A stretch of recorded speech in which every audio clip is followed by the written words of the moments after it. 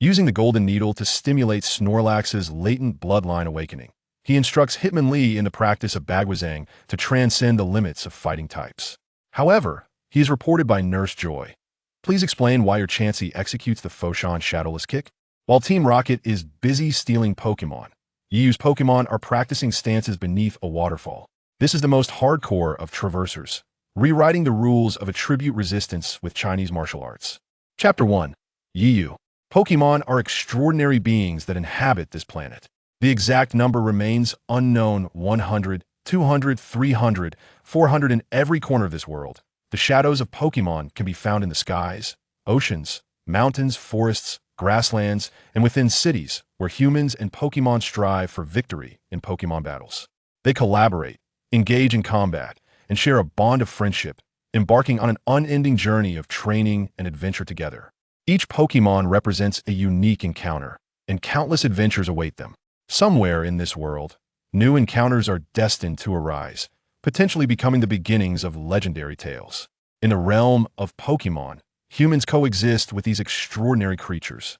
While people are unaware of their origins, they possess remarkable abilities sharing in joy and sorrow, offering mutual support and companionship. Some live harmoniously with Pokémon, while others exploit them for nefarious purposes, and some harness their powers for benevolent deeds. Moreover, there exist martial artists on this planet capable of contending with Pokémon. These individuals, much like Pokémon, are dispersed across the globe. Some retreat to the mountains to cultivate their strength, while others pledge allegiance to their nations, becoming formidable instruments of power. Some abandoned their noble warrior spirits to serve as minions of evil, endangering both Pokémon and civilians. Others, driven by a quest for justice, traverse the world, meting out vengeance with a blade in hand. At this moment, in a hidden realm within the Tian Shan Mountains of WUXIA, the environment starkly contrasts the wintry landscape outside, which is adorned with a blanket of white snow. Here, flowers bloom abundantly, and the air is filled with the songs of birds.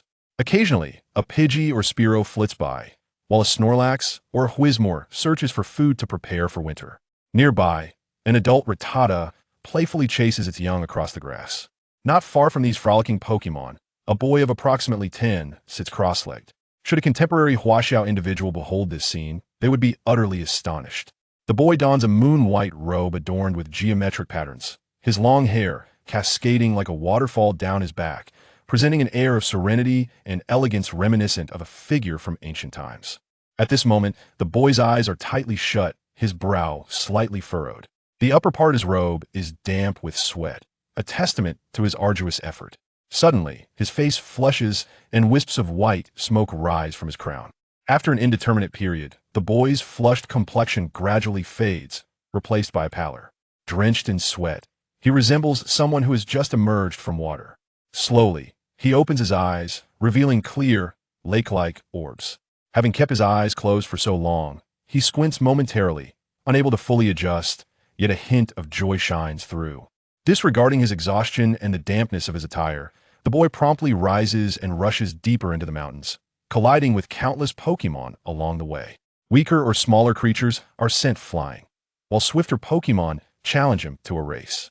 Ultimately, he arrives at a small wooden cabin nestled deep within the mountains. He reaches out to open the door, but before he can, it swings open to reveal a robust Pokémon Frogadier, its muscular arms and bulging physique evident. "Ah, it's you, Frogadier." Is Master inside? The boy greets with a smile. Upon entering the cabin, he walks down a corridor to the entrance of a small courtyard, where he spots an elder, appearing to be in his 50s or 60s, with snow-white hair and a youthful visage. His vibrant robes billow gently in the breeze, exuding an aura of otherworldly wisdom. Reclining in a rocking chair, he holds a teapot in one hand while stroking his beard with the other, savoring a moment of tranquility. Beside him is a slender, blue quadrupedal Pokémon adorned with white diamond-shaped spots, possessing a crown of sky blue atop its head, symbolizing the horns of Qilin. This creature, revered as one of the legendary three beasts, embodies the essence of water and purification. Upon hearing footsteps, the water deity raises its head, recognizing Yiyu, before lowering it again, choosing not to greet him. Ha ha ha! Yiyu bursts into uncontrollable laughter, overwhelmed by excitement. The elder, awakened by Yiyu's mirth, opens his eyes. A fleeting glimmer of insight passes through them, but upon witnessing Yi Yu's exuberance, he furrows his brow slightly, his expression darkening. Oomph. What are you laughing about? You've merely broken through a minor boundary. Is it worthy of such jubilation? Countless others surpass you. If everyone celebrated their breakthroughs as you do, chaos would ensue. Yi Yu, previously brimming with excitement, now feels his face flush with embarrassment, as if doused with cold water, and his spirit dampens. A smile returns to Yi Yu's face after the initial critique, though he nods solemnly at the elder's subsequent words. The elder rises and states, "Enough of your pride. Truthfully, your abilities are still lacking. Do not become complacent in your training venture into the world to cultivate your mindset. Lest your heart fails to keep pace with your growth, you may fall into the abyss of madness." Yi Yu, initially perplexed, nods in understanding before launching into a complaint. Every day spent training is unbearably dull. While I can't claim to have mastered your medical techniques, I have grasped 7 or 8 parts well enough to save someone or a Pokemon. When will you teach me how to battle with Pokemon, Master? The elder disregards his grievances, producing an ancient emerald ring from his robes and tossing it to Yi Yu. This is a storage ring, a gift to commemorate your breakthrough. Yi Yu catches it, scoffing in disdain. It's just a shabby ring.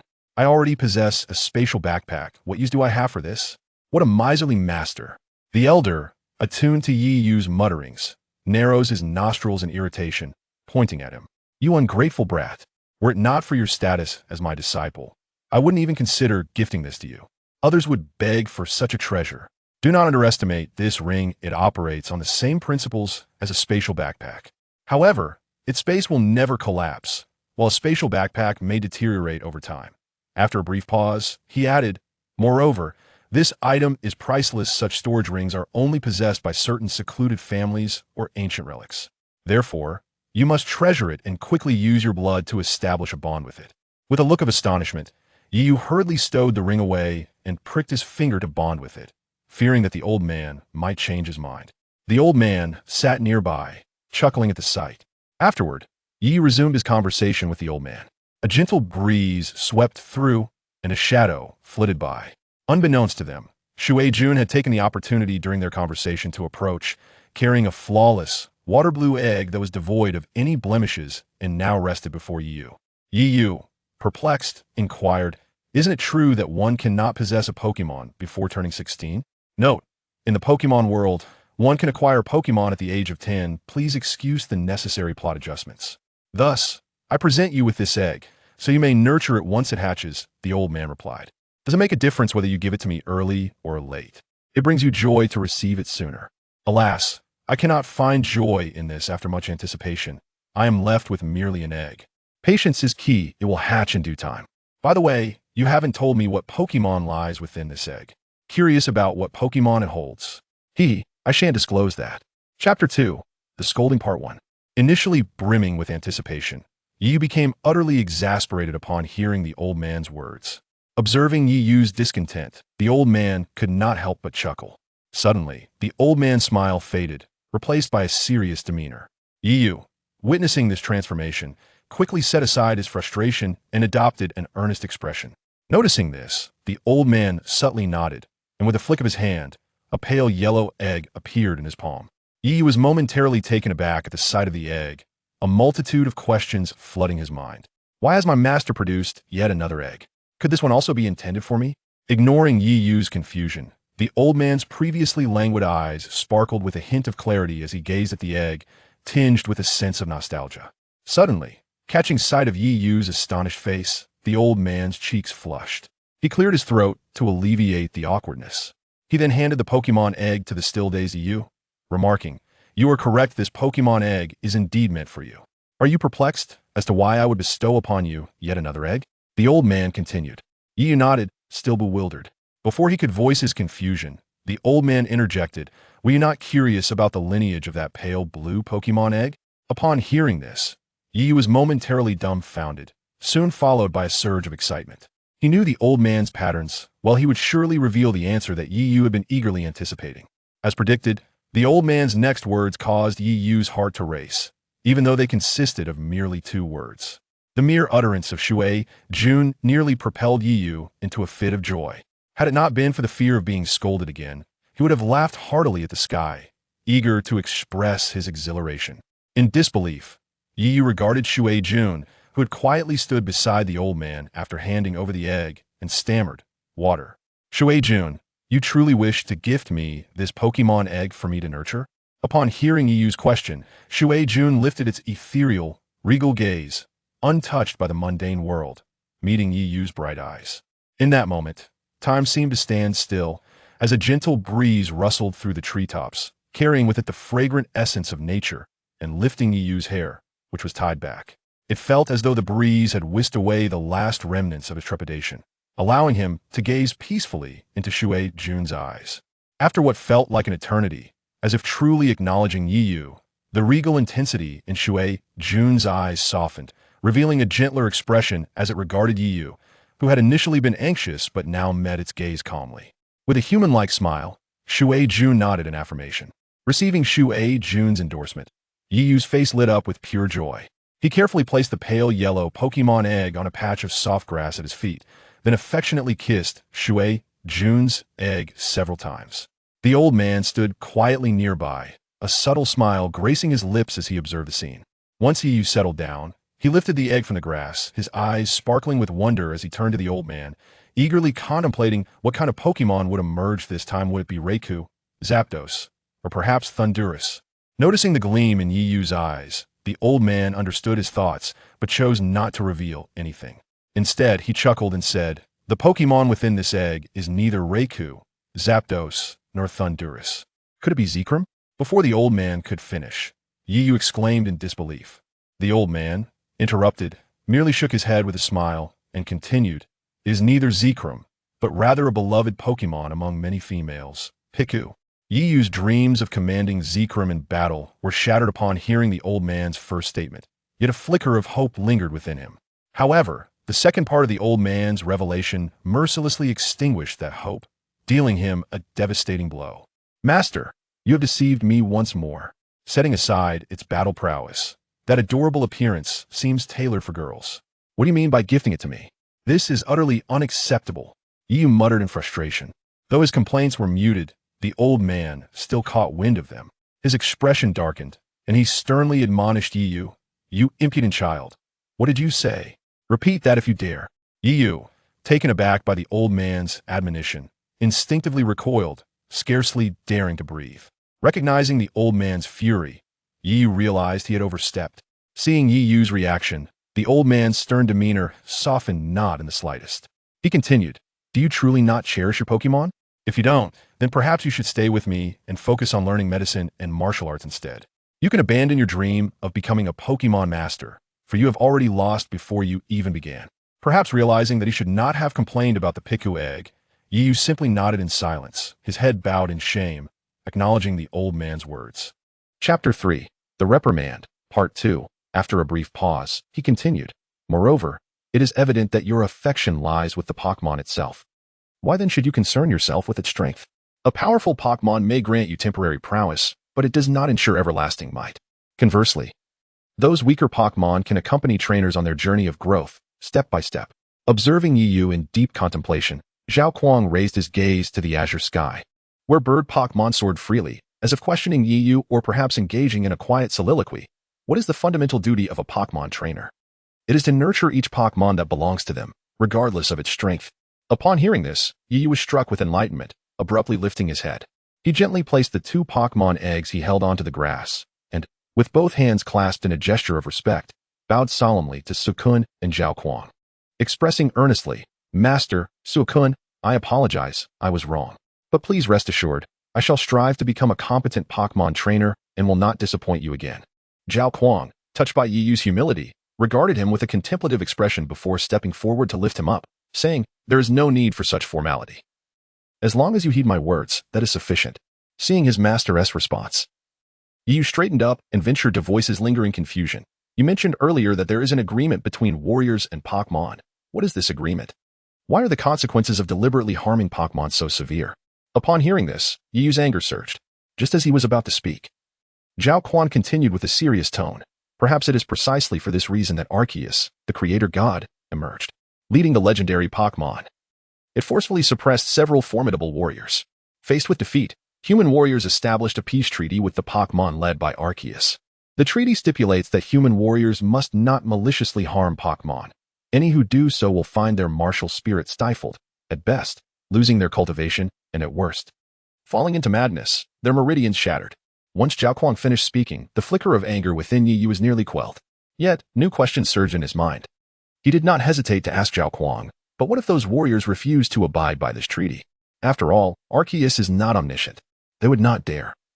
Zhao Kuang affirmed, for when the warriors made their pact with Arceus, the time god Dialga and space god Palkia took note of the unique aura each warrior possessed. Despite their strength, they ultimately cannot defy the laws of the universe. Thus, any violation would inevitably affect their martial spirit. If that is the case, wouldn't warriors hesitate to engage with Pokémon? After all, an accidental injury could be catastrophic, Yi Yu inquired anxiously. You need not worry. Zhao Kuang reassured him with a hint of pride in his voice, thanks to the refinements made by our predecessors. The inner strength of warriors has taken on a unique quality. While it may still cause harm to Pokémon, it will not endanger their lives at worst. It may only incapacitate them. As long as no Pokémon is harmed fatally, the warriors will not be considered in violation of the peace treaty. In that case, has the potency of a warrior's inner strength diminished? Yi Yu asked with a hint of concern. Yi Yu was momentarily taken aback.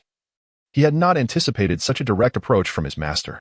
Regaining his composure, he swiftly channeled his inner strength to his feet, retreating quickly and gently placing the 2 Pokémon eggs on the grass beside him.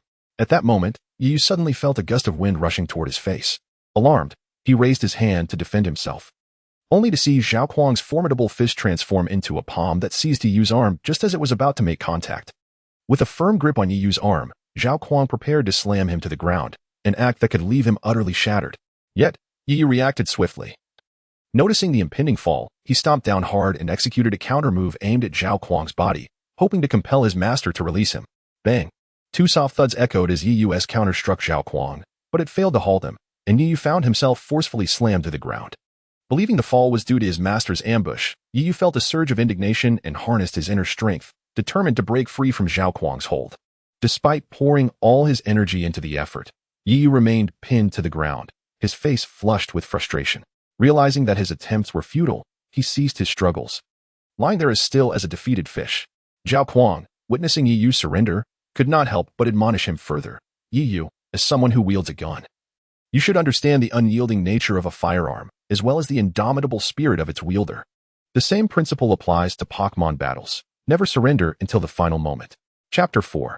Departure. Listening to his master's impassioned reprimand, Yi Yu's heart, once heavy with shame, suddenly experienced a flicker of clarity. An almost imperceptible yet fierce aura began to emanate from him. Zhao Kuang, with his keen perception, immediately recognized that Yi Yu had entered a state of enlightenment and withdrew his pressure, stepping aside to allow him the space to meditate, fearing that Yi Yu might miss this rare opportunity. In this newfound state of comprehension, Yi Yu felt as if he had transcended to an entirely different realm. He envisioned a battlefield stained with blood, where a valiant general wielding a gun faced overwhelming odds yet fought with unwavering courage. The indomitable spirit of this warrior resonated deeply within Yi Yu, elevating his understanding of firearms. A gun, the king of weapons, must be wielded with an unflinching resolve. Any hesitation would cripple its potential, rendering the wielder ineffective. In his earlier confrontation with Zhao Kuang, although Yi Yu had not utilized a firearm, his apprehension had led to his swift defeat. Now, as he meditated upon the grass, he opened his eyes, and in that instant, a palpable energy reminiscent of gunfire radiated from him. Sensing his current state, Yi Yu nodded in satisfaction. This moment of insight had not only deepened his understanding of firearms, but had also enriched his combat experience. Contemplating the potent energy he now exuded, he mused that if he were to engage in another spar with his master, he might not win, but he would certainly endure longer, and perhaps even manage to pluck a few hairs from his master's beard. With this thought in mind, Yi Yu rose, filled with determination, and challenged Zhao Kuang, exclaiming, "Master, let us continue our battle.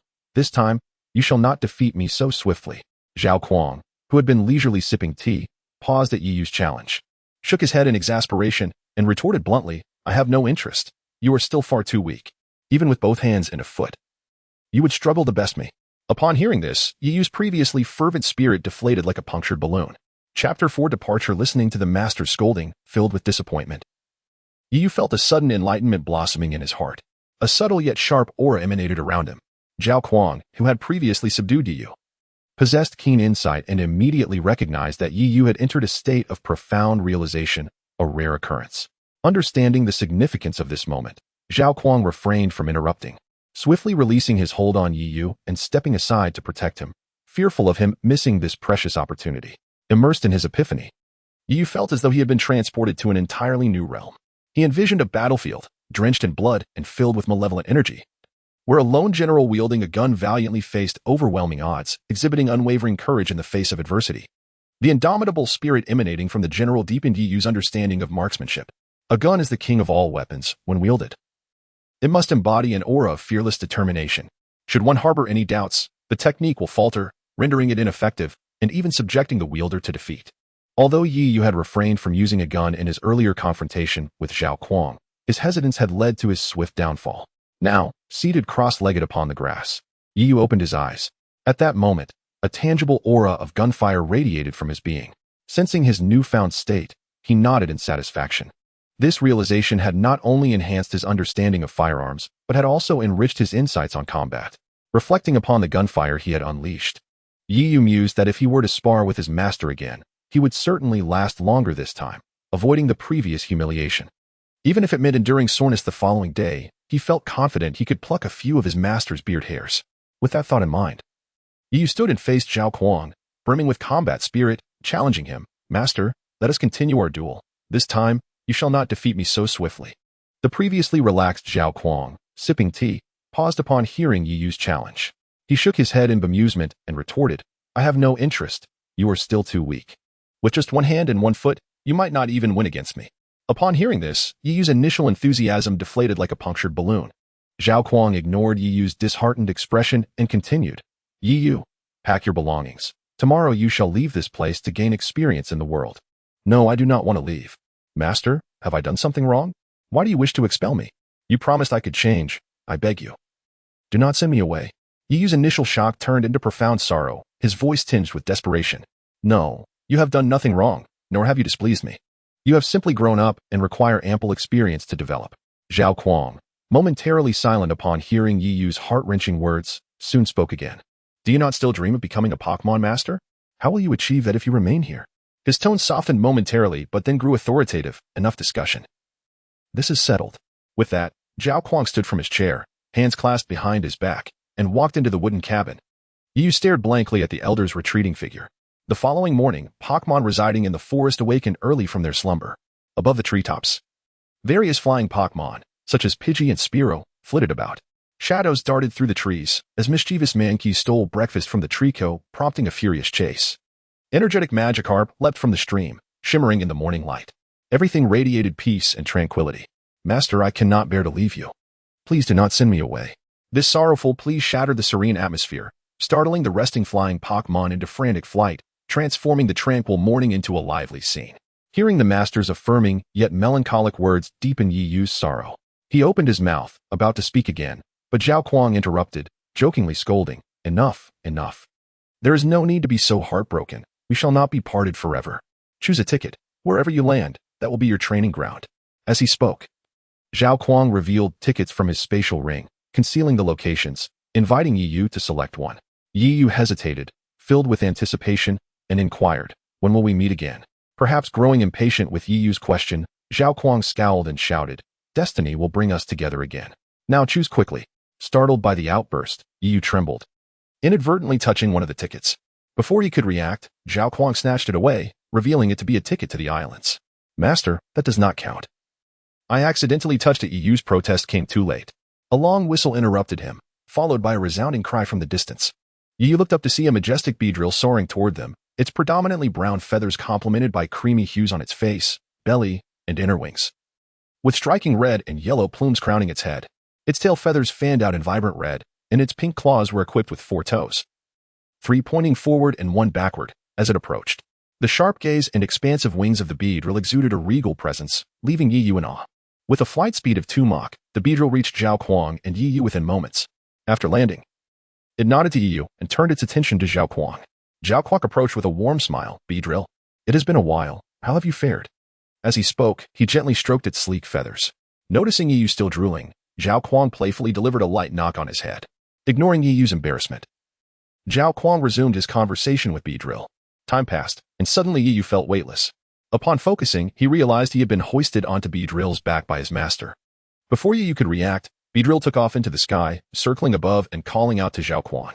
Watching Beedrill soar while waving frantically from its back, Zhao Kuang raised his hand in farewell, calling out, "Beedrill, please take care of him on this journey.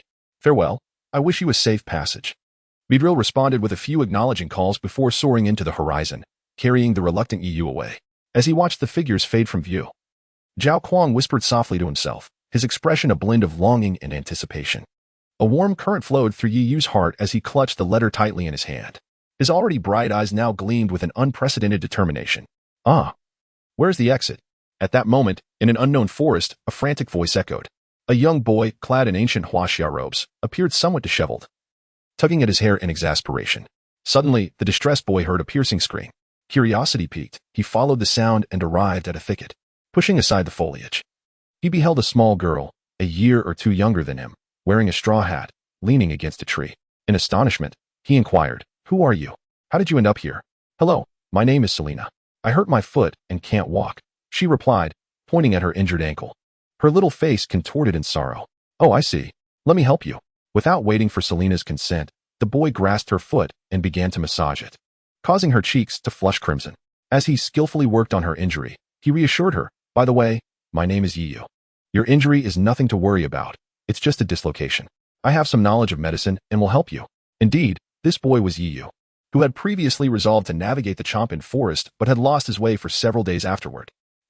Selena responded softly, her gaze fixed on his earnest face, making her blush deepen.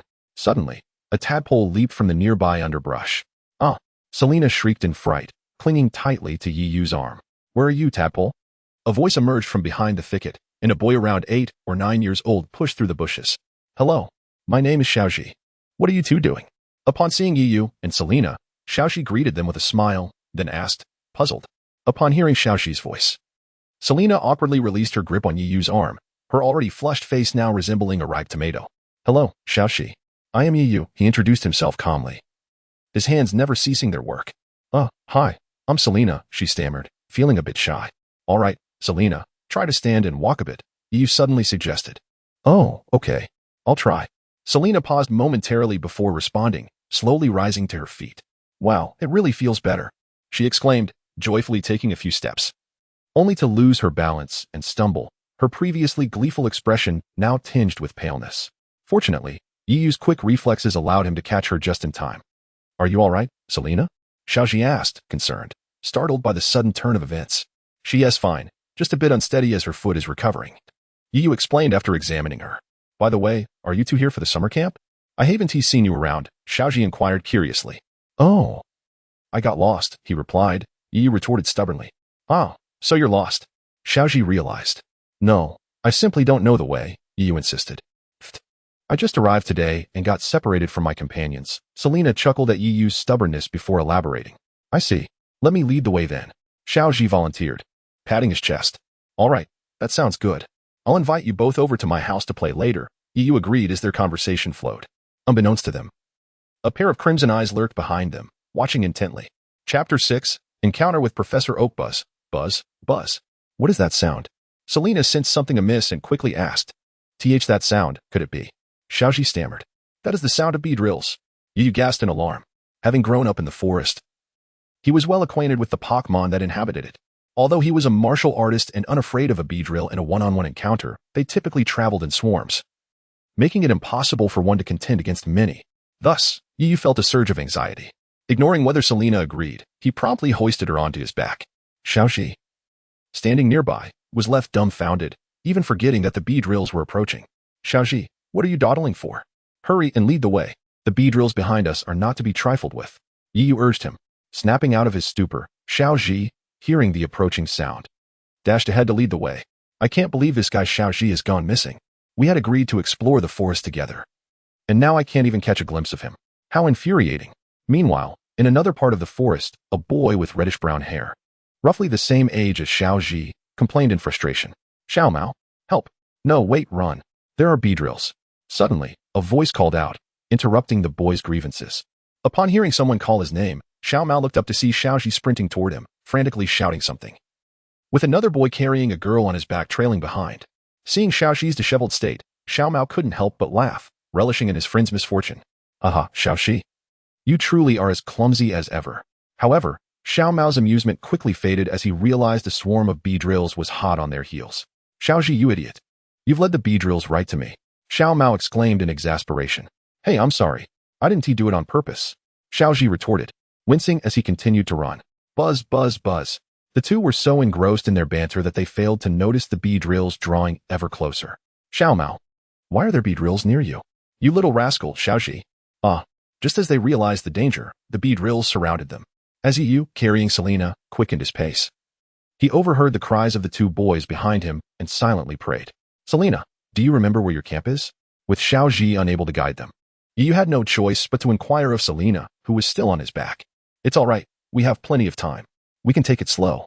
Besides, as long as we don't encounter irritable Pokémon like Beedrills again, we can enjoy the scenery of this forest. Yu humorously reassured Selena, noticing her downcast spirits. As they conversed, perhaps guided by fate, they stumbled upon Professor Oak's summer camp. Upon arriving at the camp, Yu was met by an elderly gentleman clad in a white lab coat. Hello, Professor Oak, Selena greeted politely, her heart fluttering with nervousness. Hello, little girl. You must be Selena. Where have you been? I was quite worried about you.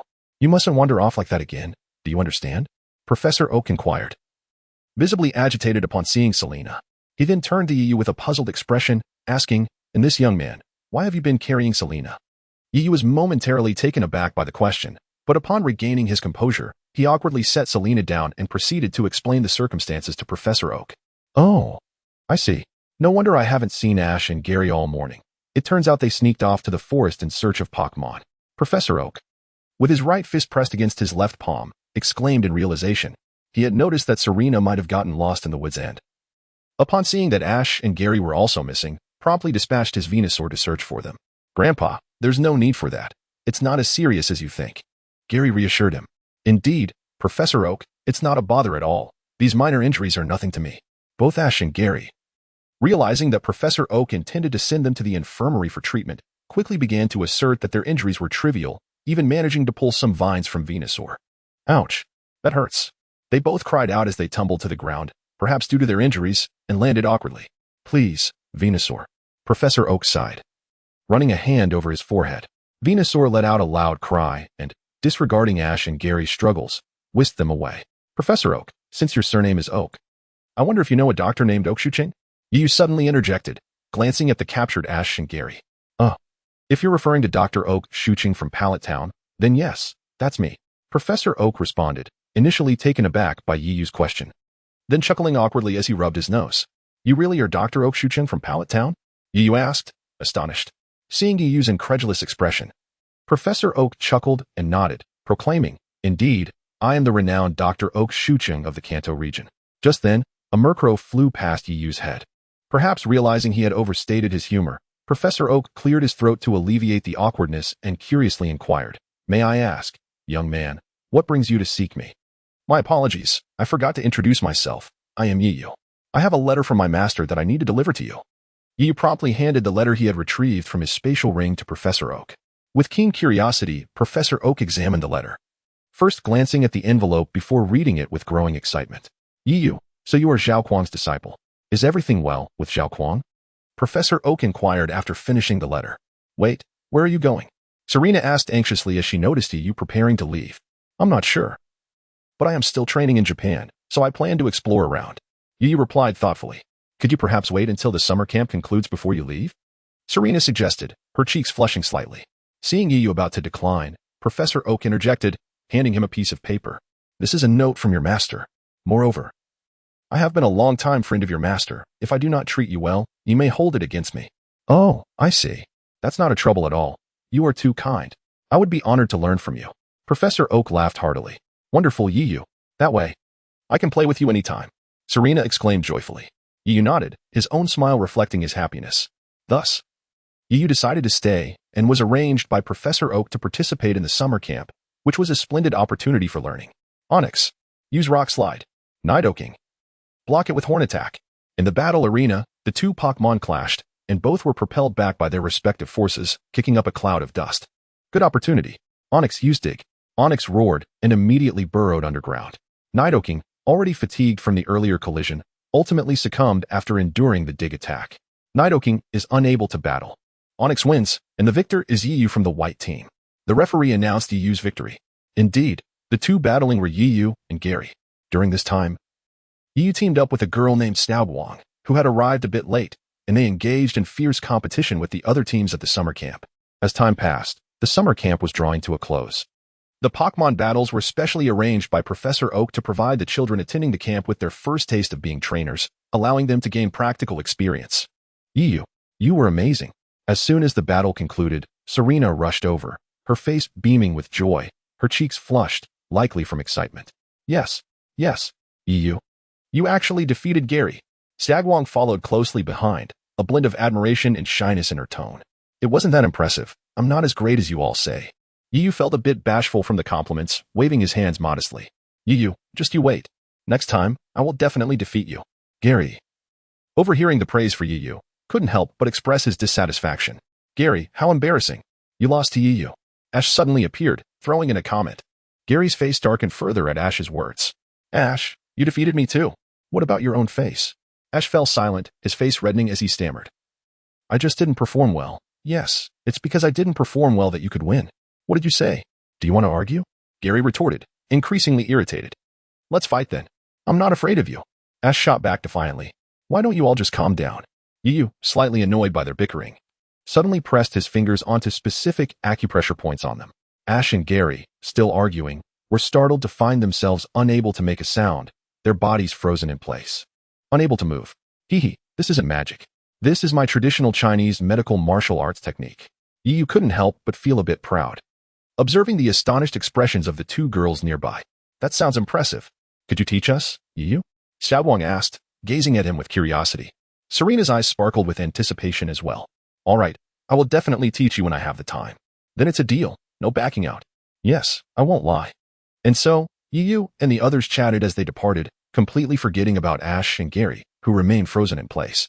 Listening to Yiyu's laughter fading into the distance, Ash and Gary felt as if 1,000 mythical beasts were racing through their minds, wishing they could strangle Yiyu.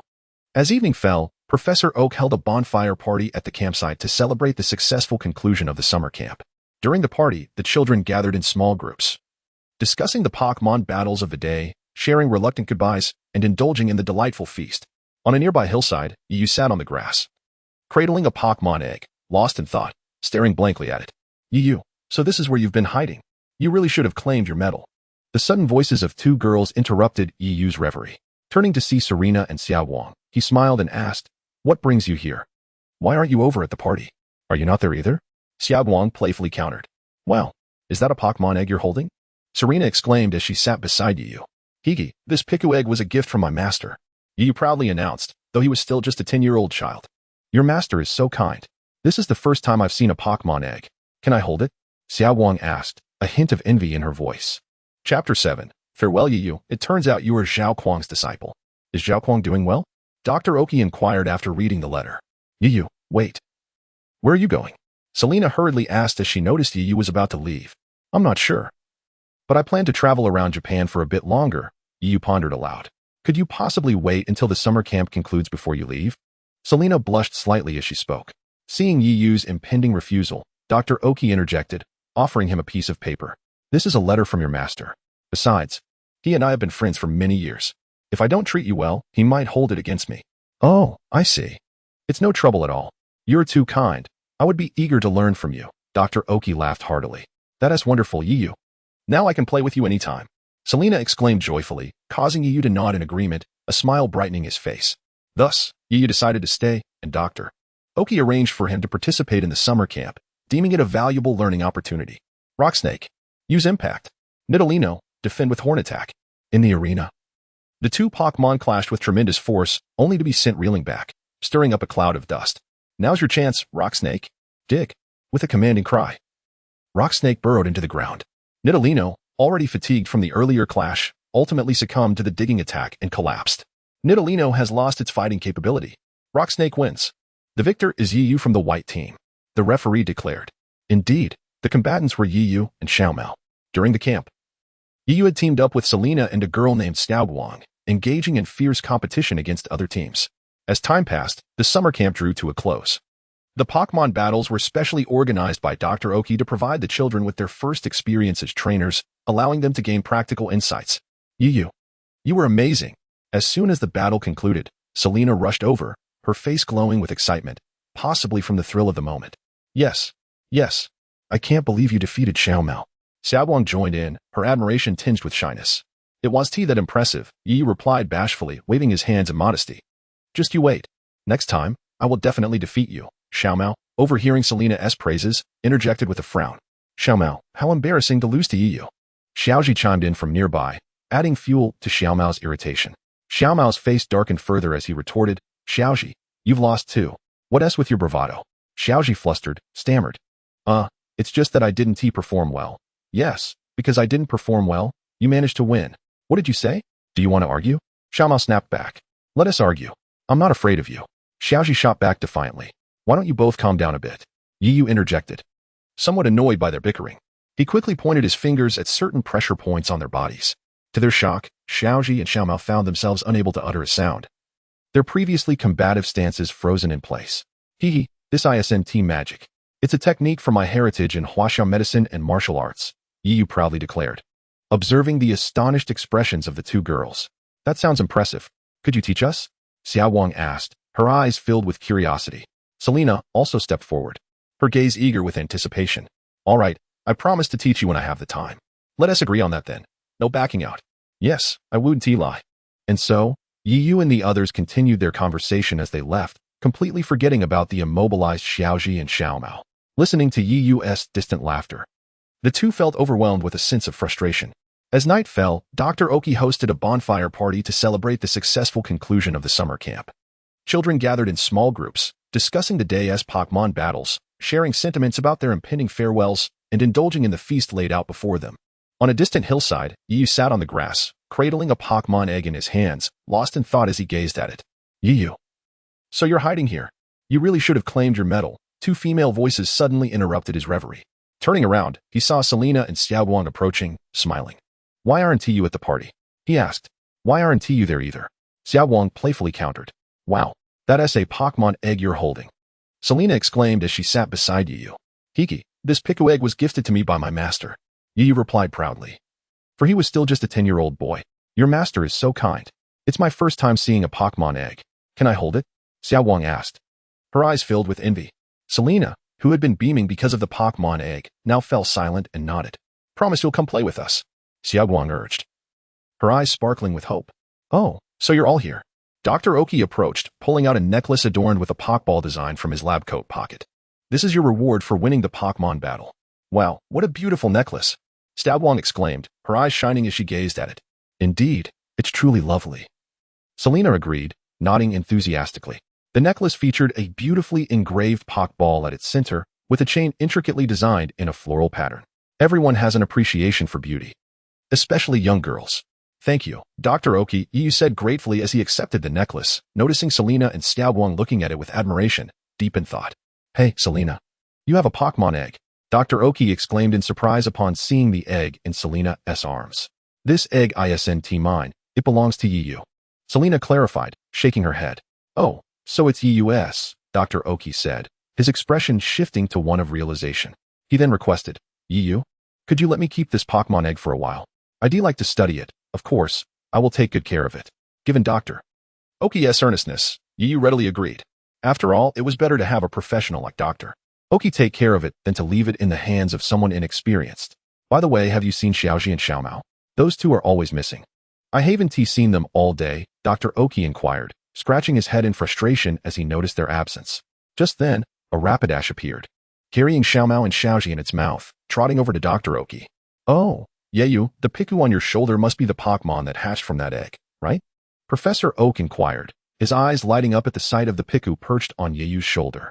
Indeed, exclaimed Ash, utterly captivated by the adorable Piku, abandoning his meal to rush over and greet it. Sitting at the dining table, Shigeru could hardly contain his excitement and joined them, momentarily forgetting about the surprise he had planned for Yeyu.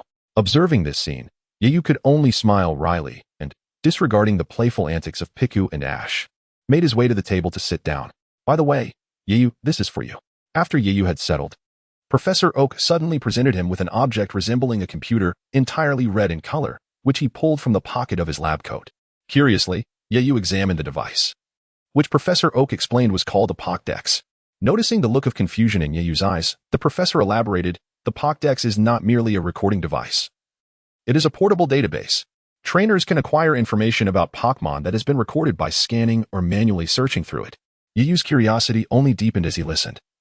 And before he could voice his thoughts, Professor Oak took Yayu's hand, positioning the Pokédex toward the frolicking Pikachu, which emitted an electronic synthesized voice. Pikachu, the tiny mouse Pokémon. Before evolving into Pikachu, it is small in size but capable of delivering electric shock strong enough to incapacitate an adult. However, it is not adept at storing electricity. It releases electricity spontaneously when surprised or amused, often startling itself. Seeing Yayu's bewilderment, Professor Oak proudly continued. The Pokédex is not just a tool for recording. It serves as a means for trainers to verify their identities. Listening to Professor Oak's enthusiastic exposition, Yayu felt a swell of gratitude, his eyes slightly misty as he replied, "Thank you so much, Professor. I truly appreciate your kindness, which is palpable and means a great deal to me. Come now, why so formal? I have been good friends with your master for many years," Professor Oak chuckled, playfully rebuking him. Yayu, slightly embarrassed, scratched his head in response. "That makes sense," Professor Oak nodded before asking, "When do you plan to depart?" "Tomorrow. My Pokémon journey begins then," Yayu declared, his voice brimming with anticipation. "Since you've decided to set out tomorrow, Auntie Hannah will prepare your luggage." Hannah, who had been sitting nearby, interjected upon hearing Yayu's plans. "Thank you, Auntie Hannah." Yayu graciously accepted, recognizing that although he already had his belongings stored in his spatial ring, this was a gesture of care from her. "Wow, Yayu, that's wonderful. You get to travel," Ash remarked enviously. "Don't be too envious, Ash. Next year, you'll also receive your own Pokémon and embark on your journey," Professor Oak reassured him. "Well, I think Bulbasaur is great, but Squirtle and Charmander are also appealing. Who should I choose? It's such a difficult decision. I want them all," Ash lamented, tugging at his hair in frustration. "Huh, you're really in a bind, aren't you?" "If I were you, I'd choose Squirtle without a second thought," Shigeru chimed in from behind, teasing Ash. "What did you say, Shigeru? Who's in a bind?" Ash retorted, turning to confront him. "You're the one in a bind," Shigeru shot back. As the two continued their playful banter, both Professor Oak and Yayu burst into laughter, their joviality echoing through the house, infusing the quiet town with a rustic charm. Later that night, just past 11, Yayu felt a surge of excitement thinking about the adventure awaiting him in the wondrous world of Pokémon. Though he had traveled alone for the past 4 years in search of opportunities for growth, he had not taken the time to truly appreciate the Pokémon world he had long yearned to explore. Pikachu, tomorrow we embark on our journey. Along the way, we shall encounter diverse Pokémon, meet fascinating people, and experience countless adventures. Just thinking about it fills me with exhilaration, Yayu declared, gazing at the starry sky. Speaking to Pikachu, who was nestled beside him. Suddenly inspired, Yayu leaped to his feet and shouted to the heavens, "The vibrant world of Pokémon awaits me. I, Yayu, am coming." Pikachu, perhaps sensing Yayu's excitement, let out a few enthusiastic cries in response. Suddenly, a glow enveloped Pikachu, catching Yayu by surprise as he moved to investigate, only to be halted by Professor Oak, who had appeared seemingly out of nowhere. "Don't be alarmed. This is a sign of evolution for Pikachu." "Evolution?" Yayu murmured in awe, watching Pikachu transform before his eyes, filled with both nervousness and anticipation. After the radiant light faded, a Pokémon twice the size of Pikachu stood before Yayu. He quickly retrieved the Pokédex and scanned it. Pikachu, the mouse Pokémon. It has small electric sacs on its cheeks and releases electricity when threatened. It raises its tail to sense its surroundings for safety. "Wonderful. Pikachu." "No, Pikachu, you've evolved," Yayu exclaimed, scooping up the newly transformed Pokémon in excitement. "Congratulations, Yayu. Pikachu has evolved into Pikachu," Professor Oak shared in Yayu's joy. "By the way, Professor, how did you come to be here?" Yayu inquired, still riding the high of excitement. The next morning, sunlight streamed through the windows of Professor Oak's lab. Shigeru, still groggy, yawned as he entered the main hall. "Good morning, Grandpa," Shigeru greeted. "Good morning, Shigeru. You're sleeping in again," Professor Oak responded, a hint of exasperation in his tone. In the lab, Professor Oak was engaged in his usual research, but Yayu was noticeably absent. Noting his grandfather's comment about sleeping late, Shigeru retorted, "I haven't seen Yayu at all, and his travel bag is still on the sofa. Which means he hasn't left yet and is still sleeping in." Professor Oak chuckled and shook his head. "Not quite. Yayu is nothing like you. He rose early. That breakfast spread is all thanks to him. He is currently training Pikachu on the back mountain. Wow, Grandpa, did Pika evolve? Shigeru asked, astonished. I can't believe I missed Pika's evolution. Shigeru exclaimed, running his hands through his hair, which, still disheveled from sleep, now resembled a bird's nest. Professor. Yiyu suddenly appeared a bit shy. Professor Oak, noticing his demeanor, inquired, What is it, Yiyu? Do you need something? Professor, do you have any spare Pokeballs? If so, could you give me 2 or 3? Yiyu asked, his cheeks slightly flushed. Regrettably, Yiyu had no intention of seeking out Professor Okido. But the steep price of 500 Alliance coins for a Pokeball compelled him to approach, having previously spent 500 Alliance coins to capture a Pikachu. He found himself disheartened by the expense, and with his dwindling funds over the years, he felt embarrassed to ask, Hey, Yiyu, as a distinguished Pokemon trainer, surely you can afford a single Pokeball? Shigeru inquired, casting a peculiar glance at Yiyu. The question only deepened Yiyu's embarrassment, his face turning crimson. Noticing Yiyu's discomfort, Professor Okido chuckled lightly and teased, Did you forget where you are? This is the Pokemon Research Institute. How could we possibly lack Pokeballs? He then walked over to a nearby cabinet, retrieving 5 Pokeballs along with a heavy ball and a heat ball, which he presented to Yiyu while explaining their functions. Observing the 2 rare Pokeballs gifted to Yiyu, Shigeru, filled with envy, immediately approached Professor Okido. Grandpa, do you have any unused Pokeballs left? I only need one, he requested eagerly. In response, Professor Okido playfully smacked Shigeru on the head, admonishing, You can ask for Pokeballs, but don't expect to lose your life over it. He then reminisced, I haven't tasted Yiyu's cooking in 4 long years. I must indulge today. I'll be having several bowls of rice. He ambled towards the dining area, seemingly speaking to himself yet clearly addressing Shigeru. Grandpa, you're so cunning. Wait for me. I need to freshen up. Shigeru exclaimed, rushing to the bathroom after hearing Professor Okido's words. He had intended to wash up before breakfast, but had forgotten due to Yiyu's presence. Now, spurred by the thought of missing out on Yiyu's breakfast, he hurriedly prepared himself. Once cleaned up, Shigeru dashed to join the breakfast feast, devouring the meal with gusto. The breakfast left both Professor Okido and Shigeru with grease on their lips. After the meal, Professor Okido rubbed his round belly in satisfaction and said, I'm full. Yiyu, your culinary skills remain impeccable. By the way, which region do you plan to travel to next? Caught off guard by the abrupt change of topic, Yiyu nodded, hoping Professor Okido would recommend a region. Without hesitation, Professor Okido replied, You should go to the Kalos region. There's a friend of mine, Professor Platano, who is researching evolution. You might find it interesting, and there are Pokémon there that you won't find in the Kanto region. Alright, Professor Okido. I will travel to the Kalos region. I'm keen to learn about this evolution you mentioned. Yiyu responded excitedly, captivated by Professor Okido's vivid descriptions of Kalos. Here, take this plane ticket to the Kalos region, Professor Okido said, handing Yiyu a crumpled ticket with a hint of embarrassment. It's a bit worn. Would you like me to get you another one? That's quite all right. I'm truly grateful, Professor Okido, Yiyu replied, clutching the ticket. At that moment, at the Judo City airport, a plane destined for Kalos prepared for takeoff. Yiyu sat in the cabin, Pikachu resting on his lap. Pikachu, our adventure is about to begin, Yiyu exclaimed, his excitement palpable as he tousled Pikachu's fur. This marked the beginning of his journey to become a Pokémon master. Suddenly, the plane shook slightly as it took off, and with the ascent, Yiyu's heart raced with exhilaration. Kalos, here I come. Pokémon of the Kalos region. Await my arrival, he shouted inwardly. Meanwhile, in Masera town, Ash, having just awakened, dashed out of his house in his pajamas, rushing towards Professor Okido's research institute. With a loud bang, he pushed open the door, startling Professor Okido and Shigeru, who were deep in conversation. Professor Okido, where's Yiyu? Ash panted, breathless from his haste. Oh, it's you, Ash. Yiyu left long ago and is likely already on a plane to the Kalos region. What do you need him for? Professor Okido kindly inquired. Oh, Ash, you're as reckless as ever, running out in your pajamas. Shigeru chimed in with a smirk. Yiyu has already departed. Ash lamented, feeling a wave of disappointment wash over him. He had promised to see Yiyu off, but oversleeping had caused him to miss the opportunity. Come on, Ash. Don't look so glum. Yiyu isn't angry with you. Why not join us for breakfast? He made it himself. Professor Okido encouraged, sensing Ash's dismay. Where's Yiyu's breakfast? I want to eat. Ash exclaimed, his previous sorrow vanishing as he eagerly anticipated the meal. Chapter 11. Aiair in the Kalos region. In the city of Aiair, a girl of about 16 or 17 approached the door of Professor Platano's research institute with a gentle smile, ringing the doorbell. She had long, pink hair cascading over her shoulders, with bangs grazing her eyelids, and her long lashes fluttered, her sparkling eyes seeming to speak. Her petite nose and rosy cheeks, paired with moist lips, made her appear irresistibly charming.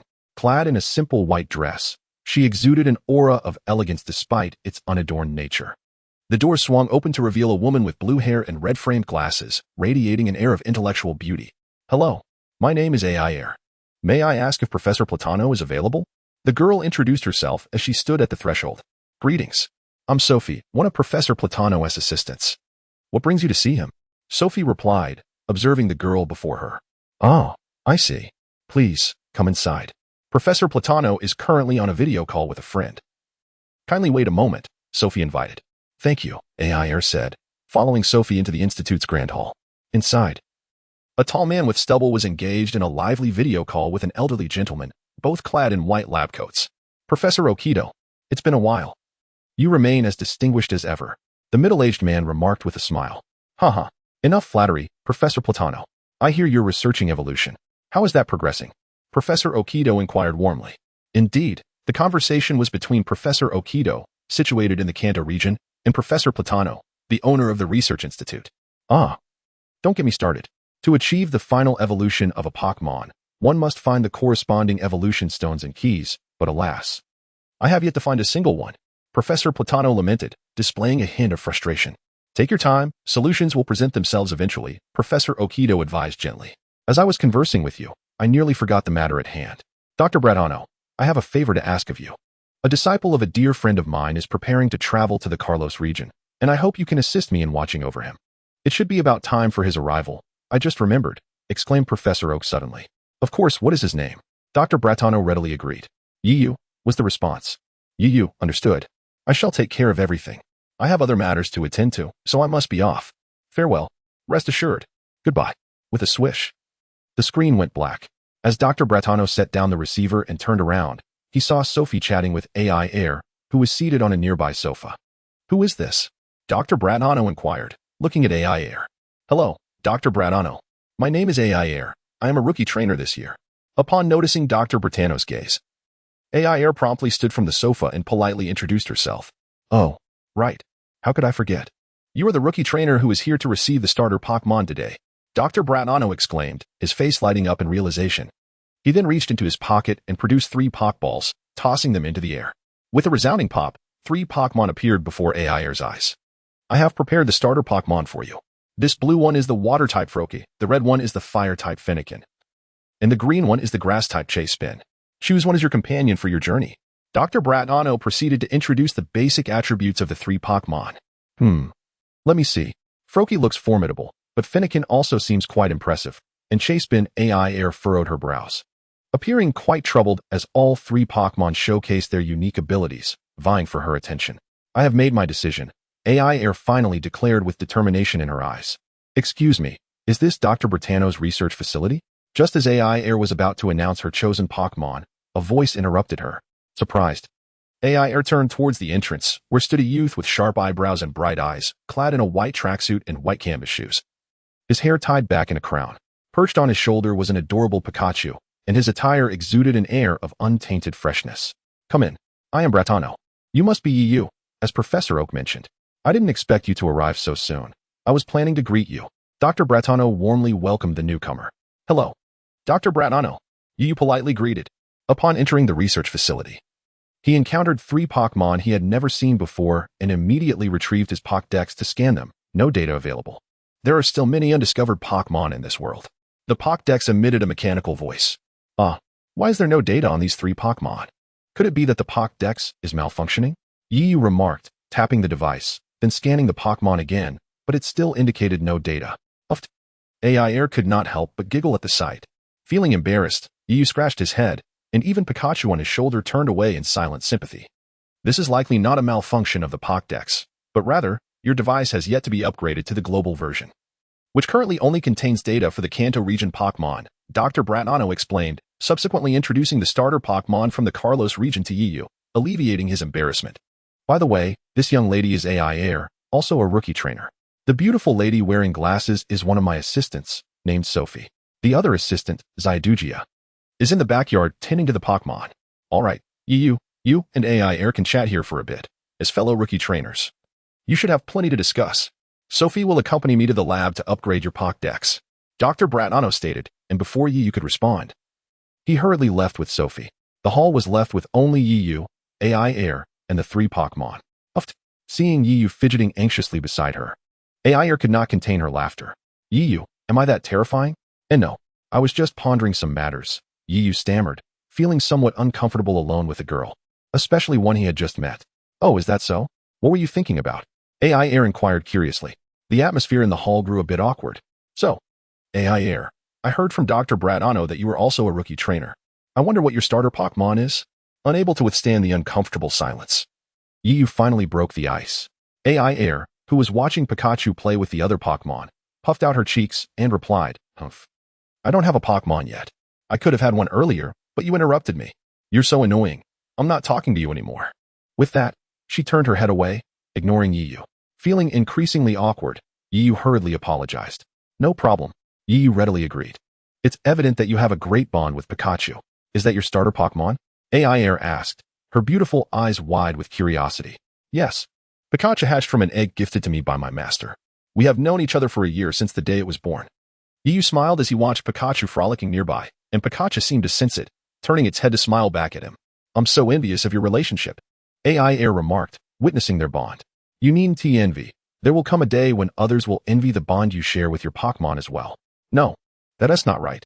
I come from the Kanto region, but I am not from Kanto, nor am I Japanese. I am a proud Chinese, Yiyu declared with pride. Furthermore, the reason I came to the Carlos region is to defeat the Pokémon League here and claim the championship, Yiyu added, slightly embarrassed at Aiair's questions. Not a single one. Then Aiair, pondering something, asked, So your only Pokémon is Pikachu? Yes. What of it? Yiyu nodded, somewhat confused.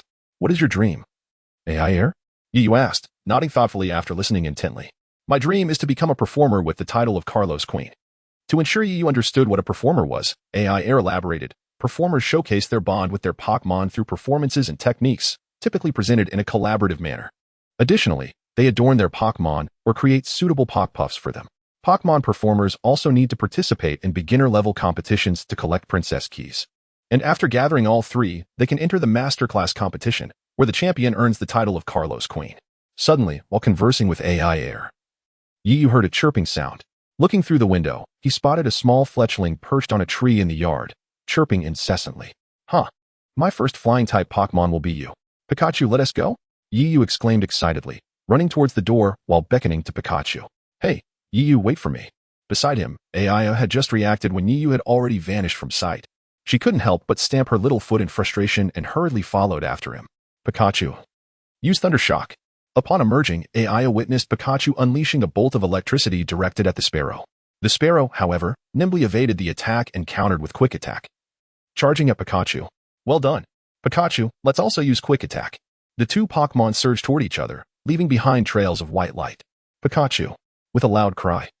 Pikachu executed Thunder, but the Sparrow was not to be outdone, employing Double Team, causing the lightning to strike only one of its illusions.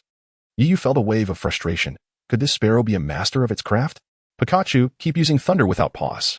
A series of lightning strikes descended, gradually diminishing the number of illusions surrounding the Sparrow. Finally, only the real one remained, and before it could react, it was struck by thunder and plummeted to the ground. Seeing this, Yiyu was not in a hurry to throw a Pokeball. Instead, he commanded, Pikachu. Wait until the Sparrow is at a height within your attacking range before using Quick Attack. The Sparrow, descending from the sky, flapped its wings in a last-ditch effort, but was met with Pikachu's Quick Attack, leaving it dazed. Well done. Go, Pokeball. Yiyu, filled with excitement, threw a Pokeball at the Sparrow. As a master-level trainer, he might not be adept with projectiles, but tossing a Pokeball was certainly within his capabilities. The Pokeball struck the Sparrow, enveloping it in a red light before it fell to the ground. After gently shaking 3 times, there was a satisfying click, and the light on the button dimmed. With that sound, Yiyu felt a wave of relief wash over him, knowing he had succeeded. Thank you, Pikachu. As he retrieved the Pokeball from Pikachu, his heart swelled with joy. This was his first Pokémon captured through his own efforts. Haha, I've captured the Sparrow. Yiyu could hardly contain his excitement. Pika, Pikachu. Pikachu, standing beside him, shared in his joy. Congratulations, Yiyu. Aiair, who had witnessed the entire scene, approached with a smile to offer her congratulations. Yiyu smiled shyly in response. Hey, what are you two so cheerful about? The voice of Dr. Bratano suddenly came from behind, startling both Yiyu and Aiair. Apologies. What were you discussing so intently that you didn't notice my approach? Dr. Bratano inquired curiously. Impressive, Yu.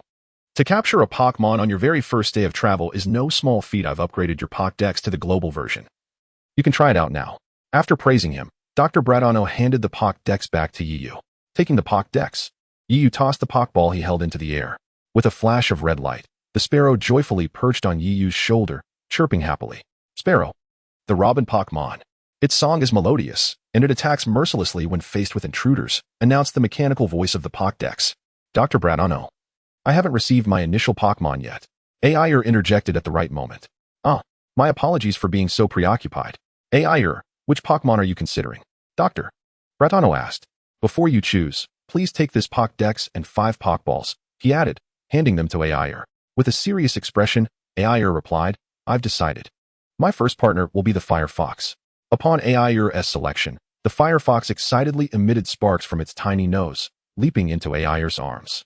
Haha, that tickles. All right, stop it, Firefox. Aiair giggled as she playfully set the Firefox down, then turned her attention to the visibly disappointed Froakie and Chasebin, crouching down to gently pat their heads. Don't be sad, you two. I like you both very much. It's just that Firefox suits me better. You'll surely find a trainer who is perfect for you. Hearing Aiair's comforting words, the spirits of the 2 Pokémon visibly lifted, and they quickly resumed playing with Firefox and Pikachu, while Dr. Bratano took the sparrow for healing. Laughter filled the courtyard of the Bratano Research Institute. Meanwhile, outside the gate, a luxurious car rolled to a stop, and a middle-aged woman with graying hair and stylish black-rimmed glasses emerged, exuding elegance. Understood, teacher. Aiair didn't feel the need to explain further. She simply ran to the woman, linking her arm and playfully sticking out her tongue. Then she turned back, scooping up Firefox and waved goodbye to Yu. My teacher has come to pick me up. Goodbye, Yu. I wish you success in achieving your dream of becoming a Pokémon master. Yu also waved back with a smile. It's been a while, Dr. Bratano. You haven't changed a bit. The sight of Dr. Bratano's stern face softened him slightly. Now that you're here, why not come inside my research institute for a visit? Thank you for your kind offer, Dr. Bratano, but I have matters to attend to and must take my leave for now. I shall visit another time. With that, Aiair and the woman, now identified as Yashiki, departed in the luxurious car. Who is that Ms. Yashiki? She seems impressive, Yu curiously inquired, scratching his nose as he watched the car drive away. Indeed, she is. Ms. Yashiki was once the Queen of Kalos. Wow, that's impressive. Yu was taken aback, recalling Aiair's earlier description of Pokémon performers and realizing the difficulty of earning the title of Queen of Kalos. Now do you see how remarkable she is? Come on. Let us head inside and chat. Just as Yu and Dr. Bratano discussed the Queen of Kalos, in the luxurious car, Aiair, cradling Firefox, turned to the somewhat serious-faced Yashiki and said, Teacher, I want to go on a journey. Oh, what prompted this sudden desire to travel? Yashiki asked, her curiosity piqued. Because I wish to experience more people and things, to meet and part with more Pokémon, Aiair replied earnestly. Upon hearing Aiair's words, Yashiki paused momentarily, then broke into a rare, warm smile as she stroked Firefox's head. That must have been what that boy, Yu, suggested to you. Silly girl. Then you should go. I would love to see how far you can go. Thank you, teacher. Aiair blushed, realizing her thoughts had been exposed. But her teacher's approval made her exceedingly happy. I plan to challenge the White Sand Gym first. After Aiair's introduction, Yu also intended to take a steady approach, starting with seemingly weaker opponents. Dr. Bratano mentioned that your current research focuses on Pokémon evolution? Yu asked curiously. Indeed, Dr. Bratano confirmed. What do you mean by evolution research? Another evolution? Yu's curiosity deepened, prompting him to ask, for example, does Fiero have another evolution? Precisely, that is quite likely. Yu gasped in surprise upon hearing this news. Several Pokémon have exhibited such phenomena. Among researchers, we refer to this as mega evolution. As Dr. Bratano explained, he moved to the computer, preparing to share further details with Yu. As Yu stood there, seemingly lost in thought, Dr. Bratano couldn't help but tease him, saying, According to Professor Oak, you studied Pokémon knowledge with him for 2 years. Surely, you can understand this. Upon noticing Yu perusing the materials, Dr. Bratano continued, however. The reasons behind Mega Evolution remain shrouded in mystery. The special stones required for evolution and the bond between Pokémon and trainers are believed to play crucial roles. After a brief pause, he added, Interestingly, even after evolving, a Pokémon can revert to its original form. Yu, engrossed in the data, was taken aback by this revelation. By the way, Dr. Bradano, do you know of anything that could aid in hatching Pokémon or healing water-type Pokémon? Suddenly, Yi recalled the unhatched Suicune in his storage ring. I'm afraid I can't help you with that, Dr. Bratano replied, a look of regret on his face after a moment of contemplation. That's all right. I won't disturb you any longer, Dr. Bratano. I'll take my leave now, Yi said, feeling a bit disheartened at the lack of answers as he departed with Pikachu to the room Dr. Bratano had prepared for him to rest. The next morning, Yi rose early. After breakfast, he bid farewell to Dr. Bratano and set off toward Baitan City with Pikachu by his side. As Dr. Bratano watched the duo's retreating figures from the courtyard, he mused about Professor Oak's assessment of Yi, thinking, if all goes well, this young man will surely surpass me in the future. I am eager to see how far he will go. On Route 4, leading from Miele City to Baitan City, Yi noticed a boy of similar stature standing before him and sighed. You've been following me for a while now. What do you want? Hello, my name is Yulong Xin Yi. I challenge you to a Pokémon battle. I'm also traveling this path, the boy declared. I'm Yu, he replied, feeling a bit awkward but accepting the challenge. So, how shall we battle?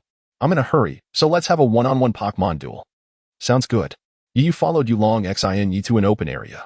Once they took their positions, each called forth their Pokémon. Come forth, Baby Dragon. It's Baby Dragon.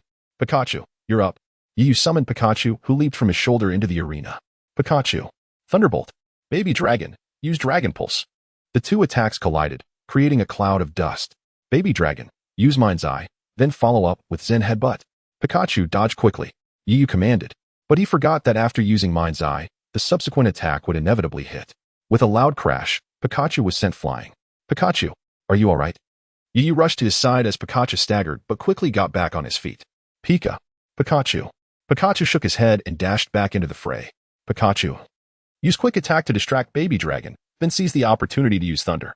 Upon hearing the command, Pikachu swiftly circled Baby Dragon, creating confusion. Curse it, Baby Dragon. Ignore Pikachu and use Mind's Eye again. Yulong Xin Yu realized the urgency and hurriedly issued the command. Seizing the moment, Pikachu unleashed Thunder, striking Baby Dragon while it was preoccupied. Baby Dragon, are you okay? Can you still fight? Yulong Xin Yi called out, concerned as Baby Dragon wobbled but managed to stand. Baby, I can still battle. Baby Dragon cried out, signaling its readiness. Excellent. Now, use Tackle for the win. Yulong Xin Yi shouted, filled with fervor. Just what I wanted. Pikachu, let us go? Yi responded, equally passionate, though a hint of a smile played at the corners of his mouth. As the two Pokémon charged towards each other, Yi suddenly commanded, Pikachu, use Dig. In an instant, Pikachu halted, swiftly burrowing into the ground. With no target, Baby Dragon, propelled by inertia, surged forward, only to be caught off guard by Pikachu's surprise attack from below, resulting in its defeat. Pikachu, we did it. Yi exclaimed, rushing over to embrace his panting companion, affectionately ruffling Pikachu's fur in celebration. After all, Yulong Xin Yu was the trainer he had long awaited to defeat since his journey began. Here, give this blue-orange berry to your Baby Dragon. It will recover its strength soon, Yu said, retrieving 2 berries from his storage ring, one for Yulong Xin Yi and the other for Pikachu. Thank you. I must admit, you're quite impressive to have beaten me. Yulong Xin Yi remarked, accepting the berry with admiration. You weren't too shabby yourself. I nearly lost, Yi replied, both of them bursting into laughter. So, where are you headed next? I'm planning to challenge the Baitan Gym, Yi replied. Ah, then we part ways here. I intend to continue training in this forest to become stronger and realize my dreams. Your dreams? Yi inquired, intrigued.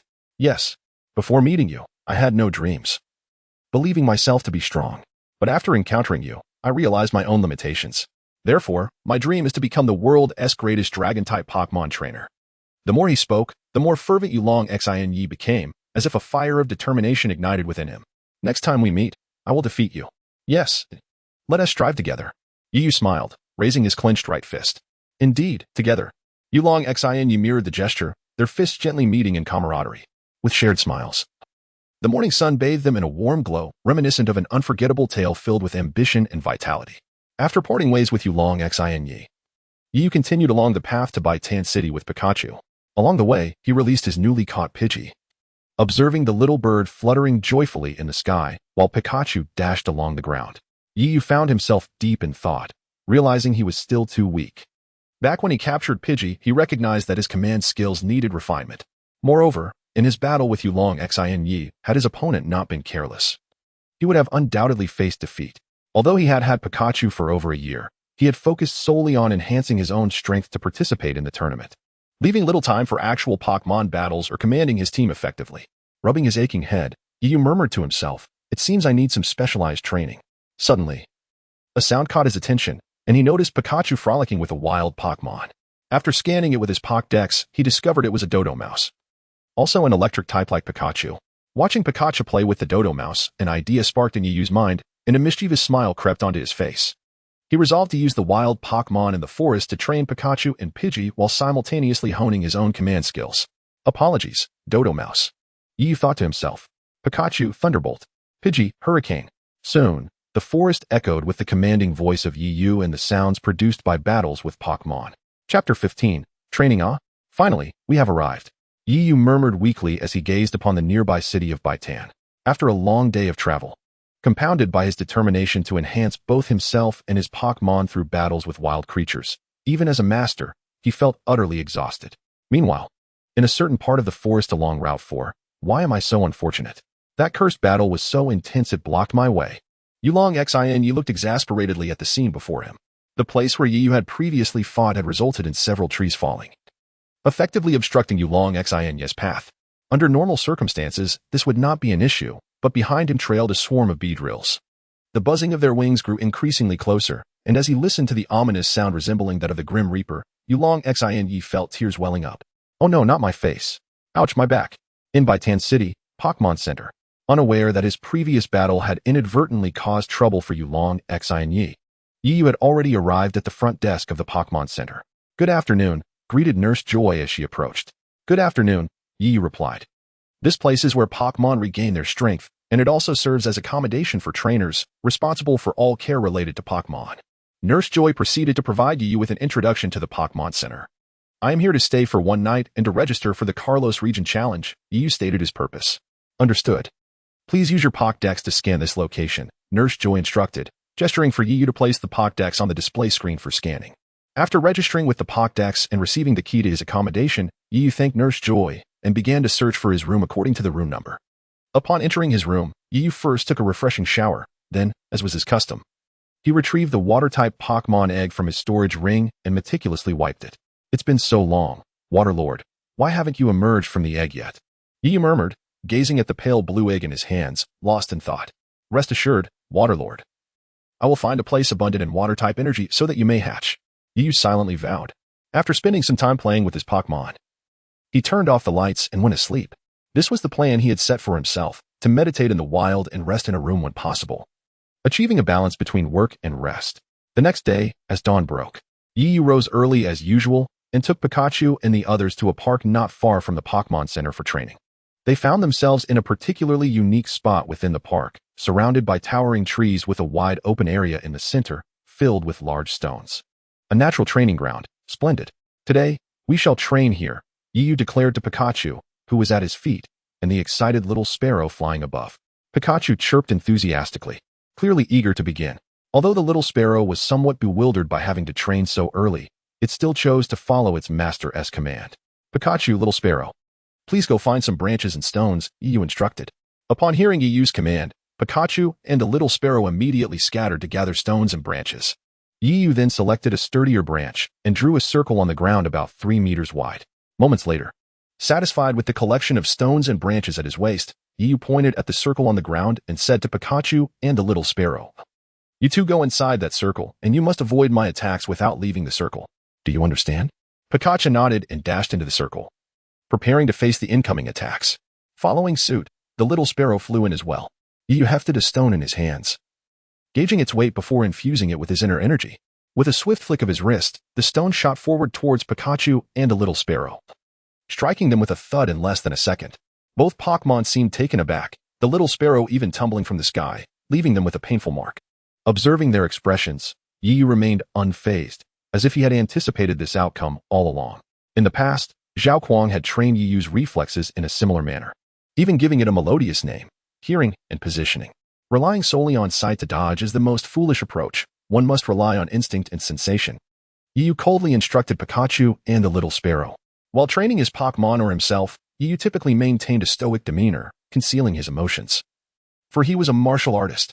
A stone hurtled towards Pikachu, who managed to evade it by sidestepping, while the little sparrow called out in disappointment, having barely avoided the hit but losing its footing and drifting outside the circle.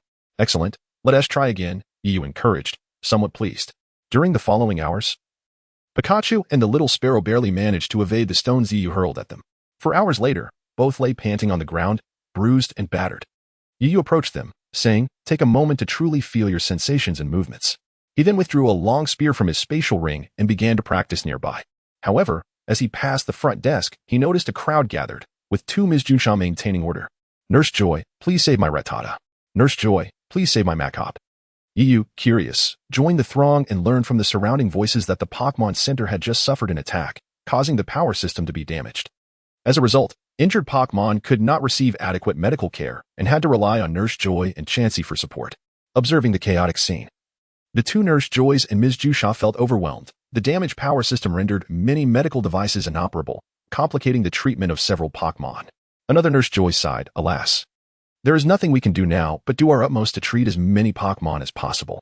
The actions of that wicked organization were truly reprehensible to have committed such an atrocity. Seeing her sister at a loss, Nurse Joy gritted her teeth in frustration. "Nurse Joy, let me help," a voice suddenly called out from nearby. Chapter 16. The first signs of medical skill upon hearing the voice. Both Nurse Joys looked surprised and turned to see who it was. "How could it be him?" exclaimed the slightly older Nurse Joy. "Sister, do you know him?" "Well, not exactly. I merely met him yesterday when I assisted him with registering for the league and arranging his accommodation. I only know his name is Yu and that he hails from WUXIA." At that moment, Yu found himself blocked by the two Ms. Junsha, feeling somewhat helpless. Yu said, "Ms. Junsha, please allow me to assist. I have studied medicine." "Young man, treating Pokémon is no trivial matter, even if you possess some medical knowledge." "It is not enough," one of the Ms. Junsha replied. "The task of healing Pokémon is entrusted to Miss Joy and her colleagues." However, Miss Junsha remained skeptical of Yu, which caused him to feel anxious. Just as he was about to say something further, he was interrupted by the arrival of Miss Joy. "Yu, you claim to possess medical skills. Do you have any evidence to support that?" Let me check," he replied. Soon, Yu retrieved a small red booklet from his storage ring, its cover adorned with silver needles of varying lengths. "May we borrow that booklet?" Miss Joy's eyes brightened upon seeing it.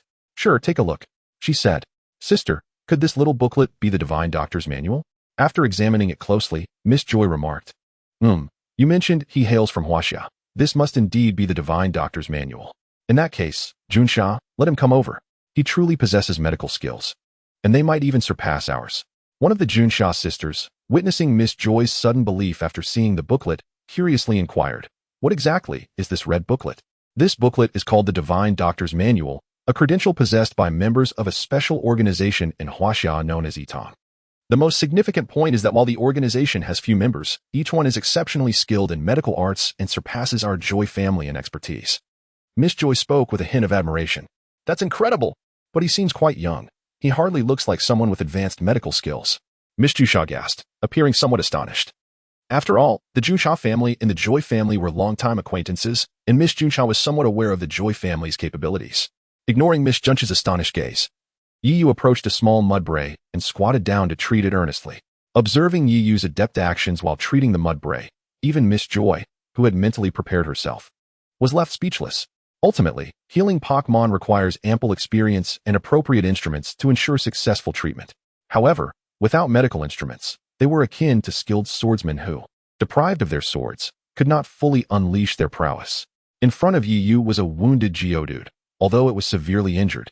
Miss Joy could only apply ointment to stabilize its condition since its body was composed entirely of rock, making it impossible for medication to penetrate. Consequently, Yu's movements gradually slowed. He first retrieved a small jade vial from his storage ring, poured out a small pill, and placed it into the Geodude's mouth. Then, he took out a pack of silver needles, withdrew several, and infused them with his inner energy. With remarkable speed, he began to insert the needles into the Geodude's body. The needles, imbued with his inner energy, penetrated the Geodude's rocky frame effortlessly, as if slicing through tofu. Miss Joy and Miss Junsha watched in astonishment, their mouths agape as if they could fit a Pokémon egg inside. Initially, they had intended to remind Yu that acupuncture would be ineffective on the Geodude, but the scene before them left them utterly shocked. The crowd, previously blocked by Miss Junsha, fell silent, their expressions reflecting disbelief as they witnessed the spectacle. Each needle inserted into the Geodude quivered slightly. Before long, The Geodude's injuries began to improve, a transformation that left Miss Joy feeling awed and introspective. As time passed, more and more Pokémon began to recover under Yiyu's care. During this time, Miss Joy joined in.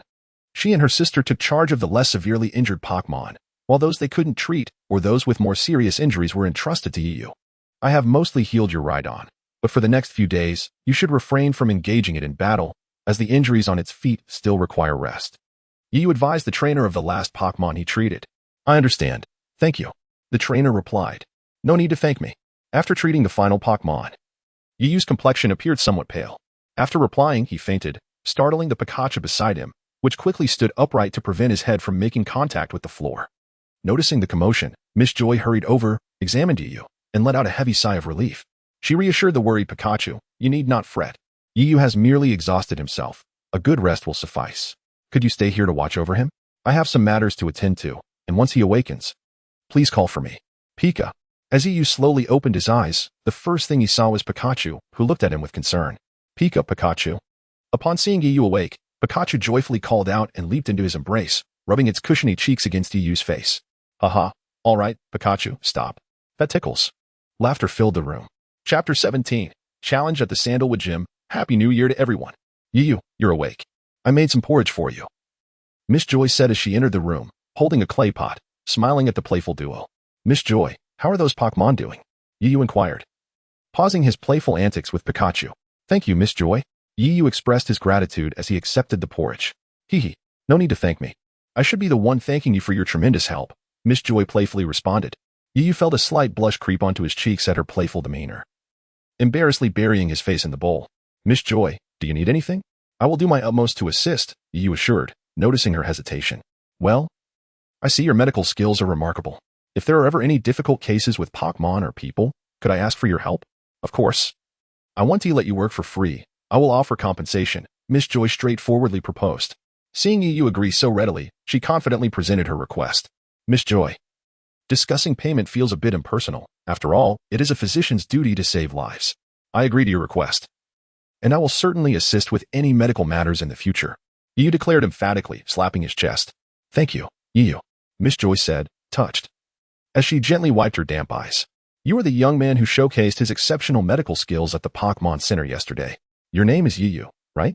Indeed, Yiyu replied, having hurried to the Sandalwood Gym early in the morning after training with his Pokémon, eager to challenge the gym. Before him stood the gym leader, Violetta, exuding an aura of authority. I welcome the challenge. Whatever skills you possess, bring them forth. I will face them all. As they spoke, the group arrived at the battle arena of the Sandalwood Gym. After taking their positions, the referee began explaining the rules. Now, let us welcome the challenger. Yiyu. The battle at the Sandalwood Gym against Trainer Violet is about to commence. Each side may deploy only 2 Pokémon, and the match concludes when all Pokémon on one side are rendered unable to battle. Additionally, only the challenger possesses the right to substitute Pokémon. We aim for victory, akin to the precise moment one presses the shutter. Let the contest begin with Lollipop. Trainer Violet sends forth her first Pokémon. Oh, it is Lollipop. Pikachu, you're up. Pikachu called out energetically and leaped from Yiyu's shoulder into the arena. Thus, the battle commences. Pikachu, take the initiative with Thunderbolt. Lollipop evaded. The Lollipop glided across the field like an ice skater, skillfully dodging Pikachu's Thunderbolt. Miss Violet, your Lollipop is quite adept, Yiyu exclaimed. Pikachu struck the ground with Iron Tail, creating vibrations that hindered Lollipop's movement. The stunned Lollipop was then struck by Thunderbolt, sending it flying. Lollipop, are you alright? Violet inquired with concern. Lollipop, you're doing great. Use Ice Beam. Pikachu, quickly dodge. The real action is just beginning. Pikachu skillfully avoided the ice beams, which instead blanketed the battlefield in a layer of ice, transforming it into a miniature skating rink. On the ice, Lollipop moved with newfound agility, its speed enhanced, while Pikachu struggled to maintain its footing and frequently slipped. Miss Violet, you truly have a knack for this. I graciously accept your compliments, Violet replied. Lollipop unleashed Thunderbolt. Pikachu, remain calm, steady yourself, and use Iron Tail to send it flying. Pikachu firmly planted its feet on the ground, and as Lollipop approached, its tail glowed white, delivering a powerful Iron Tail that sent Lollipop soaring, followed immediately by a Volt Tackle, rendering Lollipop unable to battle. Lollipop is unable to battle, the referee announced. What? How is this possible? You've shattered my ice studio. Violet stared in disbelief at the unfolding scene. So that was your ice studio. I didn't shatter it. I merely ensured Pikachu maintained its footing. After all, Pikachu has practiced its stances diligently. Cheep cheep. Perhaps sensing its potential to battle, the sparrow appeared quite spirited. Butterfree. Use Hurricane. The sparrow glided with the wind, approaching Butterfree to deliver a peck attack. Just as it was about to strike, Violet commanded, "Now is your chance." Sleep Powder. Impressive, Miss Violet. Yu marveled, surprised that Violet would return the favor with such strategy. Chapter 18, Aerial Clash. The sparrow, affected by Butterfree's sleep powder, found its wings growing heavy as it plummeted from the sky. Pikachu. Pikachu called out boldly, re-entering the fray. Pikachu, move at high speed and attack randomly. Quickly dodge and use confusion. Butterfree barely evaded Pikachu's assault and unleashed confusion, enveloping Pikachu in a blue-purple glow that not only restricted its movements, but also lifted it into the air, slamming it back to the ground before Pikachu could react. The moment to click the shutter has arrived. Butterfree, Solar Beam. Violet gestured as if focusing a camera. Pikachu, how are you holding up? Seeing Pikachu struggle to rise, Yu quickly commanded, Volt Tackle. The clash of Volt Tackle and Solar Beam resulted in a massive explosion, sending Pikachu soaring from the force of the blast. Pikachu is unable to battle. Thank you for your efforts, Pikachu. Rest well. Yu signaled to the referee and entered the arena to retrieve Pikachu. Go, Sparrow. Yu threw the Pokeball for Sparrow. Cheep cheep. Though not as spirited as its first appearance, Sparrow had regained some alertness. Sparrow, Steel Wing. Butterfree. Quickly evade and use confusion. Butterfree dodged the incoming Steel Wing and, encased in blue-purple light, Sparrow followed in Pikachu's footsteps, crashing to the ground but not incapacitated. Sparrow. Unleash a full-powered Thunderbolt. Futile. You never learn. Butterfree evaded and prepared for confusion. Just as Sparrow was about to strike Butterfree, it suddenly vanished. What? Butterfree. Watch your back. But it was too late, as Sparrow had already appeared behind Butterfree and sent it flying. Now is your chance, Sparrow. Press the attack. Without allowing Butterfree a moment to regain its composure, Sparrow launched another Steel Wing. Butterfree, Sleep Powder. In a desperate bid, Butterfree released Sleep Powder at the approaching Sparrow. Oh no, Sparrow. Quickly create distance and use Hurricane to disperse the Sleep Powder. Butterfree, Solar Beam. As Sparrow blew the Sleep Powder away, a Solar Beam shot forth. Noticing Butterfree struggling to rise again, Violet sensed something was amiss. Butterfree's speed had diminished. Upon closer inspection, her expression changed as she noticed ice on Butterfree's wings. Sparrow, don't give it a moment's respite. Strike with Steel Wing. With the keen instincts of a martial artist, you two had noticed. Butterfree. Violet exclaimed anxiously as Steel Wing struck Butterfree. Butterfree is unable to battle. Sparrow is victorious. The referee announced the outcome. Well done, Sparrow. You praised. Gently stroking Sparrow perched on his finger. Regional Division Line. Sandalwood City, Pokémon Center. Sister, are you leaving? Can't you stay a few more days? Yu gazed at Nurse Joy with a tinge of reluctance. All right. I know, you always say that. Nurse Joy pouted. That's how it is. Isn't that right, Chansey? Chansey nodded in agreement. Traitor. Nurse Joy exclaimed in mock frustration. Oh, by the way, if you encounter any difficulties with Pokémon treatment in the future, you can seek out Xiaoyu for assistance. Xiaoyu? Yes, that's Xiaoyu. I recognized him as my younger brother yesterday, and he promised to help with any treatment issues that may arise. Is that so? That is wonderful. Through her conversation with Nurse Joy, Yu learned that her full name was Joy Yako. Quite impressive to win your first gym battle. But remember not to let it go to your head. And Xiaoyu, if you face any challenges, feel free to seek me out or any of the other Nurse Joys, understood? Joy Yako advised, glancing at Yu, who seemed like a child refusing to grow up. All right, take care. As she watched Yu's retreating figure, Joy Yako couldn't help but remark to herself, little sister, Xiaoyu is so unfortunate. Having lost his parents at a young age, living with his master, and now being alone in this foreign land. Chapter 15, Training Ah. At last, we have arrived. Yu murmured weakly as he gazed at the nearby city of Baitan. After a long day of travel, compounded by his relentless battles with wild Pokémon to enhance both himself and his companions, even a master like him felt utterly exhausted. Meanwhile, in a certain part of the forest along Route 4. Oh, how unfortunate I am. That blasted battle was so intense that it has completely blocked my path. Yulong Xin, Yi gazed in frustration at the scene before him. The area where Yu had previously fought was now littered with fallen trees, effectively obstructing Yulong Xin's way forward. Under normal circumstances, this would not pose a problem, but he was currently being pursued by a swarm of Beedrill. The buzzing of their wings grew louder, echoing like the harbingers of doom, as he looked at the fallen trees blocking his escape. Oh no, not my face. Ouch. My behind. In Baitan City, at the Pokémon Center, Yu, blissfully unaware that his earlier battle had inadvertently caused trouble for Yulong, Xi and Yi, had arrived at the front desk. Good afternoon, Miss Joy greeted as Yu approached. Good afternoon, he replied.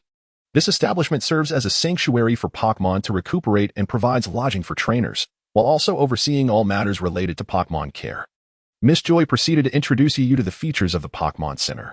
I have come to stay the night and register for the Kalos Region Challenge, Yu stated, revealing his purpose.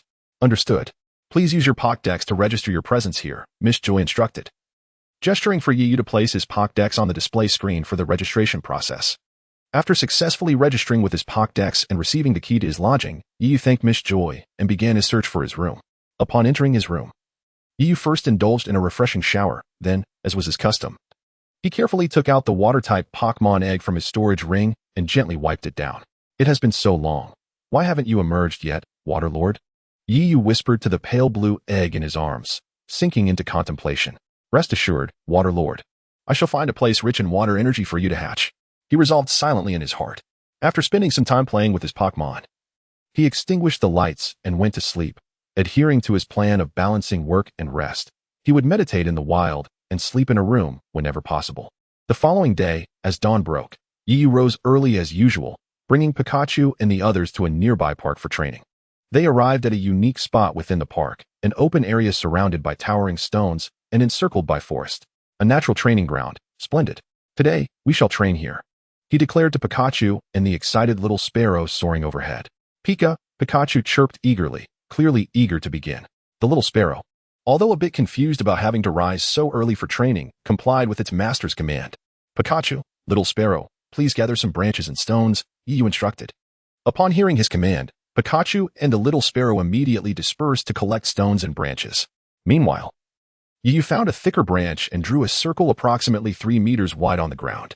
Moments later, Yu looked at the gathered stones and branches at his waist, nodding in satisfaction. He pointed at the circle on the ground and instructed Pikachu and the little sparrow. You two, step inside that circle, and you must avoid my attacks without leaving the circle. Do you understand? With a wag of its tail, Pikachu dashed into the circle, ready to face the oncoming attacks. Following closely, the little sparrow flew in as well. Yu grasped a stone, weighing it in his hands, and infused it with his inner energy. With a swift motion, he released the stone, which shot forth towards Pikachu and the little sparrow, striking them with a resounding crack. In less than a second, both Pokémon seemed caught off guard, with the little sparrow even tumbling from the sky. Observing their expressions, Yiyu's face remained impassive, as if he had anticipated this outcome. In the past, Zhao Kuang had trained Yiyu similarly to enhance his reaction time, even bestowing upon it the melodious name of listening to the sound and distinguishing the position. To rely solely on sight to evade is the most foolish approach. One must rely on one's instincts and sensations, Yiyu admonished from a distance. Whether training his Pokémon or himself, Yiyu typically maintained a stoic demeanor, concealing his emotions, for he was a warrior. A stone whizzed towards Pikachu, who deftly dodged it just in time, while the little sparrow let out a few frustrated chirps. Although it managed to evade, its position was slightly compromised, with part of its body outside the circle. Excellent, let's continue, Yiyu encouraged, feeling a sense of pride. As the hours passed, Pikachu and the little sparrow struggled to evade the stones Yiyu hurled at them. After 4 hours, both Pokémon lay exhausted on the ground, gasping for breath, their condition quite pitiful. Yiyu approached them and said, "Take a moment to truly feel your movements and sensations." He then retrieved a spear from his spatial ring and began to practice nearby. However, as he passed the front desk, he noticed a throng of people gathered, with 2 Nurse Joys maintaining order. "Miss Joy, please save my Rattata. Miss Joy, please help my Makoke. Miss Joy." Curious, Yiyu joined the crowd, learning from the surrounding voices that the Pokémon Center had just suffered an attack, disrupting the power supply. Consequently, injured Pokémon were unable to receive adequate medical treatment, relying solely on Nurse Joy and her Chansey for support. Looking at the chaotic scene, the 2 Nurse Joys and Miss Junsha felt a headache coming on. The destruction of the power supply rendered many medical devices inoperable, complicating the treatment of numerous Pokémon. One of the Nurse Joys sighed, "Alas, there is nothing more we can do for now. We must do our utmost to save as many Pokémon as possible. Those nefarious individuals are truly despicable for committing such acts." Seeing her sister in distress, Nurse Joy gritted her teeth in anger. "Nurse Joy, let me lend a hand." Just as the 2 Nurse Joys were conversing, a voice unexpectedly called out from nearby. Upon witnessing this, before Yulong Shinya could rejoice, the cloaked figure across swiftly drew a tranquilizer gun from his waist and shot at the precious dragon. With a thud accompanying the gunshot, the precious dragon collapsed, unconscious. Precious dragon! Yulong Shinya exclaimed in shock, rushing to investigate. You are utterly despicable. There are no rules when it comes to dealing with those who harm Pokémon. The only course of action is to employ any means necessary to defeat them and prevent further harm to other Pokémon. At that moment, Yu also dispatched the cloaked figure he was facing and hurried over, first shooting the cloaked man into the air, then checking the precious dragon's injuries while addressing the furious Yulong Shinya. How is Cuddy Dog? Came Miss Joy's anxious voice from the side, distracted by concern for the situation. Cuddy Dog had been struck and was now panting heavily to support itself. Come forth, Little Arrow Sparrow. Pikachu, coordinate with Little Arrow Sparrow for a self-directed attack. As Yu could not engage directly, he sent out Pikachu and Little Arrow Sparrow to buy some time. Upon seeing the leading cloaked figure preparing to retreat, Pikachu, feeling urgency, unleashed a thunderbolt to intercept. However, it was thwarted by the fiery breath of the molten ant beast, followed by a fierce clash as it collided with Little Arrow Sparrow's steel wing, creating a gust of wind. Seizing the moment while the molten ant beast and Little Arrow Sparrow were in a stalemate, Pikachu executed a quick attack, striking the unsuspecting molten ant beast and sending it flying. Observing the unfolding scene, the leading cloaked figure remained composed, issuing commands while gradually retreating. Pikachu, Little Arrow Sparrow, unable to evade, was on the verge of being hit by the fiery breath. Suddenly, a yellow figure darted into view. Seeing Little Arrow Sparrow in danger, Pikachu disregarded everything and once again used Quick Attack to knock Little Arrow Sparrow out of the danger zone. Having spent these days together, Pikachu and Little Arrow Sparrow had clearly become good friends. Watching Pikachu fall to the ground, struck by the fiery breath while saving it, Little Arrow Sparrow was filled with anger and helplessness, wishing it could become stronger and protect Pikachu, instead of being so powerless. Chirp! Little Arrow Sparrow suddenly cried out to the heavens, its voice brimming with a desire for strength, as if only through this could it vent its frustration. Abruptly, a white light enveloped Little Arrow Sparrow, and within the glow, it began to grow visibly larger. It evolved into a rocket sparrow. Yulong Shinya gazed on with envy. The newly evolved rocket sparrow first employed its recently learned feather dance to replenish its depleted energy, then launched itself with steel wing. Having previously held back due to the 2-on-1 situation, the molten ant beast was soon caught off guard. Flame Whip.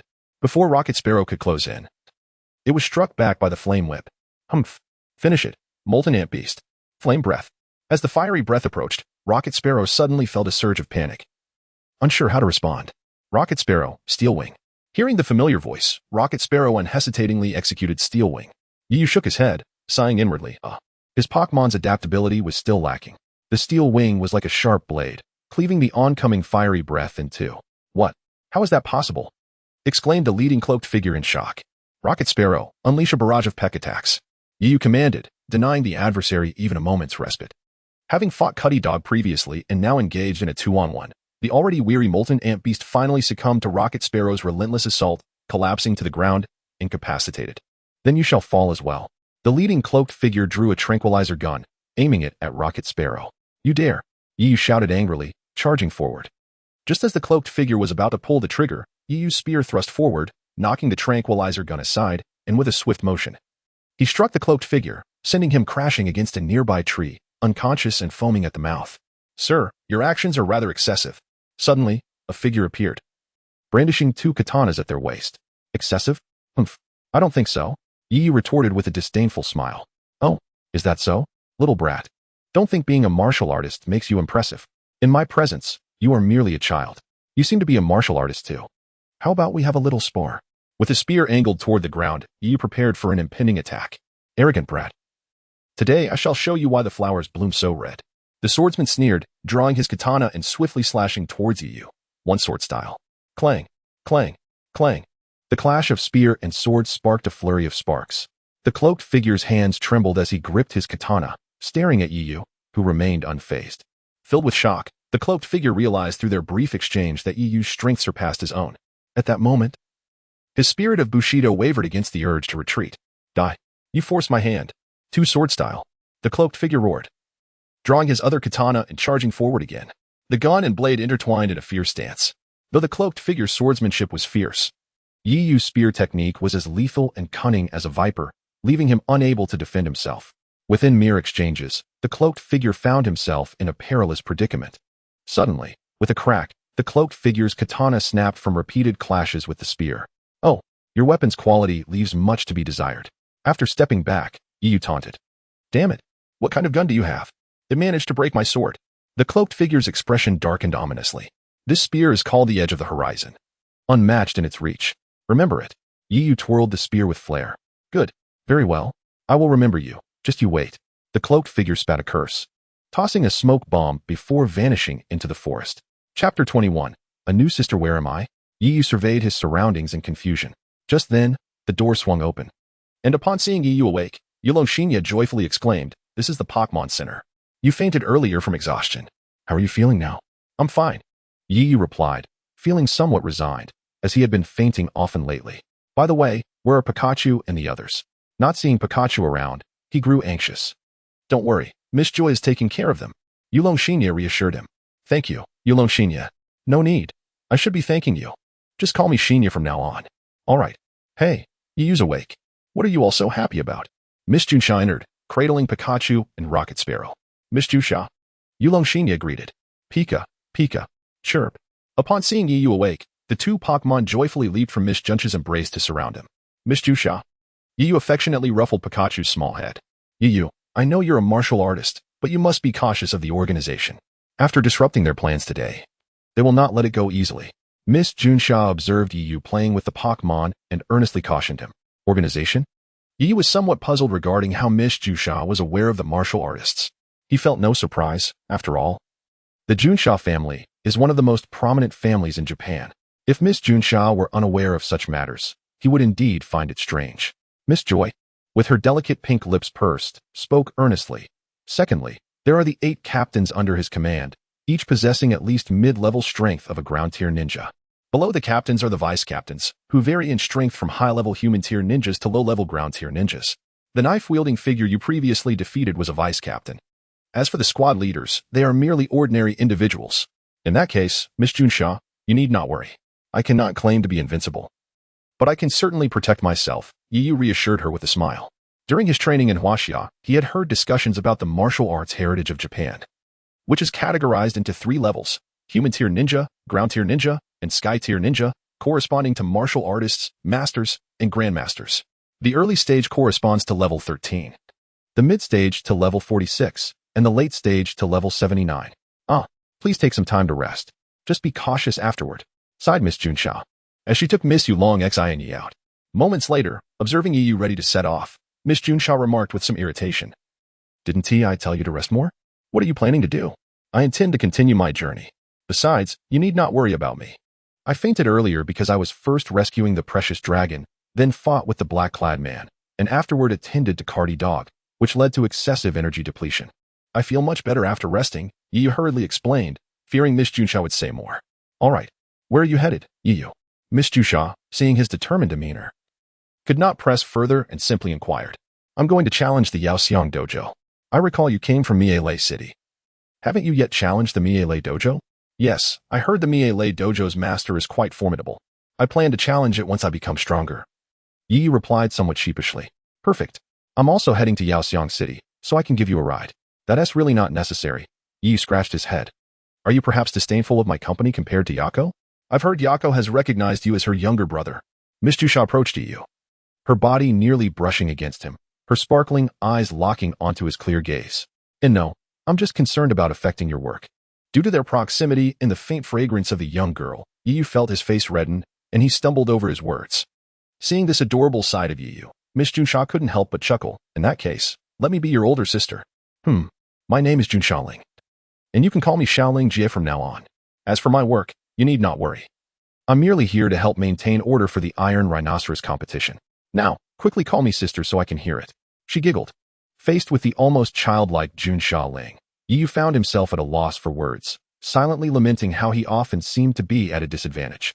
Ultimately, he obediently called her Ling Jie.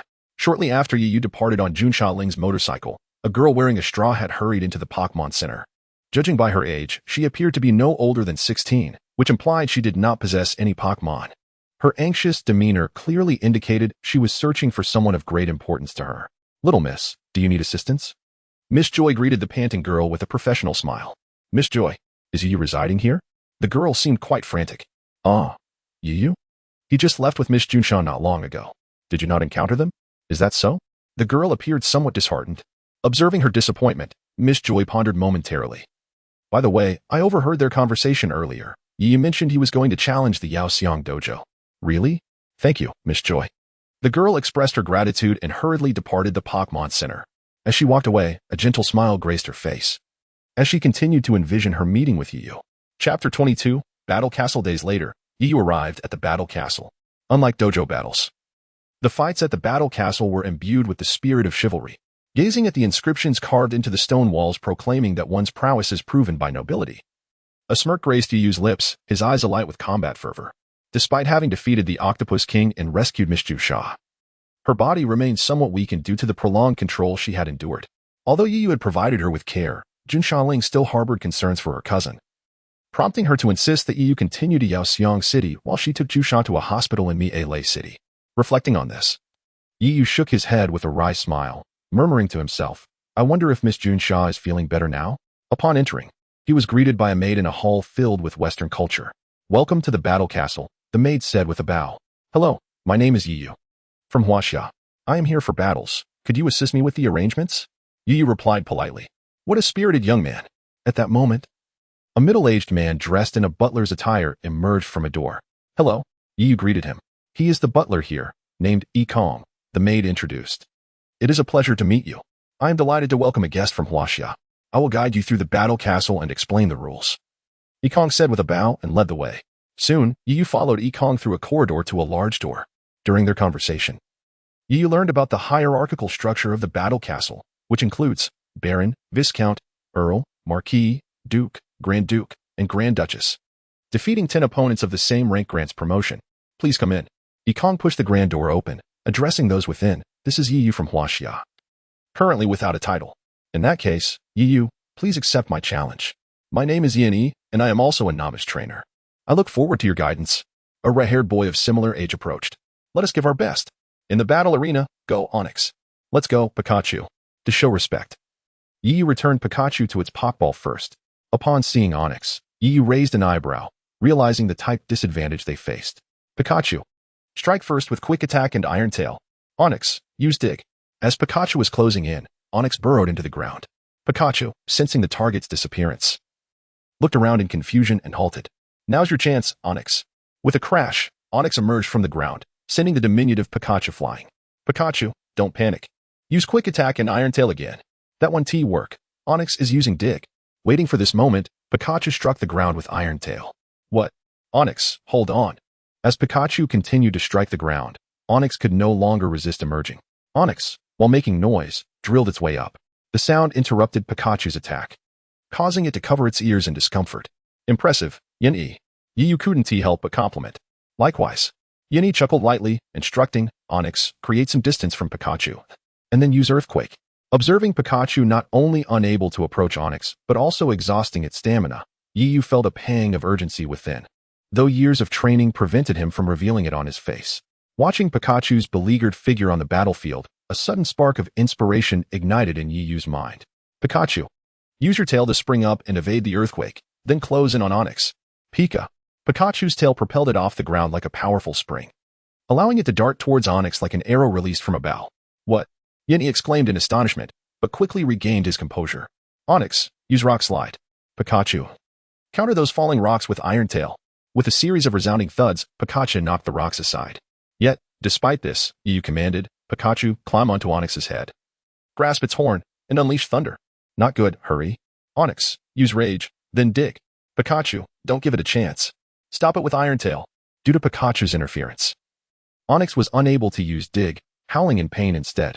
Seizing the opportunity, Pikachu unleashed thunder, and a massive bolt of electricity struck down from Onyx's head, inflicting significant damage even on the Rock-type Pokémon. The trainers in the stands gasped in astonishment. Indeed, how could this happen? Oh, I see. Yu was using Pikachu as a lightning rod, targeting the horn on Onyx's head. One trainer elucidated the strategy, and perhaps Yin understood this, which is why he wanted Onyx to use Dig. Am I right, Yin Rong? Hey, Yin Rong, your brother is about to lose. Aren't you worried at all? Another trainer chimed in, glancing at a boy resembling Yin. Xiao Xian, don't fret unnecessarily. Moreover, you forgot to mention that Pikachu clinging to Onyx and those few Iron Tail strikes were the prelude to Onyx's heavy injuries. Yin Rong replied nonchalantly. Look, your brother is making a new move. In the arena, as Pikachu was flung away, Yin issued a new command. Give it your all. Onyx, unleash a full force attack. Just what I hoped for. Pikachu, deliver a powerful Iron Tail. Yu promptly commanded. The two Pokemon's full force attacks collided, creating a sound akin to an explosion and raising a cloud of dust. Although Onyx's rage had increased its attack power, it had also depleted its stamina significantly. Pikachu, lacking a power boost but benefiting from the steel-type nature of Iron Tail, meant that the two Pokemon were evenly matched, with the outcome resting upon who would falter first. The standoff persisted as both Pokemon stared each other down defiantly. Ultimately, due to its heavy injuries, Onyx fell first. Pikachu. That's it. The victorious Pokemon is Pikachu, announced the officiating maid. That kid. Yu approached with a smile, ruffling Pikachu's head. Then retrieved two potions from his space ring, one tossed to Yin-E, the other administered to Pikachu. Thanks, Yin-E said, unceremoniously pouring the potion into Onyx's mouth. We still lost. Xiao Xian sighed from the stands. What a pity. The maid approached Yu, fastening a white cloak around him while smilingly declaring, Today, I bestow upon the esteemed Yu from Huaxia the title of Baron. Congratulations. Thank you. Yu responded, I truly appreciate it. Let us battle again next time. I need to organize today's spoils. With that, Yin-E hurried over. Observing Yin-E's fervent departure, Yu couldn't help but shake his head, marveling at his brother's fervor for battle. Little did he know, he himself was equally a battle enthusiast. Apologies, my brother's personality is like this, Yin Rong said, approaching with Xiao Xian. Oh, by the way, I forgot to introduce myself. I am Yin Rong, Yin-Yi's elder brother, and this is Xiao Xian, my current traveling companion. Hello, is there something you need? No. I just wanted to get acquainted. We should have a battle sometime. What about now? I can use other Pokemon. Yu exclaimed, excitement bubbling at the prospect of a Pokemon battle. Alright.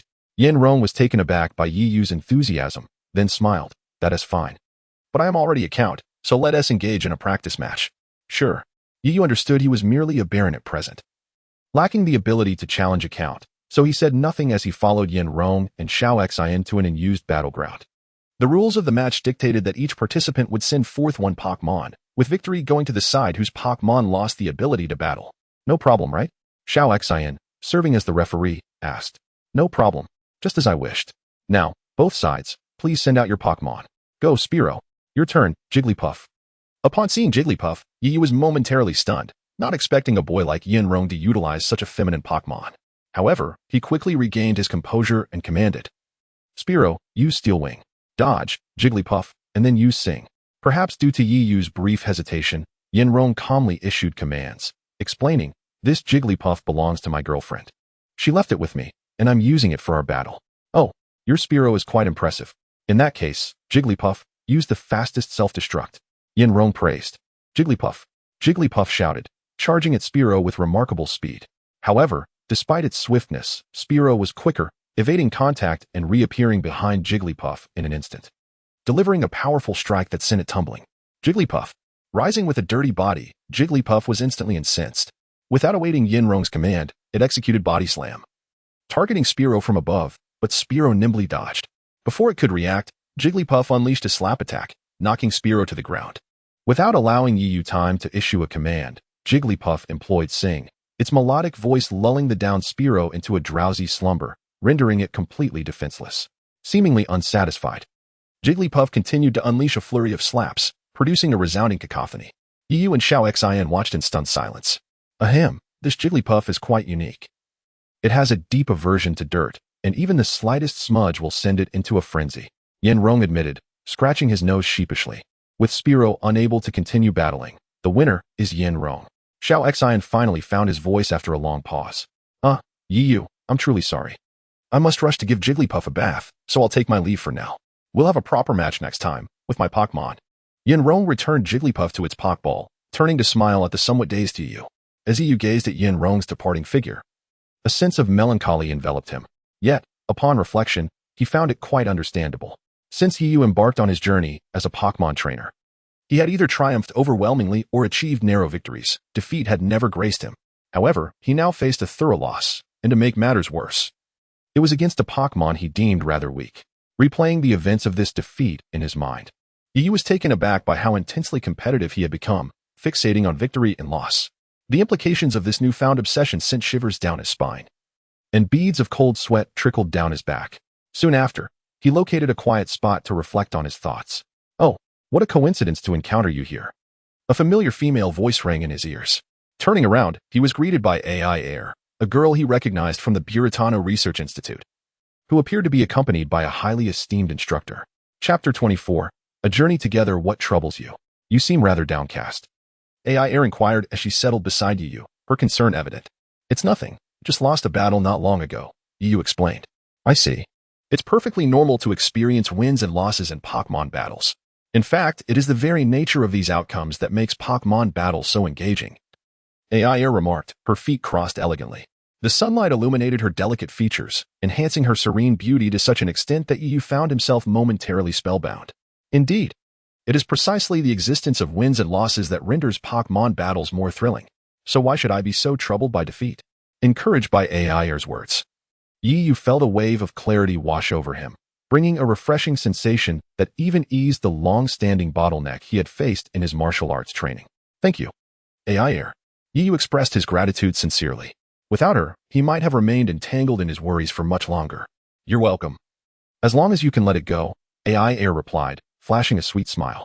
"By the way, I haven't asked, what brings you to the battle castle alone?" "Ah, I'm here to find my brother, and I plan to embark on a journey with him. It can be rather lonely and dull to travel alone." "But aren't you a Pokémon performer? Why do you need to travel?" Yu queried. "You silly. You only know about Pokémon battles and know nothing else." Aiair playfully chided before elaborating. "The competition I participate in is called the Triple Crown Satellite Tournament, which consists of both novice-level and master-level contests. Trainers initially enter the novice-level contests, and by securing 3 championships in various tournaments, they earn a Princess Key. With 3 Princess Keys, they can participate in the master-level contests, where victorious Pokémon and trainers are awarded titles as the Queen of Kalos." Yu received a playful eye roll from Aiair, who continued, "Do you think Princess Keys are easy to obtain?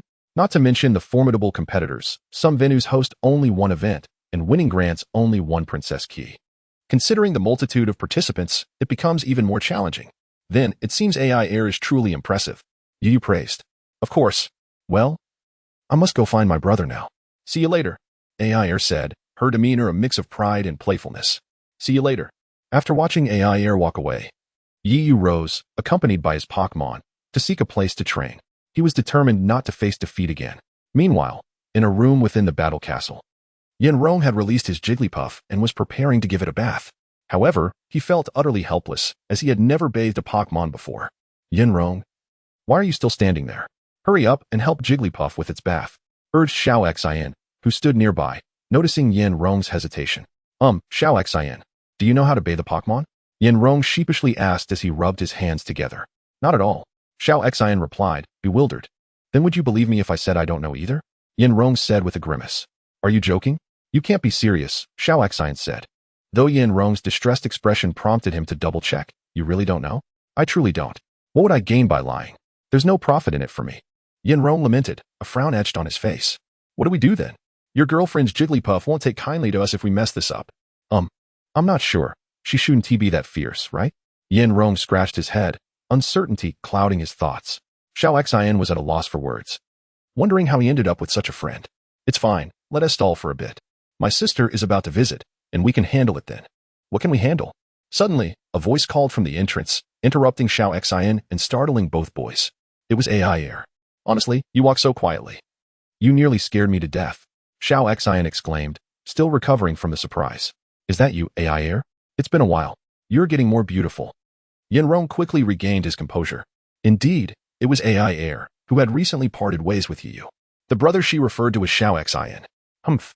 Scaring you is my pleasure. All you do is plot mischief. So, what do you want me to do this time?" Aiair remarked without mercy. Xiao Xian awkwardly recounted the situation to Aiair. "So, you mean to say that Yu was defeated by you too? And now you want me to help bathe Jigglypuff?" Aiair inquired, glancing at both Yenrong and Xiao Xian, who nodded vigorously. After a moment of contemplation, Aiair agreed. "I can help you, but you must agree to one condition." "Fine. Just hurry and help Jigglypuff before it really decides to punish us." Xiao Xian responded hastily, fearing the repercussions. All right, you two wait outside. Aiair ushered them out. Half an hour later. Why are they taking so long? Xiao Xian and Yin Rong waited outside, feeling increasingly restless. Hey, what are you doing here? Yi Yu approached, noticing the two idling at the door. We're waiting for someone. You look all sweaty. Did you train? Yes. I promise I won't lose so embarrassingly next time. Just then, the door swung open, and Aiair emerged, carrying Jigglypuff. Upon seeing Yi Yu, her face lit up with joy. Yi Yu, aren't you supposed to be looking for your brother? Oh, let me introduce you. This is my brother. Xiao Xian, a Pokémon trainer, and this is Yin Rong, a childhood friend of my brother, also a Pokémon trainer. Aiair then gestured toward Yi Yu. And this is my friend, Yi Yu, who is also a Pokémon trainer. Ah, so you're the Yi Yu we've heard about. Xiao Xian exclaimed, recounting the earlier events. Oh, I see now. Brother, I've made up my mind. I want to travel with Yi Yu. Aiair declared suddenly, catching them all off guard. Chapter 25. The past what? That is not possible. I cannot agree. Xiao Xian and Yin Rong were both taken aback, with Xiao Xian rejecting the idea without a moment's thought. Why not? Aiair protested, her frustration evident. Because I said so. There is no reason required. Xiao Xian retorted, somewhat flustered by Aiair's challenge. Weren't you just saying you owed me a condition? Well, I want to travel with Yi Yu. That is my condition. Aiair playfully stuck out her tongue, adding, brother, you promised, and you can't go back on your word. Also, you'll have to convince Mom and Dad.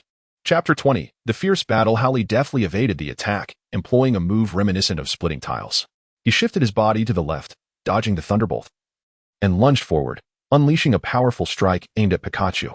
Pikachu countered with Iron Tail, successfully blocking the blow. Little brat, you're still too inexperienced, Howley taunted, executing a low kick.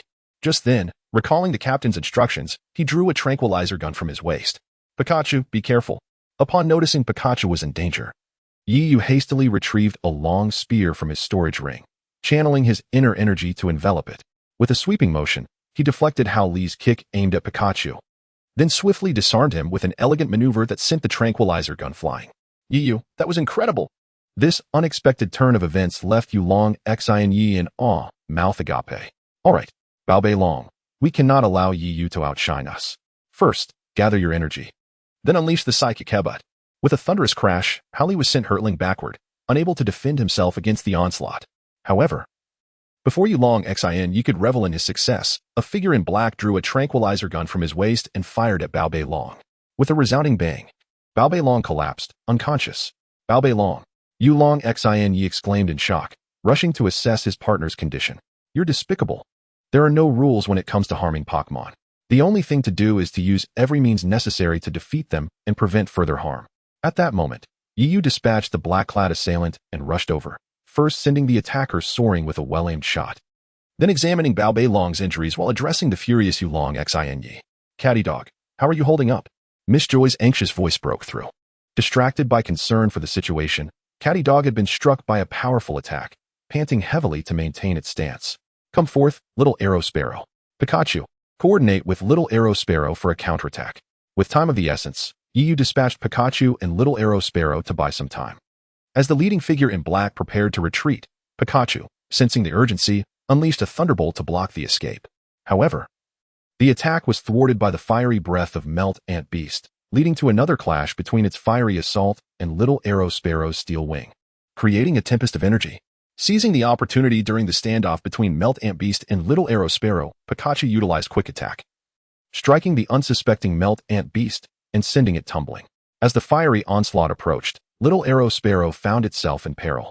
Suddenly, a flash of yellow appeared as Pikachu, recognizing the danger to its friend, rushed forward once more, executing Quick Attack to push Little Arrow Sparrow out of harm's way.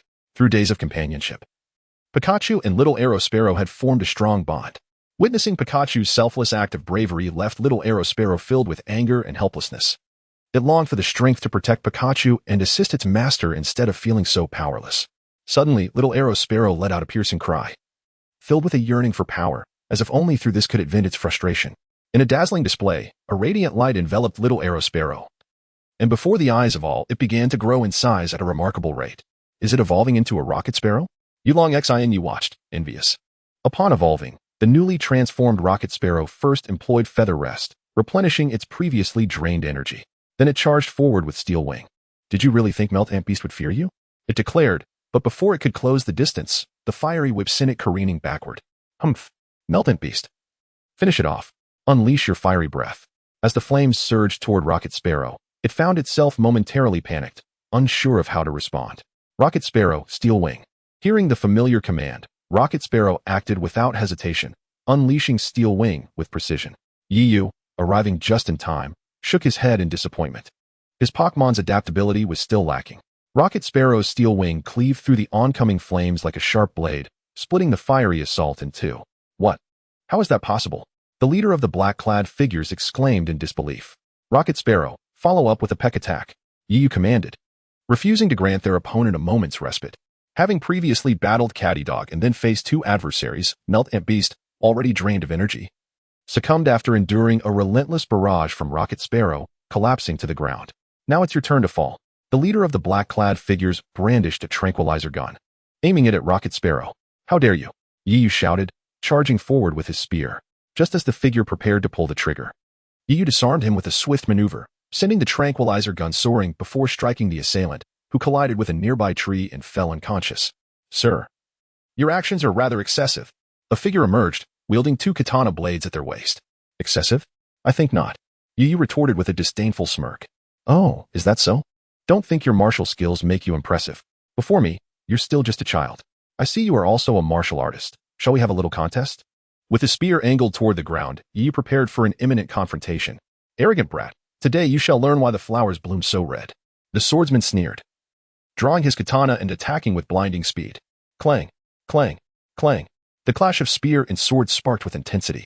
The black-clad figure trembled as he gripped his katana. Astonished by Yu's composure amidst the fray, he recognized, all too clearly, that Yu's prowess surpassed his own. At that moment, the seeds of retreat began to sprout in his mind, yet the spirit of the warrior within him resisted such thoughts. Die, he shouted, drawing a second katana and charging forward. The two weapons danced in a deadly ballet, their strikes intertwining. Although the black-clad figure fought fiercely, Yu's technique was as lethal and unpredictable as a serpent, leaving his opponent struggling to keep up. Before long, the swordsman found himself in dire straits, barely holding his ground against the relentless assault. Suddenly, with a sharp crack, his katana shattered upon colliding with Yu's spear. Your weapon quality leaves much to be desired. Yu teased, stepping back to assess the situation. Curse you. What sort of gun is that? It should not be able to break my sword. The black-clad figure's expression darkened ominously. This spear is called the Edge of the Horizon, unmatched in its prowess, Yu declared, twirling the weapon with flair. Fine. I'll remember you. Just you wait. The black-clad figure spat, tossing a smoke bomb before vanishing into the depths of the forest. The entire body was adorned in a delightful shade of pink. Truly adorable. Aiair, upon seeing this, waved her hand with a smile and exclaimed her admiration. Hello, Sakura Fish. Yu joined in with a light-hearted greeting. Although the glass wall prevented Sakura Fish from hearing them, Yu still expressed his enthusiasm due to his affection for Pokémon. Suddenly, a Pokémon swam right in front of Aiair, startling her and causing her to gasp and stumble backward. Fortunately, Yu was quick enough to catch her, preventing an embarrassing fall. Be careful, are you alright? Yu turned to the culprit that had startled Aiair. It's just a wishiwashi. Oh, it was a wishiwashi. You gave me quite a scare, Aiair said, patting her chest, still a bit shaken. Yu then guided Aiair through various areas. Marveling at the aquatic Pokémon from different regions, there were the enormous Wildward, a chorus of Swablu, Bagon strolling in the atrium, playful Shelmet, and glowing Chinchou. Looking at the Pokémon beneath the water feels as if we are submerged in the ocean, Aiair exclaimed, standing on the walkway, gazing at the water-type Pokémon. Immersed in a marine world. It's because we have never observed water-type Pokémon from this perspective. Yu agreed wholeheartedly.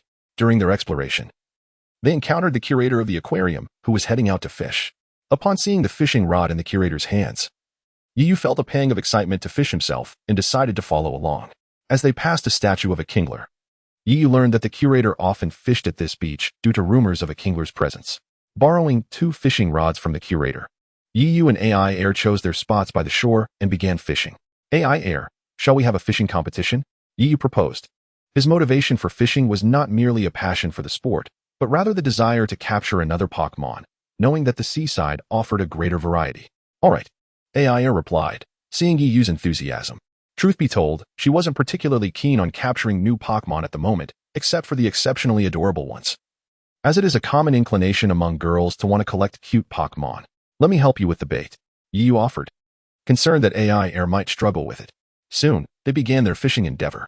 Before long, Aiair's line twitched, and she reeled in a Magikarp. What an ugly Pokémon, she remarked instinctively upon seeing the Magikarp. Without waiting for Yu to say anything, she promptly released it back into the water. Yu was somewhat speechless. Despite its lack of beauty, Magikarp was a rare Pokémon, and its evolution, Gyarados, was renowned as one of the most magnificent Pokémon in the Hoenn region. However, Yu refrained from voicing these thoughts, fearing that Aiair might regret her decision. Aiair, I think that Magikarp is quite decent. Don't you like it? Yu asked, puzzled. Not really. I just thought maybe I could catch something better later. To be honest, that Magikarp is rather ugly, Aiair explained. Aiair continued to catch various Pokémon, while Yu's line remained eerily still, causing him considerable distress as he watched Aiair nearly drooling with excitement. Suddenly, Aiair's line twitched again, and upon reeling it in, she found herself face to face with the very same Magikarp she had caught before. Yet again, without waiting for Yu's input, she released it back into the water. Yu watched in disbelief. He had not anticipated that Aiair would be so fortunate and have such an affinity for that particular Magikarp. Eventually, Yu shared the basic information about Magikarp with Aiair, who surprisingly remained optimistic, deciding that if she caught it again, she would capture it this time. Sure enough, Aiair caught the Magikarp once more. After hearing Yu's insights, she chose not to release it again and sent out her Firefox to battle, preparing to capture it. Go, Firefox, use Ember. As the Ember attack approached, Magikarp leapt out of the water to evade it. Was that ineffective? Firefox, use Howl, and then Ember. The Howl empowered Firefox's next attack, and this time, Magikarp was struck. Aiair then threw a Pokeball, and after 3 reassuring clicks, she successfully captured the Magikarp. Yay! I caught a Magikarp! Aiair exclaimed joyfully, picking up the Pokeball. Yu stood by, astonished by the scene. He wanted to remind Aiair that Magikarp could only use Splash and Tackle, and that sending out Firefox was somewhat overkill for such a simple task that could have been resolved with just the Pokeball. As Aiair celebrated her capture, Yu felt a bit exasperated, wondering if luck had truly abandoned him today. Noticing Yu's distress, Aiair cast her line out again. Before long, Aiair's line twitched once more. Yu, at a loss for words, felt increasingly gloomy. At that moment, Yu's line finally stirred. I have a bite. Finally, something has taken the bait. Yu shouted excitedly, lifting the rod only to discover a red, fish-shaped Pokémon, a Magikarp. Frustrated, he tossed the Magikarp back into the water, lamenting the long wait for such a common catch. Watching from the sidelines, Aiair stifled a laugh, slowly reeling in her rod. With a splash, she pulled up a brilliant golden Pokémon. Upon closer inspection, it was the very Kingler the curator had yearned to capture. The golden Magikarp. Aiair gasped, astonished by her good fortune. After a moment of surprise, she quickly regained her composure, pulling on the rod while addressing Yu. Yu, you should be the one to capture this golden Magikarp. Let me capture it? Yu was taken aback, never expecting Aiair to offer him the chance to catch the coveted Pokémon. Yes, you've had such bad luck so far, not catching a single Pokémon. Aiair teased with a smile. Besides, I just captured a Magikarp, so it's only fair that you get this one. Alright, I won't be polite then. Yu, determined, tossed the Pokeball toward the golden Magikarp. With 3 satisfying clicks, Yu welcomed a new companion to his team. Haha, I caught the golden Magikarp. Thank you. Aiair, truly. Yu rushed over to retrieve the Pokeball, overjoyed, and in his excitement, accidentally kissed Aiair on the cheek. Aiair's face flushed crimson, resembling a ripe apple. I didn't mean to. Yu realized, his own cheeks warming. In all his past experiences, even with close friends, he had never shared such an intimate moment. Yu's elation was fueled by the long wait for a Pokémon, only to finally catch a dazzling one. No worries. But let's not make this a habit. Aiair's voice was so faint it was nearly inaudible. Yu nodded in affirmation, reminiscent of a chick pecking at grains. Ah, you two have caught the golden Kingcarp. May I have a look? At that moment, the curator of the aquarium was drawn over by the commotion. Upon hearing the curator's words, Aiair's face flushed crimson. No problem. Come forth, Kingcarp. Acknowledging the curator, Yu readily agreed. This is indeed the golden Kingcarp. The curator exclaimed with palpable excitement, bouncing on the spot, repeatedly murmuring, I never imagined the legend to be true. Haha, I have truly seen the golden Kingcarp. Yu and Aiair quietly observed, understanding that capturing the golden Kingcarp and showcasing it in the Yaoxiang Aquarium for the nation to admire was the curator's lifelong dream. Wow, boss, look, it really is the golden Kingcarp. Humph. So what if it's the golden Kingcarp? Such rare and extraordinary Pokémon can only be possessed by the boss. Ha ha ha. Well said, second. 3 ruffians, dressed in a rather disreputable manner, approached Yu. Their conversation piqued Yu's attention. Hey, kid, that golden king carp of yours looks impressive. Let me have a play with it. Kid. Didn't you hear my boss talking to you? Be wise and hand over the golden king carp, and we might let you off the hook. Let us see what you're made of, Yu retorted coldly. Seeing the 3 menacing figures, Aiair instinctively shrank behind Yu, while the curator remained unfazed, continuing to engage with the golden king carp, refusing to heed the warning. Are you? Get ready. Bandana Thug, you're up. Beedrill, go. Onyx, let us do this. As the adversaries summoned their Pokémon, Yu's expression turned grave as he retrieved the Pokeball containing his Rocket Sparrow. I thought you were formidable. But it seems you only have 2 Pokémon. The leader of the ruffians scoffed. Pikachu, use Thunderbolt. Rocket Sparrow, unleash Steel Wing on the Bandana Thug, ignoring the ruffians. Yu commanded decisively. Bandana Thug, block it with Brick Break. Onyx, use Sandstorm. The clash of skills between Rocket Sparrow and the Bandana Thug was evenly matched.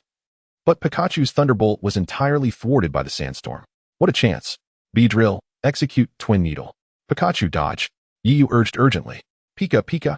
Pikachu frantically evaded Beedrill's fierce Twin Needle attack, but ultimately was struck. Pikachu, are you alright? Yu asked anxiously, nearly reaching for his weapon to confront the ruffians.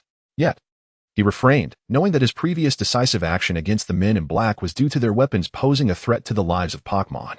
However, in a Pokémon battle, he felt he had no justification to intervene, even if the situation was dire. Observing Beedrill closing in on Pikachu, Yu commanded with determination. Rocket Sparrow, charge up for Flame Burst. I want to let you succeed. Onyx, use Rock Slide to intercept Rocket Sparrow. Yet, Rocket Sparrow, with its swiftness, struck Beedrill before the Rock Slide could connect. However, Beedrill proved resilient, maintaining its combat capability despite being hit by a disadvantageous attack. Conversely, Rocket Sparrow was struck by the subsequent Rock Slide, plummeting from the sky. Showdown, use Flying Kick. As Rocket Sparrow descended, it was kicked away. Rocket Sparrow.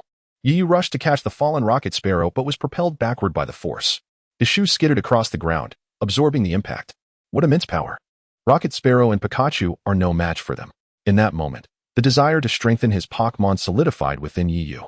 Chapter 28. The Mighty Iron Arm Shrimp, are you alright? Yu? Aiair approached, concern etched on her face. Showdown, unleash a series of brick breaks. The ruffian leader took advantage of Yu's distraction, commanding Showdown to attack. Get behind me. Yu instinctively pulled Aiair behind him, warming her heart and filling her with a sweet sensation. Pikachu, give it your all with Volt Tackle. Rocket Sparrow, take this chance to use Feather Dance. Pikachu, now back on its feet, yelled as it executed Volt Tackle, electrifyingly charging at Showdown. Damn it, you two, what are you waiting for? Get in there. The ruffian leader shouted, seeing Showdown nearly incapacitated from Volt Tackle. Pikachu. Yet, Pikachu, suffering from the side effects of Volt Tackle, collapsed and lost its combat capability. Pikachu. The side effects were too much, Yu sighed, kneeling to gently pat Pikachu's head before administering rudimentary treatment. Aiair, please look after Pikachu. Yu handed Pikachu to Aiair, who expressed her concern. Is it all right? Aiair asked, worry etched on her features. It will be fine. I provided some basic treatment. It just needs a little rest. Yu turned his gaze toward the ruffians, frowning at the predicament. Although his medical skills were commendable, they were not miraculous, and Pikachu required time to recuperate. For now, I must rely on Rocket Sparrow to buy some time. Unbeknownst to the ruffians, Yu was contemplating his next move, but they still called out, Hey, kid. Just hand over the golden king carp. We'll let you off easy, or else, you must be dreaming. My Pokémon are my friends. I would rather die than surrender my Pokémon. Despite recognizing the unfavorable circumstances, Yu steadfastly refused to relinquish the golden king carp, treating his Pokémon as cherished companions and family. If you refuse to cooperate, then attack. Onyx, use Rock Slide. Beedrill, employ Pin Missile. Showdown, Flying Kick. Curse it. I'll fight back. Rocket Sparrow, unleash your most powerful Flame Burst. Rocket. Rocket Sparrow cried out, enveloped in flames, charging fiercely at the enemy Pokémon. Ultimately, Rocket Sparrow was overwhelmed and struck down once more by Showdown's Flying Kick, crashing heavily to the ground, eyes swirling, having lost its ability to fight. Haha. Even Rocket Sparrow has fallen. Let us see what Pokémon you have left. The ruffians jeered. Pikachu, now's your chance. Use Thunder. Yu ignored the ruffians. What? Pikachu has lost its fighting ability. How could it recover so quickly? The ruffians were taken aback. Pika. A massive bolt of lightning struck Showdown and the others, Onyx. Use Sandstorm. The sand from Onyx's Sandstorm engulfed Pikachu's thunder, extinguishing it like fireflies before the moon. Onyx, move in and use Rollout. One of the ruffian's subordinates ordered without hesitation. The powerful lightning struck Onyx, whose spiny body absorbed the blow, but even it struggled under the assault, teetering on the brink of defeat. This serves to illustrate the formidable power of Pikachu's Thunderbolt. Infuriatingly, Pikachu employed Quick Attack to disrupt the adversary's offensive maneuvers. Yi was in a state of utter dismay. He had never anticipated that the ruffian would so decisively allow the Sandshrew to bear the brunt of Thunder's assault. The Beedrill darted forward with remarkable speed, closing in on Pikachu to unleash Twin Needle. Javelin, intercept Beedrill. Thus commenced a relentless tug-of-war in pursuit. The clash of attacks ensued. Yet Pikachu ultimately succumbed, overwhelmed by the sheer number of adversaries, and was struck by Beedrill's pin missiles. Let us see how you deal with my Pikachu. The ruffian cackled maliciously. Yi's expression darkened, his fist clenched tightly, producing a cracking sound, yet he remained silent. Javelin, execute Heavy Kick. As Javelin prepared to strike Pikachu, Yi grew anxious, leaning forward, ready to rescue Pikachu at any cost.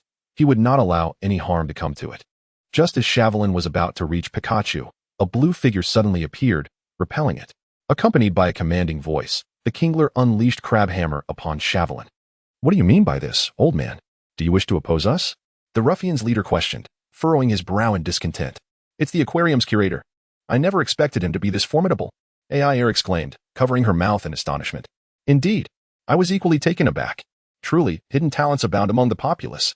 Yi remarked, astonished that such an unassuming curator could possess such prowess. This young man is decent. He has granted me the opportunity to witness the golden Magikarp in my lifetime, so I shall protect him. You are no match for me. Leave at once. The Aquarium curator stated with a smile. What? You old fool? You dare to look down on us? Attack. Javelin, use Heavy Kick. The ruffian leader, incensed by the curator's disdain, commanded his Pokémon to advance. Sandshrew, use Rapid Spin. Beedrill, Twin Needle. Kingler, first Crabhammer, then Bubble Beam.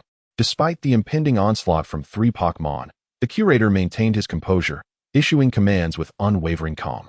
Kingler's claws glimmered with a white light, sending the attacking Javelin flying, quickly following up with Bubble Beam to intercept the incoming Rapid Spin and Twin Needle. Kingler, now use Swords Dance, then follow up with consecutive Crabhammers, the curator ordered decisively, not allowing the opponents a moment to react. As Sandshrew advanced and attempted to use Rollout, the ruffian hastily commanded, Boom.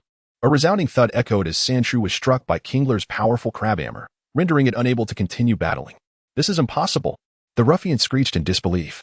Yet, he may have forgotten that Kingler's Crabhammer was significantly enhanced by Swords Dance. Chapter 29, Kingler vs. Cat Boss Humph. Don't get too cocky. Javelin. Use a series of kicks. Beedrill gathered energy and, in tandem with Javelin, unleashed a frenzied assault, witnessing Kingler effortlessly incapacitate Sandshrew. The ruffian leader and his remaining cohort became increasingly aggressive. Kingler used Water Gun against the ground. The Aquarium curator remained unperturbed by their aggression, calmly issuing commands. What? The ruffians gasped in astonishment. What? Yi echoed, equally shocked. Kingler utilized Water Gun against the ground, propelling itself upward, evading the ambush from both Javelin and Beedrill.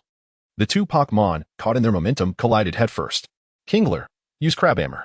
The curator, seizing the opportunity as the 2 Pokémon fell from their clash, commanded Kingler to execute a descending Crabhammer.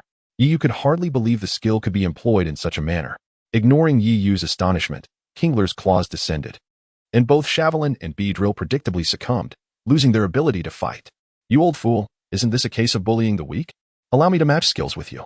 A youth, flamboyantly dressed with brightly dyed hair, strode forth with a Meowth at his side. You, Xiaowei. The curator exclaimed, astonished at the arrival. Xiaowei.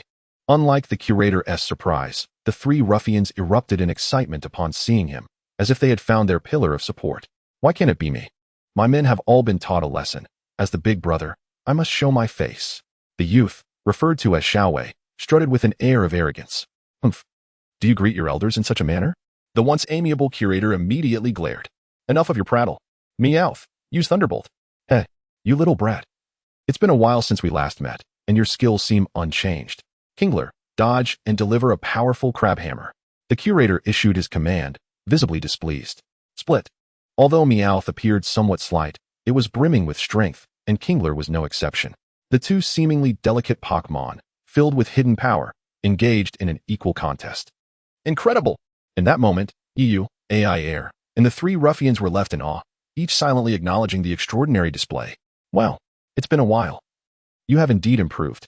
Now let's see how you block this. Kingler unleashed a series of water guns. The curator raised an eyebrow. Kingler called out, raising its claws to unleash a barrage of water guns, the force astonishing. As Meowth attempted to evade, nearby rocks suffered the consequences, leaving numerous half-foot-deep craters in their wake. Xiaowei, witnessing this, could not help but exclaim, "Are you kidding me? I may not have read much, but don't deceive me. That's not a water gun. It's a Gatling gun. Haha, no difference, little brat. Let us see how you handle this." The curator laughed heartily. Humph. Don't underestimate me, Meowth. Use rapid spin. Water guns and rapid spins intertwined in the air, mutually canceling each other out. However, Kingler maintained a slight upper hand. Seizing the moment when the water gun and rapid spin collided and neutralized each other, launching Bubble Beam. Meowth, caught unprepared by the incoming Bubble Beam, was struck directly. Meowth. Taunt. Xiaowei, initially surprised, quickly regained his composure. Well done. The curator nodded in approval of his grandson's adaptability. What is the taunt skill? Aiair, who had been hiding behind inquired at the right moment. Meowth first uses Growl, then follows with Fury Swipes. Kingler held firm, directing Bubble Beam toward the surrounding sand. Kingler's Bubble Beam struck the sand, stirring up a cloud of dust that soon enveloped Kingler's form entirely. Damn it. My vision is completely obstructed. Xiaowei frowned, then relaxed. Meowth, use Payday toward the dust. The coins thrown by Payday effortlessly pierced through the obstructive sand. Hey, just in time. Kingler used Crab Hammer to swat away the coins. Is that so? Meowth, use Iron Tail. The sand delay afforded Kingler ample time to wait for the taunt's effect to wear off. As the coins approached, Kingler disdainfully executed Crab Hammer, sending the coins flying. Before the Iron-Armed Shrimp could make a move, a shadow suddenly struck, delivering a powerful blow that sent it flying. "Ha! I have outsmarted you," Xiaowei exclaimed with delight. But his laughter was abruptly silenced. Although the cat boss had successfully knocked the Iron-Armed Shrimp away with its tail, the shrimp was not to be underestimated. As it was flung through the air, it clamped tightly onto the cat boss's tail, refusing to let go despite its frantic attempts to shake free. "Do you think I cannot handle you, cat boss? Use your tail against the surrounding rocks," Xiaowei commanded furiously. With the sound of crashing against the rocks, the Iron-Armed Shrimp began to exhaust its strength, while the cat boss, ensnared and using its tail, also suffered a swift decline in energy. This was a battle of endurance, a test of which Pokémon would falter first. After a minute or two, the Iron-Armed Shrimp, unable to sustain itself, succumbed and lost its fighting capability. "Haha, Dad. You have finally lost to me. In our Pokémon battle, I have triumphed over you, Grandpa?" Xiaowei joyously proclaimed upon witnessing the cat boss's victory, his excitement palpable. All right. It's just one win. Is it worth such exuberance?" The gym leader remarked with a hint of annoyance. "Hiki, you wouldn't understand. This is a wager between me and Dad. Even though the Iron-Armed Shrimp isn't your main Pokémon, I still emerged victorious.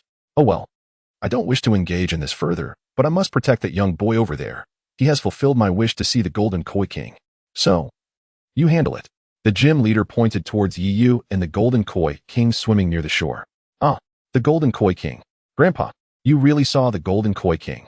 Xiaowei exclaimed in astonishment, his expression mirroring that of the gym leader when he first encountered the majestic Pokémon. "I never imagined you were telling the truth. There truly is a Golden Koi King on this beach. Of course, you should consider who I am. Look at your lack of ambition," the gym leader boasted. Chapter 30. The determination to strengthen. After listening to the gym leader's account, Xiaowei understood the whole story. He approached the trio of troublemakers, scolding them thoroughly, then walked over to Yu, apologizing and extending an invitation to visit his home. "Isn't that inappropriate?" Yu hesitated. "It's fine. Consider it an apology for my 3 impudent little brothers, and also thank you for fulfilling my grandpa's wish to see the Golden Koi King." Xiaowei replied with a smile, feeling happy for his grandfather. Just as Yu was about to decline, Xiaowei had already taken his hand, leading him towards his home, exclaiming, "It's settled. I'll first see to it that my little brothers are taken care of." "Wow, Xiaowei, your house is enormous." Yu marveled at the grand estate before him. Pika, well, it's all right. From now on, just call me Xiaowei, no need for all those formalities," Xiaowei said, patting Yu's shoulder with a grin. "Indeed. Tora, it's been a long time. How is your health?" Xiaowei expressed his joy upon seeing the elderly Tora. "I assume the master and young master, along with our esteemed guests, are tired? I shall have someone prepare dinner for you. Please feel free to rest in your rooms," Tora invited the group. Yi Yu had originally arrived at the Yaoxiang Aquarium at noon, but the events by the seaside had delayed him considerably, and now it was already dusk. During dinner, Yi Yu learned that the seemingly unassuming aquarium's director was, in fact, Qing Wu, the former water-type champion of the Carlos region. Upon discovering this, Yi Yu was astonished and immediately stood up to apologize. His reaction amused both Qing Wu and Xiao Wei. Qing Wu waved his hand, urging Yi Yu to sit down. Expressing that he bore no ill will, Yi Yu then resumed his seat. Seizing the opportunity to inquire about Pokémon battling knowledge and techniques from Qing Wu and Xiao Wei, given their impressive prowess. Appreciating Yi Yu's respectful demeanor, the duo did not refuse, and Aiair listened attentively as well. The dinner unfolded in a warm, congenial atmosphere. In a certain small town within the Carlos region, a young girl, visibly upset, confronted her mother. "Mom, why won't you let me go on a journey? What more is there to say? Are you of age to receive your starter Pokémon? Without one, you are still a minor, and minors cannot travel," her mother firmly replied, unimpressed by her daughter's protests. "But there are others who travel without a starter. Why can't I?" the girl pleaded. "I refuse. You should focus on completing your education," her mother insisted resolutely. "Humph, I'm done eating," the girl declared, setting her chopsticks down angrily and storming off. "What are you doing?" her mother sighed, shaking her head at the sound of a door slamming. As time passed, the evening banquet at the estate came to a close. After conversing with Qing Wu and Xiao Wei, Yi Yu glanced at the clock, realizing it was quite late. Once back in his room, he did not immediately go to sleep. Instead, he bathed Pikachu and the others, then sat cross-legged on his bed to reflect on the evening's experiences. Upon comparing his abilities to Xiao Wei's, Yi Yu dismally acknowledged his own weaknesses. "Oh well, enough of that. The more I think, the more my head aches. I should just sleep," he sighed, feeling a headache coming on. "You are that beggar, aren't you? How dare you associate with Miss Sunair and Miss Kailin? It's laughable to think you could even dream of such a thing. Humph. He should take a good look at himself. He is nothing but a poor wretch. While young Master Yang holds a prestigious position, how could Miss Kailin and Miss Sunair risk offending him for someone like you? In a luxurious villa." Surrounded by ridicule and scorn, Yi Yu clenched his fists, filled with anger. Yet, he felt powerless as the accusations rang true. He was indeed an insignificant country boy without power or influence. "Yi Yu, you should leave. You are not welcome here." He heard his senior and Sun heir approach, leading him to cry out in anguish. "Why? Why do you treat me this way? Why? Because others are wealthier than you. Because their status is higher than yours." At that moment, a crowd gathered, pointing and whispering. "Just because someone is born into privilege, do you treat me this way? I had no say in my birth." Yi Yu shouted, his emotions spiraling out of control. "Ah, get away. Don't come near me." Panting heavily, Yi Yu jolted awake, sitting upright in bed. He approached the window, gazing at the starry sky, shaking his head with a wry smile. "I can't believe I had that dream again. Pika, Pika." Sensing Yi Yu's distress, Pikachu opened its sleepy eyes and approached him, offering a few concerned sounds. "I'm fine, Pikachu. No need to worry about me." "I apologize for disturbing your sleep," Yi Yu said, pulling Pikachu close and gently stroking its soft fur. "Pikachu," it squeaked contentedly, nestled in Yi Yu's embrace as they both gazed at the twinkling stars, enjoying the serene night. Accompanied by the gentle rustling of the evening breeze and the warmth of Pikachu nestled against him. Chapter 25, The Past. "Ah, how can this be? I do not agree." Upon hearing Aiair's words, Xiao Xian and Yin Rong were both taken aback, with Xiao Xian immediately dismissing her assertion without a second thought. "Why can't it be?" Aiair, feeling somewhat defiant at her brother's resolute stance, retorted. It simply cannot be. There is no reason to question it." Xiao Xian was momentarily at a loss for words under Aiair's inquiry, yet he remained obstinate. "Weren't you just indebted to me for a favor? I wish to travel with you, and that is my condition." With a playful flick of her tongue, Aiair added, "Brother, you promised that just now. So you cannot go back on your word. And you are responsible for persuading our parents." Xiao Xian found himself speechless, for there was no way to refute her. He had indeed agreed to Aiair's request, and had to swallow his frustration. Yi Yu, we shall travel together from now on. I look forward to your guidance." Region, Huaxia, atop an unnamed peak. Three venerable elders, exuding an aura of ethereal wisdom, sat across from each other engaged in idle conversation. "Alas, old Zhao, do you not worry about your boy Yu? After all, it has been 6 years since you last met," one elder clad in red robes remarked. "Haha. The incident caused him to withdraw from human interaction, with Pokémon becoming his truest companions. This opportunity may allow him to reconnect with the outside world." The elder known as Old Zhao in white robes explained. If Yi Yu were present, he would undoubtedly be astonished, for he recognized all three elders. Beside them sat the elder in purple robes, known as Chenhuan. He was also adept in wielding electric-type Pokémon and possessed one of the three legendary beasts, Raikou, earning him the title of Thunder Lord. Alas, this matter is partly our fault. Chenhuan sighed. At this juncture, lamenting is futile. We can only blame ourselves for being too weak, ultimately causing you to suffer. And those two girls, who are evidently fond of you, still act in such a manner. Sigh. Li Yong also sighed. It is unavoidable. No matter how formidable we are, we cannot contend with the machinations of the state. That incident has profoundly changed Yu. He has matured significantly. The boy we once knew may never return, Zhao Kuang lamented, suddenly feeling the weight of age. Indeed. After all, he has buried his emotions deep within. What remains is merely his love for Pokémon and passion for battle. Yet, that lad possesses a demeanor that is cool on the outside but warm within. Chenhuan felt a wave of sadness. As Yu was someone they had watched grow up, and his current state weighed heavily on their hearts. Let us not be so pessimistic. I have heard that recently, that boy has made quite a name for himself in the world, achieving the mastery of a sage at such a young age. Even earning the moniker Cold Gun among the martial artists. Quite impressive, indeed. He bears some resemblance to my former self. Zhao Kuang quickly shifted his attention, proudly tossing aside the few white strands in his hair. My granddaughter would surely surpass Yu. Being only 2 years his senior, while already possessing a fortune of billions. Chenhuan boasted. What of it? My granddaughter is a year younger. Yet she has already stepped into the realm of mastery, her martial talent surpassing that of Yu. Li Yong scoffed in response. You, old Li. Have you not sparred in a while, feeling the itch? What if I do? Do you wish to fight? Come on. Hey, how old are you two? Still bickering like children. Come, have an orange to cool off. Be quiet. Li Yong and Chenhuan retorted in unison. The mountaintop echoed with various voices. Recollections, senior sister. I heard that your birthday and Sunner S are today, so I specially prepared a gift for you. Upon seeing the exquisite girl clad in a purple dress, Yu beamed with joy. The girl, though only 11 or 12, had already blossomed into a graceful beauty, hinting at her future allure. Why? Yu was momentarily stunned, bewildered as to why his senior sister wanted him to leave. Why? Simply because of your lowly status. A parentless wild child. Is that not enough? At that moment, a haughty young man in splendid robes approached, speaking disdainfully. What did you say? Say that again if you dare. Enraged, Yu reached to grasp the young man's collar, but was stopped by Qin Kailin. Stop it, Yu. This young Master Yang is a distinguished guest I invited. Do not be rude. Apologize at once. I want tea. Why should I? Yu's face was filled with defiance. Just because I am your senior sister. Apologize at once. I'm sorry. Yu begrudgingly uttered, his heart heavy with indignation. A wild child is still a wild child. Even the gifts are worthless. Seeing this, young Master Yang laughed mockingly, snatching the gift from Yu's grasp and throwing it to the ground. No. With a thud, the gift hit the ground, and Yu was heartbroken. He had prepared this gift for so long, intending to present it to his senior sister and sooner. I implore you, young Master Yang, please be understanding. Yu, you are to leave this place at once. Qin Kailin, witnessing Yu's sorrow, felt a pang of sympathy, but still spoke up. Why, senior sister? How can you be this way? Yu shouted, unable to control his anger.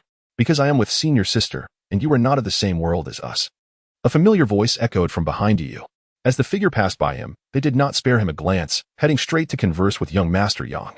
Watching the smiles exchanged between his senior sister and Sooner as they conversed with young Master Yang, Yu felt the distance between them suddenly widen, not merely in physical space but in the depths of their hearts. With a sense of melancholy, he picked up the gift that had been cast aside and silently departed. Upon returning to the wooden cabin where he resided in the mountains, Yu locked himself inside, refraining from stepping out for several days. It was only after a few days that Yu finally emerged from his room, wearing a bright smile. Zhao Kuang sensed the change in him, realizing that Yu had made a breakthrough. However, before he could revel in the joy, he noted that while Yu still smiled as before, he was not entirely present, as if he had sealed himself away. Though he interacted with others, there was a sense of reluctance to fully reveal himself.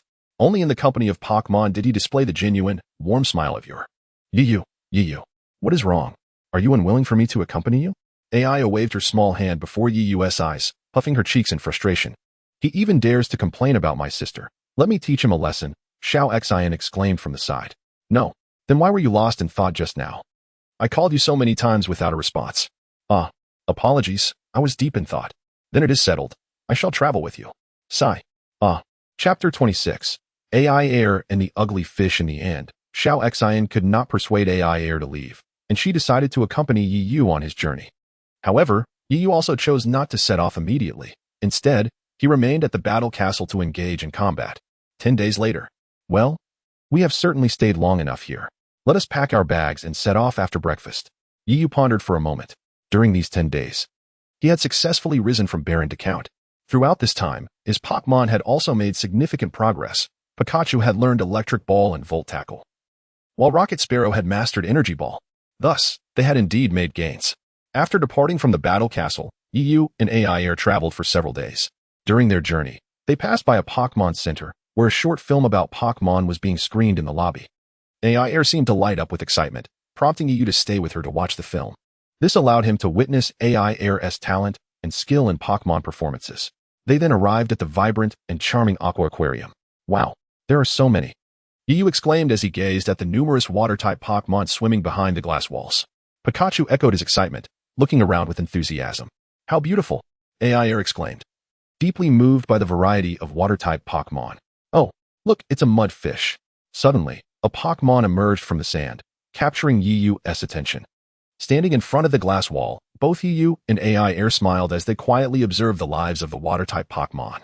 A cherry blossom fish seemed to notice them and boldly swam up to greet them, waving its fan-like tail. This is a cherry blossom fish.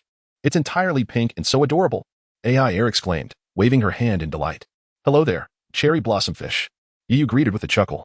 Although the fish could not hear him due to the glass barrier, he felt compelled to express his affection for the Pokémon. A Pokémon suddenly swam up to Aiair, startling her and causing her to stumble backward. Fortunately, Yi Yu was quick to catch her, preventing a rather embarrassing fall. Be careful. Are you all right? Yi Yu looked at the culprit that startled Aiair. It was merely an ancient spiny fish. Oh, it was just an ancient spiny fish. You startled me, Aiair said, patting her chest, still a bit shaken. Yi Yu then took Aiair to explore many areas of the aquarium. Witnessing various water-type Pokémon from different regions, including the enormous winged fish, a chorus of Wooper, strolling Porygons, playful Shelders, and glowing Electrode. Watching the Pokémon at the bottom of the water felt as if we were submerged ourselves. Aiair stood on the walkway, gazing at the water-type Pokémon, as if she were part of the oceanic world. That's because we never viewed water-type Pokémon from this angle. Yi Yu agreed wholeheartedly. Eventually, during their exploration, they encountered the aquarium's director, who was preparing to go fishing. Seeing the fishing rod in the director's hand made Yi Yu feel a pang of desire to fish as well, so he decided to tag along. Along the way, as they passed a statue of a golden Magikarp, Yi Yu learned that the director was fishing at this beach due to rumors of the golden Magikarp's presence. Borrowing 2 fishing rods from the director, Yi Yu and Aiair found spots along the beach to begin their fishing endeavor. Aiair, shall we have a fishing contest? Yi Yu proposed. His motivation for fishing was not so much the love for it, but rather the notion that he needed to capture another Pokémon, especially since they were by the sea, which promised a wider variety of species. Sure, Aiair replied, seeing Yi Yu's enthusiasm and not wanting to refuse. Although she was not particularly keen on capturing a new Pokémon, she couldn't resist the allure of the cute ones, as it was a common inclination among girls. By the way, let me help you with the bait, Yi Yu offered, concerned that Aiair might struggle with it. Soon, the two began to fish. It was long before Aiair's line showed signs of activity. She pulled up her rod, revealing an ugly fish. What an ugly Pokémon! Aiair remarked instinctively upon seeing the ugly fish. Without waiting for Yi Yu to say anything, she promptly released it back into the water. Yi Yu felt a bit speechless. Although the ugly fish was not aesthetically pleasing, it was still a rare Pokémon. Moreover, its evolution, Milotic, was renowned as one of the most beautiful Pokémon in the Hoenn region. However, Yi Yu refrained from expressing this, fearing that it might lead Aiair to regret her decision later. Aiair, I think that ugly fish is quite nice. Don't you like it? Yi Yu asked. Puzzled. Not really. I just thought maybe I could catch something better later. To be honest, that ugly fish is still quite ugly, Aiair replied. Afterward, Aiair caught numerous Pokémon, while Yi Yu's line remained still, leaving him feeling quite distressed as he watched Aiair nearly drooling over her catches. Splash. Aiair's line was active again, and she pulled up her rod to find it was yet another ugly fish, one she had already caught multiple times. However, before Yi Yu could say anything, Aiair released it once more. Yi Yu was left speechless. He hadn't anticipated Aiair would be so fortunate and so closely linked to that ugly fish. Eventually, Yi Yu shared the basic information about the ugly fish with Aiair, who remained optimistic and decided to continue fishing, resolutely declaring that if she caught another ugly fish, she would capture it this time. Sure enough, the ugly fish was caught again. This time, following EUS information about it. Aiair did not release it but sent out her Firefox to battle, intending to capture it. Go, Firefox. Use Ember. The Firefox unleashed a flurry of sparks towards the approaching ugly fish, which leapt out of the water to evade the attack. Not effective? The Firefox then used Howl followed by Ember. Boom. Thanks to the Howl, the ugly fish could not avoid the Ember and was hit. At that moment, Aiair tossed a Pokeball, and after 3 soft clicks, the ugly fish was successfully captured. Yay! I caught the ugly fish. Aiair exclaimed joyfully as she picked up the Pokeball. Yiyu stood nearby, dumbfounded by the scene before him. He wanted to remind Aiair that the ugly fish only knew Splash and Tackle. Sending out the Firefox was clearly overkill. What could have been resolved simply with a Pokeball now required a battle. Seeing Aiair had successfully captured a Pokemon while his rod remained completely unresponsive, Yiyu couldn't help but facepalm, feeling that she must have overlooked something auspicious today. Noticing Yiyu's distressed expression, Aiair cast her line out once more. Before long, her line began to move again. Yiyu, at a loss for words, could only look on in frustration. Observing the 2 Pokemon recoil from each other's force, Yiyu couldn't help but exclaim in admiration, truly remarkable, a near-divine Pokemon. The power of Dragon Tail is astonishingly comparable to Pikachu's Iron Tail. Pikachu utilized Quick Attack for a random strike. In response to Pikachu's disruptive assault, Dragonite unleashed Electromagnetic Wave. The interference caused by the electromagnetic wave slowed Pikachu's normally swift speed. Seizing this opportunity, Dragonite whipped its serpent-like body and ensnared Pikachu with its tail. Tight Bind. Yiyu smirked. Pikachu unleashed Volt Tackle. Due to the constraints of the Tight Bind, Dragonite couldn't immediately toss Pikachu aside and bore the full brunt of the Volt Tackle attack. What a chance. Pikachu, use Thunder. The energy from Volt Tackle allowed Pikachu to break free from its binds and execute Thunder.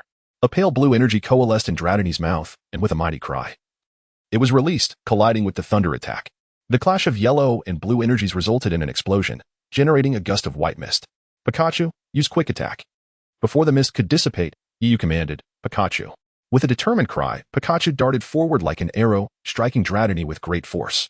The white mist obscured Dragonite's view. And just as it realized the looming figure, Pikachu's Quick Attack hit home. Before Dragonite could react to being sent flying by Pikachu, Pikachu delivered another Iron Tail, striking Dragonite squarely on the head. Thud. With a dull thump, Dragonite's eyes spun in circles, rendered unable to continue fighting. Go, Pokeball. Yiyu wasted no time, tossing an empty Pokeball toward Dragonite. A flash of red light enveloped Dragonite, and after a few shakes, the Pokeball fell silent. Fantastic. I've captured Dragonite. Yiyu exclaimed, picking up the Pokeball containing Dragonite, his excitement evident as he danced with joy. Pikachu, you are incredible. Our team has gained another companion.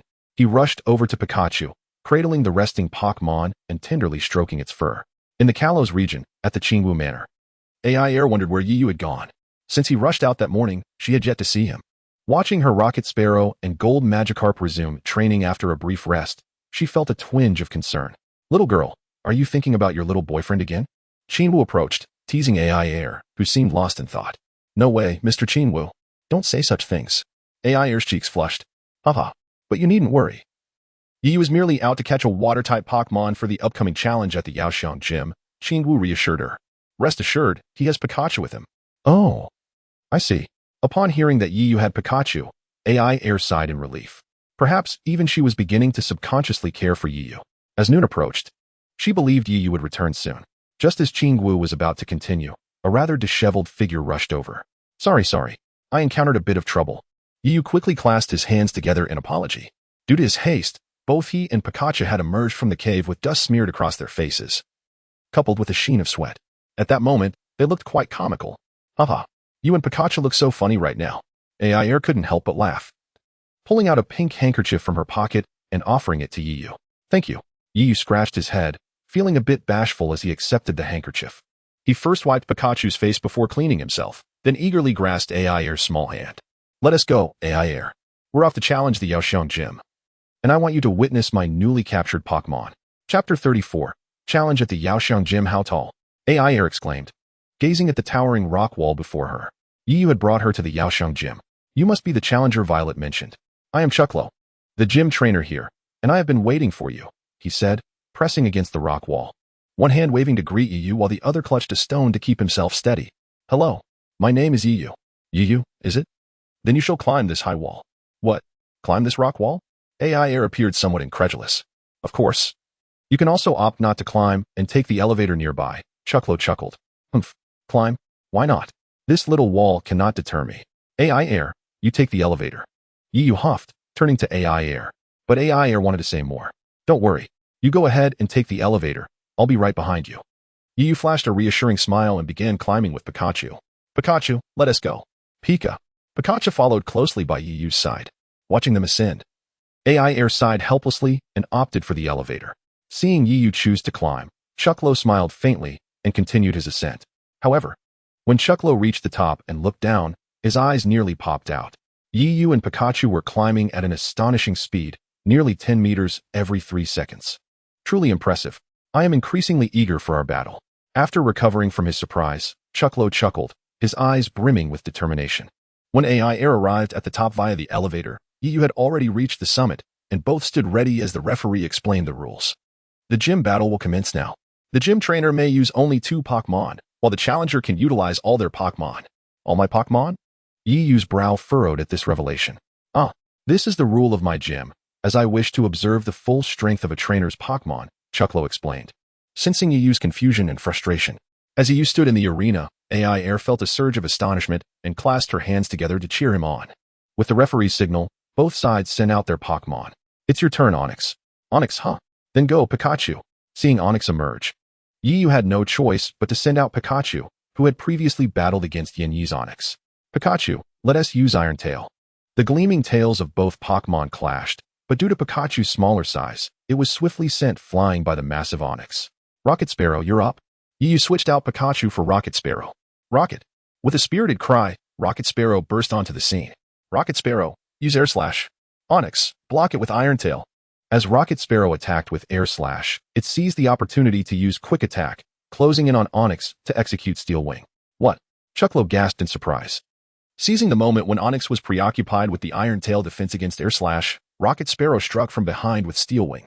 Rocket Sparrow, press the advantage and use Steel Wing again. In that case, I shall not hold back.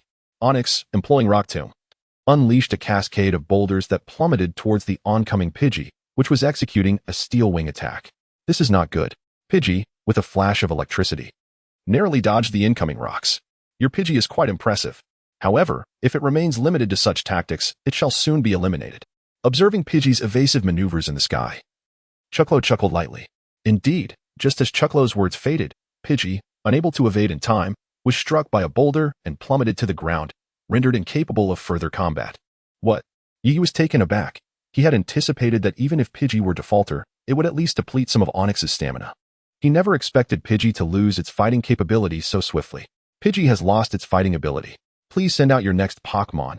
Challenger, the referee announced. In that case, Pikachu, I entrust you once more.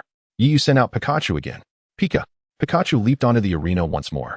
Pikachu, take the initiative and use Quick Attack to jump onto Onix's back. I shall not allow you to prevail, Onix responded, initiating Rock Tomb. Pikachu's tail glimmered with white light, and in response to the descending boulders, it wielded its tail like a badminton racket.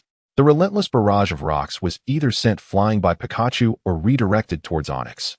Onix, however, demonstrated remarkable resilience, merely twisting its massive form in response to the rocks hurled at it, displaying no signs of distress. This won't do. If this continues, Pikachu will be at a disadvantage. A swift resolution is imperative, Yiyu thought to himself, promptly issuing the command. Pikachu, utilize Iron Tail to propel yourself upward and ascend Onix's body. Pikachu, resembling an acrobat, alternated between bouncing off its tail and leaping with its limbs, swiftly scaling Onix. This is bad. Onix is about to throw Pikachu off. Pikachu must hold on and reach the top of Onix's head. Onix shook its immense body vigorously. Yet no matter how it swayed, Pikachu clung like a suction cup, steadily climbing towards its head. Well done, Pikachu. Upon seeing Pikachu successfully reach Onix's head, Yiyu exclaimed with exhilaration. With a metallic clang, Onix's colossal form ultimately collapsed, losing its fighting ability. Chapter 35. It's decided. You are the one, Ditto. Onix has lost its fighting ability. Please send out your next Pokémon, Gym Leader, the referee declared. I must admit, I underestimated you, Yiyu. Chucklo chuckled. Sending forth his next Pokémon. Let's see how you handle this. Go, baby tyrant. What? Chucklo was taken aback, his expression shifting to one of bemusement. As Yu threw a Pokeball, a flash of red light revealed a Slowpoke in the arena. How could it be Slowpoke? Where is my Dragonair? Yu stared in disbelief at the Slowpoke on the field. Yu, is this the Dragonair you mentioned? Forgive my ignorance, but isn't that a Slowpoke? Observing Yu's bewildered expression, Chuklo refrained from hastily issuing commands, instead kindly reminding him. Yu, is this Slowpoke the new Pokémon you wish to showcase? Aiair, watching from the sidelines, also looked perplexed. No. I distinctly remember capturing a Dragonair, not a Slowpoke. Yu muttered in disbelief, ignoring the two. His frustration evident as he pointed at Slowpoke. Speak. Where have you hidden my Dragonair? Slowpoke, oblivious to its trainer's frantic gaze, remained its usual dazed self. Suddenly, in a twist, the sluggish Slowpoke transformed into a creature with a pale blue hue, possessing small black eyes and a soft, pliable body. Yu rubbed his eyes in disbelief. This is Ditto, and it's a shiny Pokémon. I can't believe your luck, Yu. You managed to capture such a rare and shiny Ditto. Chuklo remarked, his tone filled with envy. Ditto, you say? Yu reluctantly accepted that Dragonair was indeed Ditto and began scanning it with his Pokédex. The Pokédex announced, Ditto, the transformed Pokémon. It can freely rearrange its cellular structure, possessing the ability to transform. Its sole move is transform. All right, Ditto, it's settled. We shall engage in battle. Transform. Chuklo. Let us have a thrilling contest. Yu commanded. Very well. I look forward to seeing how you conquer this great mountain. Baby Tyrant, use Crunch. Baby Tyrant. We shall also employ Crunch. The two identical Pokémon clashed like ancient beasts, shaking the ground as they entwined and bit at one another. Use Dragon Tail. We shall also utilize Dragon Tail. The two green-tinged tails collided with a resounding crash. Not bad at all. You can actually contend with my Baby Tyrant. Then how about this? Baby Tyrant, elevate and unleash Dragon Meteor. As the Baby Tyrant staggered back, Chuklo could not help but exclaim. To think it could leap so high. Yu gasped, quickly issuing another command. Baby Tyrant, let us also jump. Oh, is that so? Upon hearing Yu give a command identical to his own, Chuklo chuckled lightly. It seems that while Ditto can transform into various Pokémon, acquiring their skills and traits, it cannot replicate their stamina or physical prowess. Yu pondered silently, yet he did not forget to give the order. Baby Tyrant, unleash Dragon Tail. Baby Tyrant, also use Dragon Tail. Leverage the recoil to propel yourself higher, then unleash Dragon Meteor. Chuklo calmly commanded. Baby. Chuklo's Baby Tyrant roared, executing Dragon Tail against Ditto's Dragon Tail. Due to the height advantage, Chuklo's Baby Tyrant effortlessly sent Yu's Baby Tyrant spiraling downward, even utilizing the force from Yu's Baby Tyrant's tail to gain additional altitude. Now, Baby Tyrant, unleash Dragon Meteor. Streams of energy coalesced in Chuklo's Baby Tyrant's mouth before erupting forth. Waves of crimson energy were expelled like meteor showers, relentlessly crashing down upon the already grounded Ditto. With each meteor's descent, clouds of dust and sound erupted. Yet, despite Yu's intentions, Dragon Meteor struck first. Just as Ditto began to react, it was engulfed by the attack. Ditto. Yu cried out, his clenched fist trembling from anxiety. Baby. At that moment, the Ditto that had transformed into Baby Tyrant stumbled out from a pile of rocks. In a last-ditch effort to counter Dragon Meteor, it employed Rock Tomb just as the attack was about to hit, though it ultimately proved insufficient to prevent its defeat. Well done, Ditto. From now on, we shall refer to Ditto by this name, regardless of its transformations, to avoid confusion among readers. Now, use Dragon Tail once more. Yu sighed in relief while hastily issuing commands. Baby Tyrant, we shall also use Dragon Tail, followed by Crunch. Remarkable. You can switch skills so quickly. Yu was momentarily dazzled, forgetting to vocalize a reminder. Chapter 29, The Armored Shrimp vs. Boss Cadumph. Do not revel in your triumph. For Shavalin employs a chain kick. The Beedrill gathers energy, subsequently coordinating with Shavalin to unleash a frenzied assault, witnessing the Armored Shrimp effortlessly incapacitate the Tyranitar. The leader of the ruffians and his remaining companion grow increasingly aggressive. The Armored Shrimp directs a water gun towards the ground. The curator of the aquarium remains unfazed by their intimidating presence, confidently issuing commands. What? The ruffians exclaim in astonishment. What? Yu echoes in surprise. The Armored Shrimp, utilizing the water gun, propels itself upward, evading the encirclement of Shavalin and Beedrill. The two Pokémon, due to their momentum, collide directly into one another. The Armored Shrimp unleashes its Crab Hammer, seizing the moment as the two Pokémon lie entangled from the impact. The curator decisively commands the Armored Shrimp to execute its descending Crab Hammer. Yu could not fathom that such a technique could be employed in this manner. Ignoring Yu's astonishment, as the Armored Shrimp's pincers descend, Shavalin and Beedrill, predictably, lose their fighting capability. Old fool, does this not seem a bit like bullying the weak? Allow me to exchange a few moves with you. A youth dressed in flamboyant attire, with hair dyed in vibrant colors, strides forward alongside his boss cat. How could it be you, Xiaowei? The curator is taken aback upon seeing the newcomer. Xiaowei, brother.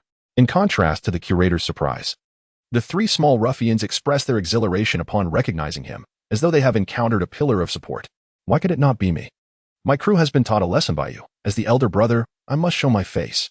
The flamboyant youth, referred to as Xiaowei, exudes an air of arrogance.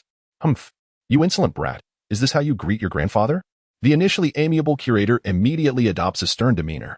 Humph, enough of your prattle. Boss cat, unleash thunderbolt. Haha, you little rascal, it has been a while, and yet your skills remain stagnant. You have grown bold. The armored shrimp dodges, charging forward to deliver a powerful crab hammer. Strike with all your might. The curator's displeasure is evident as he issues the command. Split. Though Boss Cat appears somewhat frail, he is imbued with strength, while the armored shrimp's prowess is undeniable. For a time, the two seemingly weak Pokémon, yet brimming with power, engage in a fierce contest. Incredible! Yu, Aiair, and the trio of ruffians are momentarily dumbfounded, collectively marveling in their hearts. Ah, it has indeed been a while. And you have grown remarkably stronger. Let us see how you withstand this. The armored shrimp unleashes a barrage of water guns. The curator raises an eyebrow. The armored shrimp calls out, lifting its pincers to fire a series of water guns, each exhibiting formidable force. As Boss Cat attempts to evade, the nearby rocks suffer the consequences, the water guns striking them and leaving half-foot deep indentations. Xiaowei, catching sight of this spectacle out of the corner of his eye, cannot help but exclaim, "Are you joking with me? I may not be well educated, but do not deceive me. This is not a water gun. It is clearly a Gatling gun. Haha, no difference at all. Let us see how you handle this now, little rascal." The curator laughs heartily. Humph. Do not underestimate others, Boss Cat. Unleash rapid stars. The water guns and rapid stars intertwine in the air, mutually canceling each other out. Yet, the armored shrimp holds a slight advantage, seizing the moment of collision between the water guns and rapid stars to execute Bubble Beam. Faced with the incoming Bubble Beam, Boss Cat, caught off guard, is struck directly. Boss Cat, taunt. Xiaowei, after a moment of surprise, quickly regains his composure. Not bad. The curator nods approvingly at his grandson's adaptability. Yu, what is the taunt skill? Aiair, who is hiding behind Yu, takes the opportunity to inquire. Boss Cat first uses noise, followed by frenzy. The armored shrimp braces itself, directing Bubble Beam towards the surrounding sand. The Bubble Beam stirs up a cloud of dust, soon enveloping the armored shrimp's figure entirely. Damn it, my vision is completely obstructed. Xiaowei frowns, then relaxes. Boss Cat, utilize treasure gathering amidst the sandstorm. The coins thrown by treasure gathering effortlessly pierce through the obscuring dust. Hey, just in time. The armored shrimp uses crab hammer to swat away the coins. Is that so? Boss Cat, employ Iron Tail. Thanks to the delay caused by the dust, the armored shrimp has ample time to wait for the taunt skill to expire. Observing the incoming coins, the armored shrimp disdainfully executes crab hammer, sending the coins flying. Before the armored shrimp can act further, a shadow strikes, delivering a harsh iron tail that sends it soaring. Haha, my strategy prevails. Xiaowei bursts into laughter, but his mirth quickly fades. For although Boss Cat has sent the armored shrimp flying with iron tail, the armored shrimp is no pushover. As it is flung away, it retaliates with a clamp.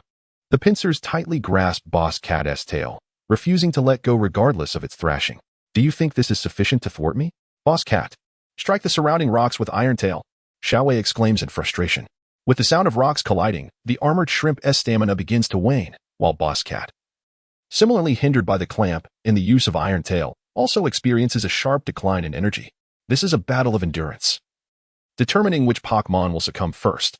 After a prolonged struggle of 1 to 2 minutes, the armored shrimp, unable to sustain itself, loses its fighting capability. Waha, father. You have ultimately lost to me. In this Pokémon battle, I have finally bested you in a round against grandfather. Seeing Boss Cat emerge victorious, Xiaowei dances with excitement. All right. Is it such a big deal to win just once against me? The curator responds with mild annoyance. Heh. You wouldn't understand. This is a bet between me and father. Although the armored shrimp is not your main Pokémon, I still emerge victorious. Sigh. Never mind. I shall not concern myself with you, but that young lad over there, I shall protect him, for he has fulfilled my wish of encountering the golden Magikarp. So do as you wish. The curator gestures towards EU and the golden Magikarp swimming nearby. Ah, golden Magikarp, grandfather, you truly encountered the golden Magikarp. Xiaowei, astonished. Follows his grandfather's finger, his expression mirroring the curator's when he first beheld the golden Magikarp. Grandfather, I never imagined you were not deceiving us. There truly is a golden Magikarp at this beach.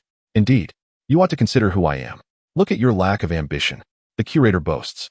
I comprehend, Yu. You suggest that the shapeshifter has indeed encountered the mini-dragon, perhaps even had direct contact with it.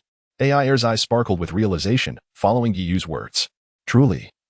Aiair is remarkably astute, Yu praised. However, it is also plausible that it merely saw a trainer possessing a mini-dragon, or that the mini-dragon it encountered had long since departed. Subsequently, as if struck by a sudden thought, Aiair directed her lingering doubts towards Yu. Better to trust the improbable than to dismiss the possible. Even if the odds are but a mere 1 in 1,000, I must investigate. Yu's tone was resolute. Alas, you are indeed a handful, but I shall accompany you to see this through. Aiair sighed in resignation, allowing Yu to take her small hand, though the blush on her fair cheeks lingered unabated. Upon entering the cavern, as they prepared to search for the mini-dragon, they were suddenly startled by the sound of hurried footsteps approaching from nearby. Instinctively, as a martial artist, Yu steadied himself, employing his heightened senses to gauge the environment around him. The occasional twitch of his ears and his focused expression revealed that he was wholly immersed in the task at hand. Observing Yu's demeanor, Aiair refrained from interrupting, instead standing quietly to the side, anxiously watching the fluctuating expressions on Yu's face. After a moment, Yu turned to Aiair, his countenance grave and filled with urgency.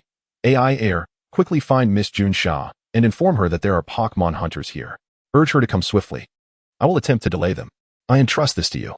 Watching Yu's retreating figure, Aiair opened her mouth, sighed again, and thought to herself how Yu truly adored Pokémon. Whenever trouble arose regarding them, he became utterly fearless. Very well. I shall not be outdone by Yu. A newfound determination flickered in Aiair's eyes as she turned to run back in the direction they had come from. Meanwhile, Yu tread lightly, cautious not to alert the group. As he passed another cavern, he suddenly noticed 2 shadowy figures slowly approaching. Startled, Yu quickly concealed himself, exhaling in relief once he discerned their true identities, astonished to find 2 Pokémon ancient species thought to be extinct, the Ice Dragon and the Ice Colossus. Initially overwhelmed by disbelief, Yu contemplated capturing them with his Pokeballs but ultimately restrained himself. He recalled the earlier conversation he had overheard, realizing that a group was actively searching for these very Pokémon. The Ice Pokémon, upon noticing the sudden appearance of a human, jumped in surprise. The Ice Dragon instinctively hiding its head in the embrace of the Ice Colossus, crying out in distress. Ice. The Ice Colossus let out a reassuring roar, shifting its gaze back to Yu with renewed wariness. Do not be alarmed. I mean no harm. I am a friend, a very good friend. Sensing the vigilance in the Ice Colossus's eyes, Yu raised his hands in a gesture of peace. Pikachu, perhaps sensing its master's predicament, leapt from Yu's shoulder to stand before the Ice Colossus, energetically gesturing to clarify Yu's intentions. As the suspicion in the Ice Colossus's eyes gradually subsided, the human and Pokémon approached the duo. Ice Colossus, do not fear. I shall not harm you. Yu extended his hand to gently stroke the Ice Colossus's head. Meanwhile, Pikachu, having emerged from the Ice Colossus's protective embrace, curiously engaged with the Ice Dragon. Ice Colossus, this place is perilous. You should find a safe spot to hide. Your friend is likely still inside, is it not? Yu glanced at the cavern behind the Ice Colossus, his eyes flickering thoughtfully, urging them to seek refuge. The Ice Colossus regarded Yu with a nod, yet hesitated, expressing concern with a soft cry. Quickly, you must leave this place, Yu reiterated, casting another glance at the cavern behind the Ice Colossus before resolutely stepping inside, accompanied by Pikachu. The Ice Pokémon observed Yu's retreating figure fading into the darkness before deciding to hide with the Ice Dragon. Once inside the cavern, Yu and Pikachu proceeded cautiously. It wasn't long before they encountered a bespectacled man clad in scholarly attire, who, in his anxiety, accidentally kicked a stone. The resulting noise swiftly drew the attention of the group of cloaked figures, who began to approach him. Yu, unwilling to be a mere bystander, lightly tapped the ground with his toes, silently maneuvering to the man's rear. To prevent the man from screaming at his sudden appearance, Yu swiftly covered his mouth.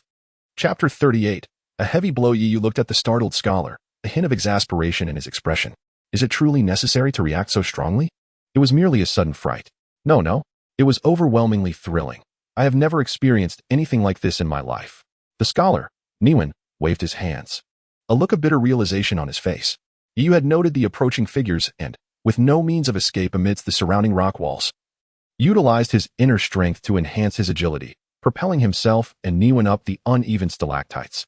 However, the patrolling guards were exceedingly vigilant, their lights occasionally sweeping upwards. Consequently, Yu had to swing back and forth, dodging the beams with Niwen in tow, much to the latter's dismay. I never expected your physique to be so frail, Yu remarked with a wry smile, then shifted to a serious tone.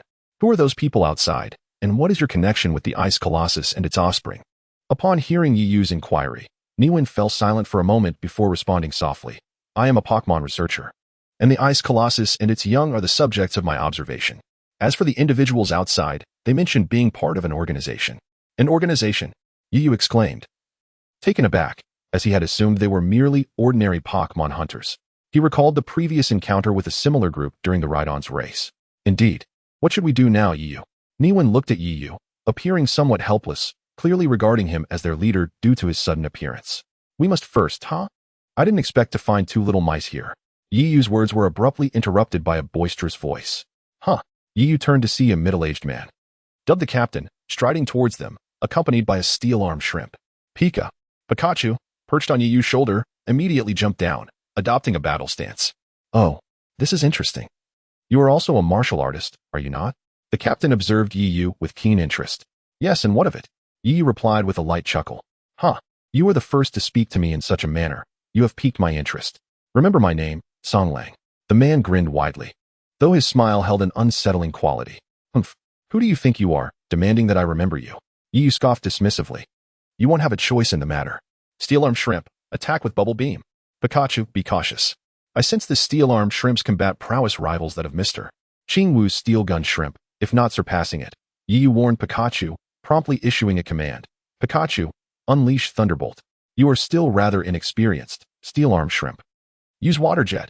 As Pikachu unleashed a Thunderbolt to counter the bubble beam, the Clawitzer transformed into a powerful torrent of water, surging forward with unyielding momentum towards Pikachu. Although Pikachu managed to evade the initial water jet and executed a quick attack, the disparity in the power of their respective moves was too great, resulting in Pikachu being sent flying. Seizing the moment, Pikachu prepared to unleash an Electro Ball. Yu commanded, Clawitzer, use water gun to bring Pikachu down. A massive water gun shot forth from Clawitzer's pincers, not only deflecting the approaching Electro Ball but also striking Pikachu, who was attempting to stabilize in midair, causing it to crash against the rocky wall behind. Pikachu, are you alright? Yu's heart ached as he watched Pikachu slide down the wall. Pika. After regaining its footing with great effort, Pikachu glared defiantly at Clawitzer, eyes ablaze with indomitable fighting spirit. Understanding Pikachu's resolve, Yu felt compelled to support its determination. Gritting his teeth as he issued the command, if we cannot win through brute strength, we shall prevail with speed. Pikachu, use agility to disrupt the opponent. Then follow up with Iron Tail. Huh, I didn't expect you to have some tricks up your sleeve, Clawitzer retorted, preparing to unleash another water gun to sweep across the field. What? Yu was momentarily taken aback, then clenched his jaw, as if wrestling with a difficult decision. Evident hesitation in his demeanor. However, this fleeting moment of doubt quickly solidified into resolve. If you seek to make things difficult for us, rest assured, we will not let you off easy. Pikachu, unleash your full volt tackle. Surrounded by crackling electricity, Pikachu charged forward with relentless determination, colliding with Clawitzer, now enveloped in water and transformed into a formidable water column. The clash of water and electricity erupted in a cloud of mist, and despite Clawitzer's strength, the Volt Tackle, a signature move of Pikachu, inflicted severe damage. However, Pikachu was not unscathed, as the explosive aftermath hurled it away, rendering it unable to continue fighting. Pikachu. Yu leapt forward to catch Pikachu as it fell. That little rascal managed to severely injure my Clawitzer. Songlong raised an eyebrow, surprise flickering across his features, though his tone remained condescending. Humph. Do not underestimate me. Given another year, my Pokémon will surely bring you to your knees. Yu snorted in response, aware that Songlong's arrogance surpassed even his own. Huh. There is no absolute fairness in this world. The victor claims the throne, while the vanquished are left in the dust. Tell me, what Pokémon do you have left to fight? Songlong laughed heartily, unfazed by Yu's predicament. What should we do? Perhaps we should take him on. Niven, observing from the sidelines, felt increasingly anxious yet remained resolute. How infuriating, Yu thought, wishing nothing more than to unleash his Pokémon upon Songlong and teach him a lesson. Yet, he hesitated, aware that even a single one of Songlong's Pokémon was more than he could handle, let alone the possibility of facing multiple. Huh, in this world, only the victor can laugh in the end. You are still too naive. Songlong's mocking laughter rang out, sensing Yeyu's trepidation. Your perspective is flawed. The victor not only laughs in the end, but does so with the greatest joy, Yeyu retorted, his expression shifting from grim to hopeful. What? Chapter 39. Farewell, Jun Shaling. Songlong was taken aback by the sudden change in Yeyu's demeanor. What are you laughing at? Songlong demanded, eyes wide. I laugh at you, for you are even more foolish than a slowpoke, and you claim to be a master-level warrior, Yeyu taunted. What? To think I would fall for your tricks? Songlong, sensing something amiss, swiftly expanded his awareness as a warrior, only to be startled by the presence of numerous police officers surrounding the cave. Leading them was Yeyu's elder sister, Jun Shaling, accompanied by a visibly anxious Aiair. How do you like that? Feeling arrogant now? Yeyu observed Songlong's expression shift dramatically, a satisfied smile gracing his face, as if he had orchestrated the entire situation. I never anticipated that one day the hunter would become the hunted. I concede this round. Next time, luck will not favor you, Songlong declared, decisively waving his hand and retreating with his subordinates. Finally, they're gone, Yeyu sighed in relief, quickly retrieving a healing potion from his storage ring and administering it to Pikachu. Yeyu, are you alright? Jun Shaling and Aiair arrived simultaneously, their concern evident as they surveyed the battle-worn surroundings. I mentioned I would stop by Yaoxiang City. I arrived yesterday, intending to visit you in a few days, but I was delayed by Aiair's report. I never expected to find you here, Jun Shaling explained with a smile. What a coincidence, Yeyu replied, intrigued. By the way, who were those people? It turned out Jun Shaling had witnessed Songlong and his crew retreating upon her arrival. They belonged to an organization. Their leader is referred to as captain by his subordinates. His name is Songlong. Yeyu's expression grew serious at the mention of Songlong. What? Songlong from the organization? He is one of the 8 captains. Not only is his personal strength formidable, but he has also won multiple championships in the Pokémon competitions in the Kalos region, capable of rivaling the Water-type Elite Four. Jun Shaling's face paled upon hearing Yeyu's account. To think you not only managed to severely injure his Clawitzer, but also forced him to retreat. Jun Shaling gazed at Yeyu in astonishment. Feeling a bit bashful under her scrutiny, Yeyu scratched his head awkwardly. It's not as exaggerated as you say. He simply underestimated me. Miss Jun Shaling, hello. I am Niven, a researcher from the Yaoxiang City Research Institute. Due to the incident with that organization, our research Pokémon, Ice Dragon and Snow Dragon, have gone missing. Could you assist me in locating them? Niven approached, clasping his hands in a gesture of request. The onlookers were left speechless, marveling at Jun Shaling's apparent prowess. A few hours later, that must have been an exhilarating showdown, Qingwu remarked, glancing at Jun Shaling standing beside Yeyu and Aiair. Isn't this Miss Jun Shaling? It is indeed an honor to have you grace my humble abode. Mr. Qingwu, it has been quite some time. It is truly my honor to visit your home. Jun Shaling responded with an enchanting smile. You haven't changed a bit, still as lively as ever. Qingwu chuckled. You haven't changed either.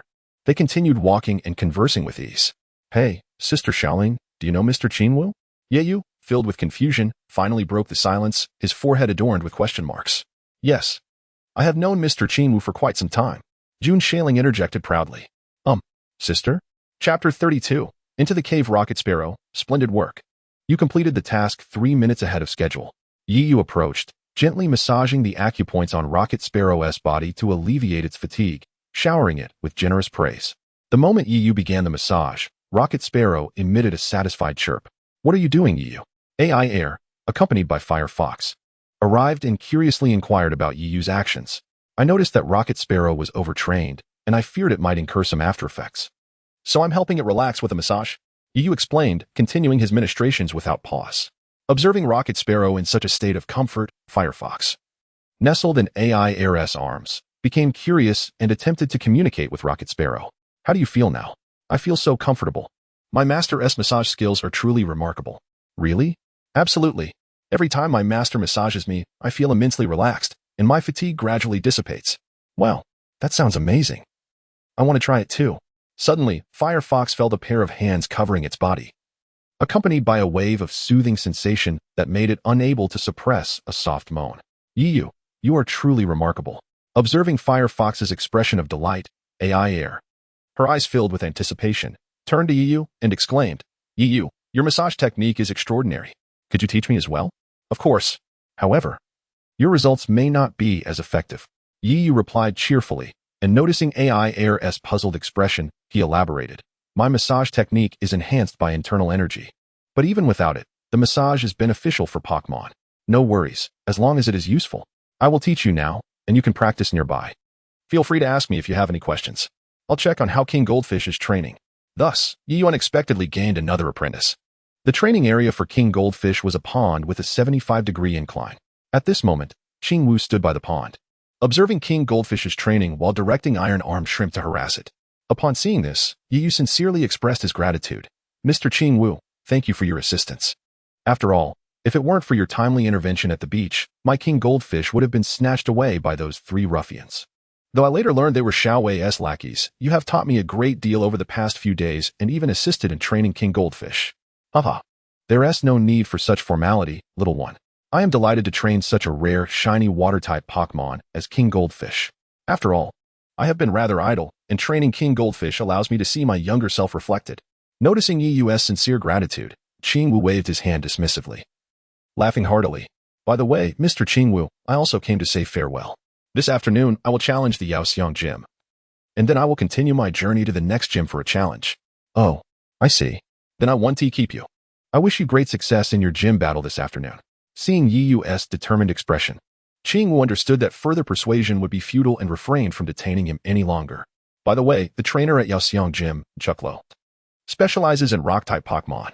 However, I see that the only Pokémon you have that can counter rock types is your water-type King Goldfish. Although other Pokémon may possess moves effective against rock types, they ultimately remain at a disadvantage. Qingwu seemed to recall something and looked at Yiyu with curiosity. After a pause, Qingwu continued, or do you already have a strategy in mind? But that wouldn't be right. Even though your King Goldfish is a shiny Pokémon, it still cannot escape the fate of only knowing Splash and Tackle. Upon hearing Qingwu's remarks, a few beads of cold sweat trickled down Yiyu's forehead. Noticing Yiyu's awkward expression, Qingwu approached and patted his shoulder, offering an expression of admiration. Brave one, I commend you. My spirit is with you. At the seaside of Yaoxiang City, due to the aquarium, many tourists were drawn to this location for leisure. In stark contrast to the surrounding merriment, Yiyu was somewhat troubled as he walked along the shore with Pikachu. Qingwu's earlier words prompted Yiyu to revise his original plan. He decided to heed Qingwu's advice and capture another water-type Pokémon. Thus, Yiyu hurriedly brought Pikachu, who was still resting, to the seaside, eager to capture a water-type Pokémon for the gym battle. Yet, after wandering for quite a while, he encountered not a single water-type Pokémon that caught his eye. In his frustration, Yiyu was completely oblivious to his surroundings. As he approached a section near the coral reefs, he unexpectedly stepped into a void. Seeing Pikachu fall alongside him, Yiyu quickly scooped it into his arms, holding it tightly. Listening to the rushing wind, Yiyu quickly summoned his internal energy, lightly tapping his toes against the surrounding rock walls to land safely. Pikachu, are you all right? Once on solid ground, Yiyu promptly placed Pikachu down and carefully checked it, expressing concern as he spoke. Pika Pika. Pikachu shook its little head, gazing worriedly at Yiyu's arm, which had sustained a minor scrape. I'm fine. No need to worry. Let us see if we can find a way out of here. Noticing Pikachu's concern for his injured arm, Yiyu brushed it off, gently ruffling Pikachu's head in reassurance. Upon landing, Yiyu had the chance to observe his surroundings. Now, as he took a closer look, he found himself surrounded by an intricate network of caves, with the walls embedded with unknown stones that emitted a soft glow, illuminating the caverns with an enchanting beauty. I never expected this place to possess such hidden wonders. Yiyu chose a direction, walking while admiring the scenery. Pika. Pikachu agreed enthusiastically. Suddenly, a series of sounds echoed, creating a cacophony. Not good. A swarm of Zubat. Get down. Yiyu exclaimed, swiftly dropping to the ground while pressing Pikachu down as well. It seemed that Yiyu and Pikachu's voices had inadvertently attracted the swarm of Zubat. As the Zubat flew away, a shadow darted past Yiyu. By the time he turned to look, it had vanished without a trace. Pika, Pika. Pikachu wriggled free from Yiyu's grasp, pointing excitedly at a path ahead and calling out insistently. Pikachu, did you see a shadow pass by just now? Noticing Pikachu nodding vigorously, Yiyu cautiously asked, are you indicating that I should take this path? Pika. Understanding Yiyu's interpretation, Pikachu dashed ahead. Wait for me, Pikachu. Yiyu hurriedly followed suit.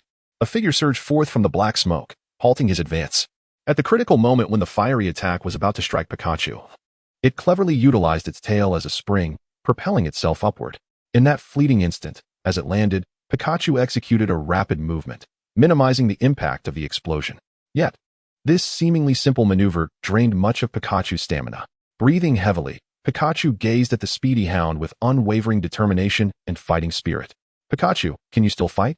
Yu asked, concern lacing his voice.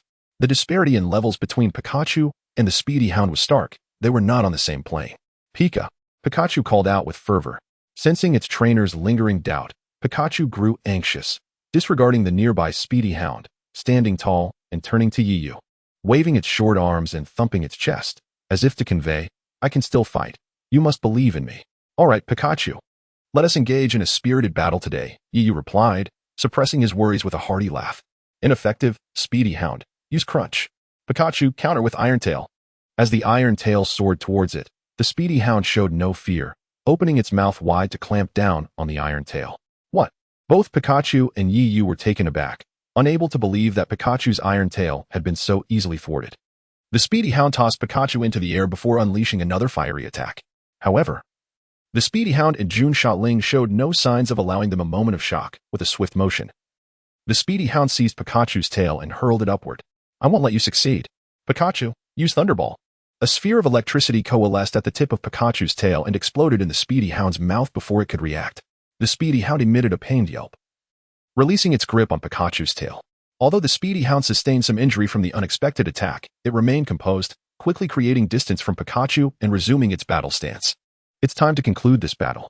Speedy hound, use Flame Charge. Pikachu, employ Volt Tackle. The two Pokémon, one enveloped in electricity and the other cloaked in flames, approached each other at breakneck speed. The collision of electricity and fire sparked a cascade of brilliant explosions in the air. Ultimately, due to sheer power, Pikachu was sent tumbling by the speedy hound, landing on the grass nearby, rendered unable to continue the fight. Pikachu has lost its fighting ability. The speedy hound is victorious. The referee Qing Wu announced timely. Yu clenched his fists. His sister's speedy hound was undeniably formidable. Pikachu's ultimate move, despite its strong attribute, had failed to inflict significant damage on the speedy hound, resulting in Pikachu's defeat. Yet, this was precisely what made the challenge intriguing. He silently vowed to surpass his sister's towering presence. A smile unconsciously crept across his lips, observing from the opposite side. Jun Shaoling's previously fierce demeanor softened into a stunning smile. Sister Shaoling, I've lost this time, but I will capture a speedy hound and defeat yours in the future, Yu declared, cradling the injured Pikachu as he faced Jun Shaoling. I await that day. Jun Shaoling murmured, watching as Yu carried Pikachu toward their quarters. The following morning, after breakfast, Yu and Aiair packed their belongings and departed from Qing Wu's estate. At that moment, within the confines of Qing Wu's estate, Jun Shaoling, seated on her police motorcycle, addressed Qing Wu with a respectful nod. Very well, Mr. Qing Wu, I shall take my leave now. She placed her hand against her forehead. For Qing Wu had been incessantly chattering since their meal, his words trailing into the present. All right, I promise to deliver that suggestion letter to my grandmother. I have matters to attend to, so I must go. I haven't finished speaking yet, Qing Wu remarked, exasperation evident as he watched her motorcycle recede into the distance. Yu, there's a small stream nearby. Let us rest there for a moment. Okay. After departing from Qing Wu's estate, Yu and Aiair, having traveled for several days, arrived at a charming brook and set up camp. Everyone, come out. With a series of bright flashes, Rocket Sparrow, Ditto, and Golden Magikarp appeared before them. You too, Firefox. Aiair, not to be outdone, took out another Pokeball and tossed it, exclaiming, there's a stream here. Come out and stretch your fins, Cho-Cho fish. Aiair, I see your berries are nearly depleted. Allow me to gather some for you.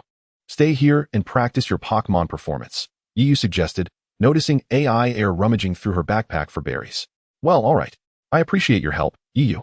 Aiair hesitated but ultimately agreed with a smile. Haha, it's no trouble at all. After all, you've taken care of me so much in the past. This time, let me assist you.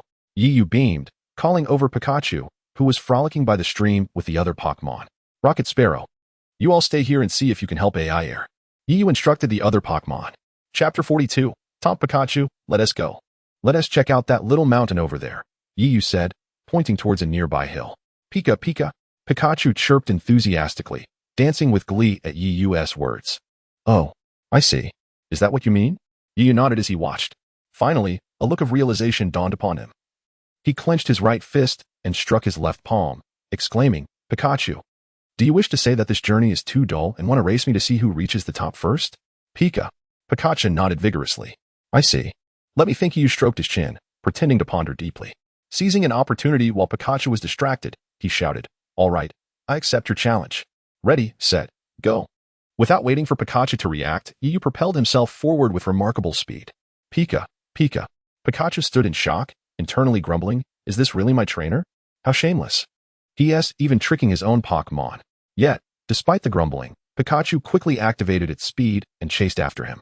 Meanwhile, at the campsite by the brook, Aiair began training Firefox for its Pokémon performance. Firefox, first use Flame Vortex, then follow with Psybeam. Aiair's expression was serious as she watched the dazzling Flame Vortex. Now, Firefox, use Ember. The sight of fiery embers cascading like rain captivated the attention of the playful Ditto and Rocket Sparrow nearby, leaving them momentarily spellbound. Even Golden Magikarp, usually active in the water, paused to observe. Not far from Golden Magikarp, a small fish with speckled markings, Aiair's Pokémon Cho-Cho fish, watched enviously. Wishing it could be Firefox and perform alongside its trainer, basking in the audience's admiration. It was solely due to its unappealing appearance that it dared not express itself. Feeling inferior, it could only retreat to a corner, silently observing the scene before it. How it longed for its master to take notice of its existence. Alas, the wishes of the ugly fish were destined to remain unfulfilled. At that moment, Aiair was wholeheartedly engrossed in the enchanting performance of the Pokémon, completely oblivious to the peculiar presence of the ugly fish not far away.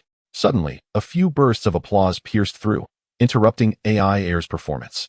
You must also be a Pokémon performer, she heard someone say. Turning in the direction of the voice, she beheld a fashionably dressed girl, adorned with a straw hat and sporting high-heeled sandals, striding towards her with an air of arrogance. Accompanying her were a purple Pikachu and a fully blue Vulpix. The shimmering Pokémon, astonishingly, numbered 2. Aiair immediately noticed the 2 radiant creatures trailing behind the woman. Hey, I'm speaking to you, the woman declared with an air of arrogance, prompting Aiair to furrow her delicate brows. Yet, out of courtesy, she replied, indeed. My name is Aiair, and I am a Pokémon performer. May I inquire about your identity? My name is Jinghua, and I too am a remarkable Pokémon performer. After introducing herself, the woman named Jinghua continued with an air of pride, stating, I just witnessed your performance. It feels quite pleasant. Shall we have a competition? I have no interest. If there is nothing further, please step aside, as I must continue with my Pokémon performance training. Her haughty demeanor inevitably made Aiair feel somewhat uncomfortable, prompting her to refuse with a retort. Humph. Damn it. No one can refuse me. Upon witnessing this, Jinghua let out a cold snort and promptly issued commands to the 2 Pokémon at her feet. Pikachu, employ the finger flick technique. Vulpix, unleash flamethrower. Transform, transform. Rocket. Rocket. In close proximity to Aiair, the mischievous Ditto and the spirited Rocket Sparrow played, yet they remained ever mindful of their master's instructions. Upon witnessing someone audaciously command a Pokémon to attack, they felt an urgent need to protect their beloved Aiair, whom their master had entrusted to them, as Leaf's Pokémon perceived. In a flash of resolve, Ditto disregarded all caution and transformed into the form of the baby Tyrannosaurus it had previously battled.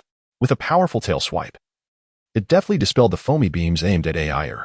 Meanwhile, Rocket Sparrow was equally diligent, vigorously flapping its wings to unleash a fierce gust that intercepted the fiery blasts directed at Aiair mid-flight. How infuriating.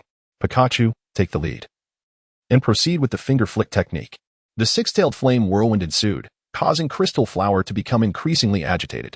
Before Aiair could react, commands for an offensive against Pikachu and the 6-tails were issued. This time, Pikachu demonstrated remarkable courtesy by unleashing the wrath of the dragon. Upon witnessing the furious attack, the shapeshifter took the situation seriously, promptly executing the Rock-type Pokémon's ultimate move, Rock Closure, truly deserving of its reputation as one of the Rock-type's most formidable techniques. Rock Closure not only successfully intercepted the incoming wrath of the dragon, but the resultant shockwave also sent Pikachu tumbling, leaving its eyes swirling in a daze, incapacitated. Though it may seem prolonged, it transpired in but a fleeting moment. Is this your way of hospitality? Upon witnessing her Pokémon rendered completely incapable of battle, Jinghua became even more incensed and retorted. Indeed, the type of trainer one possesses reflects the caliber of Pokémon they command. How unexpectedly rude. Oh dear. Do not mention that hideous Pokémon. Do not say it belongs to you. With a fleeting glance from her crystalline eyes, it seemed she had made a discovery. Her finger pointing towards the ugly fish of Aiair in the water, her tone brimming with arrogance. Meanwhile, the fish, already burdened by sorrow, sank deeper into the water. Its despondency amplified. Oh dear, whose tongue is so foul? The scent can be detected from a great distance. A sudden, frivolous voice echoed from a distance. Chapter 43, Meanness. Upon hearing the voice from behind, Jinghua's anger intensified. She turned, ready to retort, only to see a young man clad in white attire, leisurely approaching her with a Pikachu by his side. I initially thought it was someone significant, but it turns out to be just a pretty boy. Jinghua held her head high, casting a disdainful glance at Yiyu, her tone still dripping with contempt. Aiair, what has transpired? Why is there an unreasonable girl causing a disturbance here? Yiyu remained unfazed as he passed by Jinghua. He did not spare her a glance, but proceeded directly to Aiair, inquiring with a hint of confusion. You rude boy, Jinghua exclaimed, her irritation palpable. She had never encountered such a discourteous young man before, those she had met in the past had either strived to impress her or endeavored to win her favor. Yiyu was the first to dare to scold her, while simultaneously ignoring her presence, a fact that incensed the proud Jinghua. Unbeknownst to her, Aiair had recounted the entire saga of Yiyu's past to him. It appeared that she was indeed a spoiled young lady, excessively indulged. Upon hearing Aiair's account, Yiyu couldn't help but internally label Jinghua as a capricious and willful young lady, given that the girl named Jinghua possessed such traits. Aiair might as well engage in a contest with her. Observing Jinghua's apparent determination to remain until Aiair accepted her challenge, Yiyu found himself at a loss, pondering how he could possibly resort to force to expel such a delicate young woman. I couldn't help but express my curiosity, saying, I am quite intrigued to discover what a Pokémon performance entails. I have been listening to you speak of the enchanting performances of Pokémon for quite some time now, yet I have yet to witness them for myself. After speaking, she put on a pitiful expression as she gazed at Aiair. Very well then. Upon encountering Yiyu's expression, Aiair felt a twinge of hesitation in declining. Jinghua, I shall accept your challenge. However, I would prefer not to achieve victory through unfair means. Let us proceed this way. You should first take your Pokémon to the Pokémon Center for healing, while we will be camping here for the next few days. Aiair stood before the shimmering flower not far away, her expression serious as she spoke. All right, I promise you, I shall return to seek you out in 2 days' time. In the clear depths of her pupils, the earnest and sincere visage of her beloved child was reflected. Jinghua gently pressed her lips together, and then, with a somewhat stammering tone and a voice as faint as a whisper, she uttered, I apologize. What did she say? Aiair murmured softly, her voice barely audible. Due to its faintness, she failed to articulate her apology clearly. However, as a martial artist, Yiyu possessed remarkably acute senses and undoubtedly caught the essence of Jinghua's contrition. He couldn't help but inwardly reflect. It seems her heart is not entirely devoid of kindness. Alas, Aiair, upon hearing Yiyu's reminder, was momentarily taken aback. For she too had not anticipated that the previously haughty Jinghua would utter an apology. As time passed, the 2-day deadline they had agreed upon approached swiftly. During this interval, however, an astonishing event transpired. After Jinghua's departure, Aiair found her perception of her profoundly altered, yet the words she had spoken about the ugly fish pierced her heart like a thorn.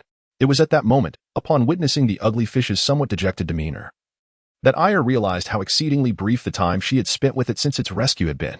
Suddenly, a memory surfaced in Aiair's mind, recalling a time when Yiyu had just tamed the Golden Koi King. Observing Yiyu as she trained the Golden Koi King, Aiair, puzzled, inquired, Yiyu, what compels you to train the Golden Koi King? Although it is a dazzling Pokémon, Magikarp ultimately remains the Golden Magikarp, no matter how much training is undertaken. Its combat prowess remains disappointingly low. Upon hearing Aiair's question, Yiyu paused his task, his clear gaze fixed intently on her. Aiair, I am uncertain how you train your Pokémon, nor do I grasp your definition of them, he began earnestly. His expression grew solemn as he continued, yet for me, Pokémon are far more than mere creatures. They have stood by my side during my most helpless moments, offering care and support, bringing joy to my life. They resemble my friends and family. Aiair was taken aback by Yiyu's heartfelt words, her mouth agape in surprise. She had never anticipated that the ever-smiling Yiyu could express such poignant sentiments. Moreover, since you have captured them, irrespective of their strength, you bear the responsibility to train them. Such is the duty of a Pokémon trainer. Noticing Aiair's silence, Yiyu pressed on. His beaming smile and earnestness left a lasting impression on Aiair's mind. Following the earlier chaos with Jinghua, Aiair realized that she had neglected Cho-Cho-Yu, acknowledging that her efforts as a trainer had been inadequate. Consequently, in the days that followed, she devoted her time to Cho-Cho-Yu, ensuring to include Huahuli as well. Perhaps it was the sudden attention from Aiair that filled Cho-Cho-Yu with warmth, leading to its unexpected evolution, radiating a brilliant white light. Yiyu was indeed correct. Upon witnessing the Pokémon with red eyes, an elongated head with a slight protrusion at the end, adorned with red eyebrows extending from above its eyes, and the red fin-like appendages framing its head, Aiair's heart swelled with joy. The tail, covered in blue and pink scales and marked with black stripes, bore 4 large blue scales at the tip, each adorned with a red, resembling a fan. At that moment, Aiair could only think, wonderful. Venus, you are now one of the most beautiful Pokémon. I look forward to your future companionship. Congratulations, Aiair. You can now perform alongside Venus, Yu remarked with genuine joy. Indeed. Thank you, Yu. Mina. All right, Venus, let us rehearse while we have the time. We must astonish Jinghua, who has underestimated you. Aiair declared, her small fists raised in excitement. Witnessing her determination, Yu felt a surge of enthusiasm and anticipation himself. Without hesitation, Aiair led the newly evolved Venus into training under the glow of the setting sun. Unbeknownst to her, this moment was captured by Yu's brush, immortalizing the scene. Chapter 44. Aiair and Yu, look ahead, we have arrived at Sualuo City. Indeed. Let us hasten to the Pokémon Center to relax and rejuvenate before I challenge my gym battle and your Pokémon performance, Yu replied. His excitement growing as he spotted the towering buildings. After days of travel, they finally reached the outskirts of Sualuo City. As for Aiair's performance against Jinghua, it ended unexpectedly in a tie. Although Yu was not well-versed in Pokémon performances, he held unwavering confidence in Aiair's capabilities. He was astonished to discover that the spoiled and headstrong Jinghua possessed a talent that even Aiair had to acknowledge. Upon seeing Venus, Jinghua was immediately captivated. When she realized that Venus was the evolved form of the Cho-Cho she had previously mocked, her eyes widened in disbelief. This amusing scene remained etched in Yu's memory. After a 30-minute journey, Yu and Aiair finally arrived in Sualuo City. We have finally reached Sualuo City. Aiair, let us visit the Pokémon Center, then explore the city, Yu said with a beaming smile. Pikachu, perched on Yu's shoulder, chimed in with delight, waving its little arms. Yes, Aiair replied, her face lighting up with a sweet smile. At the Pokémon Center, Yu addressed Nurse Joy. Sister Joy, could you please take care of Pikachu and these Pokeballs? He handed them over to her. Nurse Joy, I entrust you with my Huahuli and Venus as well. Aiair added politely. Certainly. Chansey, could you come here? Nurse Joy called for Chansey to assist in taking Pikachu and the others to the treatment room. Afterward, she handed 2 keys to Yu and Aiair. Here are the keys to your rooms. If you need anything, feel free to come to the front desk, Nurse Joy said, her gentle smile radiating warmth. Thank you. Sister Joy. Thank you, Nurse Joy. Yu and Aiair expressed their gratitude as they took the keys and proceeded to find their respective rooms according to the room numbers. Nothing is as comfortable as a soft bed. Once I lie down, I feel utterly unwilling to move, Yu exclaimed as he flopped onto the plush mattress. Before he knew it, a wave of drowsiness washed over him, and he drifted into a deep sleep. As the sun set and dusk approached, a knock on the door roused Yu from his slumber. Who is it? He mumbled, his eyes bleary as he opened the door. You truly are something. We agreed to go out together, yet you ended up sleeping the entire afternoon, Aiair complained, holding Pikachu in her arms. I slept for so long? My apologies. Yu scratched his head sheepishly, glancing at the darkening sky. Suddenly, a thought struck him. Aiair, how about we go out tonight? I heard there will be a Pokémon competition in the city center. I suspect your interest lies in attending that Pokémon competition in the city center.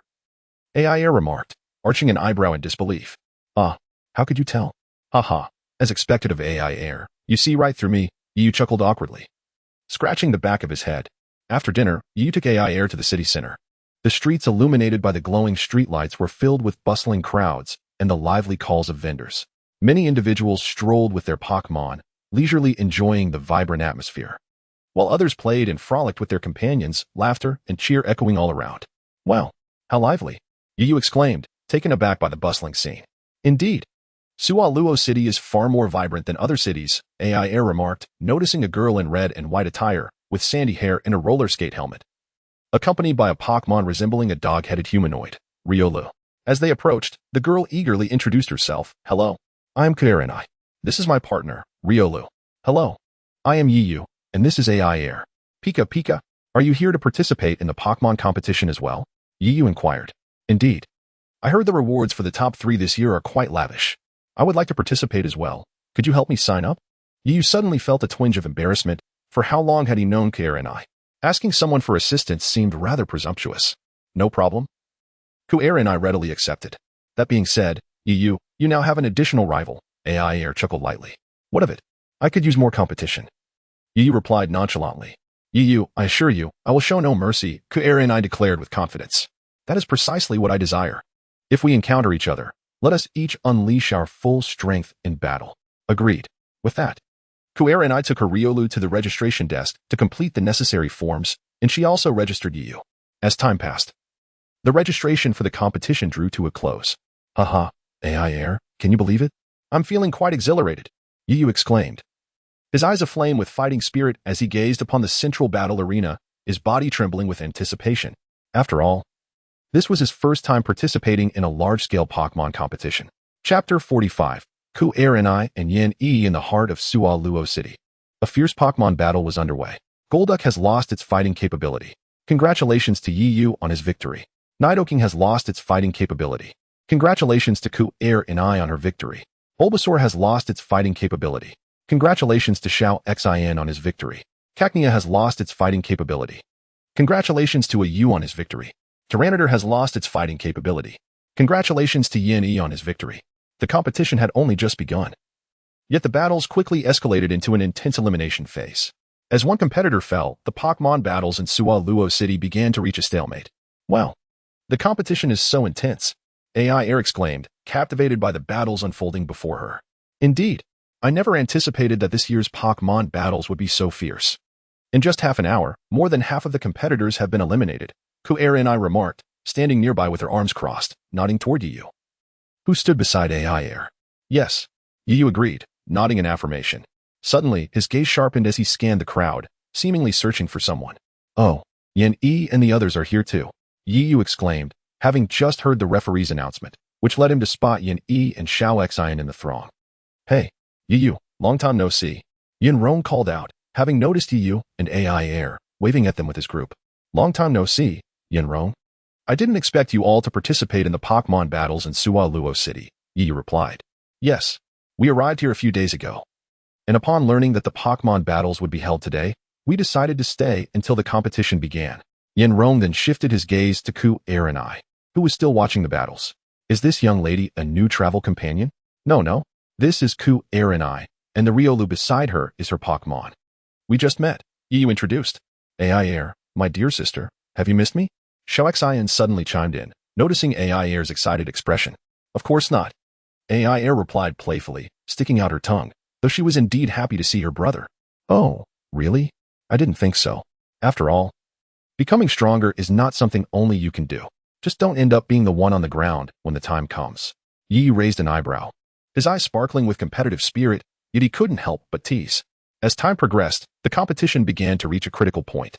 Now, after the intense elimination rounds, we will announce the finalists, Xiao Xin, Yu, Aiair and I, and Yin Yi.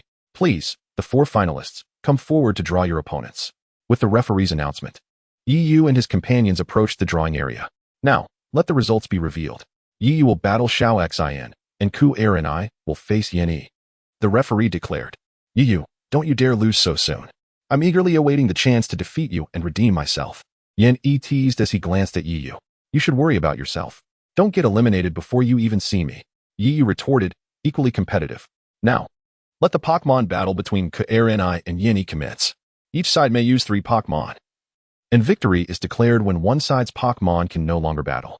The referee explained the rules before signaling the start of the match. Go, Dunsparce. Your turn, Masana. Dunsparce, take the initiative with Swift. Masana, dodge and use Confusion. Dunsparce, follow up with Double Edge. The clash of attacks echoed in the arena as the battle intensified. Nice move. Masana, use Meditate. Aiair and I commanded calmly. You won't get your way. Dunsparce, use Fury Swipes. As Dunsparce approached Masana, Aiair and I remained composed, instructing Masana. Now use Psychic. Just as Dunsparce was about to strike, a blue aura enveloped it, rendering it immobile mere centimeters from Masana. Well done, Masana. Now throw Dunsparce away. Aiair and I cheered, her small fists pumping in excitement. Dunsparce, break free. Yin Yi shouted urgently. Wow, I didn't expect Aiair and I to be this formidable. Causing my brother to panic. Yin Rong observed from the audience, unable to suppress his admiration. Unfortunately, despite Yin Yi's urgency and Dunsparce's struggles, Masana hurled it skyward. Masana.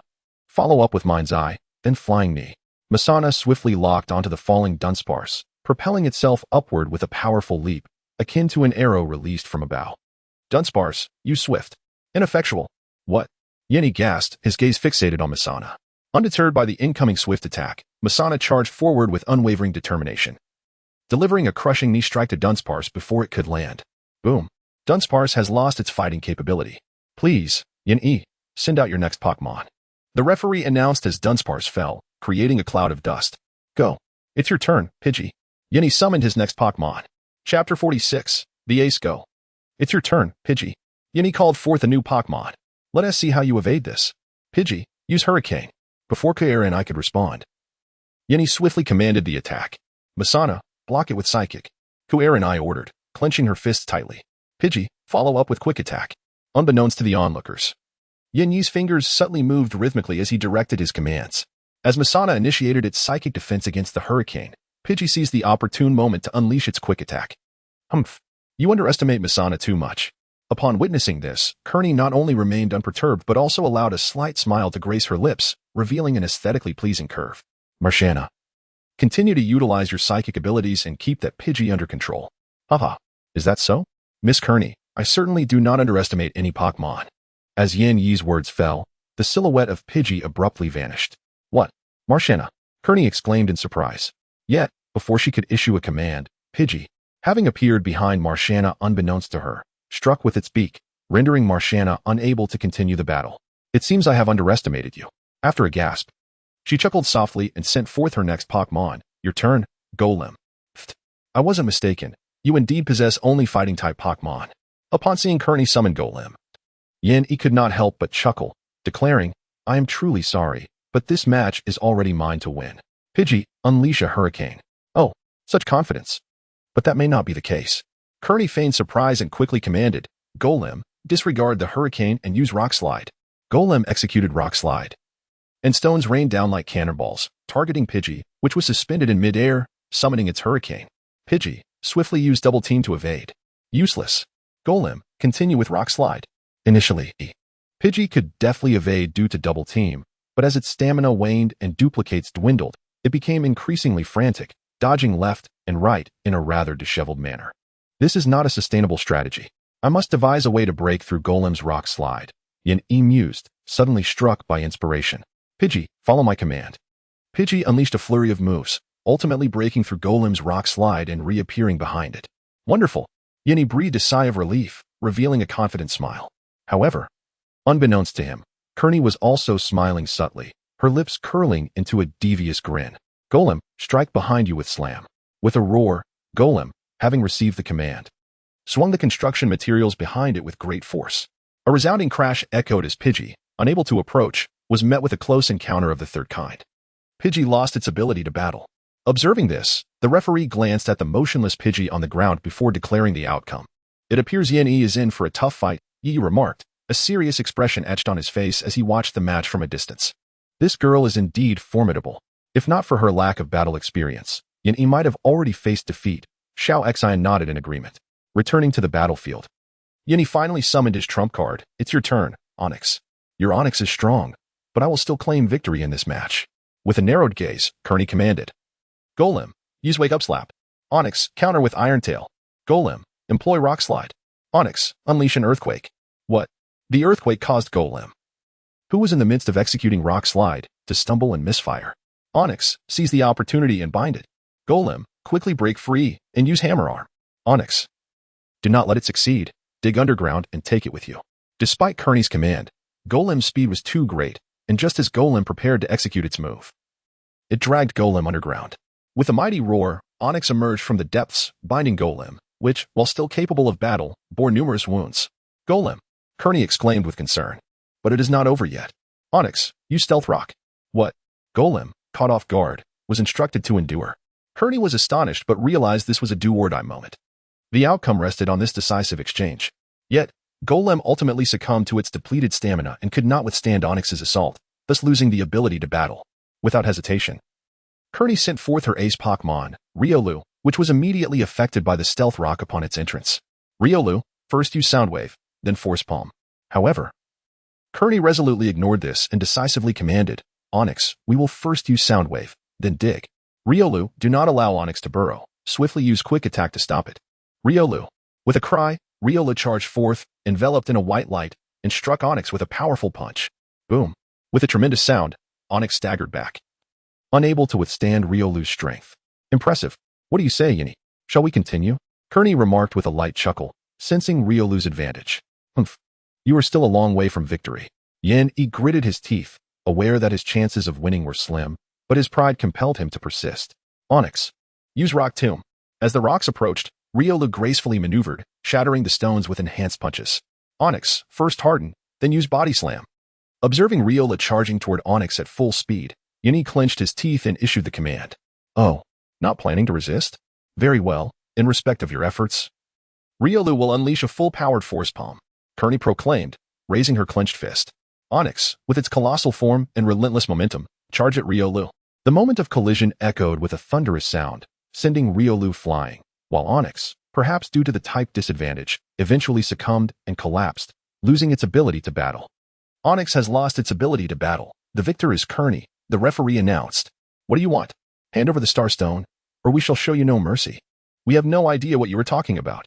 At this moment, the arena was in chaos as several middle-aged men clad in black suits pressed forward. Disregarding Miss Junch's attempts to intervene, heading straight toward Yu and his companions. Hand over the Star Stone. I wish to avoid unnecessary trouble. One of the apparent leaders intoned ominously, addressing Miss Junsha, who stood at the forefront of the crowd. Come forth, Houndoom. Use Flamethrower. Miss Junsha summoned Houndoom. Humph.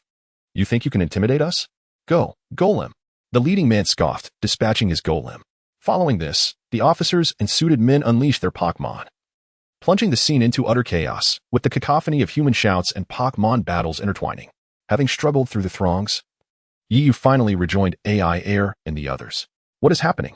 Kearney inquired with curiosity. I don't know, Xiao Xian replied, shaking his head. This cannot be a good situation. Yu paused, noticing Aiair and the others looking to him for answers, and calmly analyzed, under normal circumstances. If such a situation arose, the gym leaders should intervene. Until now, the dojo trainer of the Sarola dojo has yet to make an appearance, which suggests he must be facing some sort of trouble. Indeed, Yu's observation holds merit. Yin Rong nodded in agreement, his gaze suddenly sharpening as he pointed towards the Pokémon engaged in a chaotic battle. This is bad. Those officers' Pokémon are on the verge of collapsing, he remarked with growing concern. Let us join forces to assist them. Strength in numbers, interjected the usually silent Aiair, prompting a moment of surprise from Xiao Xian and the others, who turned their attention to her. Although they had contemplated aiding earlier, they hesitated out of fear of hindering others. Aiair is right. We should lend a hand, Yu affirmed, calling upon Pikachu, who stood at his feet, and immediately heading towards the fray. Come on, Pikachu, let's help. Pika. Pikachu responded eagerly, following closely behind Yu. Wait for me, Yu, let's go together. Aiair exclaimed, her eyes sparkling with admiration as she dashed forward. This left Yin Rong and the others momentarily stunned, exchanging bewildered glances, until Xiao Xian was the first to shout and chase after them. Hey, Aiair, wait for me. We should help too. Yin Rong followed suit. How infuriating. I never expected Junsha's Rapidash to be so formidable. The middle-aged man leading the group observed the deadlock between the Pokémon, his eyes narrowing with displeasure. Originally, I intended to spare your life due to your affiliation with the Junsha family, but your lack of awareness leaves me no choice. Remember, it is the Ghost Hand who will end you. With that, the man known as Ghost Hand lunged towards the still-dazed Miss Junsha. In a swift motion, he revealed a glimmering dagger, aiming it menacingly at her. Miss Junsha initially panicked at the sight of the blade, but quickly regained her composure. Adopting a grappling stance, she prepared to subdue Ghost Hand. However, she underestimated him. With a slight tremor of his wrist, he swatted her hand aside and delivered a swift kick, sending her flying backward. Humph! With such feeble skills, you dare to challenge me? I am a martial arts practitioner. Ghost Hand scoffed disdainfully. Seizing the opportunity, he advanced, dagger poised to strike at Miss Junsha's heart. As the blade drew closer, despair washed over her, and she resignedly closed her eyes, never imagining that Ghost Hand was a martial artist. Yet, after a moment of waiting, she felt no pain. Instead, her body, which had been hurtling backward, suddenly felt light. Curious, she opened her eyes to find a young man in white, with a Pikachu perched on his shoulder, standing before her, his fair hand gripping the dagger aimed at her. A commanding voice rang out. Martial artist? Apologies, but I too am one. Who are you? How dare you obstruct our actions for the anti-league? Are you tired of living? Ghost Hand seethed, astonished that a mere boy could thwart his deadly strike. Humph. Who am I? You lack the qualification to know. Yi retorted disdainfully. Using the dagger, he pulled forward and, leveraging the motion, delivered a powerful punch to Ghost Hand's chest, sending him crashing backward, inadvertently knocking down one of his subordinates. What are you all waiting for? Attack. Go. Ghost Hand exclaimed. Scrambling to his feet, rage flooding his eyes as he glared at Yi. Charge. Kill that brat. The men in suits drew gleaming blades, charging at Yi. Unfazed. He coldly scoffed. Pikachu, go assist the officer's Pokémon. I'll handle these insignificant nuisances. Pikachu leaped onto Yi's shoulder before joining the fray of Pokémon battles nearby. As the blades approached, Yi channeled his inner strength into his hands, transforming them into fists, and with a speed surpassing his attackers. He struck their chests with tremendous force. The men in suits were momentarily stunned, unable to comprehend how easily Yi dispatched two of their own. Is that the Eight Extremes fist? A form of Chinese martial arts? Who exactly are you, boy? Ghost Hand's pupils contracted in shock as he witnessed Yi's poised fighting stance. Humph, you talk too much. While Ghost Hand was still reeling from the revelation, Yi swiftly dealt with the remaining subordinates and approached him, unleashing another punch. What? Realizing danger was imminent, Ghost Hand instinctively raised his hands to block. The sound of their clash echoed in the air as he stumbled back, his heart racing with fear. Struggling to steady himself, he pointed a trembling finger at Yi. Why, you're a master. At that moment, Ghost Hand realized that Yi's effortless defense against his earlier attack was no stroke of luck. He genuinely possessed formidable strength. Humph. It's far too late for you to understand now. Yi advanced slowly, each step resonating ominously like a death knell for Ghost Hand. What do you want? I am a member of the Anti-League. He stammered. The Anti-League, the most nefarious organization in the world. Indeed. However, if you choose to abandon this matter now, I may let you go without repercussions, Yi proposed, observing Ghost Hand rise with a newfound arrogance. Oh, is that so?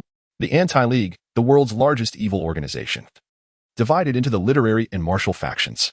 The literary faction predominantly comprises wealthy Pokémon trainers, while the martial faction consists of martial artists. Yi noted the growing terror in Ghost Hand's expression, smirking as he continued, and I presume you belong to the martial faction, perhaps even an outer member. What do you know? Ghost Hand stuttered, trembling as he pointed at Yi. The information he possessed was scarce, yet not something just anyone could access, let alone a mere boy like Yi. You needn't concern yourself with how I know this. Humph. Do you think you've got me completely figured out? Ghost Hand suddenly sneered. Oh, is that not the case? Then take a look at this. He withdrew two small, black balls adorned with flame patterns from his sleeve, clutching them tightly as if they were his lifeline. These are the Tongmen's secret weapons, the Thunder Bombs. I can't believe you actually possess them. Yi's eyes widened slightly at the sight of the weapons, memories of his 6 years of travels flooding back. The Thunder Bombs, a unique weapon from the Tangmen of Sichuan, possessed immense destructive power capable of injuring even a master-level expert, let alone Pokémon with enhanced durability. Humph.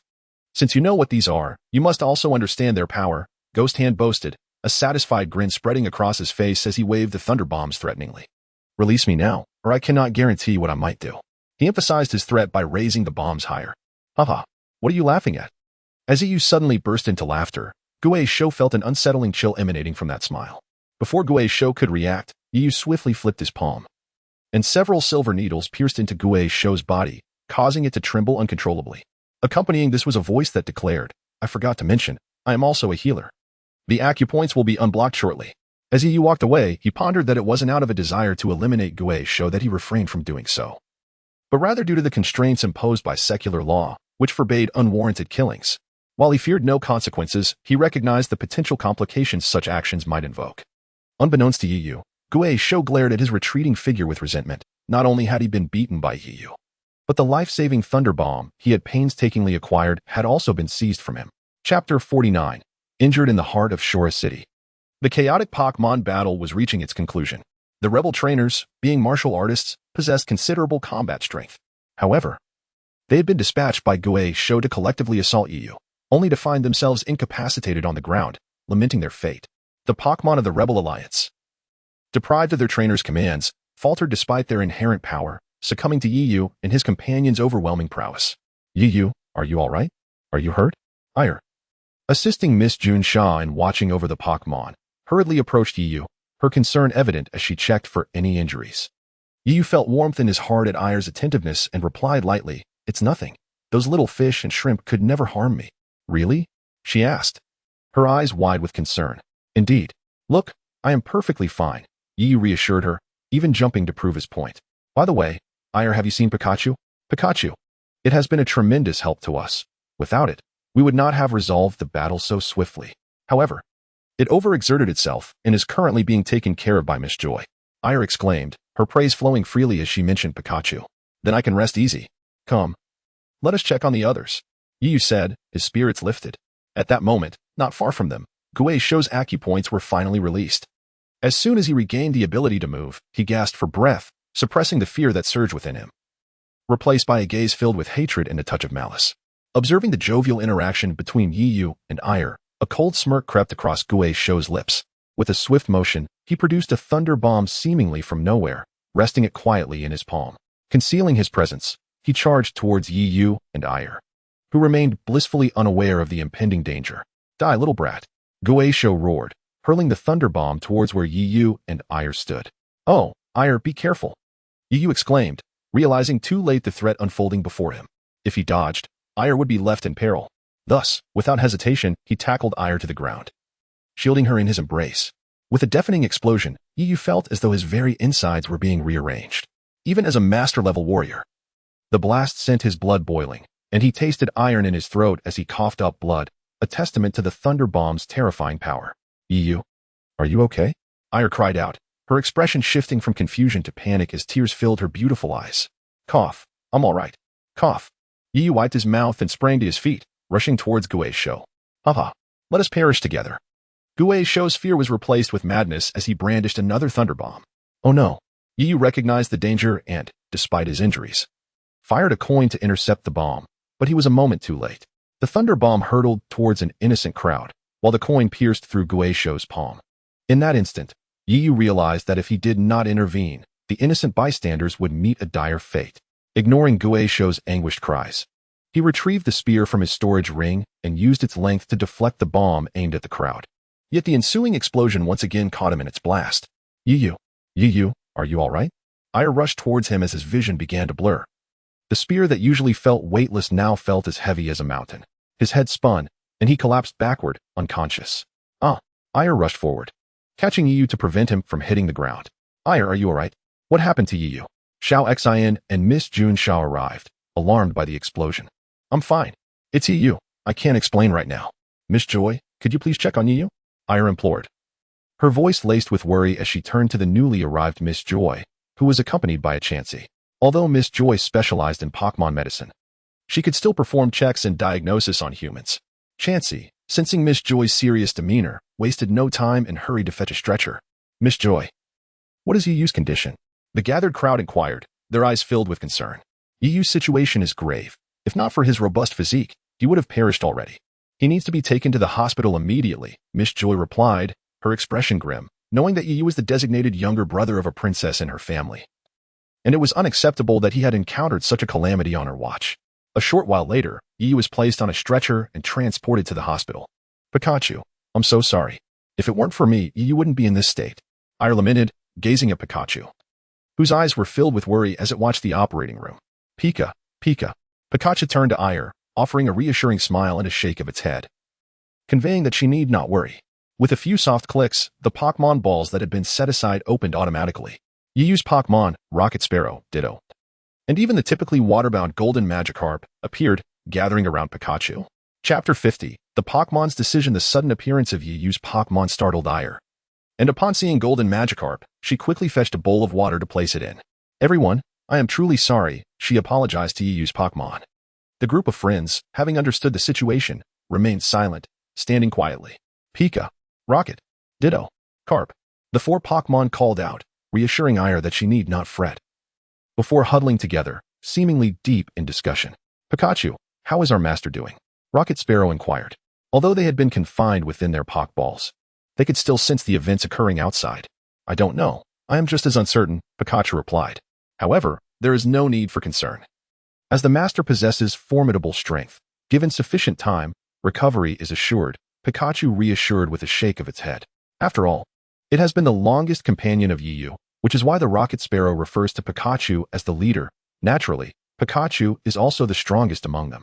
Alas, we are ultimately too weak to assist our master, lamented the Ditto with a hint of dejection.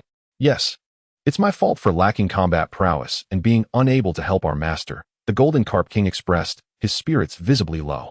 Don't be disheartened, old Gene. The master has assured you that once you evolve and grow, you will undoubtedly surpass me, Pikachu said, attempting to console the Golden Carp King upon noticing his somber mood. After hearing the Rocket Sparrow's words, the three Pokémon fell into contemplation. I believe we can do this, Pikachu, the leader, decisively announced. Let's prepare and head for the gym battle shortly, suggested the Rocket Sparrow. Indeed, that sounds feasible. Based on our past experiences at gyms, the opponent will likely send out 3 Pokémon. As for you, old Gene, since we plan to walk to the gym and your mobility is limited, you should stay here, Pikachu remarked apologetically to the Golden Carp King. It's all right, you all go ahead. Remember to cheer for me as well, the Golden Carp King replied. His mood a mix of disappointment and resentment, especially since his initial companion, the ugly fish, had already evolved into a Milotic while he remained the weakest Pokémon.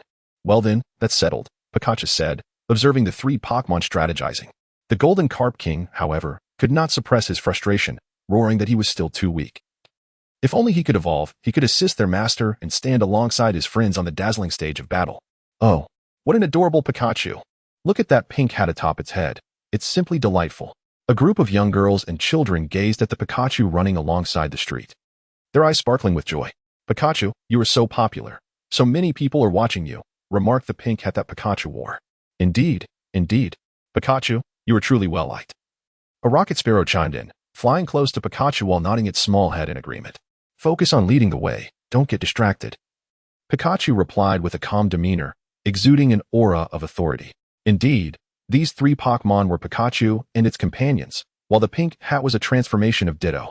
The Golden Carp King was taken to a waterfall by Aiair for training, a request he had made himself.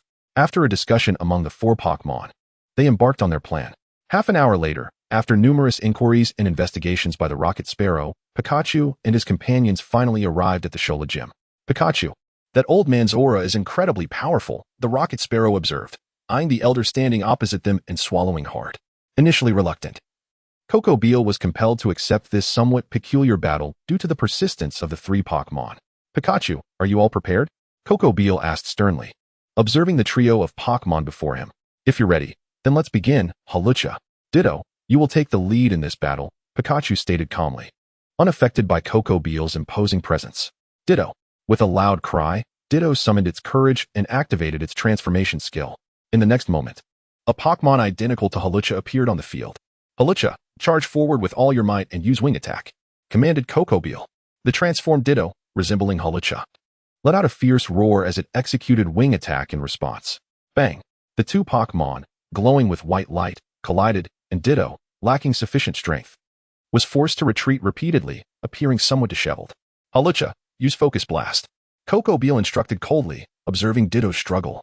In a hurried response to the incoming Focus Blast, Ditto attempted a weaker version of the move, Wing Attack, although the 2 Focus Blasts canceled each other out amidst the smoke from the collision.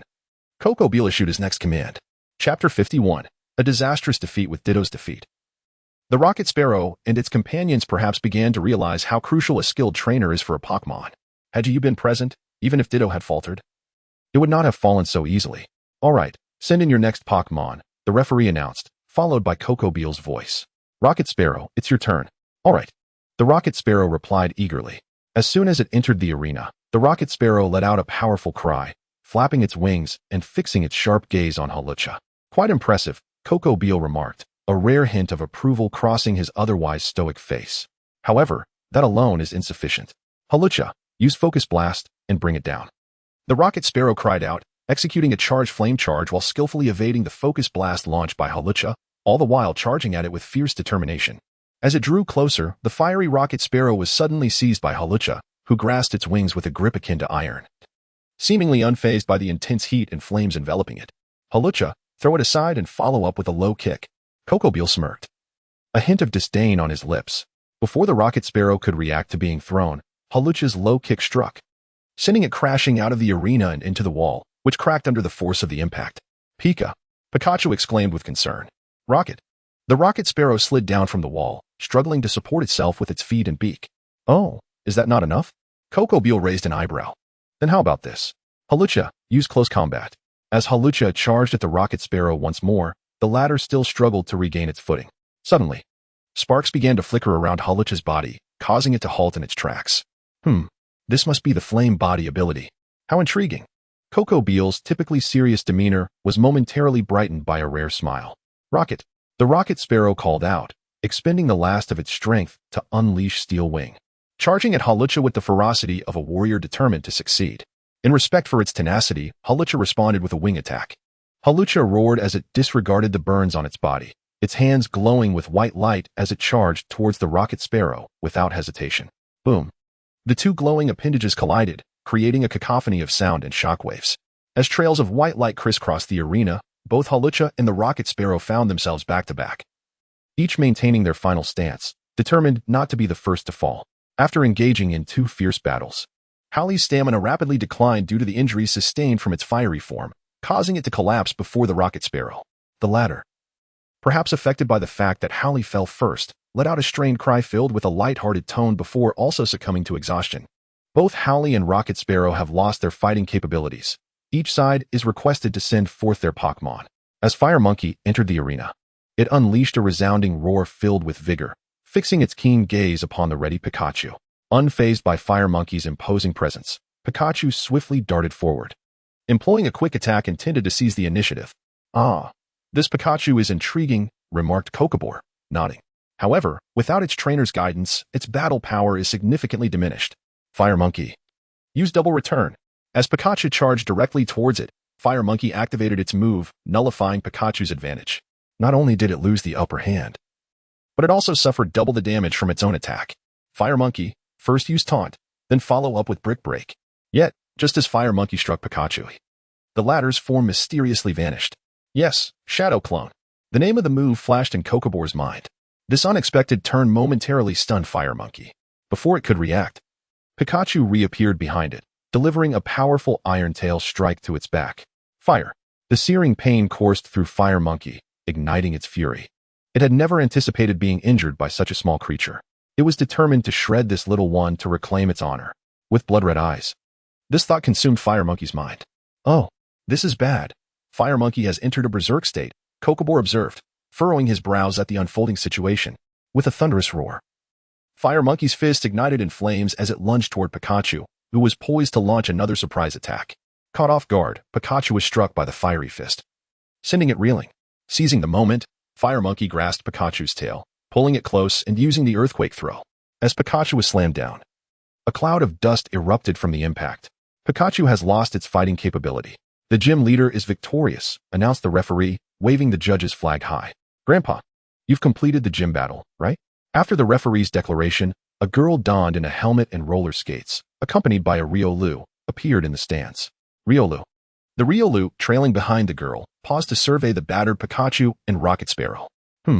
Their reactions aren't like Riolu's, the girl noted, capturing her attention. Chapter 52, Conversation. "Hey, aren't those Leaf Feather's Pokémon? How did they end up here? Shouldn't Leaf Feather still be in the hospital?" The girl exclaimed in surprise. "New friends of yours?" "Yes." Noticing her grandfather's curiosity, Kearney nodded. "By the way, you should know my friend. His name is Leaf Feather. The young trainer who saved many people in the city center yesterday." "What? It's him." Upon hearing his granddaughter's words, Kokobor's composure faltered, his previously serious demeanor transforming into one of excitement. "Such a fuss over nothing," Kearney remarked disdainfully, observing Kokobor's animated expression. "How can it be nothing? He is a master." "A young master." Sigh. Kearney sighed, ignoring Kokobor and scooping up the three small Pokémon, gliding toward the gym's exit on her roller skates, leaving behind a comment that left Kokobor slightly embarrassed. "His Pokémon were injured by you, Grandpa. I need to take them to the Pokémon Center. If you want to meet him, come along. Wait for me." Kokobor wiped non-existent sweat from his brow and hurried after her. In the Pokémon Center of Shaluo City. "Leave everything to me," Nurse Joy declared solemnly, looking at the three Pokémon being carried on stretchers by a Chansey. "I apologize for the trouble caused, but I respect the choices of the Pokémon." A hint of regret flashed across Aiair's charming face, soon replaced by a look of determination. However, Kearney was about to say something when she was interrupted by a message. "Leaf Feather has awakened." Following the nurse's announcement, Aiair, Kearney, and Kokobor hurried to Leaf Feather's hospital room. Upon entering, they found Leaf Feather, looking somewhat pale, conversing with the doctor.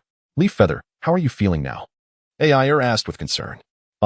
I'm mostly fine now. I was just a bit exhausted," Leaf Feather replied with a gentle smile, scanning the room before inquiring. "Where are Pikachu and the others?" I'm sorry, Leaf Feather. It's all my fault for making the decision without consulting you, Aiair admitted, recounting the events leading up to this moment, during which she also introduced Kearney to Leaf Feather. There's no need for you to apologize, Aiair. In fact, I should thank you. You did the right thing. It was time for them to learn a lesson. They can't always think they are invincible, Leaf Feather remarked, nodding in appreciation. If I may interrupt, Kokobor interjected, seeing that Leaf Feather and Aiair were engaged in an endless conversation, with everyone's attention now on me. I hope you don't mind me calling you young brother, Leaf Feather. You must be a martial artist, and a master level 1 at that. Leaf Feather shook his head, indicating his indifference, before fixing a steely gaze upon Kokobor, a slight smile playing on his lips, brimming with combat spirit. Indeed, Kokobor, not only am I a master, but you are also one yourself. I was right about you, young master. Kokobor's serious expression softened into a slight grin. Not at all, Kokobor. You are an esteemed elder, Leaf Feather replied. Ha! Kokobor laughed heartily. I like you, young man. Once you recover, let us find a time to spar. That would be my desire. Leaf Feather and Kokobor locked gazes, both ablaze with fervent battle spirit. Grandpa, nothing like that from you, Kearney interjected, hands on her hips in discontent. Leaf Feather. Aiair also looked on with some concern. Hey, kid, how long are you going to keep my sister worried? The door to the hospital room swung open abruptly as Xiao Xin stormed in, flanked by the slightly embarrassed Yin Rong brothers, clearly having overheard the conversation. Xiao Xin. Before Leaf Feather could respond, Xiao Xin launched into a rapid-fire tirade. Do you have any idea how guilty my sister felt because of your fainting? She believed it was all her fault. She stayed by your bedside the entire time, and now that you've awakened, you're thinking about fighting again? Do you really think you're that impressive? Moistening her slightly parched lips, Xiaoxin disregarded the opinions of others and continued, with a hint of complaint and dissatisfaction. Honestly, I should never have agreed to let Aiair travel with you. Now, I find myself constantly worrying about you. Come on, Aiair, from now on, you shall travel with me. At that moment, Aiair felt a surge of urgency, and despite her cheeks flushing from Xiaoxin's words, she stamped her foot and hastily attempted to voice her thoughts. Yet, it was Yiyu who spoke first. Although I do not comprehend why Aiair chose to accompany me on this journey, and I sincerely apologize for causing her concern. Regardless of your words, Aiair is my friend. If she is unwilling, no one has the right to force her, even at the cost of my own life. Yiyu's tone was calm, yet his expression was resolute. Aiair, her heart warmed. She gazed at Yiyu, whose pallor remained, but whose words resonated with unwavering determination. Hee. You all continue your conversation. We'll step outside for a moment. Sensing the awkwardness, Yin Rong and the others quickly exchanged embarrassed smiles and retreated towards the door. Oh, is that so? Xiaoxin raised an eyebrow. You may certainly try. Yiyu remained unyielding.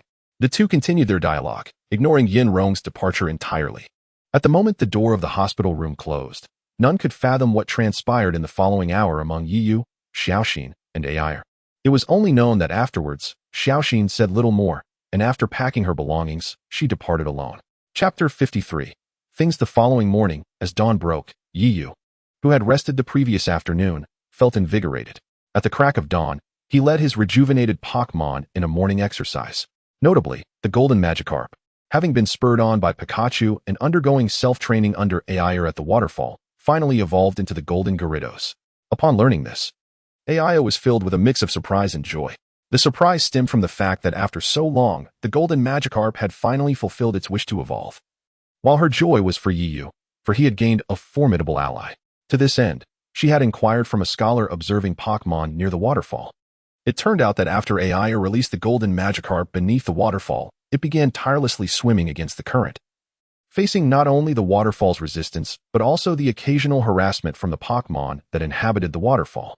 However, rather than succumbing to these challenges, the Golden Magikarp grew increasingly tenacious. When swept down by the waterfall, it would fix its gaze determinately upon the approaching Pokémon, either charging through them or evading their encirclement with splashes of water. Throughout this ordeal, the promise made with its companions lingered in its mind, serving as its source of motivation. Thus, after an afternoon of relentless effort, whether through coincidence or fate, the moment Pikachu and the others regained their health, the Golden Magikarp successfully overcame the trial of leaping the Dragon Gate and evolved into the powerful Golden Gyarados. Pikachu unleashed Thunderbolt on Gyarados. Rocket Sparrow used Charge Beam on Gyarados. Gyarados, your task is to find a way to withstand their attacks. Yiyu issued commands for the special training of his Pokémon. With a roar of excitement, the Golden Gyarados was eager to engage in combat with its companions. As it roared, the once clear sky darkened, and a gentle rain began to fall. It's the rain dance technique. Before you could utter the words, a small breeze swelled into a tempest, culminating in a miniature storm.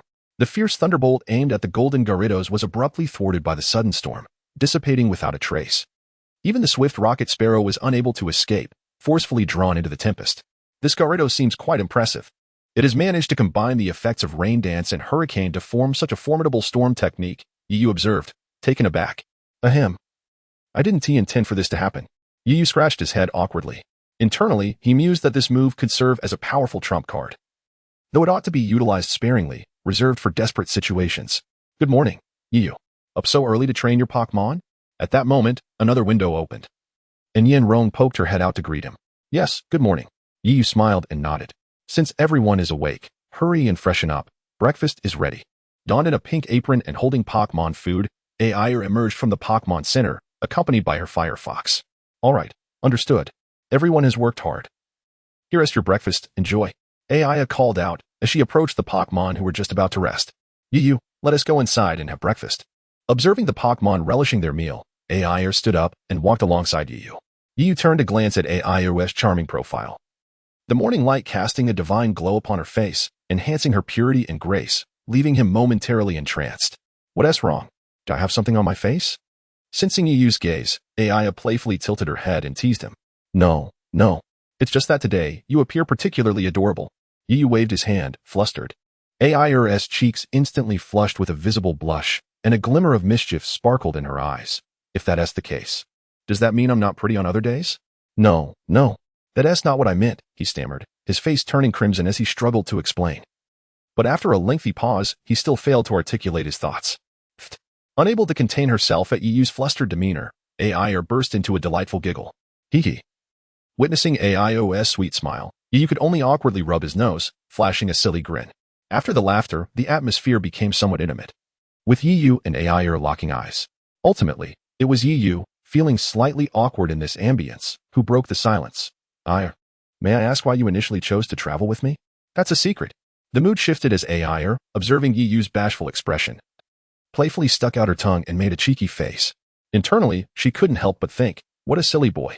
Watching her retreat into the Pokémon Center, Yu found himself momentarily dazed, then sighed with a wry smile before following her inside. Inside the Pokémon Center, at the dining area, Yin Rong and the others had finished freshening up and were seated at the table, awaiting Yu and Aiair while conversing with Nurse Joy and Miss Junsha. Miss Junsha. Before leaving, Xiaoxi mentioned that she would forfeit the upcoming Pokémon battle in Sualuo City. Yin Rong remarked, furrowing her brow, feeling somewhat perplexed. In that case, we should find a time to arrange a battle between Yu and Kur. Miss Junsha agreed with a nod. By the way, before that, I need to give this to Yu. Nurse Joy took an item from her hand, preparing to pass it to him. Chapter 54, Special Gym Battle. This is a Pokémon egg. Upon seeing Miss Joy holding the object, Yin immediately lost his composure and exclaimed, Indeed, this is a Pokémon egg. But what kind of Pokémon lies within? Observing Yin Yi's curious nodding, Miss Joy revealed a sweet smile, saying, That's a secret. Haha, Miss Joy. You are quite mischievous. Witnessing her brother's surprise, Yin Rong couldn't help but burst into laughter. Oh dear, what are you discussing so joyfully? Aiair entered the dining hall, followed closely by Yu. Wonderful news. Yu, come quickly. Yin Yi urged, glancing at the slow-moving Yu. What is it? Why are you so excited? Did you capture another rare Pokémon? Yu, now intrigued, quickened his pace and joined Aiair at the dining table. Thank you for your help earlier, Yu. Your intervention allowed us to minimize our losses, Miss Junsha said, rising to salute Yu. Miss Junsha was correct. Your assistance has also reduced the injuries among the citizens and Pokémon. On their behalf, I extend my gratitude, Yu. Miss Joy stood up immediately after, extending the Pokémon egg towards Yu. This Pokémon egg has been awarded to you as a token of appreciation for your help. Please do not refuse. There is no need for such formality, dear sisters. After all, Joy and Junsha are my god sisters. And you are their sisters, so how could I stand idly by? If they were to find out, I would surely be in trouble.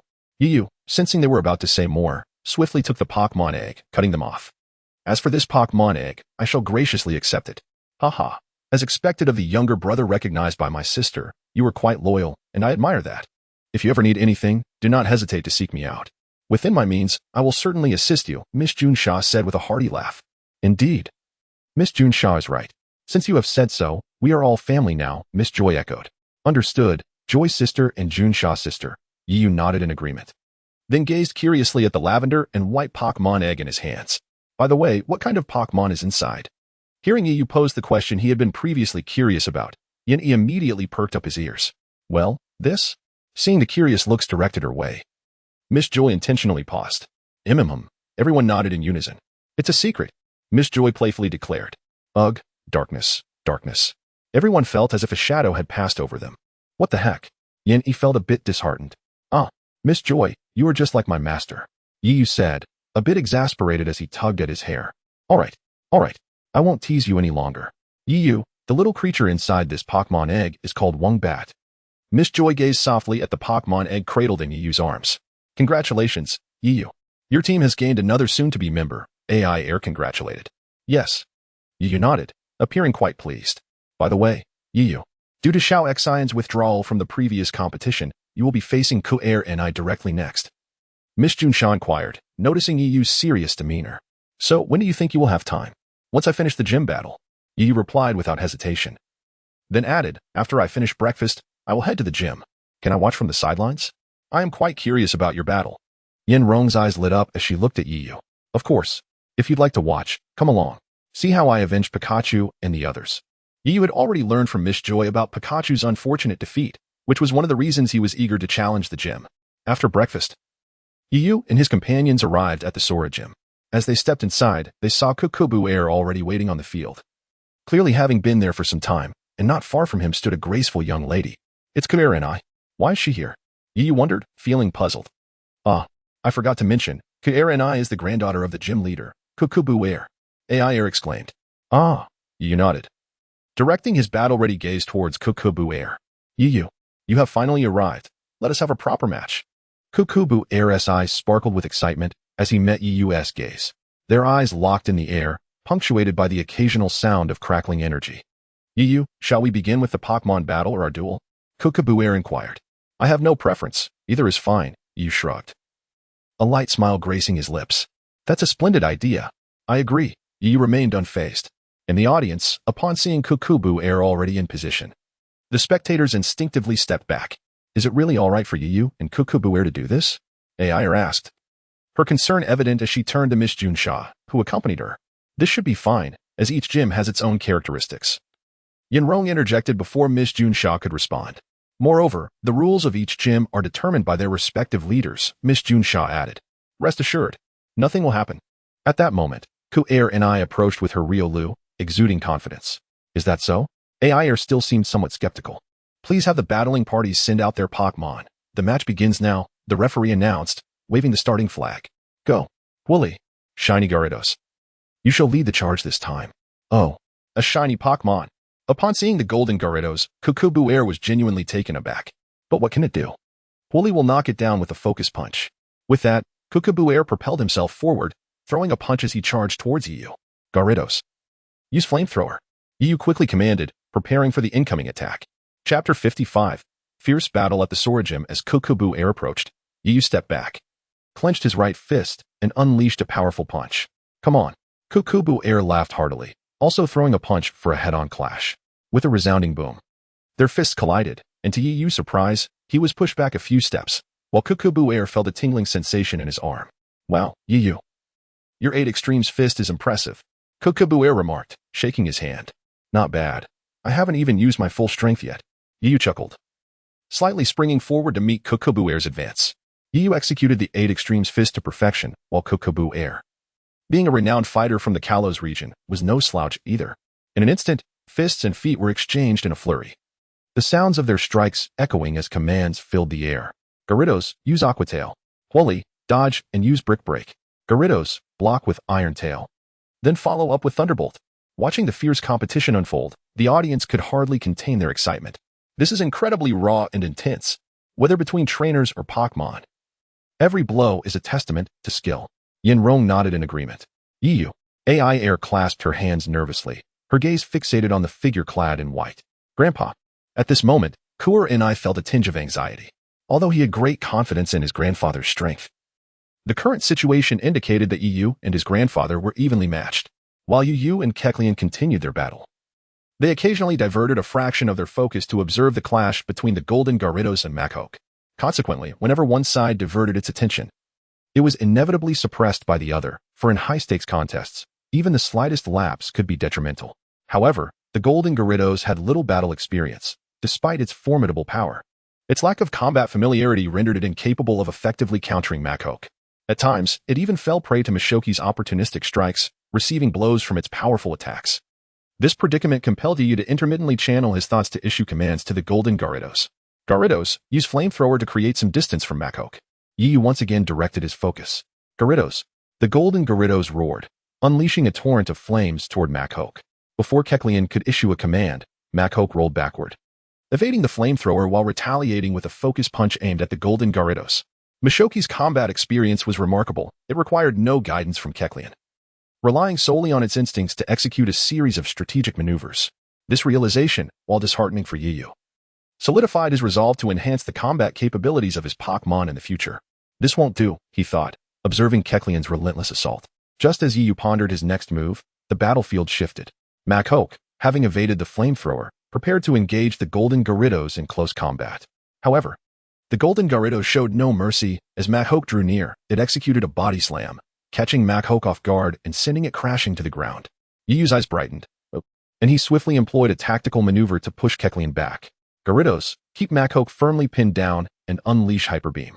Without granting Kecleon a chance to respond, he surged forward, re-engaging Kecleon in battle. This kid is something else, Kecleon thought, realizing the urgency of the situation. Just as he intended to command Machoke, Yu's fist rained down upon him, interrupting his thoughts. With Kecleon preoccupied, he couldn't promptly instruct Machoke, leaving it to struggle helplessly under the Golden Gyarados' pressure.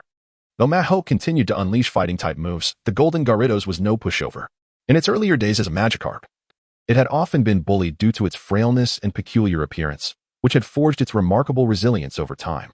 As the Golden Gyarados weathered Machoke's relentless assaults, it began to gather an orange energy sphere at the tip of its mouth. Not good. Kecleon noticed this development out of the corner of his eye, prompting him to act. Machoke, use Earthquake. At the cost of being struck by Yu's punch, Kecleon finally seized an opportunity to issue a command. Yet, it was a moment too late. A brilliant orange energy beam erupted from the Golden Gyarados' mouth, striking Machoke squarely. Machoke is unable to continue fighting. Please replace it with another Pokémon, the referee announced. Go, Infernape. Due to the referee's intervention, Kecleon and Yu halted their skirmish, each dispatching their next Pokémon. Oh, you didn't send out a type-advantaged Pokémon like Staraptor? Kecleon asked curiously, noticing Yu's choice of Ditto. That's because your attacks were too severe.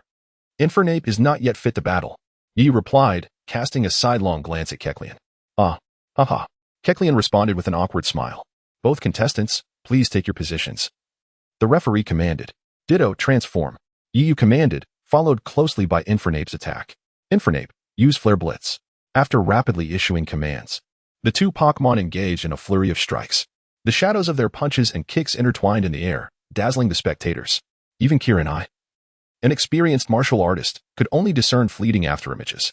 The audience, unable to fully grasp the intense confrontation, turned their attention to the two Pokémon that were not engaged in such fervent combat. In the arena, the two Infernape displayed what it truly meant to be fighting-type Pokémon. One moment, they executed a Brick Break, then followed with a Flare Blitz. Alternating between punches and kicks, one relied on its transformation ability for nimble evasion, while the other utilized its combat experience to maneuver with finesse. Despite the seemingly fierce exchanges, the two Pokémon remained evenly matched.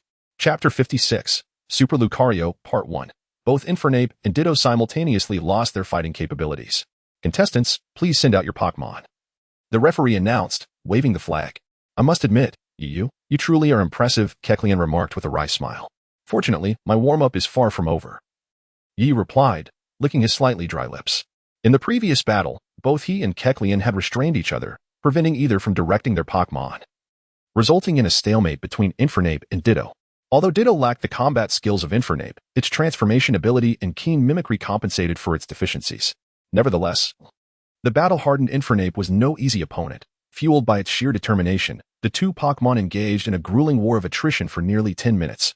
Despite mutual pressure, both ultimately succumbed to exhaustion and fell. That's just as well. I haven't even unleashed my full strength yet, Kecleon declared, glancing toward Kuer and I in the audience. Kuer and I. In the audience, Kuer and I responded, understood. Grandfather, let's go. Upon hearing his grandfather's call, Kuer and I miraculously produced a katana and tossed it to Kecleon. Receiving the sword, Kecleon turned to Yiyu and asked, I excel in weapon combat. Why don't you find a weapon too? Yiyu shook his head, indicating it was unnecessary, and his aura transformed into something sharp and formidable, akin to a spear poised to pierce the heavens. No need for such complications. Coincidentally, weapon combat is my forte as well. As he spoke, an ancient silver spear materialized in his hand, with the characters Yajiao faintly visible along its shaft. Kecleon's gaze sharpened as he beheld Yiyu with the spear, sensing an aura of invincibility and ruthless intensity emanating from him. Remarkable.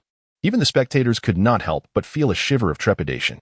Perhaps Kecleon has heard of my reputation, the fierce spear of the 36 masters of the WUXIA martial world. Yiyu chuckled lightly, his tone imbued with an imposing presence. What? The fierce spear, Yiyu? One of the 4 talents of the WUXIA martial world? It is truly you, Kecleon exclaimed, nearly shouting in astonishment. However, the untrained onlookers could only shake their heads in confusion, their understanding limited. Only Kurani's eyes reflected concern and curiosity. Nevertheless, Kecleon was a seasoned individual. And after the initial shock, he burst into laughter. Haha, what a surprise. I never imagined I would face the fierce spear in combat. Both Lucario and I shall give our utmost. Go, Lucario. Harmonize our intentions. Now, Gyarados. Lucario, allow this young friend to you to witness our true strength. Lucario evolves. Simultaneously, the evolution stone in Coco Buer's hand and the mega stone on Lucario emit a shimmering light. Soon, Yiyu sees a phantom rise from Lucario, which quickly vanishes. In the next moment, a powerful aura surges from Lucario, and its body radiates an extraordinarily brilliant light.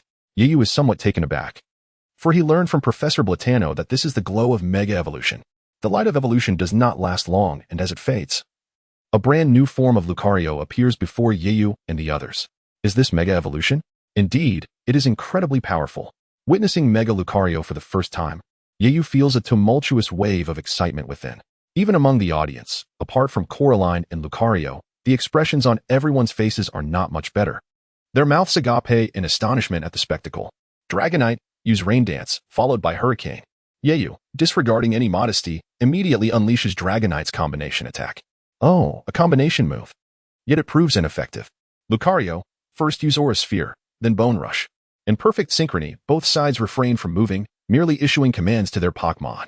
Lucario lets out a fierce cry, charging toward the forming storm and casually tossing an Aura Sphere. In the midst of such a massive storm, the seemingly insignificant Aura Sphere, upon contact with the storm's edge, penetrates it without hesitation, creating an opening. However, if it were that simple, Yeyu's expression would not be so rigid. As the Aura Sphere explodes, Lucario quickly follows up. The Bone Club formed by Bone Rush swings left and right, directly breaching the storm's barrier, swiftly approaching the Golden Dragonite. Before the Golden Dragonite can react, Lucario executes another Bone Rush, striking the massive head of the Golden Dragonite. The Golden Dragonite lets out a pained roar, its head colliding intimately with the ground. Yiyu inwardly curses and hastily swings his spear toward Coco Buer, hoping to divert her attention and alleviate the pressure on the Golden Dragonite. Cunning little rascal, but it won't do you any good. Take my word, slash. Seeing Yiyu advance, Coco Buer spat vehemently, brandishing her long sword to slash at him. Behold, 7 Serpent Spear. Yeyu's spear moves like a series of swift, agile serpents, each thrust aimed at a vital point.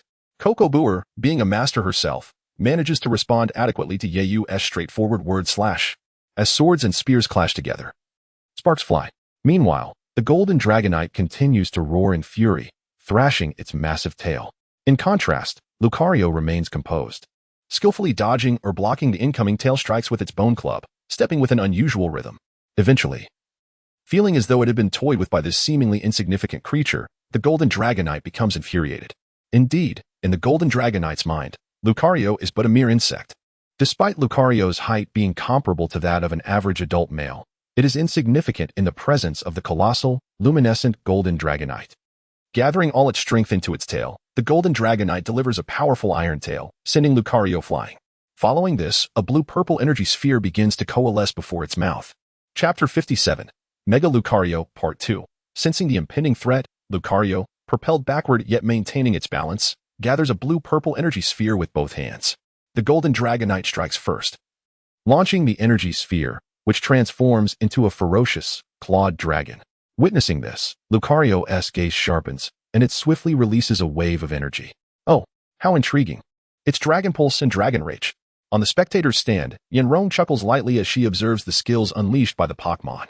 The energy manifestations of the enraged dragon and the wave collide fiercely, creating visible shockwaves at the center of their clash. Suddenly, a radiant light, imbued with overwhelming force, pierces through the shockwaves, hurtling toward Lucario. It turns out that after unleashing Dragon Rage, the Golden Dragonite employs a familiar tactic, initiating a follow-up with Hyper Beam. As Lucario's voice resonates, Hyper Beam arrives punctually. After a cloud of dust settles, the battlefield reveals a large circular crater, yet the protagonist, Lucario, has vanished from sight. It seems the Dragonite is in danger, Yenrong remarks softly from the audience. Why is that? Aiair inquires, puzzled. Even Yenny, who had been engrossed in the match, turns to Yenrong, his gaze intense. Just watch. Yenrong replies without elaboration, returning her focus to the contest. Suddenly, a pained roar from the Golden Dragonite pierces the air. That's quick attack. Yenny exclaims, his expression tightening with apprehension. It becomes apparent that not only is the Golden Dragonite cunning, but Lucario is equally so. After executing Dragon Pulse, it swiftly employs quick attack, silently positioning itself behind the unsuspecting Golden Dragonite, and seizes the opportunity to unleash a flurry of powered punches. This cannot be deemed a weakness of the Golden Dragonite. Rather, it speaks to Lucario's superior prowess. Unknowingly or not, each of Lucario's strikes targets the Golden Dragonite's head. Nevertheless, despite the relentless blows to its cranium, the Golden Dragonite remains resilient, summoning its remaining strength to unleash Thunderbolt. The powerful lightning strikes down like a sword from the heavens, bearing an aura of annihilation. Aimed directly at Lucario. Due to the earlier rain dance, the potency of Thunderbolt has been significantly amplified. Even Lucario, formidable as it is, stumbles and kneels after being struck, gasping for breath. Meanwhile, the exhausted Golden Dragonite, witnessing its attack connect with Lucario, is on the verge of smiling. However, fatigue overwhelms it, causing its eyes to glaze over as its body collapses, losing its ability to battle. The Golden Dragonite has fainted. Please substitute your Pokémon, the referee announces, waving a flag. At this moment, both combatants cease their actions, with Coco panting heavily, appearing somewhat disheveled. Lucario, how are you? She inquires, breathless yet concerned. Lucario, trembling slightly, manages to stand and shakes its head towards Coco, signaling that it can still continue the fight. Seeing this, Coco turns her gaze back to Yayu, who is preparing to summon Pikachu, speaking with a hint of admiration. Yayu, I must say, you are truly remarkable. Undoubtedly a renowned young master on the list of the 36 masters of WUXIA. Haha, thank you for your kind words. But I can only claim a position in the mid-tier of the WUXIA martial world. There are many who are far more powerful than I. Yayu humbly responds. Oh, is that so? WUXIA truly is a mysterious place, Coco muses, astonished by Yayu's words. After all, even if he is a master of great strength, the realm of martial arts in Japan is ultimately too confined, leading to a shocking revelation for Yayu, who seemed extraordinarily talented in his eyes. Upon hearing that his abilities were merely average, let both sides prepare, the match begins. Without waiting for Coco to utter another word, the referee waved his flag. Lucario, utilize Heal Pulse, then follow up with Quick Attack. Coco, as the gym leader, quickly adjusted his mindset and calmly issued his command. What? This Lucario can actually use Heal Pulse? Upon witnessing Lucario employ Heal Pulse, Coco's expression changed, and he thought to himself that this was bad, prompting him to act without delay. In that case, Pikachu, use electromagnetic wave around you. After using Heal Pulse, Lucario had recovered significantly and immediately launched a quick attack towards Pikachu. Pikachu, faced with the ghostly speed of Lucario, Pikachu had no choice but to unleash electromagnetic wave in an attempt to diminish Lucario's velocity. Perhaps it was sheer fortune. But just as Lucario was about to execute his next move after using Quick Attack, he was indeed affected by the electromagnetic wave, causing a slight hesitation in his speed. Now's your chance. Pikachu, use Quick Attack. Yiyu's eyes lit up, and he commanded without hesitation. Lucario, Bone Rush. The two Pokémon collided with a resounding crash. But Pikachu ultimately suffered due to the disparity in size, being sent flying by the Bone Staff. Pikachu, use Iron Tail to control your body. Lucario, Aura Sphere. Pikachu, Thunderbolt. As the two skills clashed, the resulting shockwave sent Pikachu, who was still airborne, spiraling away, losing all balance. Lucario, use Detect, then follow up with Bone Rush again. Lucario's eyes gleamed with a blue light as it quickly conjured a bone staff. Suddenly, with a focused gaze, Lucario dashed into the smoke created by the collision of Aura Sphere and Thunderbolt. A few seconds later, Pikachu slid out close to the ground. Without giving Pikachu a moment to catch its breath, Lucario charged forward, and just as the bone staff was about to strike Pikachu, Pikachu's tail sprang up like a spring, allowing it to evade the attack and execute Iron Tail mid-air against Lucario. "Oh, Yiyu, your Pikachu possesses considerable battle experience," Kokoball remarked, raising an eyebrow slightly with a smirk, but this makes it all the more interesting. Lucario, use Power-Up Punch. Lucario wielded the bone staff in its left hand while its right fist glowed white, colliding with Pikachu's Iron Tail. With a dull thud, both Lucario and Pikachu momentarily matched each other, each retreating.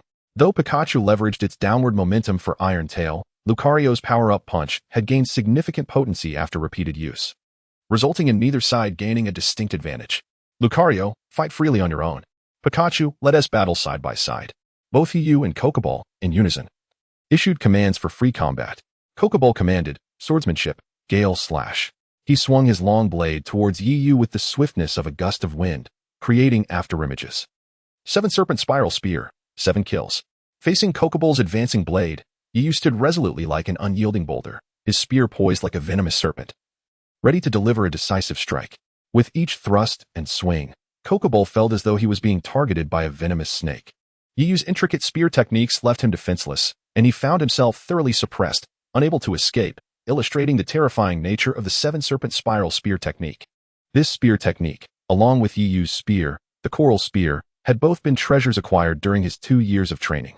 The 7 Serpent Spiral Spear consists of 7 distinct killing moves as its offensive strategy, while the Serpent Spiral emphasizes rapid spear movements, creating a defensive maneuver as impenetrable as a coiling serpent. The Coral Spear was equally remarkable. Prior to acquiring it, Yiyu had discovered inscribed next to it the words, "No match at the ends of the earth," 6 characters brimming with the essence of spear mastery. As the venomous, swift, and fierce assaults continued, Kokoball's blade movements gradually slowed, as he resorted to parrying the strikes. Meanwhile, as Yiyu gained the upper hand, the battle between Pikachu and Lucario intensified, with neither side yielding. Both Pokémon possessed rich combat experience, and the Mega-Evolved Lucario had seen comprehensive enhancements, while Pikachu capitalized on its small stature and speed. In the audience, spectators were filled with fervor, wishing they could be in the arena themselves. "This is incredible." Yen E swallowed hard, struggling to find the right words, managing to utter this phrase after a lengthy pause. "This is truly moving." Aiair, who had initially been anxious, was now captivated by the ongoing battle. Indeed, such a scene is indeed rare. Even the well-versed Miss Junsha could not help but nod slightly. The strongest among them, Yen Rong, said nothing, but his clenched and trembling fist revealed the excitement within him. "Pikachu, do not confront Lucario head-on. Create some distance and use Volt Tackle." While ensnaring Kokoball with the 7 kills, Yiyu's peripheral vision caught a glimpse, prompting him to issue his command. "Damn it, you little brat. How dare you underestimate me while also being distracted?" Kokoball's face flushed red. Then, like a spinning top, Kokoball intensified his assault. 7 Serpent Spiral Spear, Serpent Spiral. Facing the onslaught of the blade, Yiyu remained calm, wielding his spear with grace. Sparks flew as the blade and Coral Spear clashed, creating a dazzling display in the air. "Kokoball, I must say, you are indeed impressive. But perhaps it is the youth of your past. Now, you are simply aged." Yiyu's expression was neutral, his tone calm, unafraid of offending Kokoball with his words. "Is that so? Do not underestimate the elderly, or you will come to regret it." Kokoball's voice strained, yet his movements quickened. As the fierce clash between Kokoball and Yiyu continued, the battle between Pikachu and Lucario shifted. In the face of Lucario's relentless assault, Pikachu, unable to dodge in time, was struck by the bone staff and sent tumbling backward. However, Pikachu was not to be trifled with. At the moment of being sent flying, it quickly condensed an electric ball at the tip of its tail and hurled it at the pursuing Lucario without hesitation. Bang! The electric ball hurtling towards Lucario was promptly deflected by the bone staff it wielded. Pikachu took this opportunity to adjust its landing posture, and the moment its 4 limbs touched the ground, it darted forward, preparing to ambush Lucario. However, before it could move very far, Lucario had already appeared before Pikachu, unleashing a close-range attack. Pikachu's lively eyes suddenly narrowed. It intended to use Quick Attack to evade, but Lucario would not grant it the chance. With hands several times larger than Pikachu's claws, Lucario swiftly seized Pikachu by its pointed ears and pulled it toward him. In the midst of battling Kokoball, Yu seemed to sense something amiss. After forcing Kokoball back with a move called Snake Out of Hole, he turned his gaze. There, Pikachu appeared utterly disheveled and miserable. Akin to a rabbit being hoisted, its entire body was held aloft by Lucario, who mercilessly pummeled it. Pikachu! Yu shouted in concern, but then, as if struck by a thought, he resolutely commanded, Pikachu, while you're firmly held by Lucario, use Thunder. Pika. Hearing Yu's voice, Pikachu wasted no time. Despite being battered, it summoned all its strength to cling tightly to Lucario and unleashed Thunder. Lucario, realizing too late, attempted to shake Pikachu off, but it was too late. The immense lightning, combined with the rain dance technique left by the Golden Gyarados, surged forth with amplified power. The thunder, resembling a cataclysmic judgment, descended upon both Lucario and Pikachu without mercy. Chapter 59. The responsibilities of a gym leader after the flash of lightning. Both Pokémon collapsed to the ground, emitting feeble groans. They struggled to rise, but Pikachu, due to exhaustion, was the first to fall back down. You actually lost, Aiair exclaimed in disbelief from the audience, covering her mouth in shock. In her mind, Yu was so formidable that he seldom lost in Pokémon battles, yet here he was, defeated. Indeed, it's such a pity that Yu lost, Yanron lamented. Kokoball, your Lucario is truly impressive, Yu praised as he entered the arena to retrieve Pikachu. Of course, just look at whose Pokémon it is, Kokoball said proudly, brandishing a long sword as he approached Yu. After Kokoball spoke, Yu perceived an indefinable aura emanating from him. However, your martial prowess is indeed remarkable. I sense you haven't even exerted your full strength yet. While I have already given it my all, Kokoball remarked with a satisfied nod and a smile, truly, the waves behind push the waves before. Thank you for the compliment. Yu responded without modesty. As he surveyed the once pristine battlefield, it now lay uneven and scattered, with wisps of smoke wafting through the air. Well, I have neither money nor life to spare, Yu shrugged. Haha, I was just joking, I never realized you had this side to you before, Karini teased, rolling her eyes at Yu's nonchalant demeanor. Laughter erupted among the onlookers at the scene before them. By the way, Yu, let us forego our battle. I concede, Karini said. Why? Yu frowned. Sensing Yu's displeasure, Karini pouted and quickly explained, because I know that, with my current strength, I lack the ability to defeat you. So let us have a rematch once I grow stronger. Excitement radiated from her as she extended her fist toward Yu. I promise you. But you must become very strong by then, Yu replied, reciprocating with a firm fist bump. As evening approached, deep within the forest, a young man and woman were making their way along a path. After glancing at the dimming sky, they found a clearing by the creek to set up camp. Indeed, these two were Yu and Aiair, who had briefly rested before continuing on their journey after the gym battle. Aiair did not disappoint, decisively claiming victory in the festival with her formidable prowess. Aiair, what are you so entranced by? Yu inquired, sitting beside her after they had set up the tent. Oh, is that the princess key? Yu asked, unable to contain his curiosity as he gazed at the golden key in Aiair's hand. Yes, this is the princess key that every Pokémon performer must collect. Aiair smiled, handing the key to Yu. She then leaned back on her arms, gazing up at the starry sky with a sweet smile.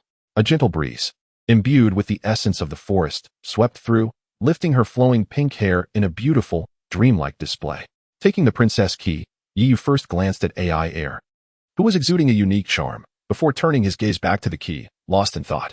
In the backstage of the High Festival venue, Aiair. What's wrong? Yu asked, noticing Aiair in a stunning pink gown, her hands nervously gripping her skirt as she watched the contestants already on stage. I'm just a bit nervous, Aiair admitted, her face slightly pale.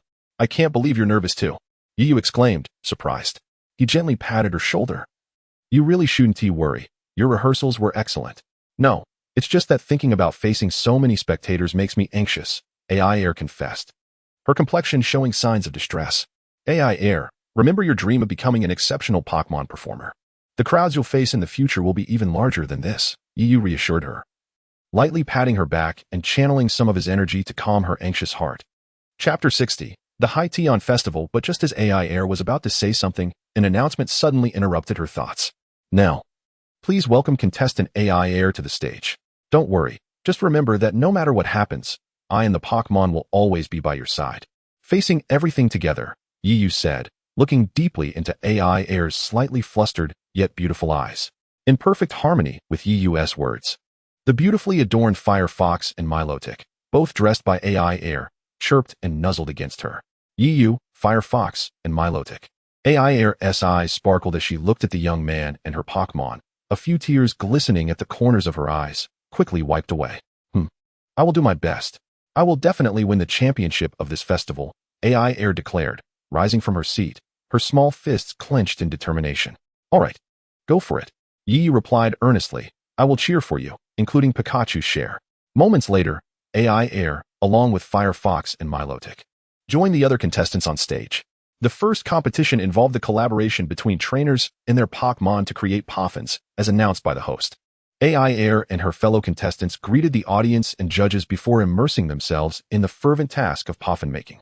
Meanwhile, Yu and Yenrong were seated amidst the audience. Although Yu was completely unfamiliar with the art of making the so-called Poffins, he felt a sense of tranquility wash over him as he observed Aiair, who was quickly immersing herself in the task, alongside her two Pokémon, diligently crafting the delicate and exquisite treats. The anxiety that had once gripped his heart began to dissipate quietly. It truly was a pity that Miss Joy could not attend. Karuni, her eyes fixed unwaveringly on the trainers on stage who were creating various elegant Poffins with their Pokémon, expressed her regret aloud. Grandpa, I was wrong. If this continues, I will become foolish, she pouted, covering her head with her hands in a pitiful protest. Yet soon, everyone's attention was captivated by the spectacle unfolding on stage. As each uniquely styled and flavored Poffin emerged, the Pokémon present were irresistibly drawn to them, some even drooling with unrestrained desire. First, there was contestant Huahong and her Pokémon, the bear cub, creating a sweet-flavored Poffin. Following that was Aiair, accompanied by her Pokémon, the Firefox and the Minchino, crafting a sweet and spicy fusion Poffin. The host introduced each contestant and their Pokémon along with the Poffins they had prepared. Time flowed like water, quietly slipping away. The performance by the Pokémon was about to commence. Although the Poffin making had reduced the number of participating performers considerably, Aiair had, unsurprisingly, advanced to the next round. The Pokémon performance competition officially began. The host announced once again, now, let us welcome contestant Huahong and her Pokémon, the bear cub, to the stage. Applause erupted as the contestant took the stage. Bear cub, jump up. First, use sweet aroma, then follow with charming. As the trainer's commands echoed, the bear cub, infused with a rosy aura, began to dance gracefully upon the stage. Huahong, the trainer, was not to be outdone. Following closely behind her Pokémon in a dance that captured the attention of many females and some hormonally charged males in the audience, their eyes sparkling with affection. Even those Pokémon performers watching from backstage couldn't help but express their admiration. As Aiair watched the scene unfold on the screen, her heart ignited with determination. This is my first competition. I must not disappoint Yu and my Pokémon, nor give teacher Yasi any reason to criticize me. Very well, bear cub. Use cutesy and clumsy. With Huahong's command, the bear cub showcased its natural charm on stage. So adorable. I can't take it. The audience erupted in waves of admiration. Bear cub, use charming once more. As hearts fluttered in the air, Huahong and her bear cub concluded their performance amidst the applause and cheers of the audience. Ah, finally. I get to see Aiair's Pokémon performance. I'm so excited. Karuni exclaimed, unable to contain her enthusiasm as she waved her arms animatedly beside her companion, Kecleon. Cough. Cough, calm down. Just look at yourself, Kecleon remarked with a frown, poised to deliver a playful smack. Well, after all, she is a disciple of Queen Yasi. There is certainly something to look forward to. For the first time, the usually silent Yenrong joined Karuni in her excitement. Firefox, use Flame Vortex, then howl. After a gentle bow, Aiair began her performance. The Firefox unleashed a flame vortex, with the sound waves of its howl radiating outward like ripples in water. Excellent. Now, use Psychic Impact, followed by Illusion Beam. Aiair issued her commands with poise, her face beaming with confidence. The once spinning flame vortex, under the influence of Psychic Impact, ignited and shot upwards like a firework, creating a dazzling display of colors that formed a magnificent flower in the sky. Orchestrated by the Firefox's Illusion Beam, though it dissipated upon contact with the air, akin to a fleeting moonlit bloom. It showcased its most beautiful self in that brief moment. How beautiful! I'm so moved. Quick, let us capture this moment. Before the audience could finish their exclamations, an even more astonishing scene unfolded. Could it be an evolution? Yen Yi, who had been indifferent, suddenly found himself at a loss for words, as if confronted with something terrifying. At that moment, amidst a shower of fiery brilliance, the Firefox radiated a holy evolution light that was both soothing and captivating. Firefox, Aiair exclaimed in disbelief, covering her mouth. You've evolved. As the light faded, a Pokémon resembling a young girl with long yellow fur, shaped like a skirt, and a fiery red and yellow tail adorned with a branch, graced the stage. Long-tailed Firefox, a fox Pokémon. When it pulls the branch from its tail, it ignites due to friction, signaling to its companions. Karuni, hearing the Pokédex's description from Yin-E, couldn't contain her excitement, her eyes shining with admiration. This is the long-tailed Firefox. It's so adorable. I want one too. Upon hearing his granddaughter's words, Kecleon's thick brows twitched involuntarily. Back on stage, after reveling in her joy, Aiair discreetly pulled out her Pokédex to check the long-tailed Firefox's skills before quickly regaining her composure. Long-tailed Firefox, use Spinning Jet Flame. The long-tailed Firefox twirled gracefully on stage, the orange flames in its hands dancing like ribbons in the hands of a gymnast, resembling an ethereal fairy, exuding an irresistible charm. Excellent. Now, use Flame Vortex to envelop us. The fiery barrier formed by the flame vortex obscured the audience's view. However, it was too long before the curtain fell, revealing Aiair and the long-tailed Firefox dancing hand in hand. In the long-tailed Firefox's other hand was its unique branch, which twirled in rhythm, a flickering flame adorning it. As they executed their elegant dance steps, Aiair and the long-tailed Firefox occasionally exchanged fiery signals with the branch. Their synchronization, though slightly imperfect due to time constraints, did not detract from the rapport they shared. Like old friends who had trained together for years, they complemented each other's movements. Very well, long-tailed Firefox. Let us conclude with a charged flame strike. On stage, Aiair tossed the branch back to the long-tailed Firefox, parting as she issued her final command. Upon hearing Aiair's order, the long-tailed Firefox paused slightly. Is it perhaps a bit too much for you? Aiair thought, her heart sinking at the sight of her Pokémon's bewildered expression. Firefox. With a resounding roar, the long-tailed Firefox propelled itself backward, much like a young girl sprinting forward, charging towards the slightly dazed Aiair. Just as Aiair struck a pose, the long-tailed Firefox leapt, pressing one foot against Aiair's hands, which were clasped together. Upon landing, Aiair's hands acted like springs, forcefully launching the long-tailed Firefox skyward. In that instant, as the fox was cast off from Aiair's palm, it unleashed its stored energy in a blazing attack, soaring into the heavens like a fired cannonball. The audience erupted in waves of admiration, exclaiming how impressive and high it soared. As the long-tailed Firefox reached its apex, it prepared to descend. It unleashed a swirling jet of flames toward the ground. At that precise moment, Aiair issued a timely command. The long-tailed Firefox responded eagerly, swiftly extracting a branch lodged in its tail, and began to spin, employing its fiery jets towards the earth. As the long-tailed Firefox descended gracefully, sparks danced around it like stars in the night sky, evoking a celestial presence. With a resounding clap, the moment the long-tailed Firefox's toes touched the ground, both competitors and spectators erupted in applause. Yiyu, what is the matter? Aiair noticed Yiyu, lost in thought, while gazing at the princess's golden key. She gently waved her delicate hand in front of him. Is that so? Aiair pouted, touching her luscious red lips with her index finger, looking exceptionally adorable. Suddenly, a thought sparked in her eyes. Yiyu, I realize this may seem somewhat impolite, but could you share your story with me? Why do you suddenly want to ask that? Yiyu was taken aback by Aiair's unexpected question. Because we are friends, aren't we? Partners who can trust and rely on each other. And you are so impressive, not only skilled in medicine, but also a martial arts master. Aiair's words were refreshingly candid.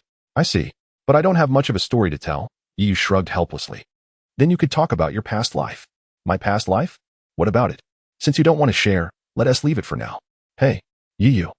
How did you find my Pokémon performance? Sensing Yiyu's hesitation, Aiair gracefully shifted the topic. Thank you.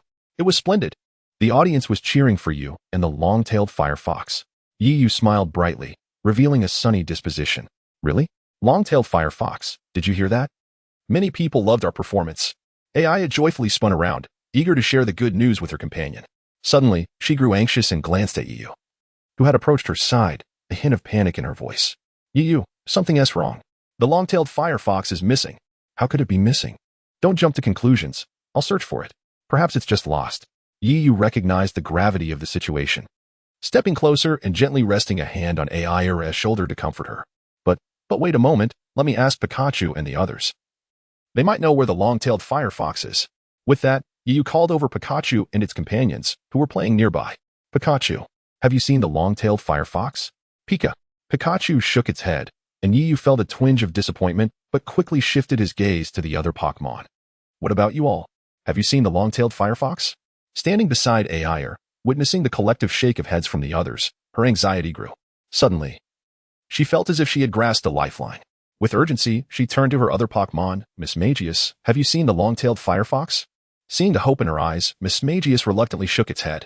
I see Aiair's body seemed to deflate as if the air had been let out. And she swayed weakly to the side, only to be caught by Yu at the last moment. Suddenly, Pikachu seemed to have spotted something and scurried towards a thicket, calling out to Yu from a distance. Pikachu, did you find something? Intrigued by Pikachu's calls, Yu took Aiair's hand and walked over. Pikachu called a few times, then pointed to the ground before lying flat, its tiny nose twitching curiously. These are footprints. Kneeling beside Aiair, Yu examined the area Pikachu indicated, his expression darkening. The larger prints were likely made by humans, while the smaller ones belonged to the long-tailed firefox. Pointing at the mix of footprints, Yu delved into contemplation. Suddenly, he felt Aiair's arm tense beside him and noticed her pale countenance. He spoke lightly to reassure her. Aiair, do not worry. The long-tailed firefox should be safe for now. Look around. Aside from the chaotic footprints, there are no signs of a fierce struggle. This indicates that those people merely took the long-tailed firefox without intending to harm it. To ease Aiair's mind, Yu voiced his thoughts. Thank you, Yu. Hey, Pikachu, wait.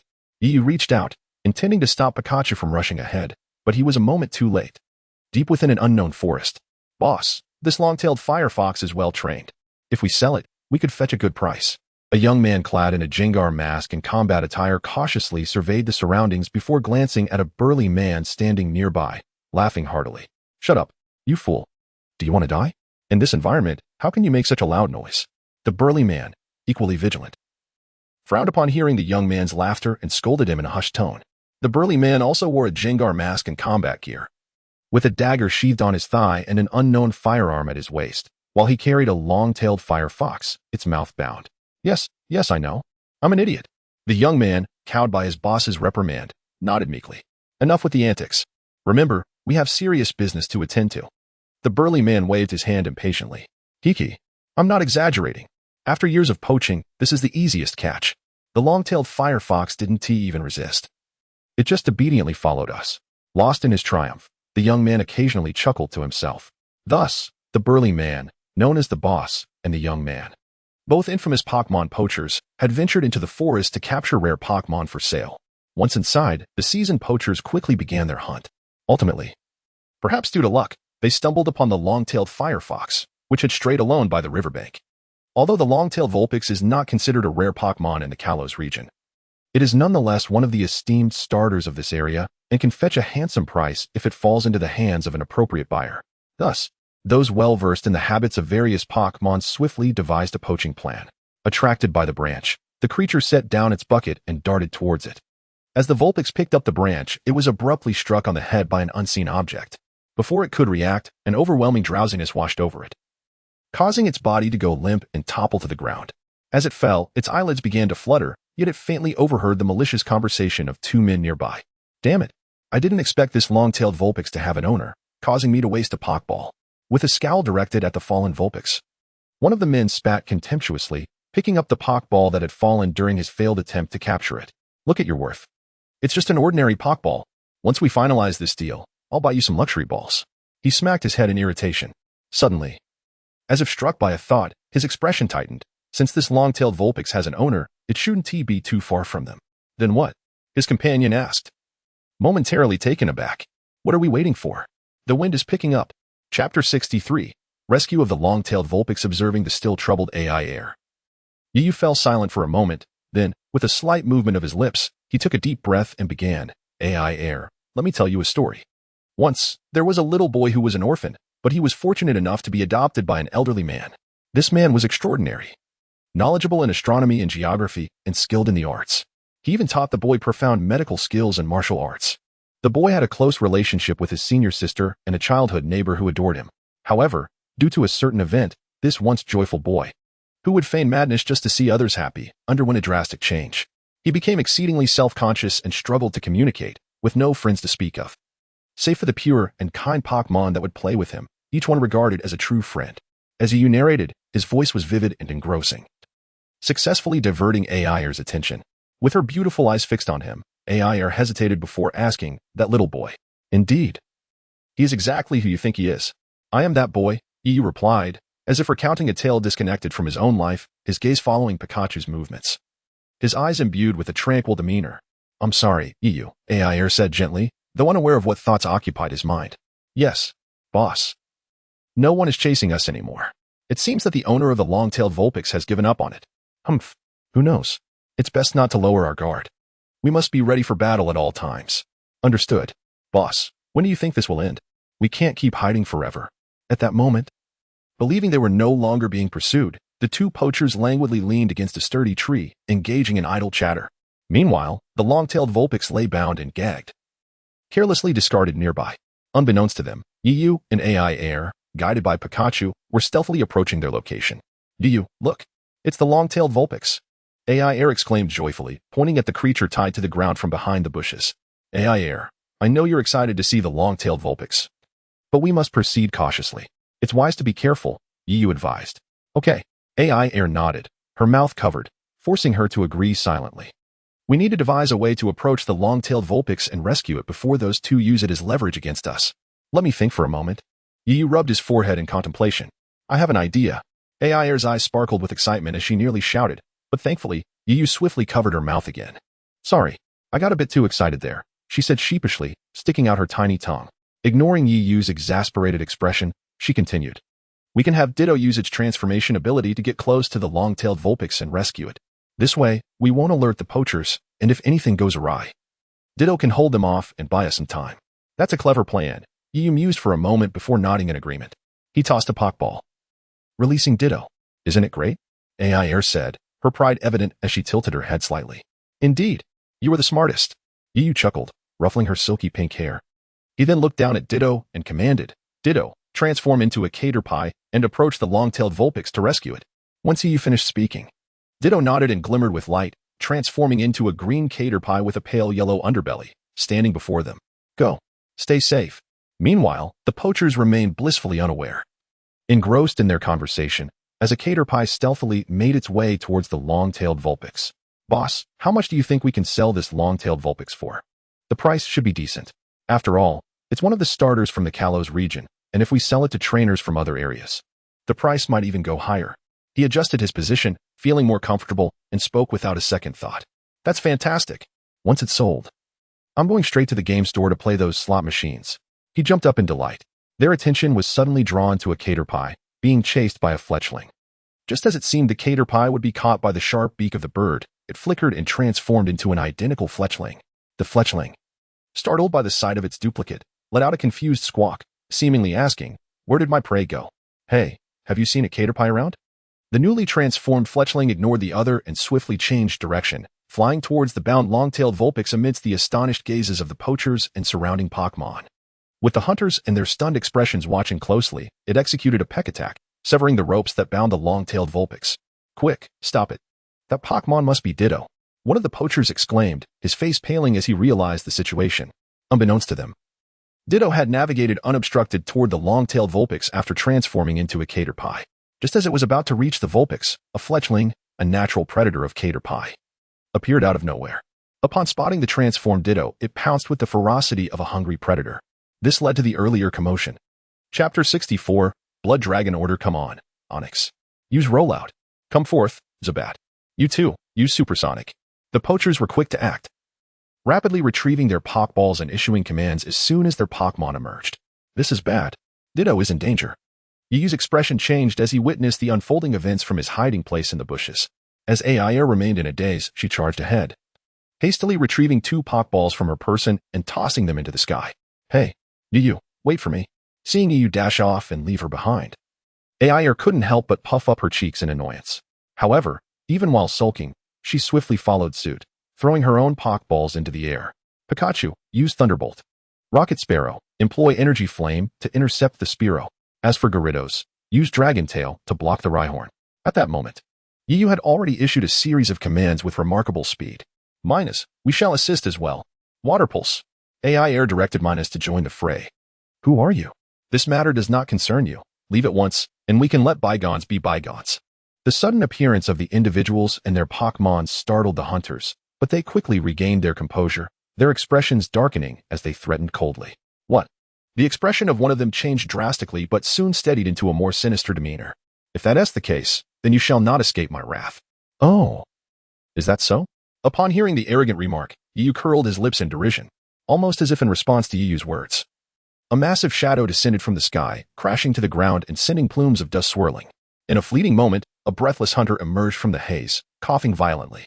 Oh, with such meager strength, you dare to threaten me? You might as well abandon poaching and take to farming with your Pokémon. Yu chuckled haughtily. Humph. What kind of cowardly sneak attack is this? If you have the guts, face my Rhyhorn in an honorable battle. The hunter bellowed, his face dark with fury. All right. Yu replied with a devilish grin. I am quite democratic. Would you prefer a one-on-one duel or a free-for-all? Choose wisely. I choose one-on-one. Good. Since you've chosen that, I won't hold back. Yu raised an eyebrow. Pikachu, Gyarados, you're up. This is unfair. The hunter cried out in exasperation as he saw Pikachu and Gyarados advancing toward Rhyhorn. Wasn't it supposed to be a one-on-one? Indeed, this is a one-on-one. Yu replied earnestly. What I mean is, Rhyhorn is one Pokémon facing all of mine. As for a free-for-all, well, you get the gist. Therefore, I haven't deceived you. Pfft. Yu, you're so naughty. Aiair, watching from the sidelines, couldn't help but cover her mouth, laughing uncontrollably. Whereas the naughtiness in that, it's merely a matter of linguistic depth. He simply cannot comprehend. Yu shrugged innocently. How infuriating. The hunter gritted his teeth, his fingers cracking in anger. If it weren't for the fact that the opponent had the advantage in numbers, he would have charged in to take him down. Boom. Meanwhile, the battle in the sky concluded with the descent of Zubat, signaling an end.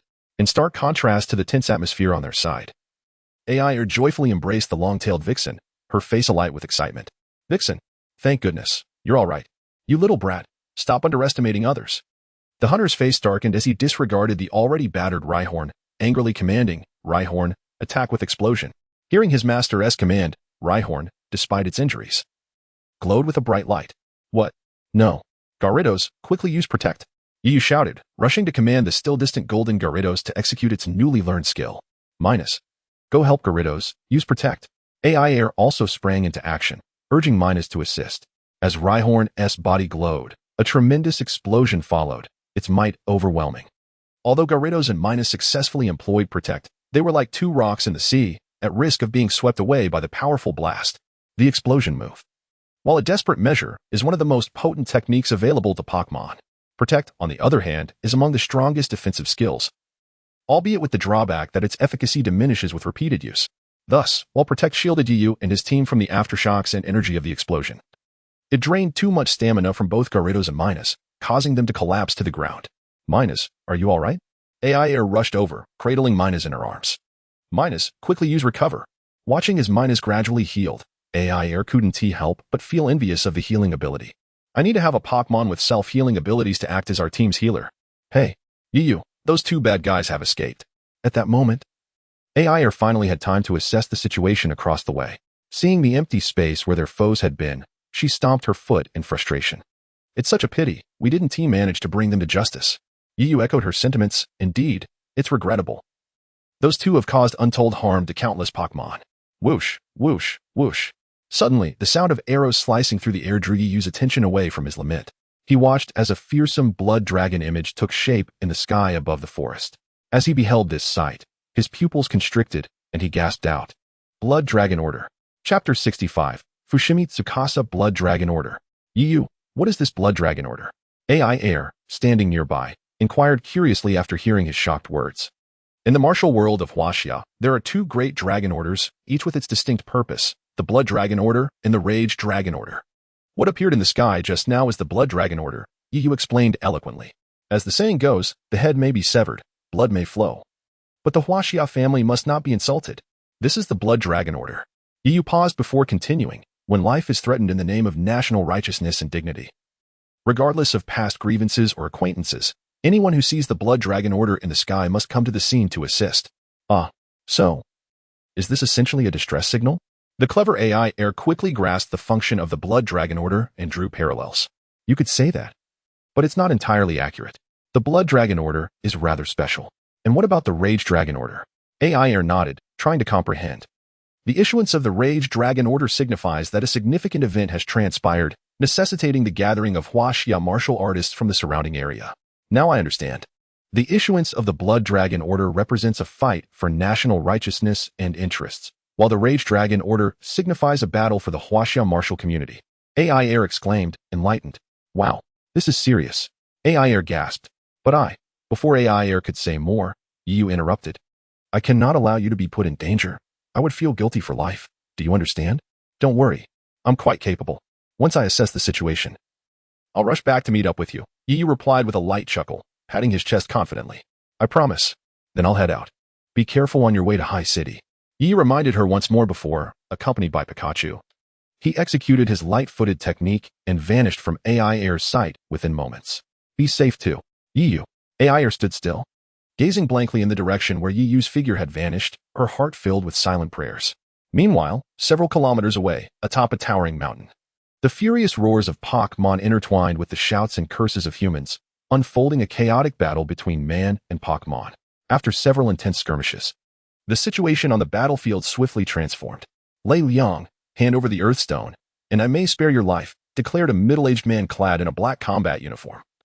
A band inscribed with letters wrapped around his head, his expression reminiscent of a cat playing with a mouse as he scrutinized Lei Liang, who donned a scholarly appearance adorned with a golden dragon emblem on the sleeves of his coat. Fushimi, you are daydreaming. I would rather die than surrender the Earthstone to the minions of your organization, Lei Liang retorted, his bravado faltering under the pressure. You are being foolish. What can a frail scholar, devoid of martial prowess, and your underwhelming Pokémon do against me? Fushimi scoffed disdainfully. Who said I am alone? Facing Fushimi's contemptuous gaze, Lei Liang produced an object resembling a firework from his person, igniting its fuse with a flourish as he proclaimed, a piercing arrow through the clouds. To meet 1,000 troops. What? No. Fushimi's demeanor shifted dramatically upon witnessing this, his expression darkening as he realized the implications. Pidgeot. Use quick attack and stop that signal flare. In an instant, Pidgeot, responding to its master's command, darted towards Lei Liang like an arrow. Seeing the swift approach of Pidgeot and realizing the little fuse left on the Blood Dragon token in his hand, Lei Liang felt a surge of panic, his eyes closing instinctively as he raised his hand to shield his face. Yet, instead of the anticipated pain, he heard a voice filled with both anger and familiarity. Goliath. Upon opening his eyes, Lei Liang beheld Goliath, who had previously been knocked down, now rising once more to protect its master by embracing Pidgeot, which was charging toward Lei Liang. What?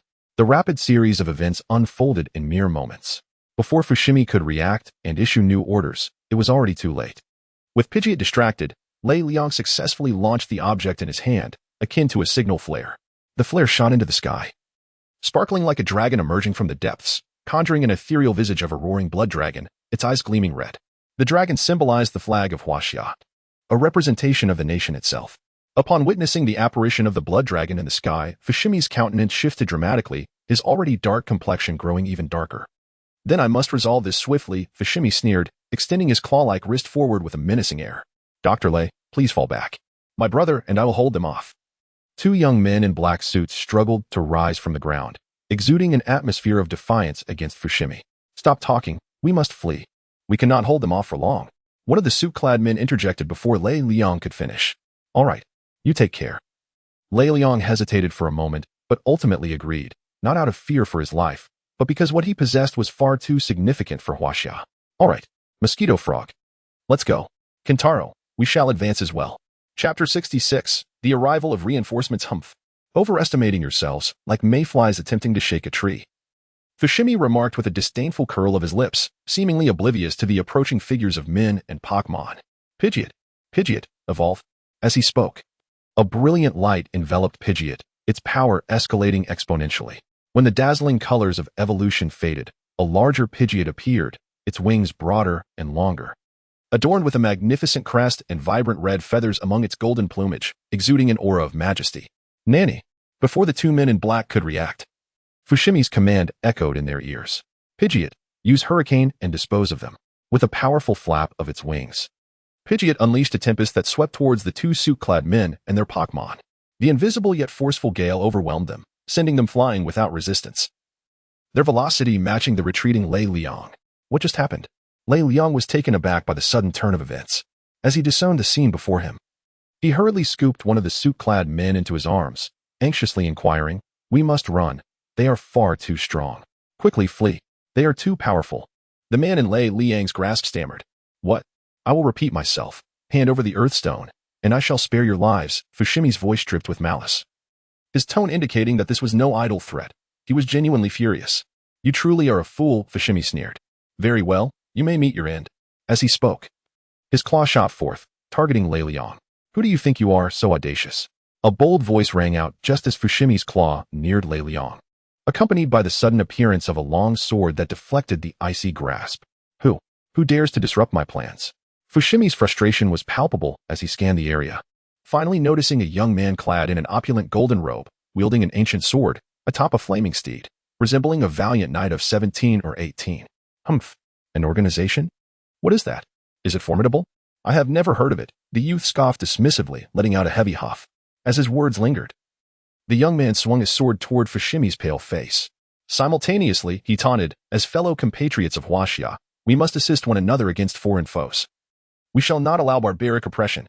Haha, a splendid call for mutual aid. Since you are a compatriot, I shall assist you as well.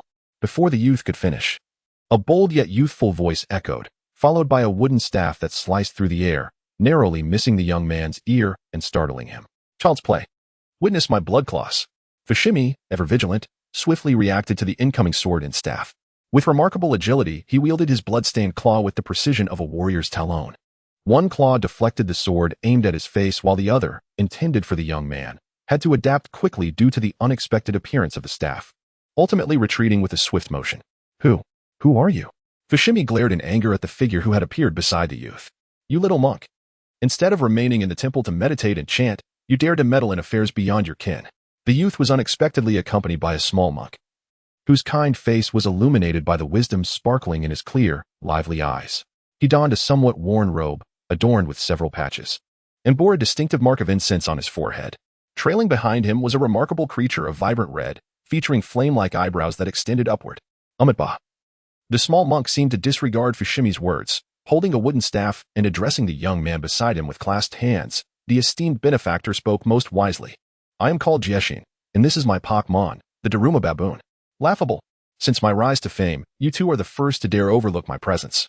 Fushimi, observing the jovial exchange between the two, could not help but let anger twist into a sardonic smile. Pidgeot, unleash Hyper Beam. Pidgeot. An orange energy sphere coalesced at the edge of Pidgeot's beak. Daruma baboon, use Hyper Beam. Rapidash, we too shall employ Hyper Beam. At that moment, Jieshin and Beigongming, witnessing the unfolding scene, immediately abandoned their conversation to issue commands in haste. In an instant, 3 identical orange energy beams collided with one another, creating a momentary distortion in the fabric of space. One beam, significantly thicker and more solid, began to overpower the other two. Daruma baboon, give it your all. Rapidash, do not yield. As if spurred on by their trainer's encouragement, both Pokémon exerted every ounce of strength they possessed, barely managing to push back the more substantial energy beam. Chapter 67, The Battle of 2-1. You two shall perish. Amidst the struggle of the 3 Pokémon, Fushimi was not idle. He initially utilized Pidgeot to distract the opposing creatures, diverting their attention. Then, he stealthily concealed himself, silently approaching the 2 trainers, who were preoccupied with their Pokémon. With the swiftness of a thunderbolt, he unleashed a flurry of strikes aimed directly at their vital points. Be careful. The first to react was the small monk, Jieshin, who stepped forward to shield the unsuspecting Beigongming with his frail figure, attempting to absorb Fushimi's ferocious onslaught. During this defense, a faint golden ancient bell appeared to envelop Jieshin, suggesting the legendary Shaolin technique, the Golden Bell Shield. Indeed, its defensive capabilities are formidable. Beigongming observed Jieshin's slender silhouette with a flicker of admiration in his eyes. Umitba. As Fushimi withdrew, Jieshin clasped his hands and recited a prayer, turning to the still-shocked Beigongming. Nodding affirmatively, indeed, this is one of the esteemed techniques of my Shaolin temple, the Golden Bell Shield. Do you two truly believe I am invisible? Fushimi, miffed at being disregarded, swiftly vanished from sight. Be cautious. That fellow is likely a ninja, Beigongming warned. Boom. At that moment, the clash of the hyper beams reached its climax, accompanied by a powerful explosion that created a shockwave, sending both Pokémon and the 2 trainers flying. Meanwhile, Fushimi, having concealed himself, revealed his fangs, hurling kunai at Beigongming with reckless abandon. Watch out. Jieshin cried out. Humph. You underestimate me, old man. Beigongming retorted, his movements unceasing as he bellowed. Witness my sword art. Instantly, his sword danced in the air, creating illusions of multiple blades. 1 turned into 2, 2 into 4, and 4 into 8. forming a shield of swords. As the clanging sounds resonated, Bei Gongming began to pant, clearly exhausted from the exertion required by this technique. On the other side, the three Pokémon re-engaged in battle. However, it was evident that Daruma Baboon and Rapidash had learned from their previous mistakes. They no longer confronted Pidgeot head-on but instead adopted a strategy of attrition. Fiery jets, reminiscent of dragons, were expelled from Daruma Baboon's mouth, striking Pidgeot with searing heat. Rapidash, even more relentless, unleashed its fiery signature move, Fire Blast, repeatedly. Pidgeot, seemingly at a disadvantage, despite the ferocity of Daruma Baboon and Rapidash as time passed. Rapidash was the first to falter, its forelegs collapsing, smoke billowing from its mouth. Sensing its allies' exhaustion, Daruma Baboon ceased its offensive, rushing to Rapidash's side. Standing guard with unwavering resolve, its fiery eyes fixated on the airborne Pidgeot. When Pidgeot reappeared, it had already maneuvered into Daruma Baboon's blind spot, striking it with a powerful blow. However, its speed was insufficient, and Pidgeot's sharp claws had firmly latched onto Rapidash. Stop! Cease this at once. Bei Gongming, caught in the fray, caught sight of this and, in a moment of distraction, was slashed by Fushimi's claw, tearing through his opulent robe. Oh. It seems the battle has already been decided over there. Fushimi smirked, licking his dry lips, pointing at Rapidash with a fa of innocence. How about it? Surrender the Earthstone, and I shall release it. You shameless cat. Bei Gongming's handsome face flushed with indignation as he trembled, pointing a finger at Fushimi. Haha. Thank you for the compliment. Aren't villains always like this? Fushimi chuckled nonchalantly. Bah. Even the seemingly kind-hearted Jieshin was seething with rage. Bei Gongming clenched his fists, his nails digging painfully into his flesh, yet he felt utterly helpless. Here, take this. At that moment, Leilong approached, handing the precious Earthstone to Bei Gongming. What is this? Bei Gongming hesitated, eyeing the valuable stone in his hands. He understood its worth. Otherwise, Leilong would not have fired the Blood Dragon order, yet his partner's safety was at stake. Have you made up your mind? My patience is limited. Fushimi's voice dripped with impatience. Then, Pidgeot, use Peck. Seemingly losing patience, Fushimi issued the command without waiting for Bei Gongming's response. Wait, stop. As Pidgeot obeyed its master's command, raising its sharp beak towards Rapidash, prepared to strike. A sphere of electric energy sped towards it. Should it connect, even for a Pokémon that had undergone a remarkable evolution, it would still feel pain. Chapter 68, The Mighty Pidgeot. Pikachu, go assist them. A voice rang out, and before anyone could react, a figure wielding a spear had already closed the distance to Fushimi, launching a flurry of strikes with astonishing speed. What?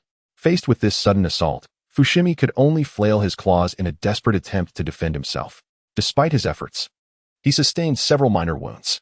Yeyu, a person from Huaxia. What? You are the one who has constantly thwarted our organization's plans. Fushimi's expression darkened. If you mean the one with such striking looks, then yes, that would be me, Yeyu replied with a smirk. Humph, just in time. I shall deal with you both together. Fushimi's furrowed brow relaxed slightly. Eliminate those bothersome Pokémon first. The speed of Pidgeot, already impressive, became extraordinary after Mega Evolution. Almost akin to the instantaneous teleportation of Psychic-type Pokémon. Pikachu, despite its own swiftness, found itself struggling to evade the near-invisible onslaught of Pidgeot. As for Darumaka, although it possessed formidable strength, it had taken a few hits defending Pikachu, and now it too found itself exhausted, prostrate on the ground, following in the footsteps of Rapidash. Pidgeot emitted another furious screech, enveloped in a blue aura, leaning forward as the glow shifted to orange. It dove towards Darumaka and the others, poised to deliver a final blow. Darumaka, witnessing Pidgeot's aggressive approach, struggled to rise, attempting to counterattack, but before it could stabilize, it collapsed once more. As Pidgeot drew ever closer, Darumaka instinctively closed its eyes and let out a reluctant roar. Suddenly, Darumaka, who had resigned itself to its fate, felt something rush past it at incredible speed, momentarily bewildering it and prompting a curious opening of its eyes.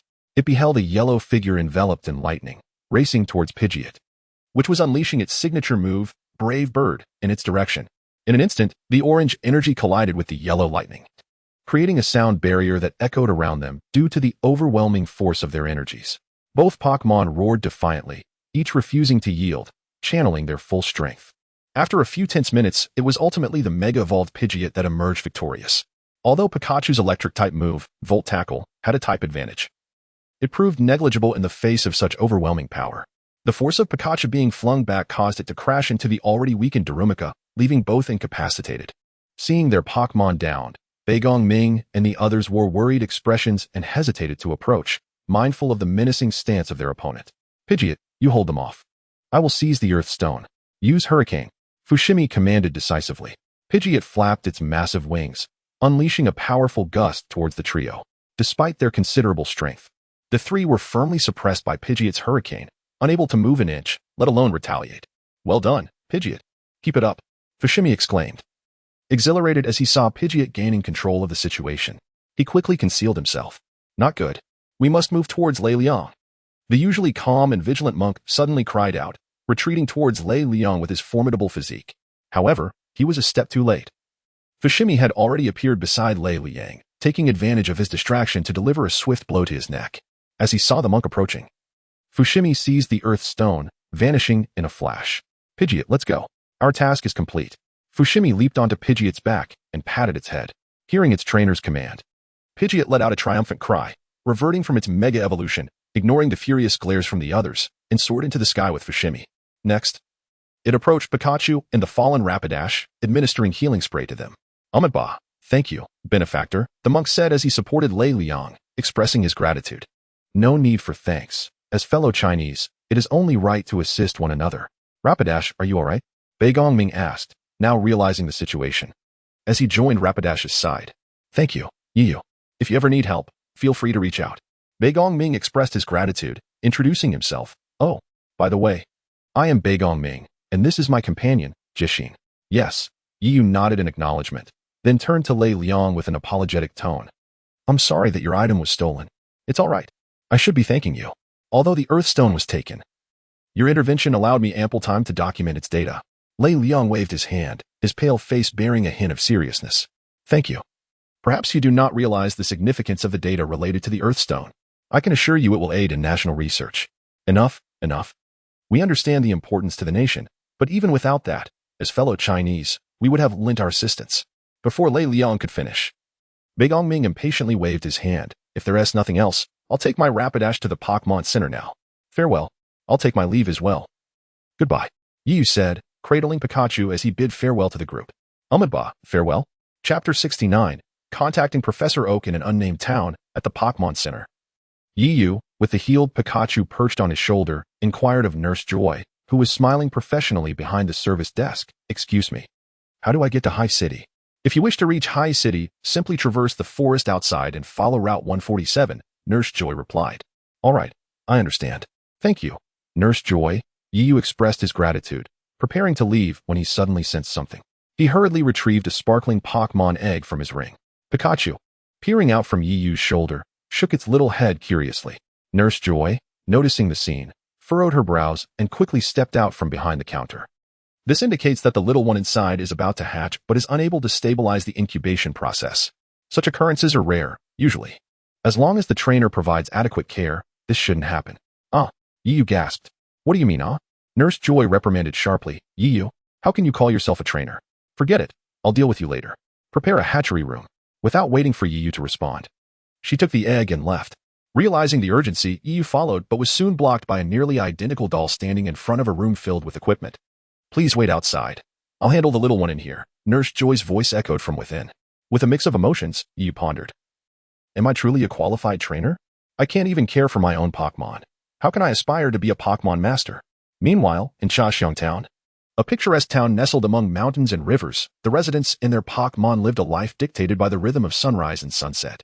Inside a small villa where a Rhydon was crawling, a fierce battle was unfolding. Little Pidgey, I've already told you not to wake me up like this. A girl, still drowsy and adorned with a butterfly hairband, suddenly sprang from her bed as if startled by some unseen force. She glared at the little arrow sparrow that had flitted above her head. Chirp, chirp. How annoying. You stop right there, little arrow sparrow. Chirp, chirp. Haha. Let us see where you run now. Amidst the ruckus from upstairs, Sachi continued her cooking, calling out, Selena, hurry down to wash up and eat. You still have to do your morning exercises with the armored rhino. And weren't you planning to visit Dr. Bradano to collect your Pokémon? Alright, I got it. Selena, hearing her mother's voice from downstairs, momentarily slumped onto the table, her enthusiasm waning. However, she quickly perked up, approached the window, and opened it. A refreshing morning breeze, laced with the fragrance of the fields, tousled her hair, which was still disheveled from sleep. In the sky, flocks of Pidgey had already begun their search for food, while in the fields, Rattata were on the lookout for any careless trainers. Witnessing the harmonious scene of humans and Pokémon coexisting, Selena couldn't help but stretch luxuriously. Good morning, Armored Rhino. She greeted the Pokémon basking in the morning light in the yard. Miss Joy, how is my Pokémon egg? Is everything all right? Upon seeing Miss Joy emerge from the incubation room, Yu quickly stood up, supporting her shoulder with urgency in his voice. Well, Miss Joy said, deliberately elongating her tone. Although I possess considerable medical skills, as the saying goes, there are priorities in knowledge and specialization. Most of my expertise is applied to healing humans. Matters regarding Pokémon should naturally be entrusted to specialists like me. All right, I won't tease you any longer. That little one has safely hatched. And you must take good care of it. Miss Joy's serious demeanor was endearing in its own right. I understand. Thank you, Miss Joy. I promise to care for it well. Suddenly, Yu seemed to recall something, slapping his forehead as if performing a magic trick, revealing another Pokémon egg. This one a pale blue. Miss Joy looked on, somewhat puzzled by Yu's actions. Miss Joy, could you also check on the condition of this Pokémon egg for me? Yu offered the egg to her, his tone sincere. Thank you. A glance caught sight of the communicator not far away. He hadn't even warmed the chair before heading over with Pikachu. It dawned on him that he hadn't video called Professor Oak since arriving here. As he mulled this over, he swiftly operated the communicator. Before long, the screen illuminated, revealing a bowl of steaming instant noodles. Professor Oak, is your camera positioned incorrectly? And why are you eating instant noodles again? Oh, it's Yu and Pikachu. Long time no see. I was so engrossed in my experiments that I lost track of time, and instant noodles are convenient, allowing me to squeeze in more research. Professor Oak replied, adjusting the camera after some flustered moments, his warm smile returning. Haven T, I told you numerous times to eat less instant noodles. They're not good for your health. Yu scolded, raising an eyebrow as he teased, if it's that tough. You could always go over to Ash's place for a meal. Oh, that would be quite embarrassing, Professor Oak said, awkwardly scratching his head, before his expression turned serious. Yu, how dare you say that? You've been away in Kalos for so long without contacting me, and I've been worried sick. I'm contacting you now, aren't I? Yu admitted sheepishly. All right, I'll forgive you this time. Professor Oak waved his hand graciously. By the way, I still don't know how many Pokémon you've caught so far. Professor Oak inquired curiously. Can you show me? Yu nodded, retrieving all his Pokeballs and tossing them into the air. Come forth. Rocket Sparrow, Ditto Gyarados. Ah, that's the evolution of the common arrow sparrow from the Kalos region. The Rocket Sparrow. Professor Oak nodded, mumbling to himself. Suddenly, he seemed to spot something. His previously composed demeanor transforming into an expression of wide-eyed excitement, as if a hungry wolf had spotted a lamb. That's a shiny Pokémon. And two of them. Indeed. Yu nodded, slightly embarrassed, pointing at the screen. Professor Oak, remain calm. Maintain your distinguished scholar image. Oh. Professor Oak realized his lapse in composure and instinctively wiped away non-existent drool from the corner of his mouth. Yu, you're truly fortunate. Most people might not even catch a glimpse of a shiny Pokémon, yet you've captured two. Yes, I feel quite lucky too. Hey, what is wrong with you? You seem a bit down, Professor Oak expressed concern. Have you encountered any difficulties? If you're facing challenges, feel free to share, we can help. Well, Professor Oak, am I not a qualified Pokémon trainer? Yu briefly recounted the recent events, his tone laden with self-reproach. I see. So that's the case. Professor Oak nodded thoughtfully, observing Yu's self-doubt. He initially adopted a serious tone, stating, indeed, you are not a qualified Pokémon trainer. Hearing Professor Oak's words, Yu appeared somewhat disheartened. But every trainer must face challenges and setbacks to grow and overcome them, Professor Oak continued, his expression softening as he returned to his usual warm demeanor, offering words of comfort. Listening to Professor Oak's caring and encouraging words warmed Yu's heart. I understand now. Thank you, Professor Oak. Not a chance. Don't even think about it. Fearing that his straightforwardness might hurt Professor Oak, Yu quickly clarified. It's not that I don't want to lend you my Pokémon for research, but my current Pokémon are just too few. Sometimes, it's challenging to select which Pokémon to send out in gym battles. I hope you understand. I see. Then there's nothing to be done, Professor Oak acknowledged. Then advised, you should capture more Pokémon so I have research subjects. Yes. Yu nodded. I have matters to attend to, so I'll hang up now. Professor Oak, you remain as ever. With a resigned sigh, Yu watched the communicator screen turn black. Pikachu chimed in, agreeing. As he noticed the red light on the door, Yu fell into deep thought. He had always felt somewhat inexperienced, unable to care for and protect his Pokémon. He had longed to strengthen himself to safeguard them. Yet, he realized he had been mistaken. Pokémon were not just companions to be guarded but joyful friends. Comrades fighting side by side. From now on, Both he and his Pokémon would strive to grow stronger together. Yu. The light on the incubation room door dimmed as Miss Joy stepped out, glancing at Yu, who was deep in thought on the corridor chair. Miss Joy. How are they doing? Yu stood up hastily upon seeing her. Rest assured, the little one from the first Pokémon egg has hatched. Miss Joy chuckled lightly. But soon her brows furrowed slightly. As for the other Pokémon egg, the readings indicate that the Pokémon inside is quite healthy. However, for some unknown reason, the Pokémon that could have hatched long ago has remained still, as if it were in a deep slumber. Thank you, Miss Joy. Upon hearing her words, Yu felt a twinge of disappointment, though it did not come as a surprise. Let us go, Pikachu. Let us take a look at our new companion. Pikachu. Yu pushed open the door to the hatching room, accompanied by Pikachu. Upon entering, they were greeted by the sight of a Woobat, which was half the size depicted in the Pokédex, sleeping soundly on a special little bed. Not far away, a machine resembling a warming device housed the Suicune's Pokémon egg, resting quietly inside. Oh, this little one has such an adorable sleeping posture. What do you think, Pikachu? Observing the Woobat sprawled out in a starfish shape, with a hint of sparkle at the corners of its mouth, Yu could not help but smile. Pikachu. Pikachu was equally delighted, its eyes shimmering as it gazed at the slumbering Woobat, for this was its first encounter with a newly hatched Pokémon, and moreover, a descendant of its own kind. Meanwhile, half a day's journey from High City, an intense capture battle was unfolding. Fennekin, use Flame Burst, commanded a graceful figure.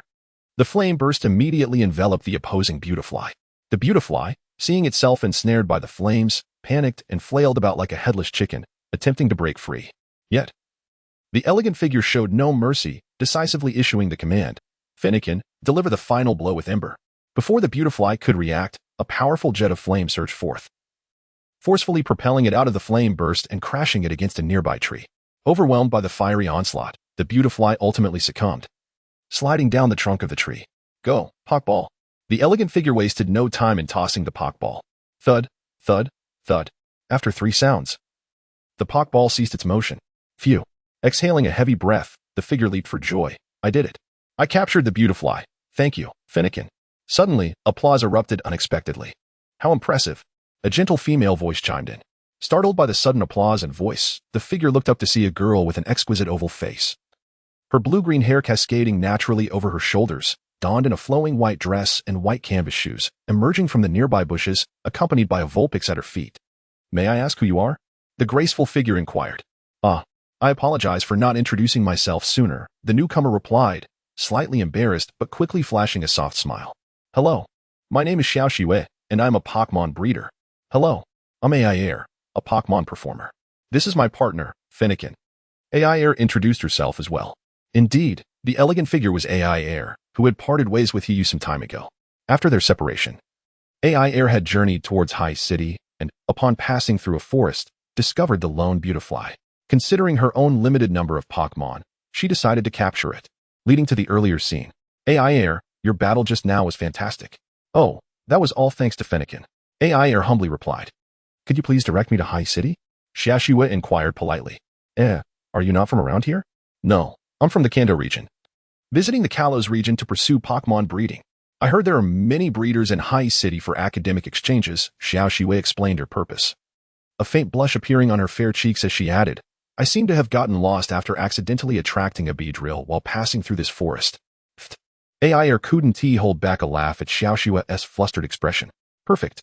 I'm heading to High City too, so let us travel together. It'll be less lonely. Sure. Thank you, Aiair. Xiaoxiwei readily accepted. Aiair, are you traveling alone? Xiaoxiwei asked unexpectedly. Aiair was momentarily taken aback by the sudden question, but quickly regained her composure, offering a sweet smile. Not at all. I have a companion. But due to certain circumstances, we are temporarily separated. I'm heading to High City to meet up with him. The next day, after expressing her gratitude to Miss Joy, Yu hurriedly set off to catch up with Aiair, accompanied by the newly hatched Woobat. Raichu, use Thunderbolt. A Raichu, not far away, immediately unleashed a Thunderbolt at the command of an elderly man.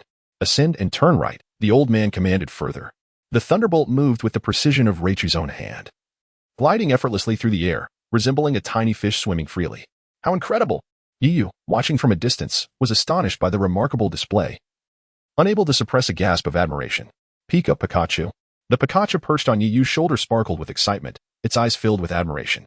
Perhaps sensing Yu and Pikachu's presence, the elderly man directed, All right, Raichu, finish up by directing the Thunderbolt at that sturdy tree over there.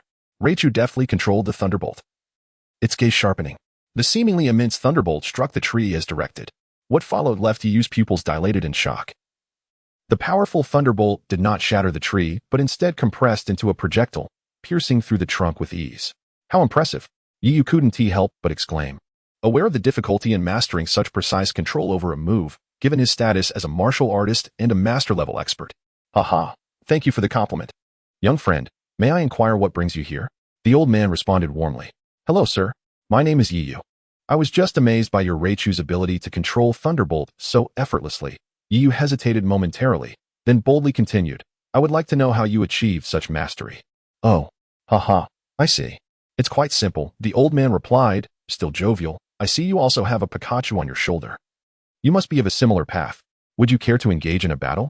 Your Pikachu against my Raichu. Pikachu. Before Yiyu could respond, his Pikachu was already gazing at Raichu with fierce determination. Then I shall gladly accept your challenge. Raichu, go. Pikachu, Thunderbolt. Raichu, we shall use Thunderbolt as well. Thus, two Thunderbolts intertwined in the air, and at the moment they crossed, both bolts extinguished simultaneously. Remarkable. Your Pikachu is truly formidable. The elderly man's eyes brightened. However, if this is the extent of your abilities, it is still far from sufficient. Raichu, use Quick Attack. Pikachu, we will also employ Quick Attack. As they executed Quick Attack, the afterimages elongated, and the two Pokémon, ultimately faced with Raichu's superior size and strength, saw Pikachu effortlessly sent flying. Pikachu then unleashed an Electro Ball. Raichu countered with Thunderbolt. In the face of the approaching Electro Ball, Raichu's Thunderbolt, which had been reduced in size compared to before, surged forth like a sharpened arrow, determined to pierce through the Electro Ball. Chapter 72. Skill Compression with a resounding explosion. The seemingly powerful Electro Ball was pierced through by Raichu's Thunderbolt. What? Yiyu initially thought he had overestimated Raichu's Thunderbolt, but the scene before him astonished him further, nearly causing his jaw to drop. He watched as Raichu's Thunderbolt, having penetrated Pikachu's Electro Ball, continued unabated towards Pikachu, who was descending after releasing the attack. Pikachu. Seeing Pikachu being struck by Thunderbolt and tumbling backwards, Yiyu shouted in alarm. Without regard for the ongoing match, he immediately channeled his energy into his legs, leaping to catch Pikachu, while uttering, I am truly sorry, but I concede this match. Pikachu, are you alright? Yiyu anxiously inquired, gazing at Pikachu in his arms. Pika. The Pikachu in his embrace, having regained its composure, shook its head and chirped a few reassuring sounds in response to Yiyu's worried gaze. That's a relief. Yiyu's face broke into a smile of relief. After he landed, the elderly man approached with Raichu, expressing concern for Pikachu in Yiyu's arms. Yiyu, how is Pikachu doing? I sincerely apologize on behalf of Raichu. It's just that Raichu usually encounters much weaker opponents, and this time, having met a worthy adversary in terms of skill, he got a bit overly excited and couldn't control his power properly. Raichu, standing beside the elderly man, bowed towards Yiyu and Pikachu, its voice tinged with remorse. It's quite all right. Upon hearing the elder's words, Yiyu's lips twitched as he looked at the guilt-ridden Raichu. His heart softened, and he knelt down, extending a hand to gently stroke Raichu's head, sighing in consolation. Raichu, don't take it too hard. Pikachu simply had a moment of being outmatched. Besides, Pikachu enjoyed battling you. Isn't that right, Pikachu? Pikachu nodded enthusiastically. At that moment, for reasons unknown, both Yiyu and Pikachu simultaneously harbored a thought in their hearts, a desire to grow stronger. Having been defeated this time, they resolved to become even more powerful until they could triumph. The pursuit of strength is endless, even if no one can defeat you. One should challenge time itself to grow stronger. With this thought in mind, Yiyu held Pikachu and looked earnestly at the elder. I humbly request your guidance on how to enable Pikachu to control Thunderbolt as effortlessly as your Raichu. Well, is it that the youth of today are so eager to learn? All right, I shall teach you. Perhaps moved by Yiyu's earnestness, the elder stroked his mustache with a hearty laugh. Thank you. Yiyu, you must understand that concentrated power is often more formidable than dispersed energy. The elder continued while petting Raichu, seemingly concerned that Yiyu might not grasp the concept. In truth, I have little to teach you regarding Thunderbolt. Your Pikachu is already well trained, and its skill's potency rivals that of Raichu. As for why Raichu's Thunderbolt is so powerful, it's due to some subtle techniques. Would you like to hear more? Yes, please. Yiyu listened attentively, mentally preparing to learn and improve. As I mentioned earlier, concentrated power yields greater strength than dispersed energy. My Raichu has managed to condense the originally dispersed energy of Thunderbolt into a single point. Of course, this process was not achieved overnight. Raichu and I have endured rigorous training for a long time. The elder spoke with great detail, his tone eventually turning reflective. Yu nodded in realization. Now I understand. Thank you for your guidance, esteemed elder. Oh, please don't keep calling me elder. It's somewhat tiresome, the elder replied with a hint of exasperation. Then smiled as he introduced himself. By the way, how careless of me. I haven't told you my name. I am Chiba, the headmaster of a nearby electric-type Pokémon Academy. Then, Headmaster Chiba, may I inquire about a few questions? Yu asked thoughtfully. Ah, you are indeed persistent. Of course.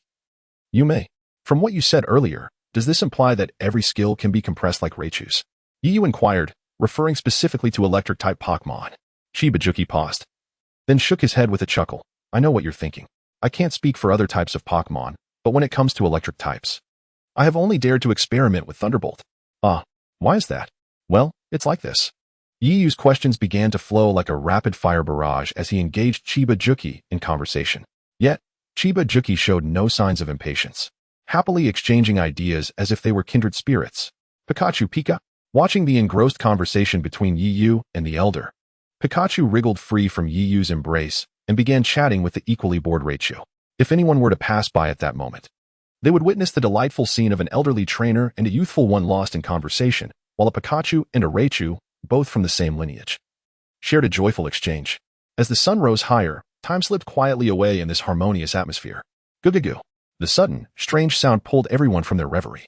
Following the source of the noise, they saw Pikachu bashfully scratching its head, letting out a few plaintive cries towards Yiyu. Ah, my apologies, Pikachu, Yiyu exclaimed, suddenly realizing he had lost track of time while being so engrossed in conversation.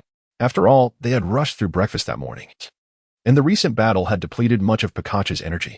Raichu nodded in agreement. No, I won't impose any further. The Pokémon Center is not far from here, so I shall head there. Yiyu politely declined, then, sensing that Chiba might misinterpret his intentions, added, besides, Pikachu sustained some injuries during the battle, and I should take it to Nurse Joy for a checkup. Chiba had intended to extend another invitation, but, seeing Yiyu's determination, decided against it. He flashed a hearty smile at Yiyu. It has been a pleasure chatting with you. Next time, should you have the opportunity, do visit my academy, and we can continue our discussion while you also get a glimpse of our school. Certainly. As long as you don't mind my presence, I will surely come back to bother you. Yiyu replied with a smile. Pikachu. On the grass.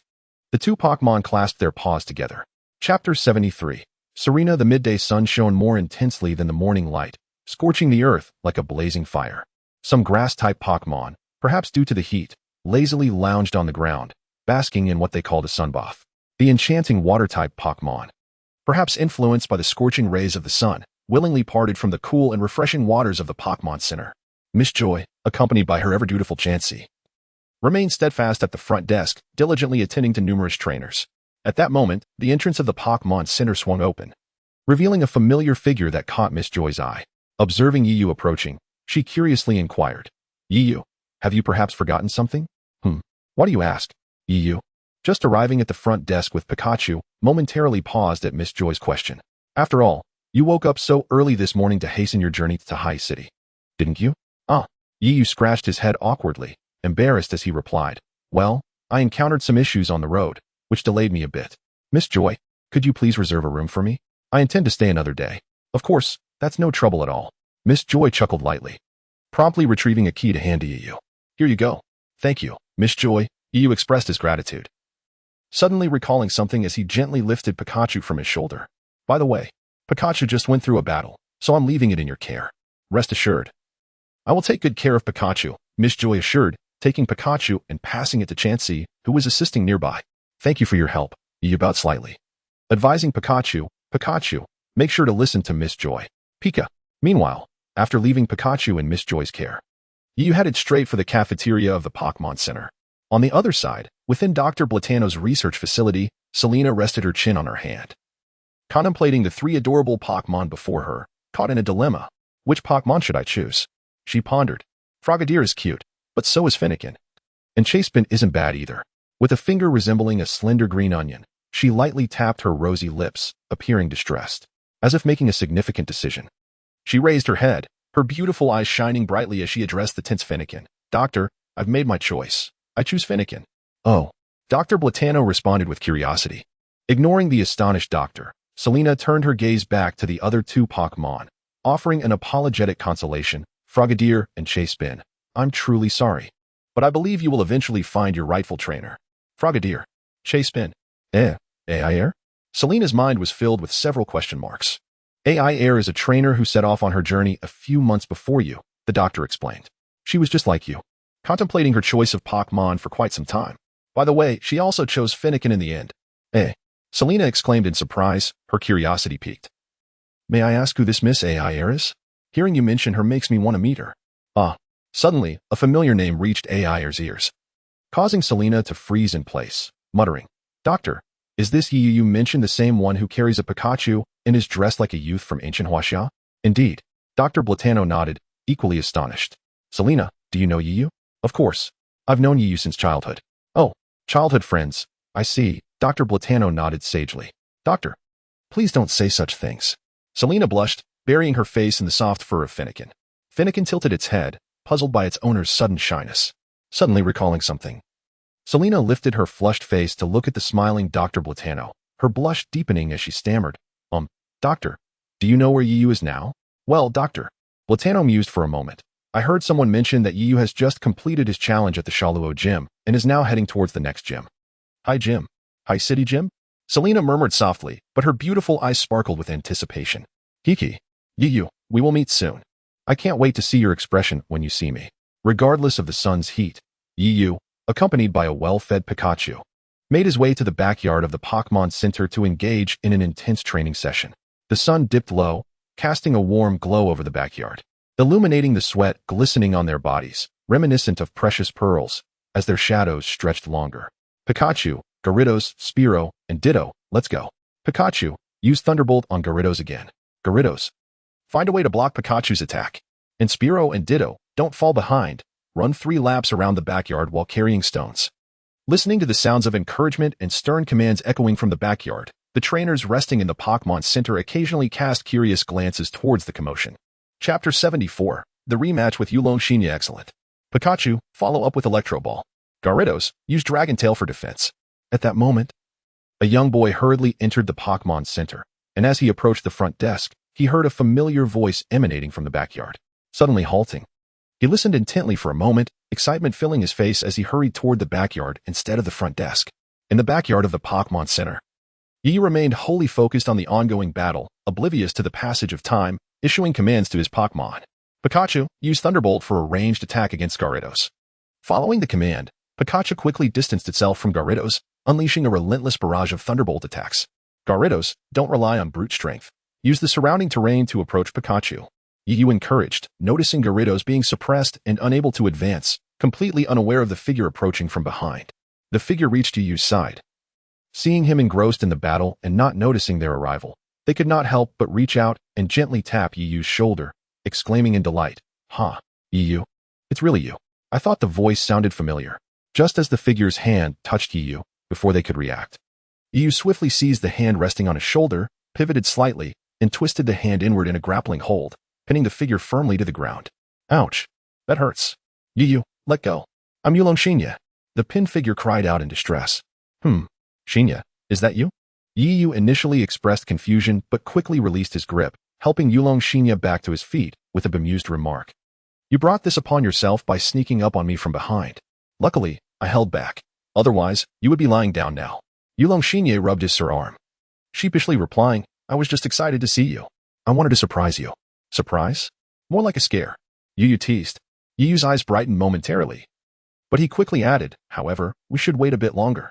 My Pokémon have been trained all afternoon and need some rest. Besides, I trust you want to take advantage of me. He sighed, shaking his head in resignation. The following day, just as the horizon began to blush with the first light of dawn, the floodlights in the Pokémon Center's backyard had already been activated. Hey, Xinyi. I knew you would be here. What are you doing up so early? You should sleep a little longer. This ISNT like you, Yu teased from behind. Upon hearing the sudden voice from behind, Yulong Xinyi turned around with a wry smile, saying, Ha, just the thought of battling you excites me. I'm just adjusting the condition of my Pokémon to ensure I don't lose again. He continued, and you're up early too. After all, you are the first formidable rival I've encountered since I started my journey. Yu smiled, but his expression turned serious as he declared, "Let us have a thorough battle and see how far we've come. I can hardly wait. Let us start now." "Absolutely." Pikachu and the others have been eager as well. "Let us begin then." With excitement etched on their faces, Yulong Xin and Yi took their positions at opposite ends of the battlefield. However, Xin, since I currently have only 5 Pokémon, one of which just hatched and lacks battle capability, how about a 4-on for match? Sounds good. Xin readily agreed, but seized the opportunity to jest at Yi. "But Yi, it's surprising that you still haven't gathered the required number of Pokémon for the league competition." "Enough chatter," Yi retorted with a frown, tossing a Pokeball into the air. "Go, Rocket Sparrow. You'll lead the charge." "Oh, you're sending out Rocket Sparrow first. Then I'll send mine as well." In the sky, the 2 Rocket Sparrows clashed their sharp beaks before separating, proving to be evenly matched. "Rocket Sparrow, use Steel Wing. Will use Steel Wing too." Rocket Sparrow, dodge with Quick Attack and then follow up with a series of pecking attacks. As Yi and Yulong Xin observed the dazzling aerial battle between the 2 Rocket Sparrows, they quickly issued commands. Just then, it seemed the 2 Rocket Sparrows were about to engage in a fierce confrontation, prompting Yulong Xin to shout, "This can't go on forever.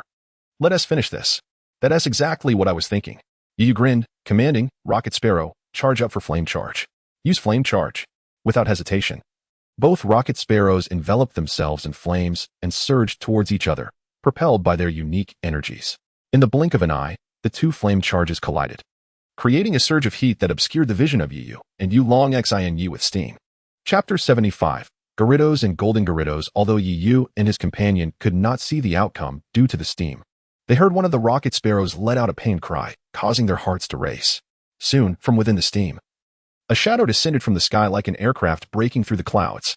Rocket Sparrow, recognizing the falling shadow as his own Pokémon, Yulong Xin felt a pang of concern.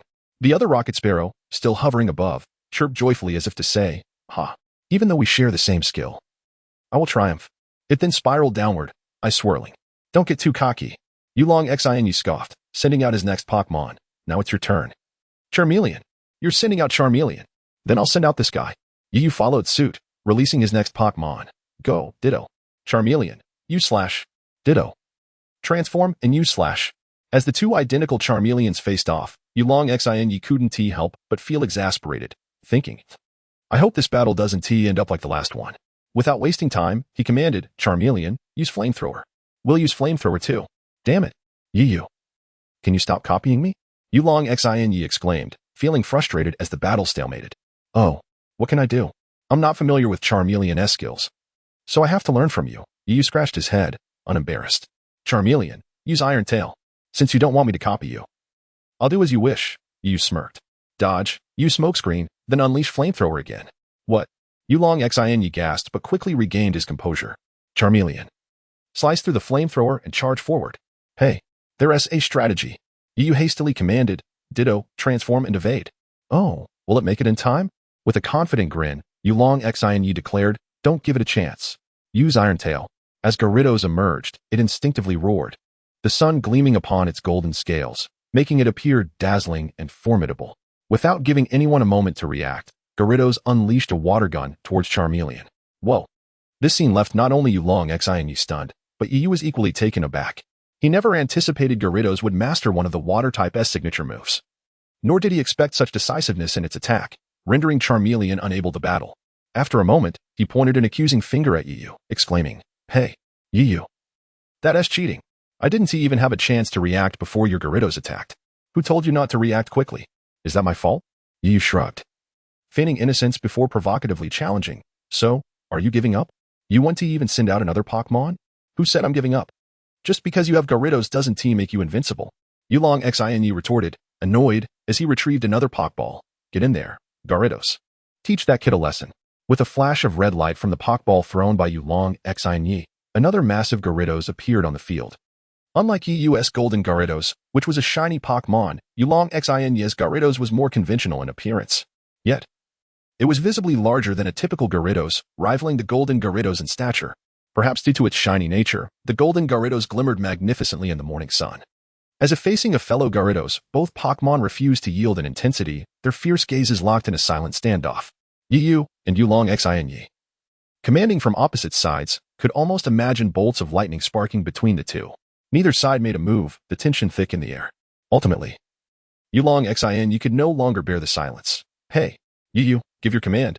Yu remained silent, calmly observing the stalemate. Fine. Since you won to issue a command, I will. Yulong Xinya, refusing to seek unnecessary trouble, was the first to issue orders. Gyarados, use Hyper Beam. Follow it up with Hydro Pump. Sensing the opportune moment, Yu smirked and commanded, now. An orange-red energy began to coalesce in Gyarados' mouth.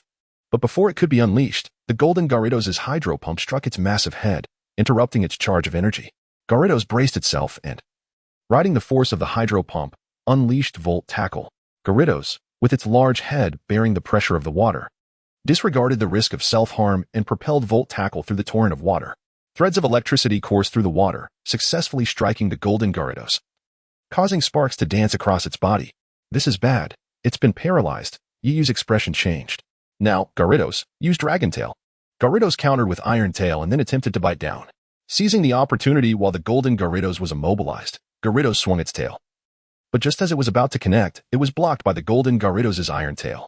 Not stopping there, while blocking the Dragon Tail, the golden Gyarados opened its fearsome jaws and clamped down on Gyarados.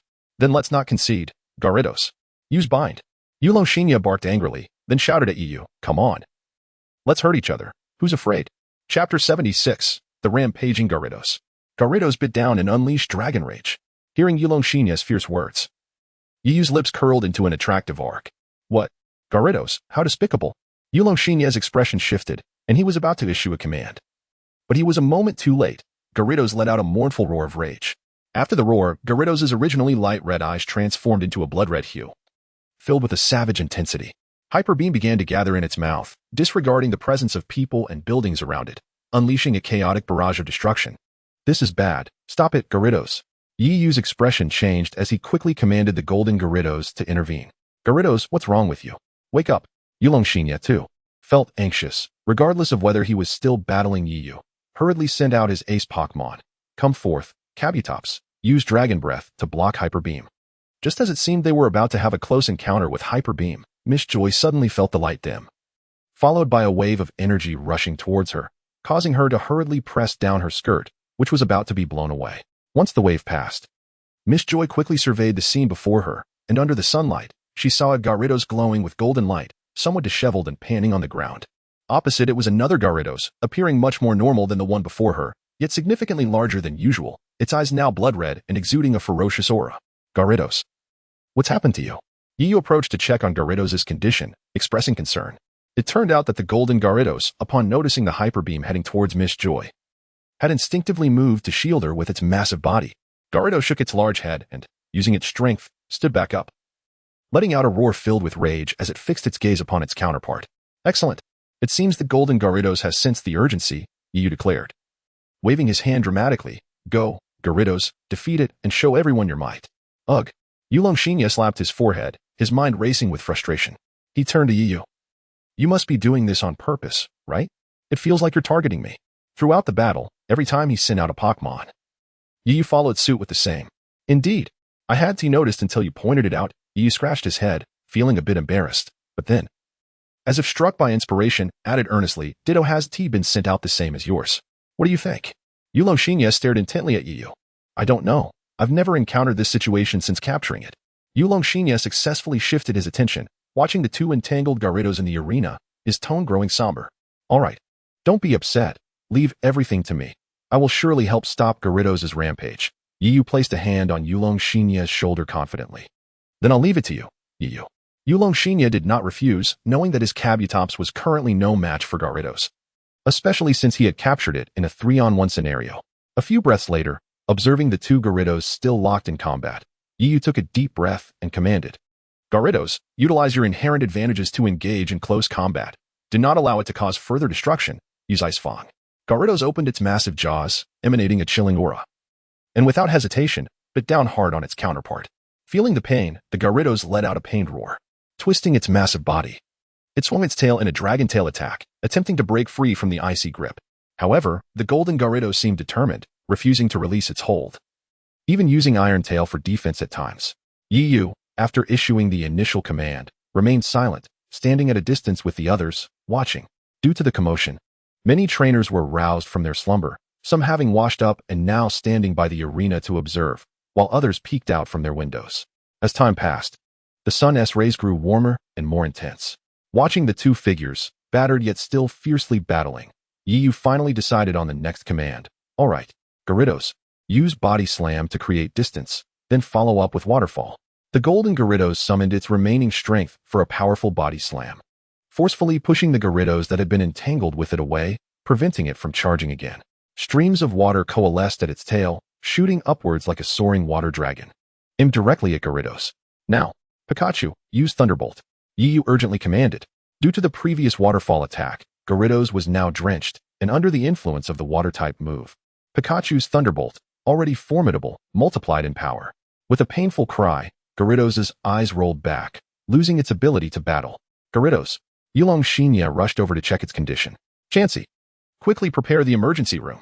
Miss Joy, standing not far away, called out as she followed to check.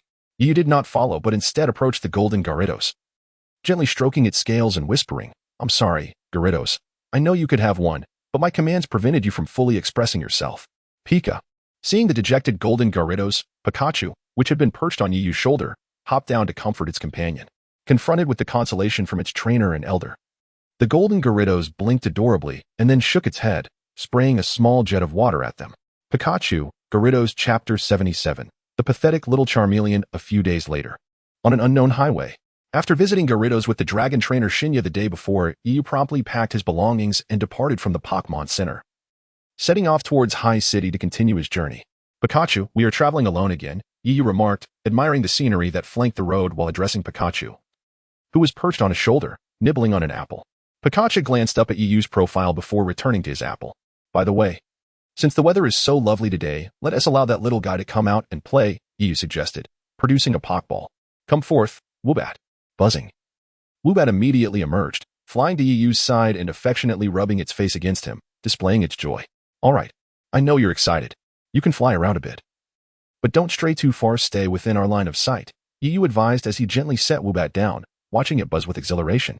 Sighing, Yu chuckled, shaking his head as he inhaled the fragrant breeze of nature. Woobat flapped its wings energetically, wearing a cheerful smile as it frolicked and played with a flock of Pidgeys, momentarily losing itself among them. Suddenly, Woobat darted into the flock, seemingly oblivious to Yu's previous admonition, vanishing from sight in the blink of an eye. Unbeknownst to Yu, his attention had been completely captivated by a wealthy-looking young man who had appeared before him and Pikachu. Before Yu and Pikachu stood a boy clad in a lavish suit, adorned with 6 luxury Pokeballs at his waist, a golden Pokeball necklace around his neck, and sparkling earrings that caught the light. He appeared to be slightly younger than Yu. Yu felt a slight aversion toward the ostentatiously dressed boy, furrowing his brow. Yet out of politeness, he inquired, May I help you? Hey, pretty boy, you must be a Pokémon trainer too. Let us battle, the boy boasted arrogantly. Not interested. What? Are you afraid? Ignoring the boy, Yu attempted to walk past him. Stop right there. The boy, incensed by Yu's disregard, blocked his path and demanded, Did I say you could leave? And what do you want then? Yu asked, his tone growing cold. I told you to battle me. If you win, you can leave, the boy proclaimed defiantly. Truly a reckless fool, Yu scoffed. Go, Charmeleon. Use Ember, the boy commanded, pulling a luxury Pokeball from his waist to summon his Pokémon.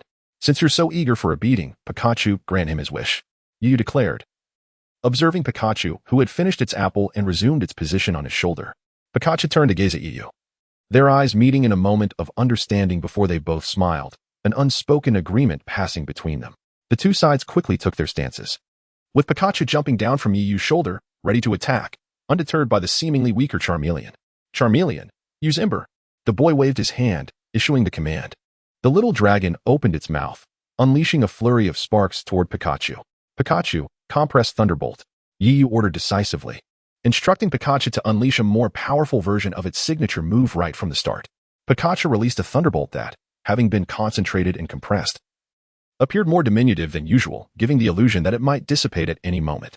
Haha, that pathetic Thunderbolt of yours can't possibly harm my Charmeleon, the boy mocked disdainfully. Just stand there and let me hit you. His voice soon faltered as disbelief washed over his face, his eyes nearly popping out of their sockets. The Ember aimed at Pikachu was effortlessly pierced by the Thunderbolt, striking Charmeleon and knocking it to the ground. How infuriating. This useless creature can't even withstand such a weak Thunderbolt, the boy cursed, ignoring his battered Charmeleon. Yi's expression turned icy at the boy's outburst. And disregarding the nearly defeated Charmeleon, he commanded, Pikachu, Thunderbolt. Having formed an unbreakable bond with his trainer, Pikachu, upon hearing Yi's command, unleashed another Thunderbolt without hesitation. However, this time, the target was not the downed Charmeleon but the boy himself. The boy instinctively shut his eyes, screaming as the Thunderbolt surged toward him. Yet, after a prolonged wait, he felt no pain, only the agonized cries of his Charmeleon. Even the composed Yu found himself momentarily speechless. It turned out that just before the Thunderbolt struck the boy, the injured Charmeleon sprang up and leaped in front of him, taking the hit. You've gone too far, Yu said frostily. Pikachu. Even Pikachu could no longer tolerate the scene, electric arcs flickering ominously around its cheeks. Yu, I'll remember you. This isn't over. I'll make you pay for this humiliation next time. The boy, known as Prince Shir, retreated. Watching Prince Shir depart, Yu silently vowed that if he ever bullied Charmeleon again, he would ensure the boy faced the consequences. Suddenly, a thought struck Yu as he surveyed his surroundings. Chapter 78, The Three Sacred Beasts. Where did that little Woobat fly off to? How could it disappear in the blink of an eye? Yu pondered, slightly bewildered. Before turning to Pikachu, Pikachu, have you seen Wet? Pikachu, caught off guard by the question, initially shook its head. Sigh. This little one truly knows how to keep me on my toes. Yu sighed, starting to call out, Woobat, Woobat, seeing its trainer in a state of worry. Pikachu chimed in, calling out as well. Meanwhile, Woobat had followed the flock of Pidgeys to a secluded lake shrouded in a gentle mist. Blissfully unaware of Yu's concern, delighted by the novel surroundings, Woobat entertained itself, reveling in the solitude. As time passed, Woobat grew weary from play and, in a drowsy state, succumbed to sleep. In its dreams, the familiar lake appeared, but now the mist had dissipated. Emerging from the lake was a slender, blue, quadrupedal mammal adorned with white diamond-shaped spots, its face and underside gleaming white. It possessed a thick, purple mane reminiscent of the aurora, and its ribbon-like tail floated gracefully. Its snout jutted forward, framed by a head adorned with a large, hexagonal, sky-blue crown, symbolizing the horns of a Chelan. With red eyes and small, white-padded claws, this Pokémon was a sight to behold. As it appeared, the cold northern winds began to stir. Had Yu been present, he would undoubtedly have exclaimed, Sukkun, upon witnessing this magnificent creature. As the enchanting Pokémon appeared unexpectedly, the gentle north wind caressed the air, and Wobbuffet flapped its wings, soaring toward the creature while emitting sounds of excitement. The Suicune, facing the approaching Wobbuffet, displayed no hint of hostility. Instead, it extended its paw and gently stroked Wobbuffet, shedding the majesty befitting one of the legendary beasts.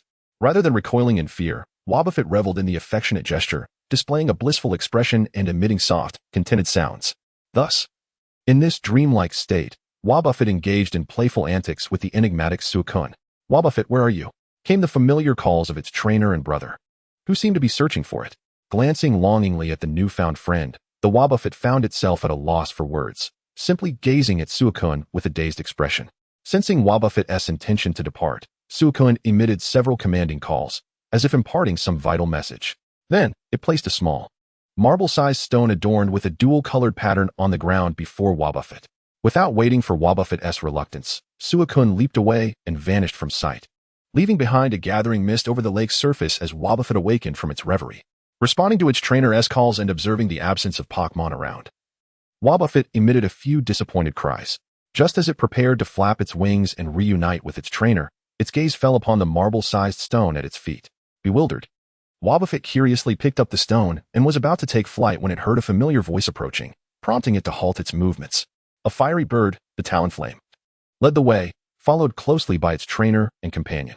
Wobbuffet, how did you end up here? I told you to stay within my sight. Upon seeing Wobbuffet, Yu sighed in relief, only to quickly adopt a stern expression, reprimanding it with a harsh tone. Lowering its head in fear at the sight of its trainer's angry yet caring demeanor, Wobbuffet emitted a few whimpering sounds, almost on the verge of tears. Yu, looking at Wobbuffet, felt an unexpected wave of helplessness wash over him. Despite his earlier anger, he found himself disarmed by Wobbuffet's pitiful appearance. After all, it was known that he was more lenient towards soft-hearted creatures. With a resigned sigh, he gently ruffled Wobbuffet's head, intending to say more. But Wobbuffet extended a claw from its wing, catching his attention. Yu's gaze was drawn to the stone resting upon Wobbuffet's claw. Taking the stone, he examined it closely, noting the intriguing patterns within that evoked a peculiar sensation. Instinctively, he infused it with a thread of his inner energy. However, to his dismay, he found that his potent energy was repelled by the stone, unable to penetrate its surface. What is this thing? It exudes a powerful aura, he murmured, filled with curiosity. Shaking his head, he decided to store the stone in his storage ring, contemplating the need to consult Professor Bratano or Professor Okito about it later. By the way, Wobbuffet, where did you find this stone? Is there more? Wobbuffet? However, Yi was unaware that shortly after their departure, Suicune reappeared at the lakeside, accompanied by 2 other Pokémon. One was shrouded in brown fur, its back cloaked in gray, resembling the smoke of a volcanic eruption, while its claws and pads bore a brown hue. Its face was predominantly red, adorned with 3 golden horns akin to a crown. The other Pokémon displayed golden fur, robust limbs, and sharp fangs, with its forehead adorned by a black metallic headpiece that enveloped its forehead, nose, and mouth, while its tail shimmered like lightning, ending in a spark-like tip. At that moment, anyone with knowledge present would surely exclaim in awe. The legendary beasts have gathered. Such a rare sight. Indeed, the Pokémon standing beside Suicune were none other than the other 2 legendary beasts, Entei and Rayquaza. Suicune, why did you give that stone to that human boy? Entei inquired, his tone laced with confusion. Indeed, by giving away that stone, you have diminished our collective power, Rayquaza concurred. I am aware of what you speak, but I sensed a familiar essence within that boy, one that remains dormant for now, Suicune replied calmly, unfazed by the loss of power from the stone. If he knew that the legendary beasts were discussing him in human language, he would no doubt find it amusing and quip. It's called telepathy. Does he possess a connection to your kind? Surely, Suicune affirmed. The energy he carries has not developed overnight. It has accumulated over several years. Watching the direction Yi had departed, Suicune continued, I find myself rather eager to witness the boy's future. Let us await the unfolding of events, Entei remarked enthusiastically. As the words faded, the mist that had previously thinned began to coalesce, and within moments, the 3 legendary Pokémon vanished from sight. The lake returned to its tranquil state, save for the gentle rustle of the wind. Time passed in High City, a place renowned for its leisurely vacation spots. Here, the sea, trees, and light rail intertwined, creating a small city rich in natural beauty and cultural essence. Today, however, High City buzzed with excitement as it prepared for the High Conference, gathering numerous talented Pokémon performers. In the backstage area of the competition square, Aiair donned a simple white dress and carried a small white handbag, her long hair loosely tied back, with 2 soft pink curls cascading down. Her porcelain skin and sea-like eyes sparkled without the adornment of jewelry, enhancing her pure and fresh beauty. Beside her stood a long-tailed Vulpix clad in a vibrant red gown. Wonderful, long-tailed Vulpix, we made it to the finals, Aiair exclaimed, her heart racing with excitement as she beheld the results displayed on the screen. The Vulpix mirrored her joy, its expression brightening. Congratulations, Aiair. You've successfully advanced to the finals. Your performance was truly spectacular, chimed a girl with flowing light green hair, dressed in a white gown, as she approached with her 9 tails. Of course, long-tailed Vulpix worked very hard too. The Vulpix beamed at the praise. That's all thanks to the Pokémon, Aiair replied with a playful smile, before teasingly adding. I've already praised long-tailed Vulpix earlier. If you keep complimenting it, its tail will surely be raised high. Hearing the playful teasing from Aiair, the cheeks of the long-tailed fox turned a noticeable shade of crimson as it hastily pressed down its slightly raised tail. Observing this scene, Aiair and Xiaoshui couldn't help but stifle their laughter, covering their mouths. Hello, I am Pingxiang. You must be Aiair. I have watched your competition before, and it was truly magnificent. At that moment, another girl dressed in a light red princess gown, accompanied by a Pikachu, approached Aiair with an excited expression, eagerly grasping her hand. Ah, you are the contestant Pingxiang. Aiair blinked her beautiful eyes in slight astonishment at the enthusiastic Pingxiang. However, before they could engage in further conversation, the announcement for the finals echoed, signaling the commencement of the competition. It appears we must wait until the match concludes before we can converse, Pingxiang said, pursing her lips, before departing with Pikachu. Now Xiaoshui. It's our turn to perform, Aiair greeted Xiaoshui, leading her long-tailed fox onto the stage. Meanwhile, within the venue of the High Conference, the audience was already packed to capacity, eagerly anticipating the contestants' appearances. Contestants, please take the stage. As the host, Pierre, concluded his announcement for contestants, including Aiair and Pingxiang, ascended the stage, accompanied by their Pokémon, who then stood at the sidelines, ready to observe the performance. Let us welcome contestant Pingxiang to begin her performance, Pierre declared, holding a microphone in one hand and a key staff in the other. Pingxiang, along with Pikachu and her electric spirit, took the stage, first curtsying to the audience before commencing their act.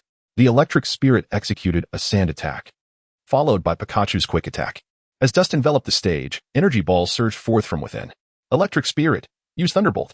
Following this command, a flurry of thunderbolts struck the energy balls, causing them to explode in midair like blooming fireworks, captivating the audience. Pikachu then employed Rain Dance, quickly shrouding the arena in dark clouds, with raindrops falling gently to wash away the remnants of the previous explosions. Under the curtain of rain, Pingxiong twirled gracefully with Pikachu while the electric spirit danced around them with a joyful rhythm, creating a scene of ethereal romance. Pingxiong is truly remarkable. Aiair, watching from a distance, found herself entranced, her eyes sparkling with determination as she murmured to herself, "But it is I who shall claim the princess's golden key." The electric spirit leaped into the air, unleashing a series of thunderbolts. The atmosphere shifted dramatically as the powerful bolts fell through the rain, creating an oppressive ambience that starkly contrasted the previous lighthearted scene, delivering a profound visual impact to the audience. Pingxiong's performance is simply extraordinary. Xiaoshui, seated in the audience, wore an expression of awe, her eyes fixated on the stage. The little creature in Xiaoshui's arms, a Vulpix, also gazed with bright eyes at the charming and elegant Pokémon on stage. "Is this what it means to be a Pokémon performer?" A boy seated beside Xiaoshui remarked, despite having little understanding of Pokémon performances, his heart filled with astonishment. "Do you also understand Pokémon performances?" Xiaoshui inquired curiously, turning to the boy. A bit, he stammered, caught off guard by the sudden question. Having not anticipated a girl would engage him in conversation, it was none other than Yu, who had traveled for several days and arrived at the venue midway through the HEALS conference, bringing along his Pokémon. Why is Yu, the battle enthusiast, here? You may ask. This was because after arriving at the Pokémon Center in High City and waiting for Aiair without success, he inquired with Nurse Joy and learned of the event's location, leading to the earlier encounter. I see. Noticing Yu's awkwardness, the kind-hearted Xiaoshui chose not to expose it and shifted the topic. Which contestant do you think has a better chance of winning? Aiair. Yu replied without hesitation, his tone resolute. Xiaoshui was momentarily taken aback by a sudden declaration. Indeed, Aiair. He reiterated, sensing her disbelief. Why? Xiaoshui asked in surprise, unable to comprehend Yu's unwavering confidence. Intuition. Yu's succinct response left Xiaoshui feeling somewhat embarrassed. Surely, he couldn't simply believe Aiair would win just because he knew her. On stage, as thunderbolts continued to rain down, Pingxiong remained unfazed, dancing with Pikachu, showing no signs of panic. Pikachu, use light screen, then follow up with a series of quick attacks. At that moment, as the audience held their breath in anticipation, Pingxiong commanded Pikachu to execute the light screen. Yet, this brief pause created a sense of calm before the impending storm. Just as a thunderbolt was about to strike the ground, Pingxiong and Pikachu continued their dance, skillfully directing their movements to execute the quick attack. The thunderbolt dispersed upon contact, scattering sparkles like stars. The synergy between the trainer and her Pokémon was extraordinary, seamlessly transitioning their choreography at the right moments. Pikachu. The electric spirit is preparing to conclude. Pingxiong called out, then commanded, Electric Spirit, use agility, and Pikachu, execute Earthquake at the right moment. How beautiful. Wow. This is absolutely spectacular. The audience erupted in waves of admiration, captivated by the breathtaking scene that appeared as if the earth were being pierced.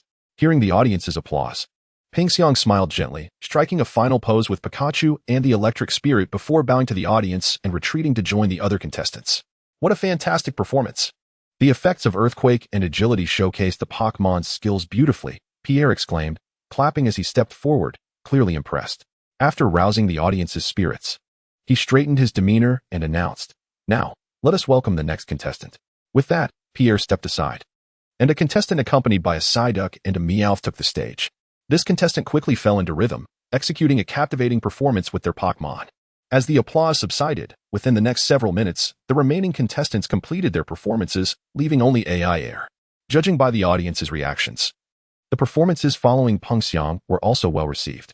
It was evident that none of the finalists were ordinary competitors. The atmosphere had been electrified by their displays. However, in comparison, Pingxiong's performance still shone brightly above the rest.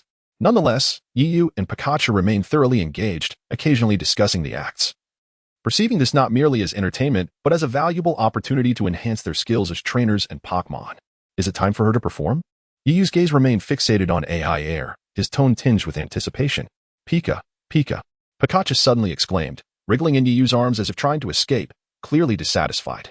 My apologies, Pikachu, I didn't mean to. Yu hurriedly loosened his grip, realizing the shift in Pikachu's demeanor. Pika felt a wave of relaxation wash over him as Pikachu took deep breaths, shaking his little head to indicate that he was fine. "What's the matter? You seem a bit tense," inquired Xiaoxiwei, who was seated nearby, her concern evident. "Tense? A little," Yu admitted candidly after a moment of surprise. "Why? I'm just a bit anxious for Aiair. The performances of the contestants before her were simply spectacular, and as the last performer, Aiair not only bears the burden of that pressure, but if her performance fails to captivate the audience, it could be disastrous," Yu expressed with concern, feeling an unexplainable trust towards Xiaoxiwei as he opened up to her. "You must be Aiair's friend. You should have confidence in her," Xiaoxiwei said with a gentle smile. Yu found himself momentarily entranced by her warmth, and once he regained his composure, he smiled back. "Indeed, I must believe in Aiair." While Yu and Xiaoxiwei conversed, Aiair had already taken the stage, bowing gracefully as she prepared for her performance. "Hey, that must be Aiair's newly captured partner," Yu remarked curiously, noticing the addition of a Butterfree alongside the Vulpix.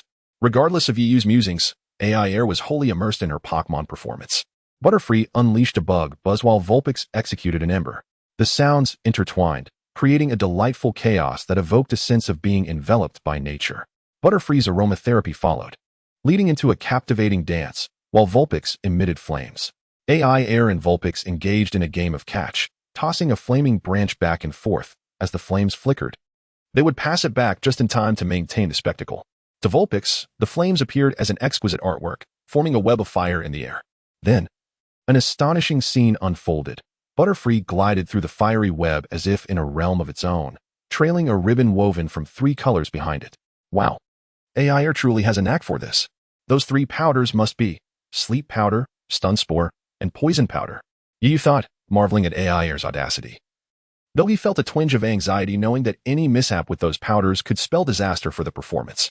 Yet, Butterfree not only managed flawlessly but also exuded an extraordinary beauty. The audience, captivated by the dazzling display of synchronized movements, watched with wide eyes, eager not to miss any splendid moment. Incredible! They are demonstrating Bug-type and Fire-type moves flawlessly, disregarding their type disadvantages. Spectators knowledgeable about Pokémon performances exclaimed. Aiair is truly impressive. Go, Aiair! Cheered those around, excitement palpable in their voices. You really have talent, Aiair. You're indeed a formidable opponent, remarked Pingxiang, standing aside, her eyes brimming with fervor. A bittersweet smile graced her lips as she thought, "It seems this time I shall be defeated." Returning to the stage. Watching the harmonious coordination of her Pokémon, Aiair's lips curled into a beautiful smile. "It's time to conclude," she declared. Butterfree, use your strongest gust. As her command resonated, the fiery web in the sky erupted like a volcano, shooting erratic lines of flame into the air.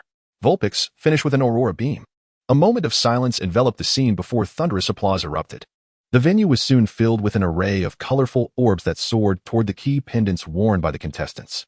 Pierre, whether intentionally or not, paused as the spotlight danced among the 4 performers. The applause resonated like thunder. Aiair, congratulations. Thank you, Pingxiang. At that moment, the evening glow had already painted half the sky, and at the back of the venue, Aiair and Pingxiang stood facing each other, their gazes filled with mutual recognition. "Let us part here. I must continue my training to strive for the Princess Key next time," Pingxiang said with a smile, extending her right hand, her determination undiminished. "And you are the first person I aim to surpass, Aiair." Aiair hesitated for a moment before extending her own hand, their palms meeting in a firm handshake. Her face, seemingly gentle, bore a newfound resolve. Suddenly recalling a phrase you had once said, she exclaimed, "What a challenge you present, my rival." Pingxiang was taken aback by Aiair's sudden shift in tone. The once seemingly delicate Aiair now radiated a commanding presence. "So, does this mean we are friends?" Pingxiang stammered. "Of course," Aiair replied, her expression serious yet playful. "We are both friends and rivals." "Well, since you say so, I feel reassured. I shall take my leave now, my friend," Pingxiang said, relieved. She waved at Aiair, departing with a grace that cast a long shadow in the setting sun, the evening light draping her in a delicate veil. Perhaps their next encounter would be a fierce contest. "Aiair, what are you staring at so intently?" At that moment, Xiaoxiwei, cradling her Vulpix, approached Aiair, teasingly waving her hand in front of her face. Turning around, Aiair was met by a familiar figure, clad in pristine white, with a strikingly handsome visage. At that moment, Aiair, who appeared composed, felt a rush of excitement coursing through her. "Aiair, you were amazing. Though I didn't TC the entire competition, I caught the finals, and you were simply breathtaking. And those two Pokémon of yours worked very hard too. Even Yiyu, who wasn't well-versed in Pokémon performances, felt exhilarated, his enthusiasm evident. Oh, it was nothing, Aiair replied, her cheeks slightly flushed at Yiyu's praise. A sweet sensation blossoming in her heart. Ah, it's you, Xiaoxue exclaimed upon recognizing Yiyu. Aiair, do you know him? Yes, this is Yiyu. The companion I traveled with before we parted ways for a while due to certain matters, Aiair explained, gesturing toward Yiyu. Yiyu, this is Xiaoxue, whom I met after we separated. She is also a Pokémon breeder. A Pokémon breeder. Yiyu initially looked puzzled, then his eyes brightened with excitement. I know about this. A Pokémon breeder's primary role is to care for, groom, and nurture Pokémon. Hey, don't interrupt me. Aiair playfully glared at Yiyu before continuing. Xiaoxue plans to travel with us from now on. Really? That is fantastic. Yiyu cheered with delight. Then please take care of me, Yiyu-kun, Xiaoxue said, her smile radiating warmth under the evening sun. Chapter 82. Challenge at the High Gym, Part 1. A cloak of darkness enveloped the earth, while the gentle moonlight cast a soft glow upon the night. With twinkling stars willingly serving as its backdrop. In the depths of the night, amidst the forest, the faint melodies of Pokémon chirping could be heard occasionally. While some unique flying-type Pokémon flitted overhead, creating a soft fluttering sound. At this moment, the Pokémon Center in High City, shrouded in darkness, was ablaze with light and bustling with activity. Room 360, the abode of Aiair and Xiaoxue within the Pokémon Center, was filled with the enticing aroma of delectable dishes. Wow, did you prepare all these dishes, Xiaoxue? Yiyu exclaimed, his mouth watering at the sight of the sumptuous feast laid out before him. Having swallowed hard multiple times already, Pikachu, who was beside him, was equally eager, drooling profusely with sparkling eyes brimming with desire for the food. If not for the fear of leaving a poor impression on Xiaoxue, Yiyu would have already devoured the food alongside Pikachu, rather than holding back until now. To be precise, I borrowed the kitchen from the Pokémon Center and prepared these alongside Aiair, Xiaoxue explained, entering the room with a plate of food in hand. Following Aiair, observing the somewhat disheveled appearance of the duo, Aiair playfully wrinkled her nose and teased, "You two look as if you've been starving for days." We really haven't eaten much these past few days, just foraged some berries to stave off hunger in order to reunite with you sooner, Yiyu admitted. Feeling a tad embarrassed as he scratched his head, he then added sheepishly, although I'm not particularly picky with food. You spoiled me so much that I find it hard to adjust to anything else. Oh dear. Poor Pikachu, how did you end up with such a master? You must have been deprived these past few days, Aiair said sympathetically, reaching out to pat Pikachu's head. All right then, let's begin, Xiaoxue said gently from across the table. At her words, Yiyu and Pikachu dove into the feast like wild stallions, devouring the food voraciously. By the way, Yiyu, where are your other Pokémon? Aren't you bringing them out to eat with us? Xiaoxue inquired, watching him eat without regard for his image, coughing awkwardly at the confused expressions of the two girls. Yiyu realized he might have been a bit too reckless.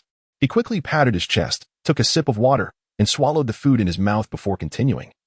Apologies, I have quite the appetite, especially since I haven't eaten properly in days. I left them in the care of Nurse Joy. By the way, Yiyu, you're here to challenge the High Gym, right? Aiair asked, aiming to ease the awkwardness. Yes, I plan to adjust my state tonight and challenge the High Gym tomorrow. Yiyu replied, slowing his eating pace as he engaged in conversation with the two girls. So, do you have a plan for which Pokémon you'll use tomorrow? I heard the gym leader, Fubo, specializes in grass-type Pokémon, Aiair remarked, pausing her meal to rest her chin on her hand, curiously observing Yiyu. Grass-type Pokémon. You say? Hearing this, Yiyu paused, contemplating the information while staring at his chopsticks. Noticing his unusual behavior, Xiaoxue also halted her eating, intrigued by Yiyu's expression. One could say that a man deep in thought is the most handsome. At that moment, Yiyu's already handsome face seemed even more captivating as he pondered. Had he not suddenly lifted his head, Xiaoxue might have been lost in admiration. Yiyu, have you decided who you'll use? Xiaoxue asked hurriedly, trying to mask her fluster. With two curious gazes upon him, Yiyu raised a finger to his lips. That's a secret. Pika. Hey, Pikachu, slow down, don't choke. Upon hearing his master's words, Pikachu disregarded Aiair's advice, hastily grabbing handfuls of Pokémon food and stuffing them into his mouth before leaping onto Yiyu's shoulder. Of course. How could I do special training without my leader? Sorry, I must excuse myself. Seeing the hasty departure of the duo, Aiair sighed in exasperation and turned to the bewildered Xiaoxue, apologizing. Don't mind Yiyu. He gets overly excited at the mention of battles. Yiyu is quite an interesting person, Xiaoxue chuckled, shaking her head. Indeed. Now, Xiaoxua, let us hurry and finish our meal so we can clean up the dishes. I'll take you to see how he trains his Pokémon, Aiair said with a mischievous glint in her eyes. All right. The following day, as the sun rose high in the sky, Yu appeared punctually at the entrance of the high gym, accompanied by Aiair and Xiaoxua. The three of them, along with Pikachu, stood in awe before the towering ancient tree that resembled a colossal umbrella. Is this really the high gym? Yu could hardly believe that the magnificent tree before him was the gym itself. Wow, what a gigantic tree. Is this really the gym? Xiaoxua exclaimed, covering her mouth in astonishment. Yes, it must be. Nurse Joy mentioned that Fubo resides here, Aiair confirmed, equally amazed but nodding affirmatively. Then what are we waiting for? Let us go in. I can hardly contain my excitement, Yu declared, his fighting spirit ablaze. He then led the two girls along the vine-covered path toward the great tree. After a short while, they finally reached the tree's summit. Both girls appeared slightly breathless. Are you two all right? Yu inquired, observing their labored breathing. He discreetly infused a bit of his energy into their bodies, revitalizing them. As they continued onward, an expansive battlefield came into view. So this is the battle area, Xiaoxua said, peering curiously. But where's the gym leader? Aiair asked, perplexed at the empty arena. Hey, I said, ever since we reached the top, you've been following us. Shouldn't you show yourself now? Yu fixed his gaze on a nearby thicket. Gym leader Fubo. Chapter 83. Challenge at the High Gym. Part 2, huh? What are you talking about, Yu? There's no one here. Both girls followed Yu's gaze toward the thicket. Bewildered. But then a voice, aged yet resonant, dispelled their doubts. Haha, old man here hasn't been stealthily following you. I was merely trimming some unsightly and useless dead branches. With the rustle of leaves, a short, elderly figure emerged, wielding a pair of large pruning shears. You are quite impressive. Although the gym leader appeared frail and diminutive, Yu felt an underlying sense of danger emanating from him. Haha, Fubo chuckled, revealing a bright smile. You're not too shabby yourself. Shall we commence the Pokémon battle now? Yu asked, eager to begin. Not so fast. You've arrived at the perfect time. I just finished my work. Let us go inside and have a cup of tea first, Fubo said cheerfully, taking Yu by the hand and leading him indoors. In that instant, as Yu felt the grip on his hand, he instinctively tried to pull away, only to be astonished by the strength in Fubo's hand, which matched his own, making it difficult to escape. He was thus pulled into the house. The two girls, following behind Yu, exchanged glances of surprise before entering as well. Come on. Come on. Don't look so unwilling. This tea was gifted to me by a friend, and I seldom indulge in it. Today, however, I'm willing to share it with someone I find interesting, Fubo said, placing a teacup in front of Yu with a warm demeanor. Thank you. Although eager to engage in the dojo battle, Yu could only lift his teacup and savor its contents. Initially, the aroma of the tea left him indifferent. But after taking a sip, an expression of disbelief crossed his face. Could it truly be that delightful? Observing Yu's reaction, Aiair also lifted her cup and took a sip, immediately revealing a blissful expression as she exclaimed, Ah, this tea is absolutely exquisite. Let me try it too. In the time it took to enjoy the tea, Xiaoxua found herself enchanted as well. Spirit tea, Yu murmured, feeling the surge of internal energy within him. Haha. What a remarkable experience. Indeed, this is spirit tea. Young friend, you have a discerning palate. He recalled fondly that, before leaving Tianshan, Zhao Kuang would serve a couple of tales of spirit tea to entertain friends during the new year, allowing Yu to partake as well. It is said that this spirit tea can enhance the cultivation of martial artists and invigorate ordinary folks, sharpening their minds and bodies. Elder Fu also savored the tea, nodding approvingly as he watched Yu take a few sips before sharing the remainder with Pikachu. Such wonder. Upon hearing Elder Fu's introduction and witnessing Yu's actions, Aiair and Xiaoxua hastily followed suit, summoning their Pokémon to share the tea with their own companions, the Vulpix and the Ninetales. Once Pikachu finished the tea, Yu eagerly renewed his challenge, Mr. Fu. Now that we have enjoyed the tea, shall we proceed to the dojo battle? Haha, there's no rush. Before the dojo battle, why not spar with this old man for a few rounds? Elder Fu set down his teacup, his once clouded eyes now sparkling with intensity as they fixed upon Yu's every move. Realizing that Elder Fu would not relent until they dueled, Yu acquiesced. Very well, I accept your challenge. Let us begin now. Just keep it light. Come, let us head to the battle arena. Elder Fu rose and led the way. Yu. Aiair grasped his hand, concern etched on her face. It's fine. By the way, please take care of Pikachu for me. Yu gently patted Aiair's delicate hand, entrusting Pikachu to her before following Elder Fu outside. Aiair, let us go watch, Xiaoxua urged, pulling Aiair along. The site of Yu and Elder Fu's duel was the Pokémon battle arena. In the expansive arena, The two stood facing each other, with Elder Fu wielding his oversized scissors while Yu retrieved his spear from his storage ring. Wow, I didn't expect you to possess such martial prowess. He looked so striking with that spear. Noticing the weighty atmosphere, Xiao Shui touched her cheek, feigning a lovesick expression. In any case, go for it, Yu. She cheered. Yu, however, remained oblivious to the girl's chatter, his focus entirely on Elder Fu. Despite this being merely a few exchanges, he would not take it lightly. In every battle, whether between Pokémon or martial artists, he would exert his utmost effort. Come on, Yu, show me your true skill, Elder Fu declared, positioning his scissors horizontally in front of him. Observing the formidable scissors that towered at half his height, Yu's gaze sharpened as he stepped forward, poised within striking distance. Launching a series of thrusts with his spear, 7-probe spear technique, Elder Fu, gripping the scissors, parried the incoming spear tips with deft precision. Undeterred by his moves being deflected, Yu delivered a final thrust with all his might, forcing Elder Fu to retreat. Utilizing the initial stance of the spear, he twisted his waist, bending the spear into a bow as he awaited Elder Fu's advance, unleashing a powerful strike with a resounding whoosh. Ah, Xiao Shui, watching from the sidelines, gasped, covering her eyes with her small hands, fearing the sight of danger. In contrast, Aiair, cradling Pikachu, remained composed, her eyes glued to the unfolding spectacle, not wanting to miss a moment of excitement. Elder Fu did not disappoint. He swiftly opened the scissors, just as the spear arrived. The glinting blades collided with the spear in a dramatic clash. Feeling the numbing sensation from the impact, Yu furrowed his brow, preparing to withdraw his spear. Yet Elder Fu was unwilling to grant him that opportunity, his scissors clamping down like the jaws of a great white shark. Now it's my turn, he boomed, sliding his hands along the spear towards Yu's gripping hand. Get away. Realizing the peril, Yu shouted, rapidly spinning the spear. The friction between the scissors and spear lessened, allowing him to evade Elder Fu's advance, swiftly retreating and pushing Elder Fu back with the spear. Haha, what a thrill.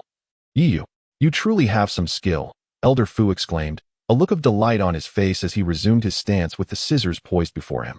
In an instant, the scissors moved with astonishing speed, resembling a meat grinder, as they sliced through the air towards Yu. Witnessing the blur of the scissors rushing at him, a fleeting moment of panic flickered in Yu's eyes, quickly replaced by determination as a fierce expression settled on his face. If anyone had sparred with Yu before, they would surely exclaim, a madman. This reckless lunatic has returned. At that moment, Yu's mind echoed a singular thought, his spear gathering energy for a devastating counterstrike. As Elder Fu's scissors approached, Yu prepared to strike with the spear, but Elder Fu abruptly halted, stepping back to evade Yu's attack, plunging the scissors into the ground. Oh. Yu's expression turned puzzled, prompting Elder Fu to respond with mild annoyance. All right, that's enough. Why, you ask? I see a determination to defy death in your demeanor. I'm just an old man. I can't withstand such intensity. Furthermore, if we continue like this, we will both be injured. And how can we proceed to the dojo battle then? My apologies, Mr. Fu. I got a bit carried away in the heat of the moment. Yu quickly offered his apologies, recognizing his misstep. Yu, are you all right? Aiair rushed over, concern evident in her voice. Pikachu chimed in. I knew you would ask that. Elder Fu chuckled lightly, gesturing to a young man who had appeared seemingly out of nowhere. You, come here and serve as our referee. Understood, father, the young man replied. After a brief moment, Elder Fu and Yu took their positions, while Aiair and Xiao Shui retreated to the sidelines to watch. This is my first time witnessing a dojo battle, and I wonder what Pokémon Yu will choose to fight with. I am truly excited, Xiao Shui remarked, her gaze flitting between the two combatants. That stingy Yu wouldn't tell us anything when I asked him yesterday. It's so infuriating. Aiair pouted, her tone laced with annoyance. Come forth, my Gensi Mion, she called out, just as I expected. Go, my vanguard, Wobbuffet. Yu's lips curled into a slight smile as he summoned an unexpected Pokémon that took Aiair by surprise. Is it really all right to send out Woobat? Aiair inquired, a hint of concern in her voice. No problem at all. Woobat, don't be nervous. Use wing attack, ordered Fu Yi. Mienzi Mion, employ Cotton Guard. As the impending attack approached, Mienzi Mion calmly executed Cotton Guard, effectively neutralizing the force of what would have been a formidable strike. Now it's my turn. Unleash Sunny Day. But it was not over yet. Woobat released a supersonic to disrupt Mienzi Mion, followed by a wing attack. Although the supersonic successfully struck Mienzi Mion, it was too late. Sunny Day had already been summoned. Dodge the attack. Mienzi Mion gracefully evaded the subsequent wing attack, demonstrating signs of having the chlorophyll ability. Yu expressed a momentary surprise but quickly regained focus, commanding, Woobat, continuously use supersonic while employing agile movement to wait for the right moment. Mienzi Mion unleashed Seed Bomb and scattered paralyzing powder in the vicinity. Enduring the effects of supersonic, Mienzi Mion launched the Seed Bomb in an effort to halt Woobat's advance. Woobat had to cease its supersonic due to the relentless assault of Seed Bombs, relying on agile movement to evade and counterattack. At the moment Mienzi Mion needed a brief respite from using Seed Bomb, Woobat seized the opportunity and decisively executed Wing Attack, charging directly at Mienzi Mion. Without any intention of evading, Mienzi Mion fully absorbed the blow, resulting in a powerful impact that sent it flying. Unbeknownst to Yu, Woobat was now covered in a layer of yellow powder. Excellent. Now for another wing attack. Commanded Fuyi. Mienzi Mion, use Solar Flare. Mienzi Mion strained to gather the energy for Solar Flare, clearly affected by the earlier wing attack. It's futile. Solar Flare requires time to charge. How could I possibly grant you that time? Woobat, quickly. Is that so? Take a closer look, Yu retorted, noticing that Woobat remained still. Electrical currents flickering across its body. It's been afflicted by the paralyzing powder. Yu realized the situation, his expression shifting to one of concern. But when did that happen? Fuyi, you truly possess great resolve. As Yu conversed with Fuyi, Mienzi Mion had gathered enough energy for Solar Flare. Thanks to Sunny Day and Woobat's paralysis hindering its ability to retaliate. Well done, Mienzi Mion. Unleash Solar Flare. Oh no, Woobat, swiftly utilize agile movement to evade. Yet, just as Woobat attempted to execute the move, the effects of the paralyzing powder reactivated, causing electrical currents to ripple across its form. Before Yu could issue another command, Mienzi Mion's Solar Flare struck Woobat with unwavering accuracy. Go for it. Yu cheered, while Aiair, witnessing Woobat's defeat, felt a surge of urgency. Cupping her hands to cheer him on. Who are you? At that moment, Xiaoshui finally noticed a girl standing nearby. May I observe here? Of course. The battle is ongoing, come join us. The exciting part is just about to begin, Aiair replied with a warm smile. Thank you so much, said the girl, expressing her gratitude as she walked toward Aiair and Xiaoshui. The girl was tall with an oval face, her light brown hair flowing in gentle waves. Dressed in a sleeveless black top, a red mini skirt, and black athletic shoes paired with knee-high socks, adorned with a bracelet engraved with half a Pokeball. Exuding an air of fashionable charm. Unbeknownst to them, Yi remained composed, issuing commands without letting the previous defeat affect his demeanor. Rocket Sparrow. Do not grant him a moment's respite. Unleash a flurry of flame attacks. With a sharp cry, the already swift Rocket Sparrow accelerated, leaving a trail of crimson in its wake as it lunged toward Mienzi Mion, flames flickering in the air. Mienzi Mion, quickly dodge. Even with its chlorophyll ability, Mienzi Mion barely evaded the full force of Rocket Sparrow's assault. A mere fraction of a second could have meant disaster. At that moment, Mienzi Mion appeared dazed, struggling to comprehend the situation. That's enough, Rocket Sparrow. Let it down now. Yu commanded Rocket Sparrow to cease when he felt Mienzi Mion had lost its ability to fight. As Rocket Sparrow halted, Mienzi Mion inevitably collapsed, defeated. Yu was truly impressive. The girl watching from the sidelines felt a surge of joy at Mienzi Mion's downfall. Is he opting for a swift offensive strategy? Yu remarked confidently, this time, I won't let you succeed. Dajuo, evade and wait for the right moment to unleash poison powder. As Rocket Sparrow charged once more. This time, Dajuo, seemingly energized, evaded with remarkable agility. Eventually, after Rocket Sparrow's attack, it was struck by Dajuo's poison powder. Noticing the purple hue on Rocket Sparrow's beak, Yi Yu's expression darkened. It's poisoned. We must go all out now. Rocket Sparrow, use Peck with Thunderbolt, with its beak glowing brightly. Rocket Sparrow disregarded its poisoning and propelled itself towards Dajuo with fierce determination. Just as it seemed Dajuo would evade the strike, Rocket Sparrow abruptly halted, gripping Dajuo's sleeves tightly and unleashing a flurry of peck attacks. What? Yu was momentarily dumbfounded by this unexpected turn of events. Is this still a Pokémon battle? This is clearly the tactic of a rogue Pokémon. Can Pokémon battles be conducted this way? The novice girl asked Aiair, astonished. Dajuo, take advantage of this moment to use Leech Seed. Yu quickly regained his composure. With a fierce gaze, Dajuo, undeterred by Rocket Sparrow's peck attacks, ensnared Rocket Sparrow's wings and lifted it high before slamming it down onto the ground. As a result of this blow, combined with its already dwindling energy from the poison, Rocket Sparrow inevitably succumbed, losing its fighting capability. Rest assured, Mr. Fuyi, I will not disappoint you, Yu grinned. Tossing a Pokeball, battle time is upon us, Gyarados. The entrance of the golden Gyarados elicited gasps of awe from the onlookers. Fuyi, too, was taken aback. A shiny Pokémon? Yu, you were quite fortunate. He then provocatively challenged, but what does that matter? Can it defeat my Dajuo? As you wish. Gyarados, let Fuyi witness your might. Unleash Flamethrower. A massive torrent of fire surged forth at an astonishing speed toward Dajuo, leaving no time for it to react. Dajuo, use Cotton Guard. Yet, under the influence of its chlorophyll ability, Dajuo managed to execute Cotton Guard at Fuye's command. But will it prove effective? In the face of true strength, no defense can withstand the onslaught, particularly when confronted with the devastating power of Flamethrower. Chapter 86, Challenge at the Ocean Wing Gym, Part 5. After the flames subsided, only the charred and incapacitated gloom remained. Well done, Gyarados. Your training to enhance your skills has truly paid off. Yu praised his Gyarados generously. Your Gyarados is quite formidable. Mr. Fu expressed his astonishment. He had not expected his gloom to be defeated so swiftly, even after having engaged in battle. All right then, Yu said, scratching his head in embarrassment. Noticing Yu's serious demeanor, Mr. Fu shook his head with a wry smile. Yu, I understand what you're about to say. However, I must clarify something. Usually, the Pokémon that gym trainers use to battle challengers are not their strongest. Our purpose as gym trainers is merely to assess the challenger's abilities. Moreover, each gym has at least one high-level Pokémon to serve as a cornerstone. Since I have encountered such a talented trainer like you, I certainly wish to engage in a fair and thrilling battle. After listening to Mr. Fu's explanation, Yu's expression softened, and he quickly apologized, excitement bubbling within him. As if he could feel flames igniting around him. Mr. Fu, let us begin at once. Gyarados and I can hardly contain our eagerness. Haha, my old friend. Let us make this a memorable match. Mr. Fu retrieved another Pokeball. Gyarados roared with enthusiasm, fixated on the steed goat. Due to Yu's personality, Gyarados, along with his other Pokémon, always fought with full strength, regardless of the opponent's perceived strength. Why does the atmosphere feel so heavy? Selena remarked, glancing at the two Pokémon on the field with a timid tone.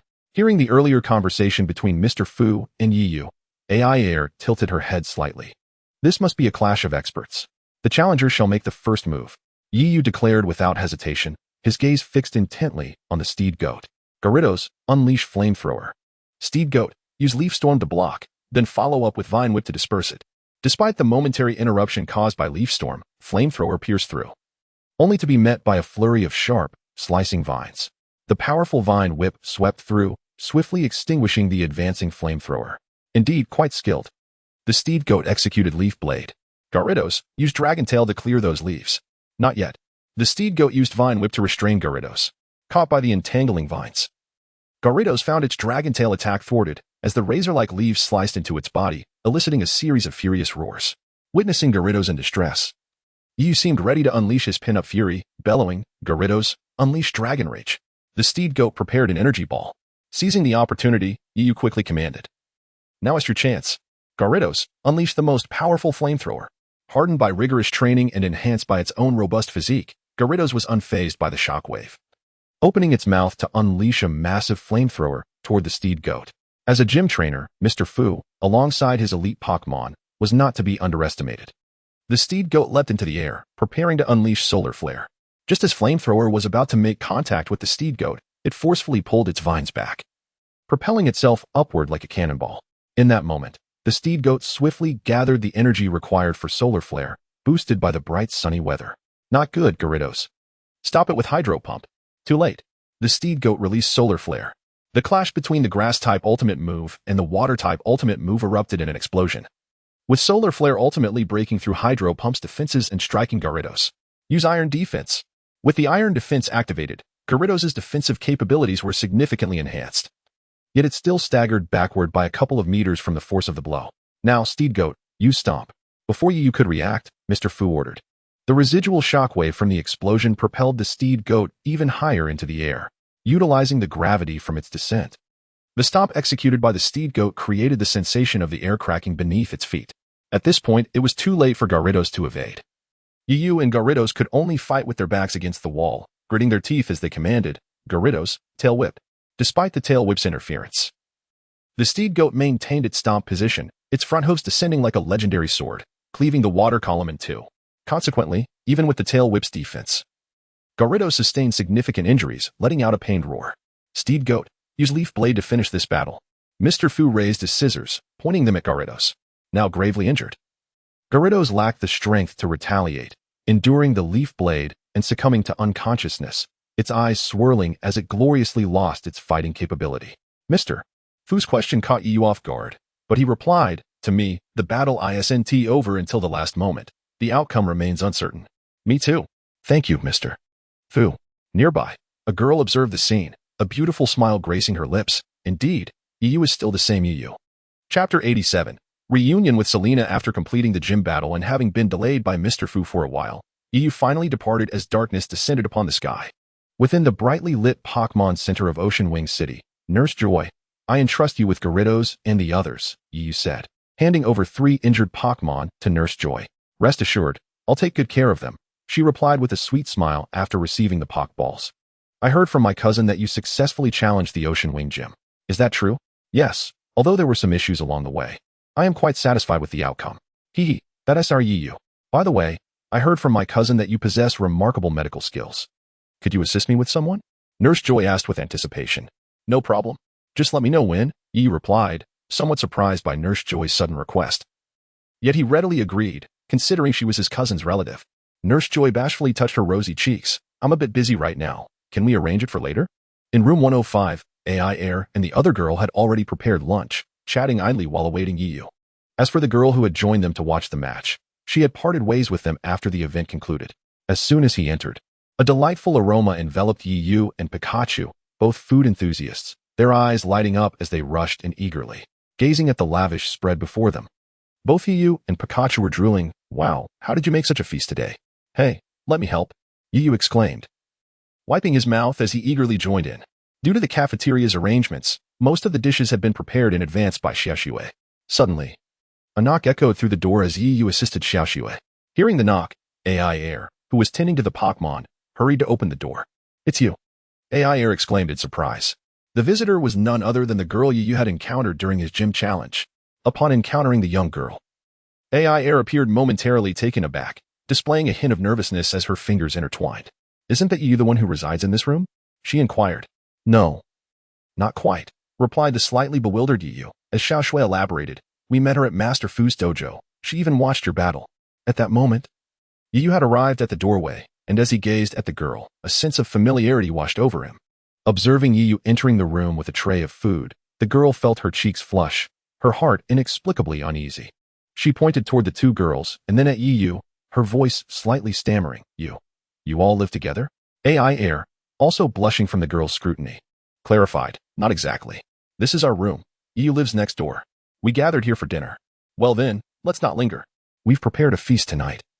You must join us, dear miss, Aiair insisted, pulling the girl into the room before she could refuse. Inside, Yu and Xiaoxue laid out an array of dishes. After preparing numerous Pokémon delicacies for Pikachu and the others, the group settled down to enjoy their meal while engaging in lively conversation. Suddenly, as if struck by a thought, Aiair set down her utensils and, with a hint of remorse, said, I apologize. I haven't introduced myself yet. I'm Aiair, a Pokémon performer.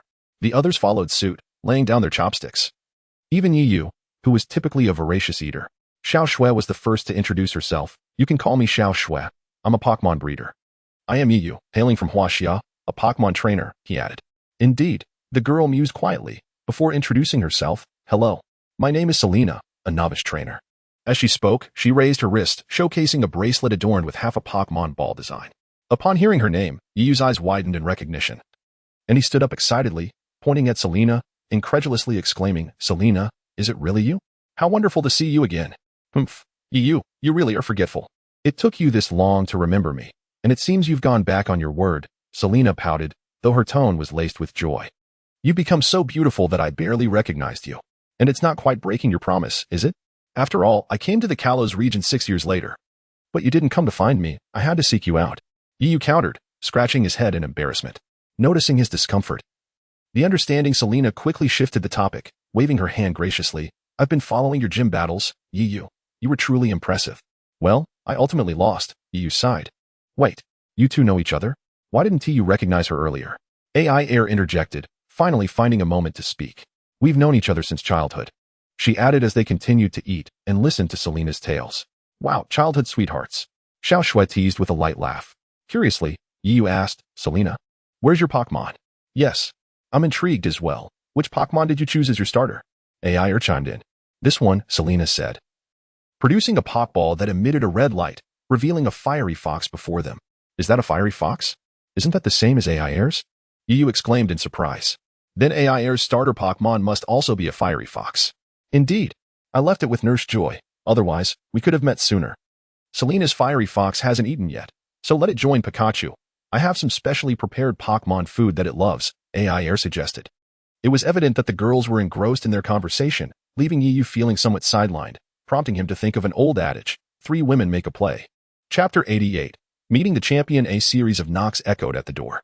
Observing the lively chatter among the girls, Yu set down his utensils and instinctively approached the door. Continue your conversation. I'll check who it is. Opening the door revealed Nurse Joy's sweet face, accompanied by a Jigglypuff and a girl wearing sunglasses and a mask, adorned in an elegant white gown and crystal sandals, with a strikingly unique necklace gracing her slender neck. Yu scrutinized the girl, sensing an aura that indicated she was no ordinary person. Despite her efforts to conceal her presence, a certain commanding energy emanated from her, characteristic of someone in a position of power. My apologies for intruding, Yu, Nurse Joy said. Not at all. I was just having dinner. If you don't mind. Please join us, Yu replied, stepping aside to let Nurse Joy in. Thank you for your hospitality, she responded, ushering in Jigglypuff and the elegantly dressed girl. The atmosphere within the room remained vibrant and lively despite their arrival. Yu, unable to contain his curiosity, inquired, Nurse Joy, what was it you needed my assistance with? Oh, I apologize. I became so engrossed in conversation, Nurse Joy said quickly, turning to the girl beside her. Perhaps it would be best if Miss Karuna explained it herself. Upon hearing this, the girl named Karuna stood up and gave a slight bow. Allow me to introduce myself. I am Karuna. This time. You said your name is Karuna? Selena exclaimed, standing abruptly, her excitement bordering on rudeness as she grasped Karuna's delicate hand. Yes, indeed. I am Karuna, she confirmed. A wry smile playing on her lips, perhaps understanding Selena's enthusiasm. You are truly Karuna. Aiair added, equally incredulous. Who exactly is Karuna? Is she renowned? Yu ventured. His curiosity piqued as he noticed the animated expressions on their faces. With his words, an awkward silence settled over the room. Suppressing a laugh, Nurse Joy covered her mouth, unable to contain her amusement at Karuna's flustered expression. Is it that amusing? Look, Xiaoshui is just as perplexed, Yu said, pointing to Xiaoshui, who wore a similarly dazed look. Just as Aiair was about to come to Yu's aid, Selena interjected, her voice tinged with admiration. Perhaps those unfamiliar with the Kalos region might not know. Miss Karuna is the champion of the Kalos region and a renowned actress. At the mention of the titled champion, Yu's eyes lit up, a surge of competitive spirit igniting within him. Upon hearing Selena's introduction, Xiaoshui gasped. I can't believe we were just chatting so casually with a champion. Xiaoshui, please don't tease me. I came here primarily to seek Nurse Joy's help. Having heard about Yu's exceptional medical skills, Karuna said, waving her hand dismissively. She then turned her intense gaze toward Yu. Can you assist me with my ailment? You mean the coldness that occasionally plagues you? Yu responded. Given that women's bodies tend to be more and considering you likely spend extended periods in damp environments, that would explain it. In truth, as soon as Karuna entered, Yu had discerned her health issue, but he chose to remain polite and refrained from voicing it immediately. Truly remarkable. A renowned healer who can identify my health issues at a glance, Karuna remarked, impressed. As Karuna's enchanting eyes sparkled with excitement, she exclaimed, to be honest, I've been residing beside a serene lake in a valley due to my filming schedule. Well, that settles it. Are you planning to undergo treatment long-term? Or shall we proceed with it now? Yu appeared somewhat troubled. Of course, we shall commence immediately. Upon hearing about the intimate nature of the treatment, Karuna momentarily froze, but soon donned a resolute expression. Very well. Miss Karuna, please follow me to my room. To alleviate any potential concerns, Yu added. I require a tranquil environment to administer the acupuncture. Observing the departing duo, Xiaoshui expressed her confusion. I never knew Yu possessed medical skills. Indeed, his medical expertise is remarkable. He has previously aided many individuals in Pokémon. At this moment, Miss Joy appeared to be smitten, cupping her cheeks with her hands, her eyes shimmering with excitement. In Yu's room, as he prepared to treat the compliant Karuna, he diligently sterilized the silver needles while advising, Miss Karuna, we can now commence acupuncture. Should you feel warmth in the areas where the silver needles have been inserted, fret not. It is a normal occurrence. I can endure it. She replied. With a calm demeanor, Yu regarded Karuna's smooth back, his eyes devoid of any emotion, reflecting only the gaze of a healer towards a patient. I shall begin. As the silver needles pierced her acupoints, Yu silently recited a mantra for igniting the mountain fire. Burning mountain fire can expel the cold. 3 advances. 1 retreat. Heat surging forth. Inhale once, exhale 5 times. The mountain fire can dispel the cold. 1 retreat. 3 fly. Sickness shall find peace. It begins with 5 parts. Ends with 1 inch. 3 rounds in and out, gently lifting as time passes. As the seconds ticked away, beads of sweat adorned Yiyu's forehead. Meanwhile, the women in the adjacent room grew increasingly anxious as the two had not yet emerged. Shall we check on them? Someone suggested, only to be swiftly countered by the others. No, they are in the midst of treatment. We must not disturb them. Indeed, you are correct. We must place our faith in Yiyu. It's late. You should all retire for the night. I will wait for them here and check on the condition of the other Pokémon, Miss Joy proposed, glancing at the clock. It's fine. We can't seem to sleep either. Let us assist Miss Joy. Suddenly recalling something, Aiair turned to Pikachu and said, you go ahead and rest. Pikachu, however, shook its head and leapt onto Aiair's shoulder, nuzzling her cheek. Feeling Pikachu's affection, Aiair shook her head helplessly. I can't do anything with you. Then let us wait together. Just as they stepped out of the room, the door to the adjacent room swung open, and Yiyu stumbled out. Looking as if he had just been pulled from water, his clothes soaked, strands of hair clinging to his sweat-drenched face, presenting a rather disheveled appearance. Yiyu, are you all right? The women hurriedly surrounded him with concern. Pikachu also jumped down from Aiair's shoulder, anxiously gazing at Yiyu. I'm fine, just exhausted from the energy exertion.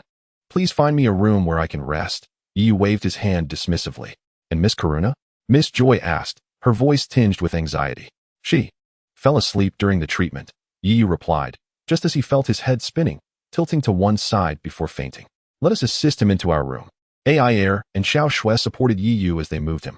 The following morning, the sunlight streamed through the curtains, prompting Yiyu to instinctively raise his hand to shield his eyes. Suddenly, he felt something soft pressing down on his arm. Blinking in confusion, he opened his eyes to find Pikachu lazily climbing on his arm. Seemingly disturbed by his movement, Pikachu groggily opened its sleepy eyes. Upon realizing Yiyu was awake, Pikachu sprang to life, jumping into Yiyu's embrace and playfully nuzzling him. Haha, that tickles, Pikachu. The two shared a playful moment until Shalina entered, exclaiming, Hey, Yiyu. You're awake. Yes. Why is it so noisy outside? What is happening? Yiyu inquired, curiosity evident in his tone. Today is the annual festival in High City, Shalina explained, noticing Yiyu's lingering confusion. On this day, trainers present gifts to their Pokémon beneath the oath tree to strengthen their bonds. The festival in Japan sounds fascinating. I would like to participate. Yiyu eagerly decided to wash up. However, Shalina stopped him, handing him a colorful spherical stone. This is a gift from Miss Karuna. She left early due to other commitments and asked me to give it to you. She mentioned she found it while filming by the lake in the valley. Ah, Miss Karuna has left? Yiyu expressed surprise. What, are you reluctant to see her go? Shalina teased, pouting playfully. What are you implying? I intended to challenge her to a Pokémon battle. After all, such an opportunity to battle with a champion is rare, Yiyu retorted, slightly annoyed, realizing her misunderstanding. Shalina playfully stuck out her tongue. Sigh. It seems that using the mountain fire technique with my current abilities is still a challenge. Yiyu stretched, tossing the stone alongside the one he had previously found. After casting a glance at Shalina, he proceeded into the bathroom with Pikachu. Unbeknownst to Yiyu, the arrival of these two stones caused the Pokémon egg within to emit a faint glow. After exiting, Shalina headed straight to the dining hall, where Aiair and Xiao Shui were enjoying breakfast and discussing the festival's details. Hey, what are you two talking about? Shalina inquired, sitting beside Aiair. Aiair is fine. We are deliberating on what gifts to present to our Pokémon during the festival. Xiao Shui nodded in agreement. Have you decided on a gift yet? Shalina asked. Not yet. Aiair shook her head, appearing somewhat troubled. By the way, has Yiyu awakened? Perhaps he could offer some suggestions. Upon hearing Yiyu's name, Shalina smirked. Don't hold your breath. If I hadn't reminded him, he would still be unaware. Ahem. I heard that. Yiyu suddenly emerged with Pikachu, startling everyone. Yiyu, you scared me. Xiao Shui exclaimed, patting her chest in surprise. Have you prepared a gift for your Pokémon yet? Shalina was the first to inquire. A gift? Let me think. I've decided that today. We shall forego special training. Let the Pokémon enjoy a day off to relax, Yiyu declared with sincerity. Then should we leave the Pokémon with Miss Joy and take a stroll around High City? Shalina suggested. Pikachu, upon hearing it would be separated from its master, clung tightly to Yiyu's head, fearing abandonment. All right. I understand. I will definitely take you along. Now let go. I can't see. Yiyu playfully tussled with Pikachu. Their playful antics elicited melodic laughter from the women nearby, in stark contrast to the cheerful commotion at the dining hall. A disturbing scene unfolded in the Pokémon Center.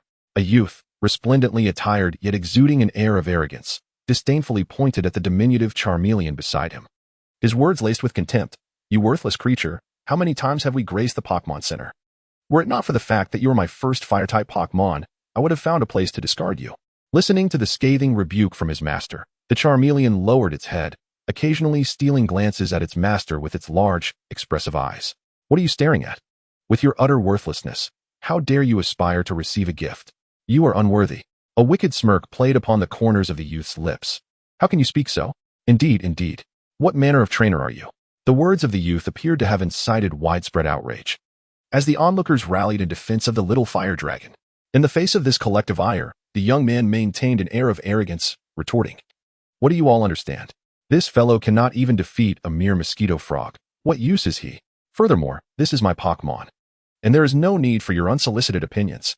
As he spoke, the young lad made a motion as if to strike his Charmander. Enough.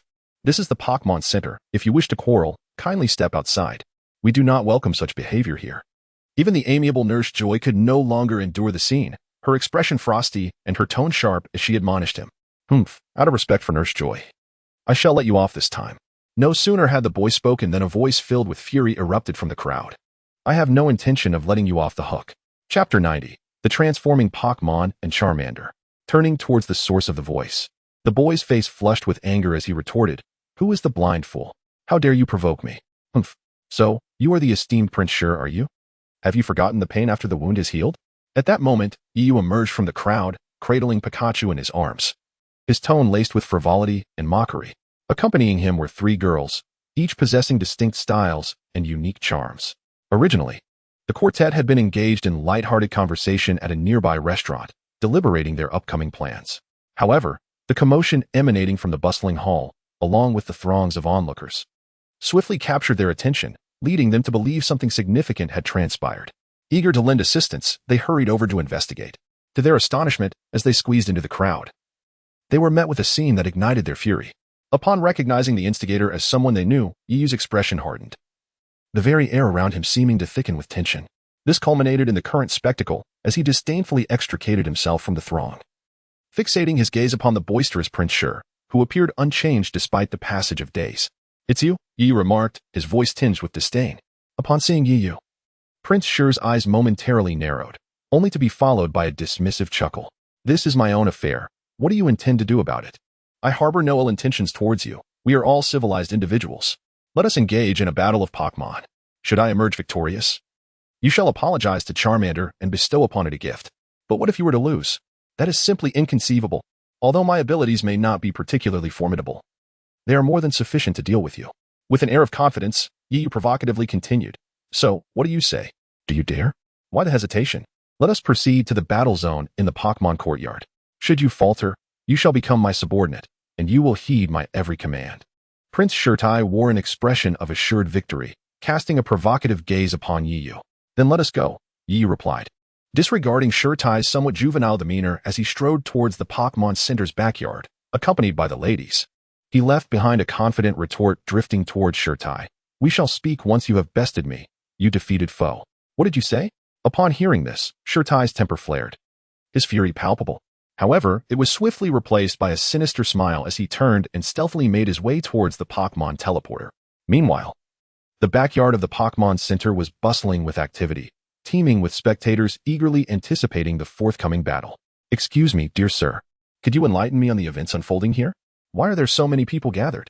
It has come to my attention that 2 individuals engaged in a fierce confrontation over a Pokémon. It appears they had arranged to meet here for a Pokémon battle. However, despite the passage of time, the other trainer has yet to make an appearance. Could it be that this trainer, in fear of the impending clash, has chosen to flee?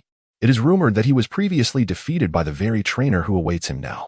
As time drags on, the battle arena in the backyard of the Pokémon Center is not only surrounded by a throng of spectators, but is also bustling with an overwhelming crowd.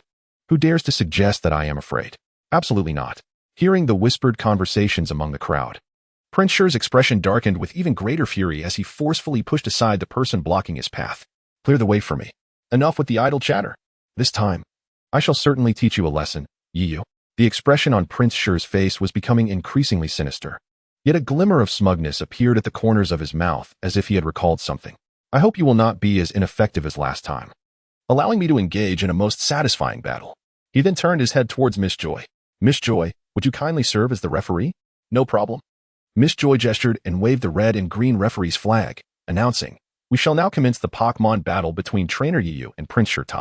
Each participant may utilize 3 Pokémon, and victory is declared when one side's Pokémon is rendered incapable of continuing the fight. Let the battle begin." Ditto. Humph. Aren't you sending out your Pikachu? You look down upon me. Upon seeing that you had sent out not a Pikachu, but rather a Ditto, Prince Shir was momentarily taken aback, swiftly followed by a surge of fury. A single Ditto is more than sufficient to handle you. You have truly provoked my ire. Prince Shir forcefully hurled a Pokeball. It is your turn to take the stage, you useless creature. Why are you hesitating, you worthless being? Get out there at once. Flamethrower. Witnessing the Charmander's hesitation to act, Prince Shir was nearly driven to madness. Ugh. Unexpectedly, the little fire dragon emerged, yet I shall not show any mercy. Transforming into its true form, the chameleon Pokémon unleashed its fiery breath. As Yu entered battle mode, despite feeling sympathy for the little fire dragon, he remained steadfast in his relentless combat style. If you cannot even defeat that counterfeit opponent, then you are indeed lesser than useless. Hurry and take action. Unleash your power. Little fire dragon, without concern for me. Though reluctant to act, it could not defy its master's command. A pillar of flame erupted from its mouth, surging directly toward the chameleon Pokémon. The air crackled with the collision of the 2 jets of fire, causing the surrounding steam to rapidly disperse, creating a moment of equilibrium. The chameleon Pokémon intensified its power. Little fire dragon, unleash your strongest fiery breath. As the flame's temperature soared, a faint sizzling could be heard. We cannot afford to prolong this exchange. The fire's might surpasses that of the little fire dragon. Observing the situation on the field, Yu furrowed his brow and decisively commanded, Ditto, continue to unleash Flamethrower in a relentless assault, then employ Fury Swipes, while maintaining pressure on the opponent with Flamethrower. Ditto advanced steadily, its 3 claws already aglow with a brilliant light. Charmander, execute Fire Spin. The revelation that Charmander could wield such a move startled Yu. Yet a smile crept upon his lips. Now, Fury Swipes. In that fleeting moment when Charmander transitioned its skill, Ditto's claws, slicing through the air, struck towards Charmander. Caught off guard, Charmander bore the brunt of the attack, its head swirling with stars. Seizing the opportunity, Ditto followed up with Howl, then unleashed Fury Swipes once more. Chapter 91. Rampaging Onyx. Embracing the principle of striking while the iron is hot, Yu resolutely instructed Charmander to continue its offensive. A sharp cry erupted from Ditto's mouth, causing Charmander to instinctively cover its ears in discomfort. Before it could retaliate, a column of fire surged toward it, leaving Charmander feeling somewhat helpless against the onslaught of Flamethrower. At the moment he was knocked down by the jet of flames, he unmistakably perceived his master's growing disdain for him.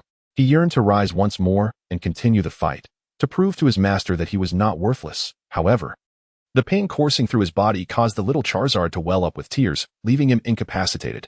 Upon the emergence of this Pokémon, Prince Shir displayed a subtle yet triumphant smile.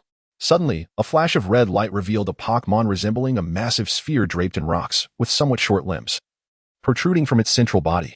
This was a Geodude, exuding an invisible aura that rapidly spread outward, unmistakably indicating its high level. Yu's expression darkened. Among the Pokémon he currently possessed, only the Golden Gyarados and Pikachu stood a chance against the Geodude. Although Pikachu had leveled up, the inherent type disparity rendered it less effective, leaving only the Golden Gyarados with any hope of overcoming the Geodude.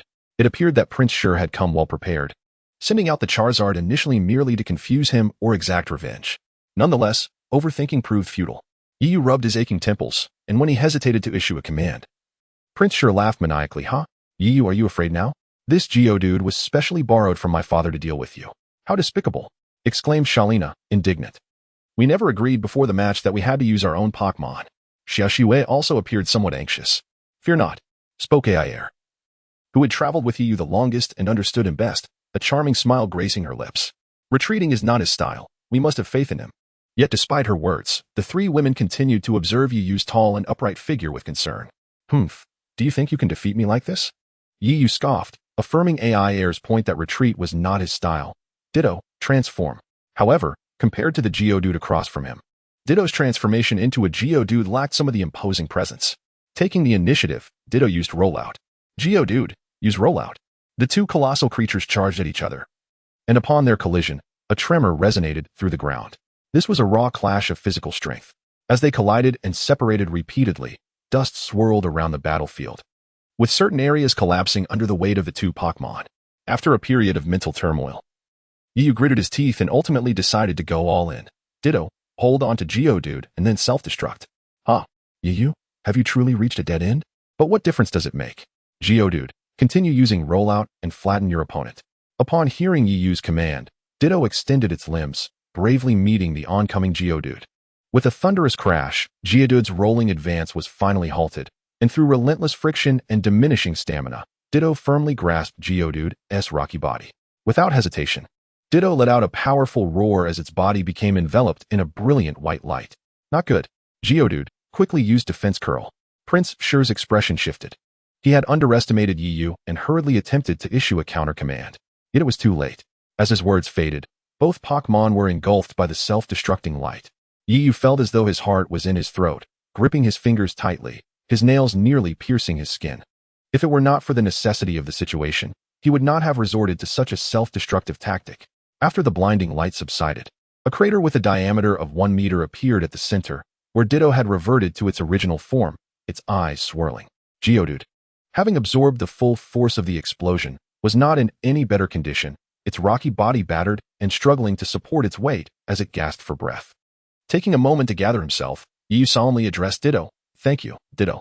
You did exceptionally well. Now, it's time for you to take the stage, Gyarados. The golden Gyarados roared as it emerged into the spectator's view. Prince Shir's eyes widened in shock. He hadn't anticipated Yu possessing such a formidable Gyarados. Yet, his pride prevented him from conceding. But what of it? My Geodude is invincible. Geodude, use rollout. In its prime, I might have feared your Geodude, but now, with its combat abilities waning, I hardly regard it as a threat. Gyarados, use Hydro Pump to finish it. Yu declared unabashedly. Don't underestimate it. Geodude will crush that Gyarados. Yet, in the face of reality, all fantasies would eventually shatter. Upon unleashing the Hydro Pump, the Geodude, previously rolling forward, was abruptly sent tumbling backward. Although it did not immediately lose its fighting capability, it was forced to extend its limbs from its rolling state. Geodude, get back on your feet and use rollout. However, upon receiving Prince Shir's command, Geodude's already reddened eyes turned a deeper crimson, filled with savagery and madness. Well, what are you glaring at? Do you dare revolt? Get moving. It must be noted that Prince Shir was indeed courting disaster, failing to perceive his Pokémon's emotional state and issuing commands ignorant of the consequences. With a roar, Geodude, seemingly fueled by some hidden strength, charged toward Prince Shir. Yet, in defiance of his orders, Geodude remained unresponsive, barreling forward recklessly. Gyarados, intercepted. Although Yu was reluctant to save Prince Shir, the Geodude was in a rampaging state, and allowing it to continue would only endanger countless innocent bystanders. Yes, were we not just battling smoothly? Why has everything changed so suddenly? Xiao Shui expressed her concerns. Observing the trio of concerned women, Yu chuckled lightly, his tone relaxed. You need not worry. This is the consequence of a trainer lacking the necessary level, yet attempting to command a Pokémon of superior rank. Moreover, Prince Shir has evidently provoked Geodude. Indeed, this situation resembles Ditto's earlier self-destruction. Run. The onlookers, who had initially relaxed upon hearing Yu's explanation, now felt their hearts race with alarm. How could I have forgotten about that? Yu smacked his forehead, regretting that he had overlooked the possibility of Geodude self-destructing. At this point, any attempt to remedy the situation and issue a command to create distance was too late. As the white light surrounding Geodude intensified, an explosion loomed imminent. Shinai, use Psychic. Nymphian, use Protect. Suddenly, 2 Pokémon appeared before the crowd, positioned in a front-and-back formation, shielding the innocent from the impending Geodude. A swirl of blue and purple energy enveloped the explosive Geodude, while Nymphian stood in front, utilizing Protect to shield Shinai from the blast's aftermath. The synchronized actions of the 2 Pokémon showcased an impeccable balance of offense and defense. This voice seemed strangely familiar. Yu furrowed his brow and looked up, exclaiming, Miss Karuna. Simultaneously, some onlookers recognized her identity as well. Oh, behold, it is the champion of the Carlos region. Is she not the most popular protagonist from the latest Pokémon series? Oh my, it's really her. I am nearly overwhelmed with joy. Kalanai. Observing the scene that resembles a celebrity outing, Yu couldn't help but feel a bead of cold sweat on his forehead. Hi, Yu. It's been a while. Kalanai, adorned in white high-heeled sandals, gracefully approached, her long legs striding towards Yu and the others with a wave. We just saw each other yesterday, right? Yu replied, somewhat speechless, taken aback by the playful side of the champion, Kalanai. Miss Kalanai, aren't you busy today? What brings you here? Sally couldn't contain her curiosity. Upon hearing Kalanai's somewhat nonchalant words, Yu smirked inwardly, pondering. So this is the perspective of the strong. What may seem significant to some is but a trivial matter to her. Thank you for yesterday, Yiyu. It's nothing. Across from them stood Prince Shir, still reeling from the previous encounter. Watching Yiyu and the ladies chatting merrily, he felt an uncontrollable surge of jealousy and anger. Hey, Yiyu. Are you going to fight or not? If not, then consider me the winner. Prince Shir's furious shout caught Kalanai's attention, who raised her elegantly shaped brows but ultimately chose to remain silent. She moved to stand beside the ladies, watching Yiyu with keen interest. Enjoy your moment. Soon, you shall have your tears. Prince Shir unleashed his next Pokémon. Giant Marsh, a formidable creature predominantly blue with a white belly and adorned with a black scale, emerged onto the battlefield. Upon witnessing the somewhat menacing Giant Marsh, Yiyu felt a mix of disbelief and annoyance. Turning to the smug Prince Shir, he quipped, "Hey, where did you even manage to get this Giant Marsh? Are you afraid of losing to me and reluctant to send out your own Pokémon? Mind your own business. I see you're just jealous and scared." Huh, scared? Watch as my Gyarados unleashes Hydro Pump and shows you what fear truly is. Giant Marsh, use Mud Bomb. As the powerful Hydro Pump surged forward, the Mud Bombs collided with it, sending up a massive splash of water. Gyarados, unleash Dragon Rage. Giant Marsh, use Protect. A green energy shield rose, successfully blocking the Dragon Rage.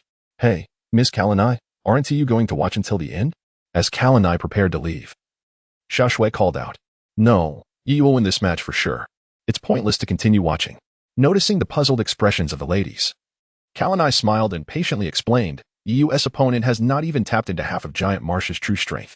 If its true master were commanding it, perhaps it could pose a challenge to Yiyu. Chapter 93. The formidable Giant Marsh. Pikachu, it's time for you to shine.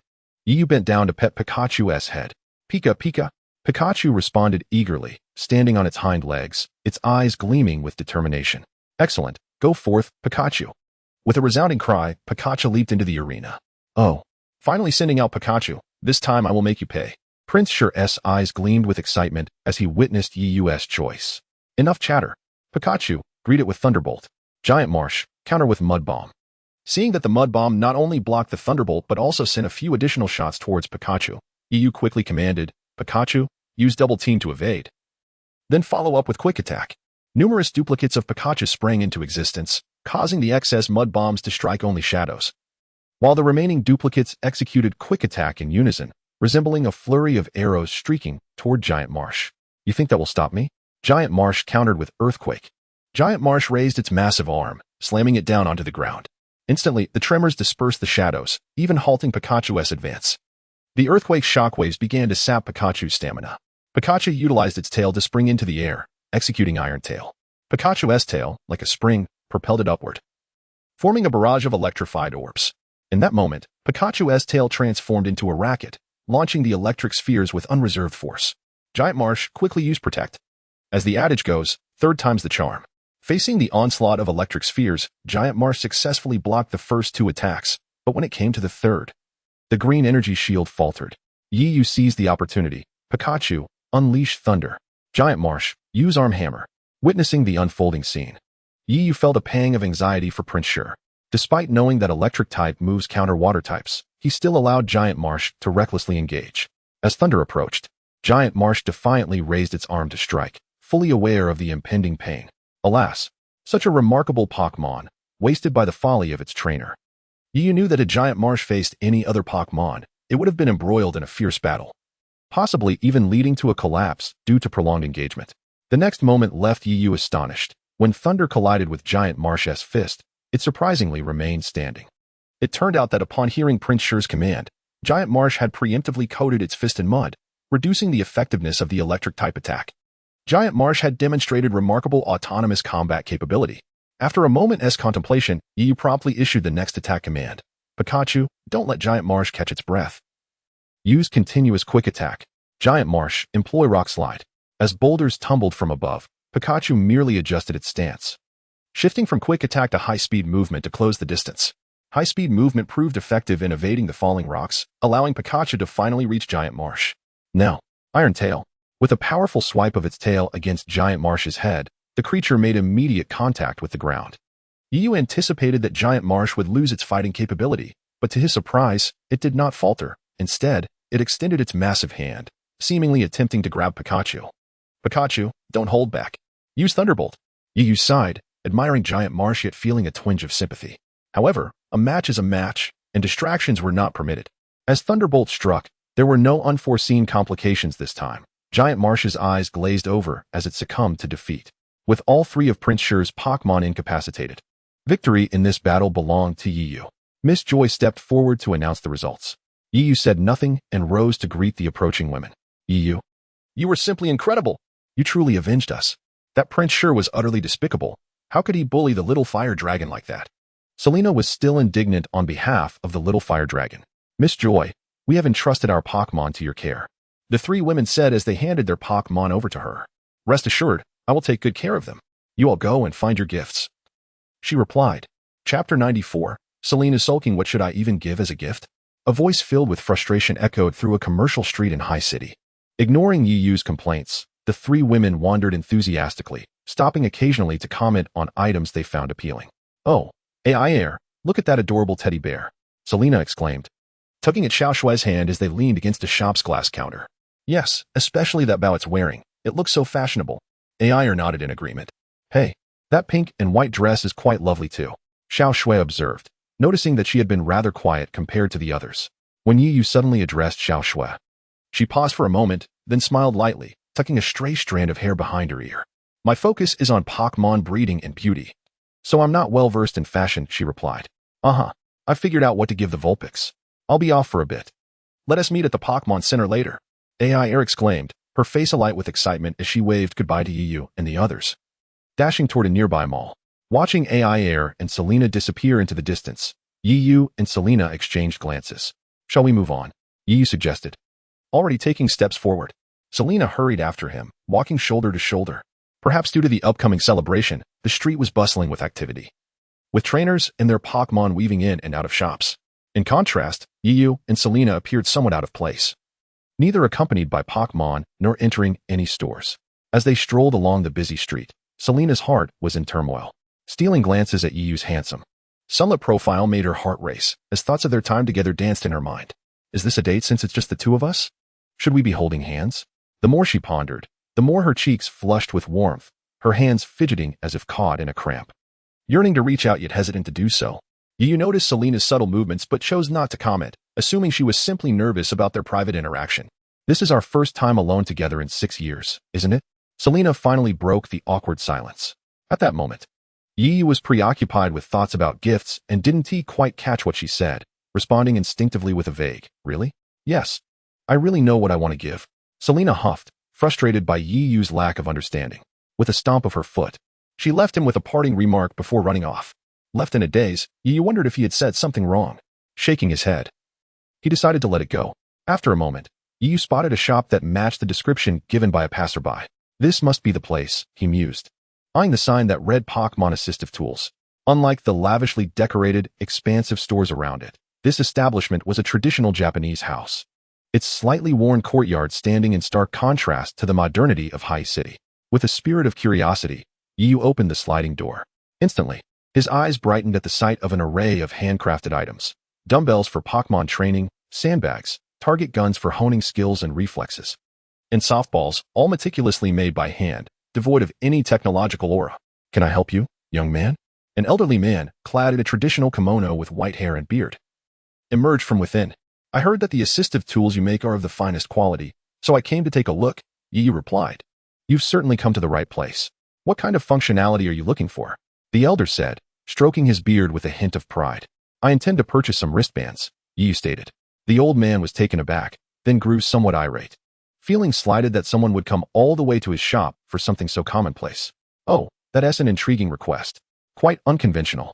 Upon hearing Yiyu's subsequent specifications, the old man's interest peaked, and he paused his hand on his beard. How interesting. Most people either want to add weight while maintaining flexibility, or restrict movement to avoid weight. But you want both. Yiyu chuckled lightly, not engaging in the elder's musings, but instead challengingly asked, So, can you make it or not? Of course I can. Don't think you can provoke me with words. To be honest, I'm a registered disciple of the WUXIA Pokémon family. My manufacturing skills are impeccable. The old man's tone turned self-satisfied as he mentioned the WUXIA Pokémon family. WUXIA Pokémon family? What role do you play in the family? The elder inquired, eager to boast, but Yiyu's next words left him speechless. Let us skip the pleasantries. I'm from WUXIA, And I assure you, I know more about Huaxia's knowledge than you do about the meals you've eaten, Yu replied, his tone growing impatient.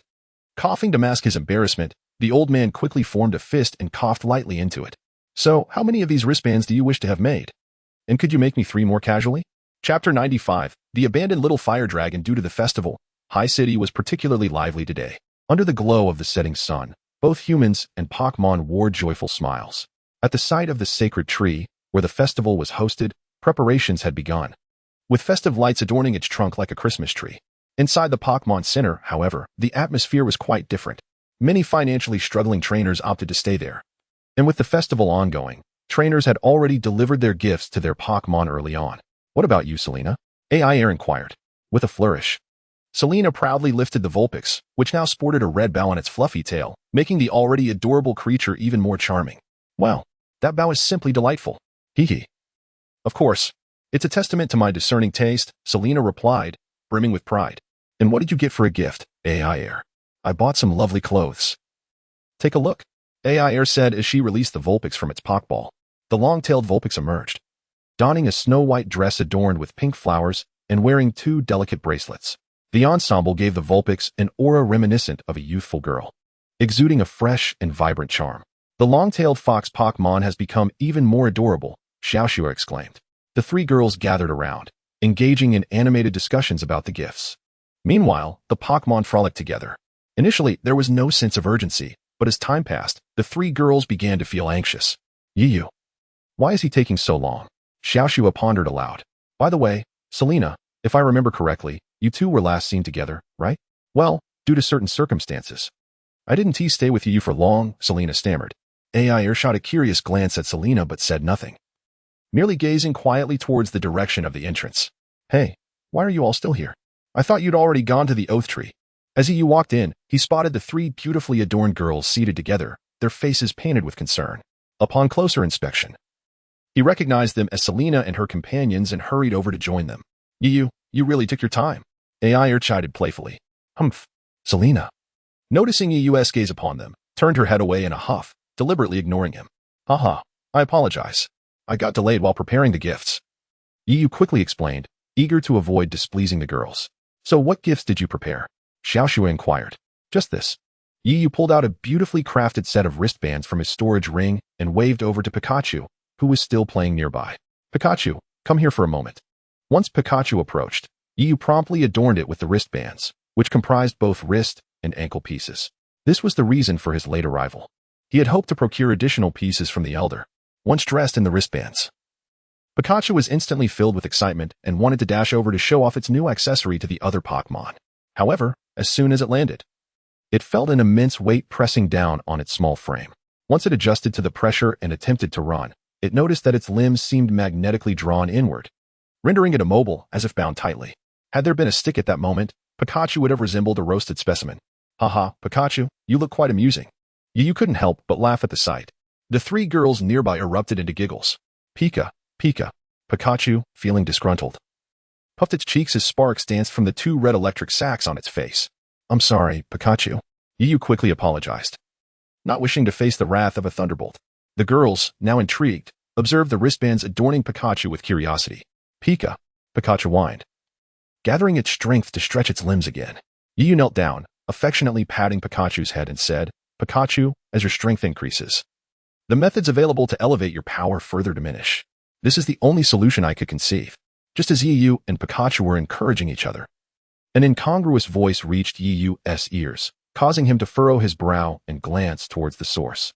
What he saw was none other than Prince Shir, donned in an air of arrogance, accompanied by a peculiar Pokémon with large eyes, short limbs, a red pig-like nose, and a spring-like tail. Get lost, you useless creature. My father has sent me a far superior warm pig. I no longer need you, Prince Shir disdainfully remarked, eyeing a battered Charmeleon. Clearly, after his battle with Yu, Prince Shir had not only failed to fulfill his wager, but had also neglected to hand over Charmeleon to Miss Joy. Charmeleon looked up at its master with timid eyes, filled with a sense of longing. What are you staring at? No one wants a weak Pokémon like you. Just stay out of my sight. I find you irritating, Prince Shir exclaimed, growing impatient. As his words faded, a tall figure eclipsed his diminutive shadow. Who says no one wants it? The newcomer reiterated, turning to Charmeleon with a smile, extending a hand. Charmeleon, Since this esteemed young master no longer desires you, come with me. Together, we shall challenge the Kalos League."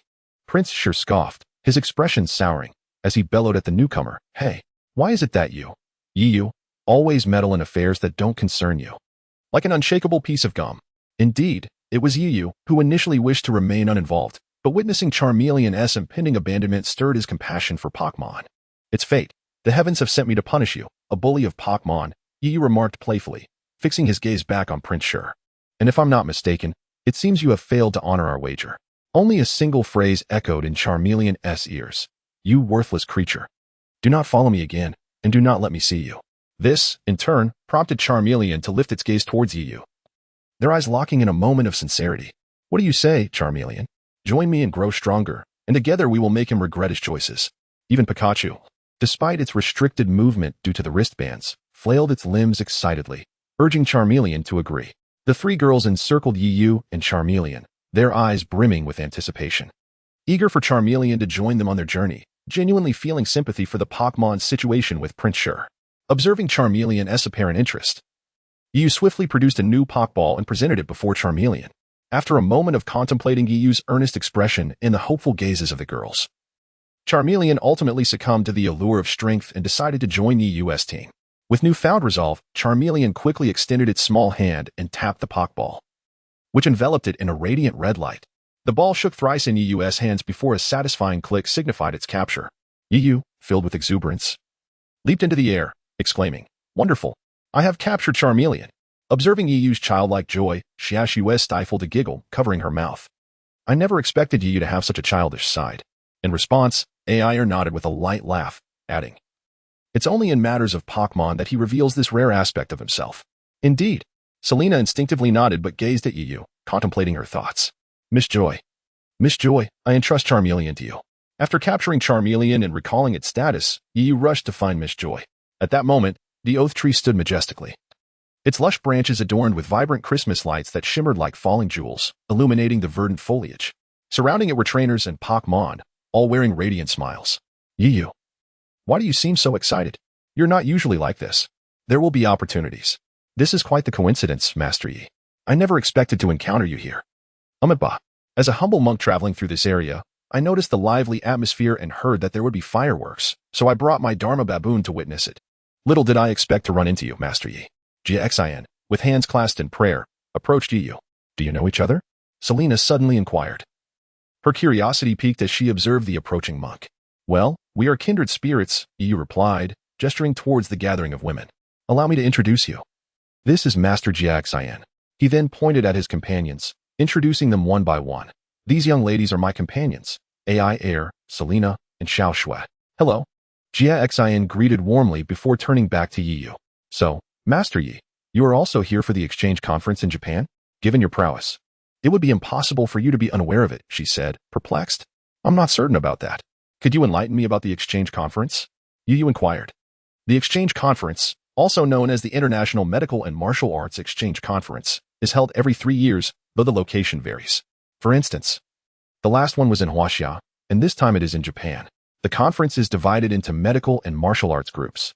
Invitations are widely distributed prior to its commencement. At this point, Xin cast a curious glance at Yu and continued, "To be invited. Participants in the medical group must be at least authoritative experts, while those in the martial arts group must reach the master level." "I see. But which city will host the conference?" Yu asked with interest. "Are you intrigued?" Xin inquired with a smile.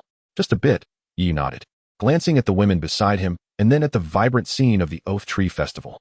Xin leaned in closer. "At present, I am residing at the Pokémon Center. It's a bit complicated to explain right now. You can come find me later." As Xin departed, Yu gazed at the three young women, illuminated by the light of the Oath Tree, and finally focused on Selena, whose lively demeanor sparked a mysterious smile from him. "I have a gift for you," he declared. Under Selena's eager gaze, Yu produced a flame-shaped pendant from his storage ring. "Selena, please accept this as a token of our reunion and my apologies." Selena, filled with both excitement and emotion, accepted the pendant, her eyes shimmering with unspoken sentiments. "Well, Yu, you are so biased. What about us?" Aiair pouted, a hint of jealousy in her tone. "Of course, you have gifts too." Yu chuckled, retrieving a butterfly-shaped hairband and a bracelet, presenting them to Aiair and Xiaoxue respectively. "I have one too." Shui exclaimed, slightly surprised. Indeed, we are friends. And we will be traveling together from now on. Chapter 97. Selena's inclusion as fireworks burst forth in the night sky. The annual festival concluded amidst the lingering gazes of the crowd. Those fireworks were truly magnificent, Selena remarked. Indeed, the oath tree is beautiful as well. Let's attend the festival together next time. By the way, the gifts I just gave you should be worn at all times, ideally. You shouldn't take them off for 24 hours. Yu suddenly halted, his gaze intensely focused on the three women. Why is that? They gasped at his earnestness. No particular reason. Just remember, if you ever encounter someone like me who practices martial arts and poses a threat to you, activate the gifts I bestowed upon you. Understood? Yu's expression remained serious. They nodded in agreement, and Yu finally smiled again. Then let us hurry. Speaking of which, we haven't had dinner yet. I'm nearly starving. When I saw Pikachu and the others enjoying the Pokémon food that Shui prepared, I nearly rushed over to snatch some. With that, Yu dashed ahead. Wait for us, Yu. Casting a glance back at the three young women trailing behind him, Yu felt a twinge of guilt. I'm not deliberately keeping anything from you. It's just that being around me, a person from the martial world, is fraught with danger. The gifts Yu had given them were, in fact, concealed weapons, an idea he had previously conceived with the help of an elder. Modified slightly to resemble the legendary Rainstorm Pear Blossom Needles, resulting in 3 decorative yet functional items. Upon entering, they spotted Aiair seated not far away. Yu, we will head to prepare dinner now, Aiair greeted before leading the others towards the dining area. I'll go speak with Aiair. Call me when dinner is ready. Yu took a seat opposite Aiair and unceremoniously grabbed a donut from the table. Aiair, undisturbed, clasped her hands together, her demeanor serene, emanating an air of detachment from worldly matters. Amiba, now you may enlighten me about the exchange conference. In fact, we in the WUXIA martial world prefer to refer to it as the New Youth Exchange Conference, Aiair explained. Yu listened quietly, intrigued by her insights. Strange, isn't it? Why call it the New Youth Exchange Conference? The older generation in the martial world is largely indifferent to fame and fortune, focusing instead on their cultivation. Moreover, due to language barriers, many are reluctant to participate. They prefer to view this conference as a training opportunity for their juniors. Aiair spoke with a hint of resignation. Thus, as long as one has reached the master level, anyone can participate. However, this also means our country has not achieved notable rankings, she added. When does the conference commence, and where will it be held? I intend to participate, Yu interjected, pausing his snacking. That was quite decisive of you, Aiair acknowledged. Any endeavor that benefits the nation, I am committed to undertaking, Yu stated resolutely. Perhaps inspired by Yu's fervor, Aiair clasped her hands together once more, regarding him with newfound respect. Amiba, I didn't realize Master Yu was such a passionate patriot. You truly are a model for our generation.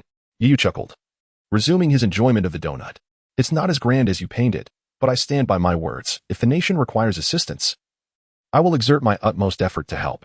The two continued their conversation, with Yu gleaning insights into the WUXIA martial world from Aiair. Their dialogue flowed easily until Selena arrived to remind Yu that it was time to eat. The following day, after bidding farewell to Miss Joy, Yu and his companions set off toward Mirai City. Selena, are you truly planning to travel with us? Yu asked. Yes. Are you not welcoming me? Selena replied, playfully bounding ahead and turning back with a mischievous grin. Not at all, but shouldn't you inform Aunt Sachi? Yu hesitated. Don't run so fast, Yu. We can't keep up. You're right. It's far more enjoyable to run together than alone. Yu paused, releasing the rest of his Pokémon. Due to Gyarados' large size, he refrained from summoning it on the street. Meanwhile, Yu's Pokémon donned the wristbands he had gifted them, including Charmander. As they emerged, the Pokémon appeared rather clumsy. Ditto, affected by the magnetism of the wristband, transformed into a pink ball. The unfortunate Pidgey and Zubat flapped their wings a few times before plummeting to the ground, with Charmander trapped beneath them, struggling to rise. Pikachu, however, being outside, was not hindered like the others and was at least able to walk normally. Noticing the curious stares of passersby, Yu grew dissatisfied at the sight of his Pokémon struggling to move with the wristbands and resolved to conduct special training right there and then. With nimble reflexes, Aiair hurriedly trotted forward, stopping Yu in his tracks. Yu, I understand your eagerness to train your Pokémon, but this place seems rather inappropriate. How about we wait until we leave the city and reach the outskirts before you begin? In a secluded valley in Western Europe stood the towering edifice of the Newborn Group. This corporation had emerged in recent years, rapidly ascending to become one of the top 50 companies in the world, primarily manufacturing Pokémon food. Outside its entrance, 2 young men clad in black attire, emblazoned with letters, stood guard with wooden sticks in hand. Their expression serious, yet their eyes occasionally scanning the surroundings, clearly the sentinels of the newborn group. What was most astonishing was that both possessed the strength of second-tier martial artists. It is noteworthy that even world champions in boxing and mixed martial arts, without any martial guidance, could barely reach the third tier of martial prowess. Yet, the mere gatekeepers of the newborn group were only slightly less formidable than those champions, illustrating the immense strength of the organization. Above this desolate valley, a majestic eagle was soaring toward the newborn group. The two guards immediately heightened their vigilance, their sharp gazes fixed on the approaching creature. As it drew nearer, they discerned that a figure was seated atop the eagle. With a gust of wind, the eagle gracefully descended nearby, allowing them to see the individual dismounting. Should Yu or Aiair have seen this person, they would undoubtedly have gasped. For it was none other than Fushimi Tsukasa, one of the 8 captains of the organization that had seized the heart of the earth. As Fushimi Tsukasa approached the guards, they quickly straightened their backs and saluted respectfully, calling out, "Captain Fushimi." Ignoring their greeting, Fushimi hurried into the building. On the top floor, the office of the newborn group awaited. Fushimi knocked on the door of the only room there. "Come in." Upon entering, he found a man seated behind a desk, donning a mask of the creator, though his voice revealed he was male. "The leader has fulfilled the task. The stone of the earth is in hand," Fushimi stated respectfully as he approached the desk. Indeed, the masked man was not only the head of the newborn group, but also the leader of an organization that utilized the corporation as a facade for their notorious activities on the international stage. "Excellent. However, I have heard that your journey was not entirely smooth," the leader remarked with a neutral tone. Fushimi, well acquainted with his superior, broke into a cold sweat. "Yes. I encountered several masters from WUXIA who obstructed my path. I was too careless. Next time, do not repeat this error. The creator's plan must not fail." The leader lightly tapped the desk, gesturing for Fushimi to leave. After handing the stone of the earth to Dr. Ella, proceed to assist Songlong. He has encountered some obstacles. "Understood. I take my leave," Fushimi replied, turning to exit, eager to leave the tense atmosphere behind. After watching Fushimi leave, the leader stood and approached a high-tech display screen. Observing the progress bar gradually increasing, he exclaimed with delight, "Ha, it's almost time. Soon, we shall realize this world-shattering creation." Time flew by, and a week passed quietly. After departing from Bajuo City, Yu and his companions journeyed toward Aiair City amidst a cheerful atmosphere. One day, they arrived by a small river at noon, deciding to set up camp and prepare lunch. "Aiair, could you fetch some water?" "Selena, you and Xiaoxue can cook together. I'll handle the tent." Aiair promptly assigned the tasks. "Sure, leave it to me." Yu glanced around, nodding in satisfaction as he released his Pokémon from their balls. "Ah, splendid. This is an excellent training spot. Everyone come out." Observing the now more adept Ditto, Yu filled his buckets with water and began to assign today as training tasks. "Today, your training will be similar to before. While getting accustomed to the pressure of the wristbands, you will also engage in battles with one another. The matchups are as follows: Pikachu versus Charmander, Woobat versus Spearow, and Ditto versus Gyarados." After organizing the battles, Yu carried the buckets toward the river. "Everyone else, come out too," Aiair said as she released her Pokémon. Meanwhile, Selena and Xiaoxue mostly held on to their Pokémon throughout the journey. As the group busied themselves, a pair of eyes from the bushes watched intently, fixated on the snacks laid out on the table. "Hey, Gyarados, you splashed water all over me," Yu exclaimed, drenched from the battle between the two Gyarados. Their fierce clash startled the water Pokémon, causing them to scatter in a frenzy, waves crashing around them. Some slower water-type Pokémon were even flung out of the water, while others, irritable by nature, contemplated seeking retribution. However, upon witnessing the ferocity of the two battling Gyarados, they opted to retreat to a safer distance. The two Gyarados were lost in their battle fervor, disregarding Yu's words, prompting him to finish gathering water and vacate the scene. "It's fine. Ditto and Gyarados are engaged in battle. Yu, could you teach me about Pokémon battles?" Selena suddenly halted, tugging at Yu's sleeve with eager anticipation. I haven't quite figured it out yet," Yu stammered, recalling Aiair's words that regardless of future aspirations, one could not escape the realm of Pokémon battles. Selena blushed, her heart racing, murmuring softly. Just then, a piercing scream from Xiaoxue interrupted Yu's thoughts. "What's wrong?" Yu immediately grabbed Selena's hand and rushed over. Xiaoxue stood there, terror-stricken, pointing a slender finger at the table, murmuring, "It's gone." Aiair comfortingly patted her back. "Aiair, what happened to Xiaoxue?" Yu inquired. "Some food that was on the table has inexplicably vanished. Xiaoxue is just startled by the scene," Aiair explained. "Could it be a ghost?" Selena timidly suggested. Yu pulled out a chair for Xiu, countering Selena's assertion. There are no such things as ghosts. It's likely just a mischievous ghost-type Pokémon like Ghastly or Jengar. That's possible, Aiair mused, resting her chin on her hand. Ah, it's really gone. As Aiair and Yu pondered, Selena's exclamation captured their attention. Selena, equally alarmed, pointed to a plate of food she had just served, her words stumbling. Yu. There can't really be a ghost, can there? The plate I just brought is now completely empty. Swallowing hard, Selena grasped Yu's arm, her voice trembling. How infuriating. That audacious little thief dared to steal my lunch right under my nose. Yu, disregarding Selena's grip, could hardly contain his anger at the thought of his lunch being pilfered, nearly erupting in frustration. Do you really think I can't do anything about this?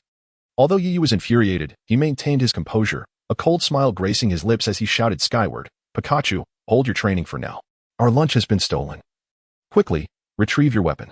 Pika. What audacity to steal food. Just watch my temper. Truly, a Pokémon reflects the character of its trainer. Pikachu, engaged in battle with Charmander, immediately reacted upon hearing Yu mention the theft of their meal. With a powerful thunderbolt that forced Charmander back, Pikachu swiftly moved to Yu's side. Seeing Pikachu leap onto his shoulder, Yu urged, Pikachu, reveal your weapon and track down that little thief. Give them a good thrashing. Pikachu jumped onto the table, brandishing its weapon, its little nose twitching in the air, sniffing here and there. However, an awkward scene unfolded as Pikachu sniffed around, ultimately waving its paws in the air. Pikachu, did you find something? Yu, as the trainer, was the first to inquire. Pikachu danced atop the table, calling out excitedly. Oh, I see. Yu nodded as if a light bulb had gone off in his head. What is your Pikachu saying? Aiair asked in astonishment.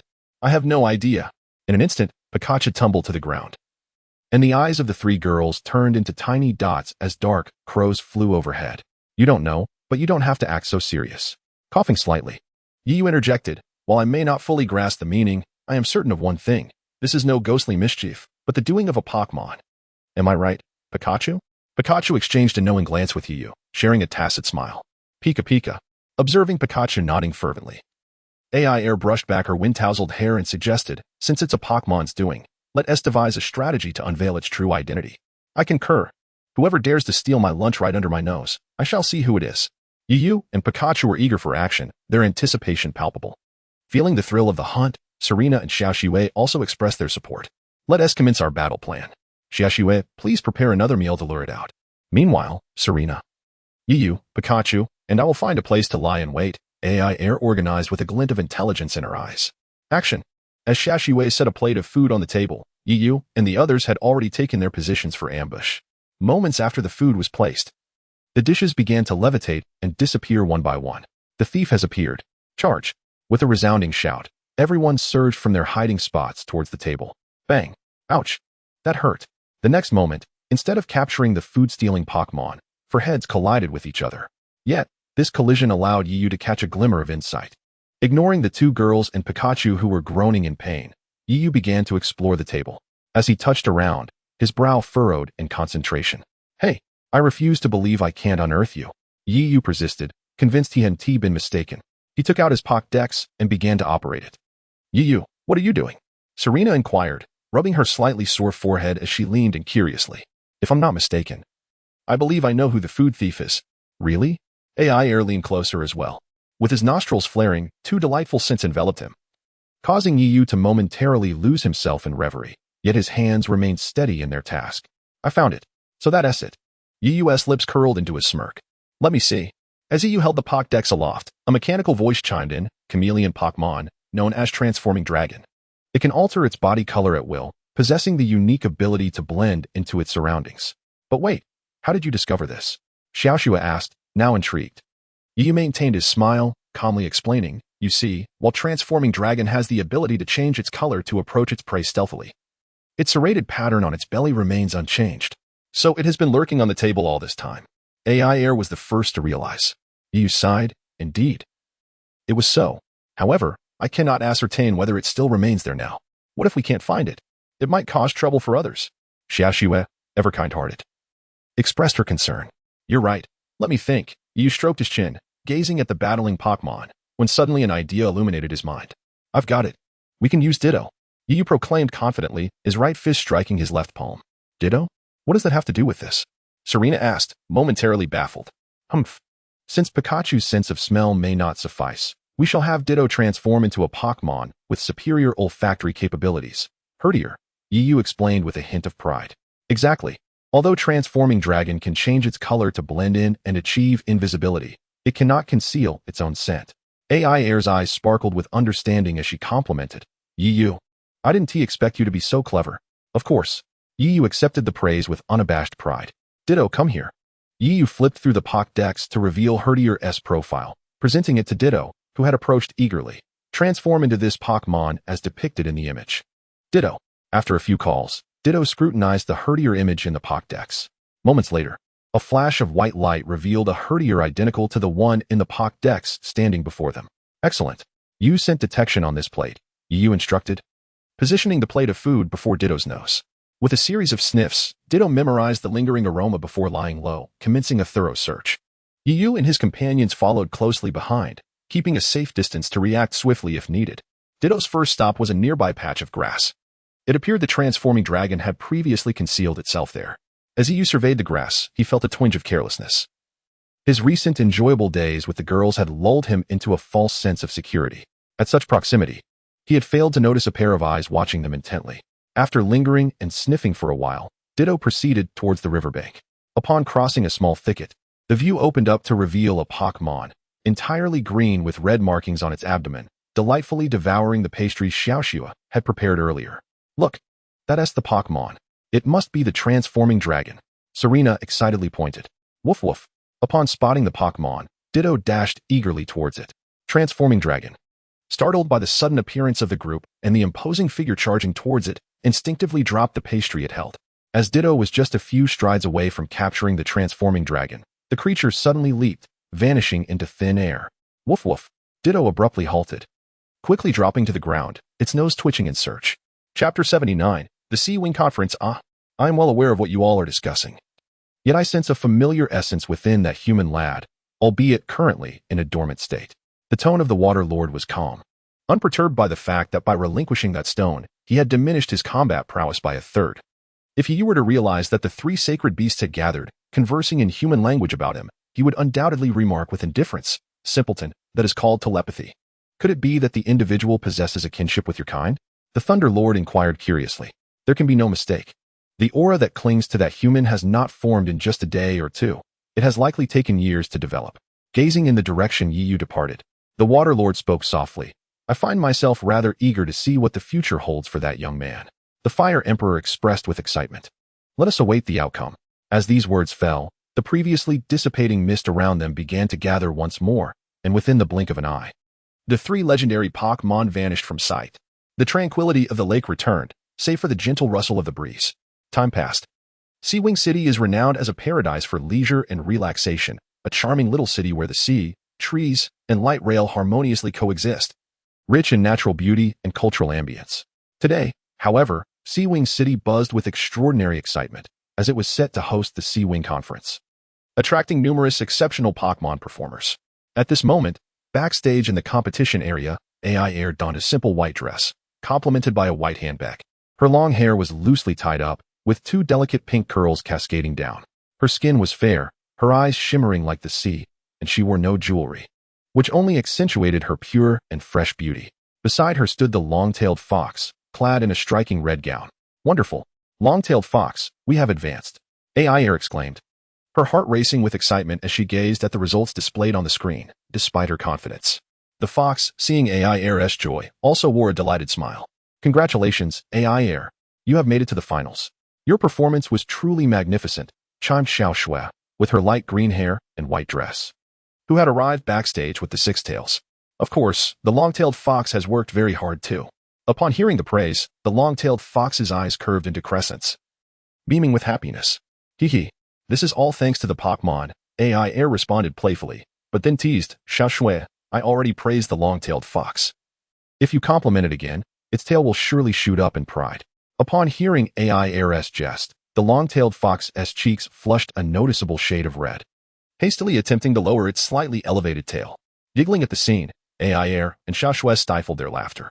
Hello, I am Ping Xiang. You must be Aiair. I have seen your performance before. It was absolutely splendid. At that moment, a girl dressed in a light red princess gown, accompanied by a Pikachu, approached with excitement, eagerly grasping Aiair's hand. "Oh, you are the contestant Peng Xiang." Aiair blinked in surprise at the enthusiastic girl. However, before they could engage in conversation, the announcement for the finals echoed through the air, signaling that they would have to wait until the competition concluded to converse further. "I suppose we must wait until the competition ends to chat," Peng Xiang said with a slight pout, leading her Pikachu away. "Well then, Xiao Shui, it's our turn to perform." Aiair waved goodbye to Xiao Shui as she and the long-tailed fox prepared to take the stage.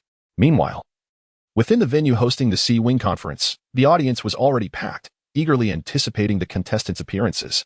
"Contestants, please come to the stage." Upon the words of the host, Mr. Pierre, for contestants, including Aiair and Peng Xiang, stepped forward, accompanied by their Pokémon, who then took their places at the side, awaiting the performances. "Now, let us welcome contestant Peng Xiang to begin her performance," Mr. Pierre announced, holding a key staff in one hand and a microphone in the other. Peng Xiang, along with her Pikachu and the Thunder Spirit, made their entrance, graciously bowing to the audience before commencing their act. The Thunder Spirit executed a sand attack, followed by Pikachu's quick attack. As dust enveloped them, energy orbs shot forth from within. Thunder Spirit, unleash Thunderbolt. Instantly, a flurry of thunderbolts struck the energy orbs, causing them to burst in midair like fireworks, captivating the audience. Pikachu then initiated Rain Dance, and soon the sky above darkened with clouds, drizzling rain that washed away the remnants of the explosions. Under the curtain of rain, Peng Xiang danced gracefully with Pikachu, while the Thunder Spirit twirled around them, creating a scene of beauty and romance. How impressive Peng Xiang is! Aiair, watching from a distance, found herself entranced. Her eyes sparkled with determination as she murmured to herself, "But the princess key shall surely be mine." The Thunder Spirit leapt high, unleashing a barrage of thunderbolts. The atmosphere shifted dramatically as the thunderbolts rained down amidst the rain, contrasting sharply with the previous lightheartedness, delivering a powerful visual impact to the audience. Peng Xiang's performance is truly extraordinary.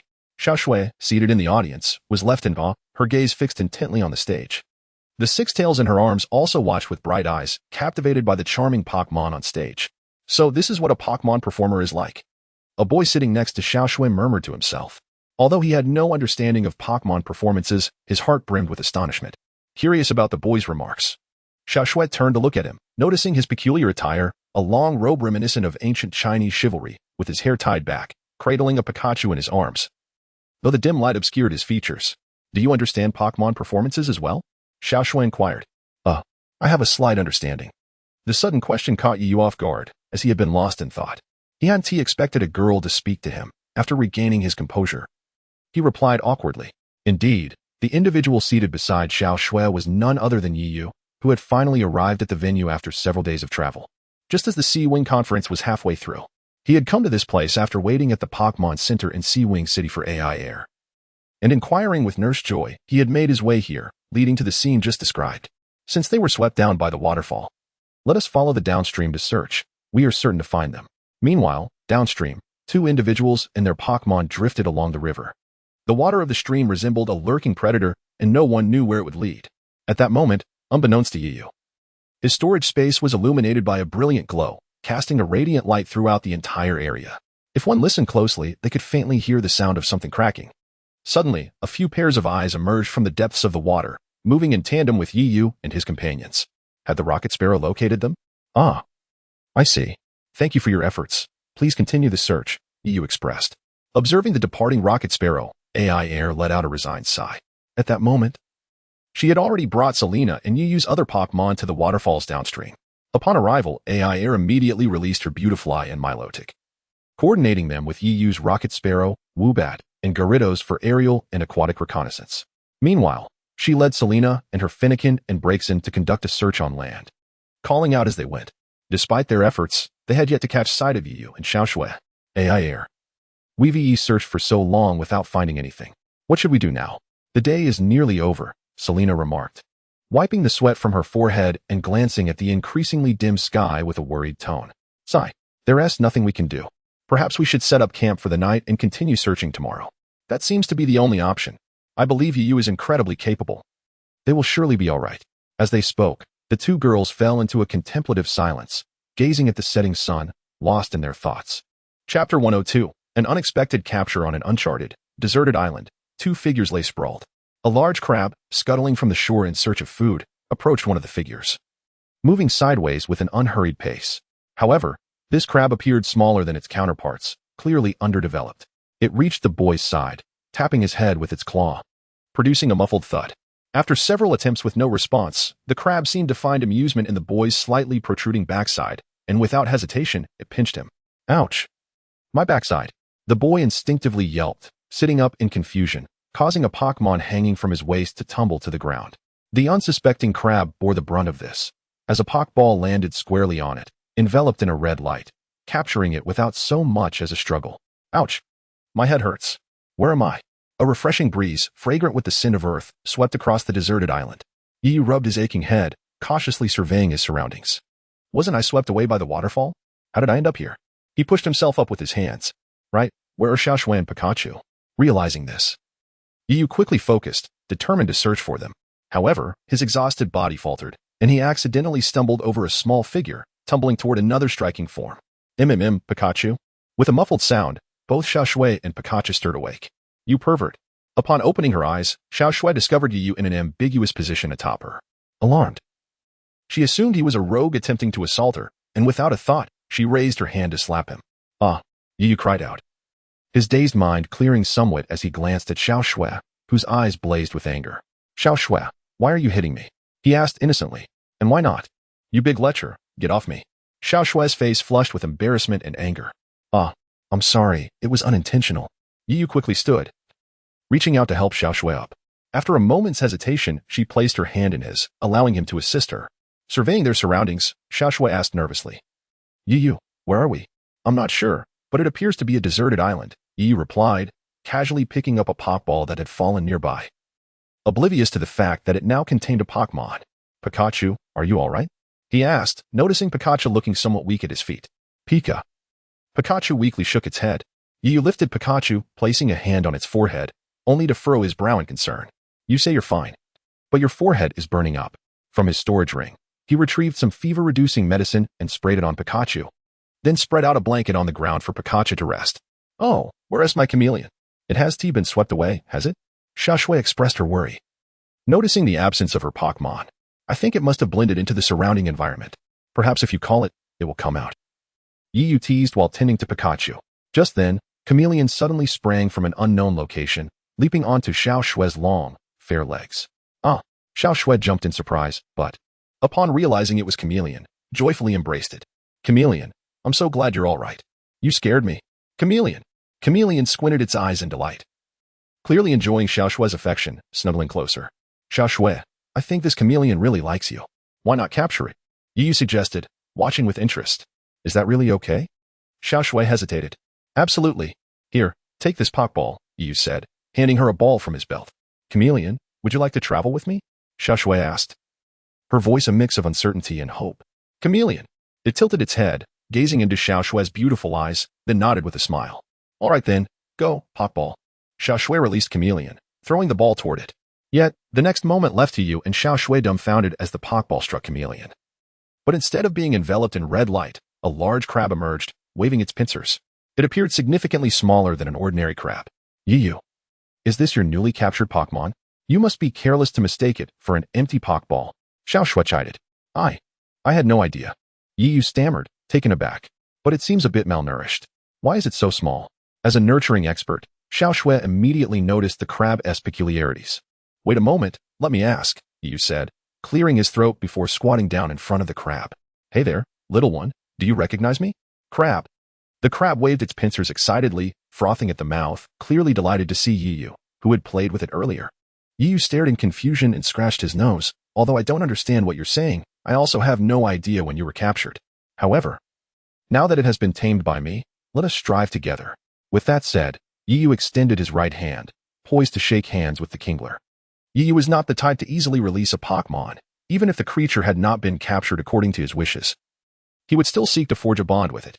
The Kingler's eyes curved into crescents atop its head, and although it was still frothing at the mouth, it extended its claws and pinched Yu's finger. Well, that hurts. Chapter 103, Kingler and the Lobster Minion. Congratulations, Yu, Xiaoshui said. Thank you. Here, Xiaoshui. This Pokeball is for you, and rest assured, it has never been used. Yu retrieved another Pokeball and handed it to Xiaoshui. Upon receiving the Pokeball, Xiaoshui successfully captured a Dragonite shortly thereafter. Once they had each captured their Pokémon, Yiyu and Xiaoshui planned to wait until Pikachu had recovered before searching for a way to leave this place. Unbeknownst to them, a few pairs of fierce eyes were peering from the nearby waters, gazing with aggressive intent at the group on the beach.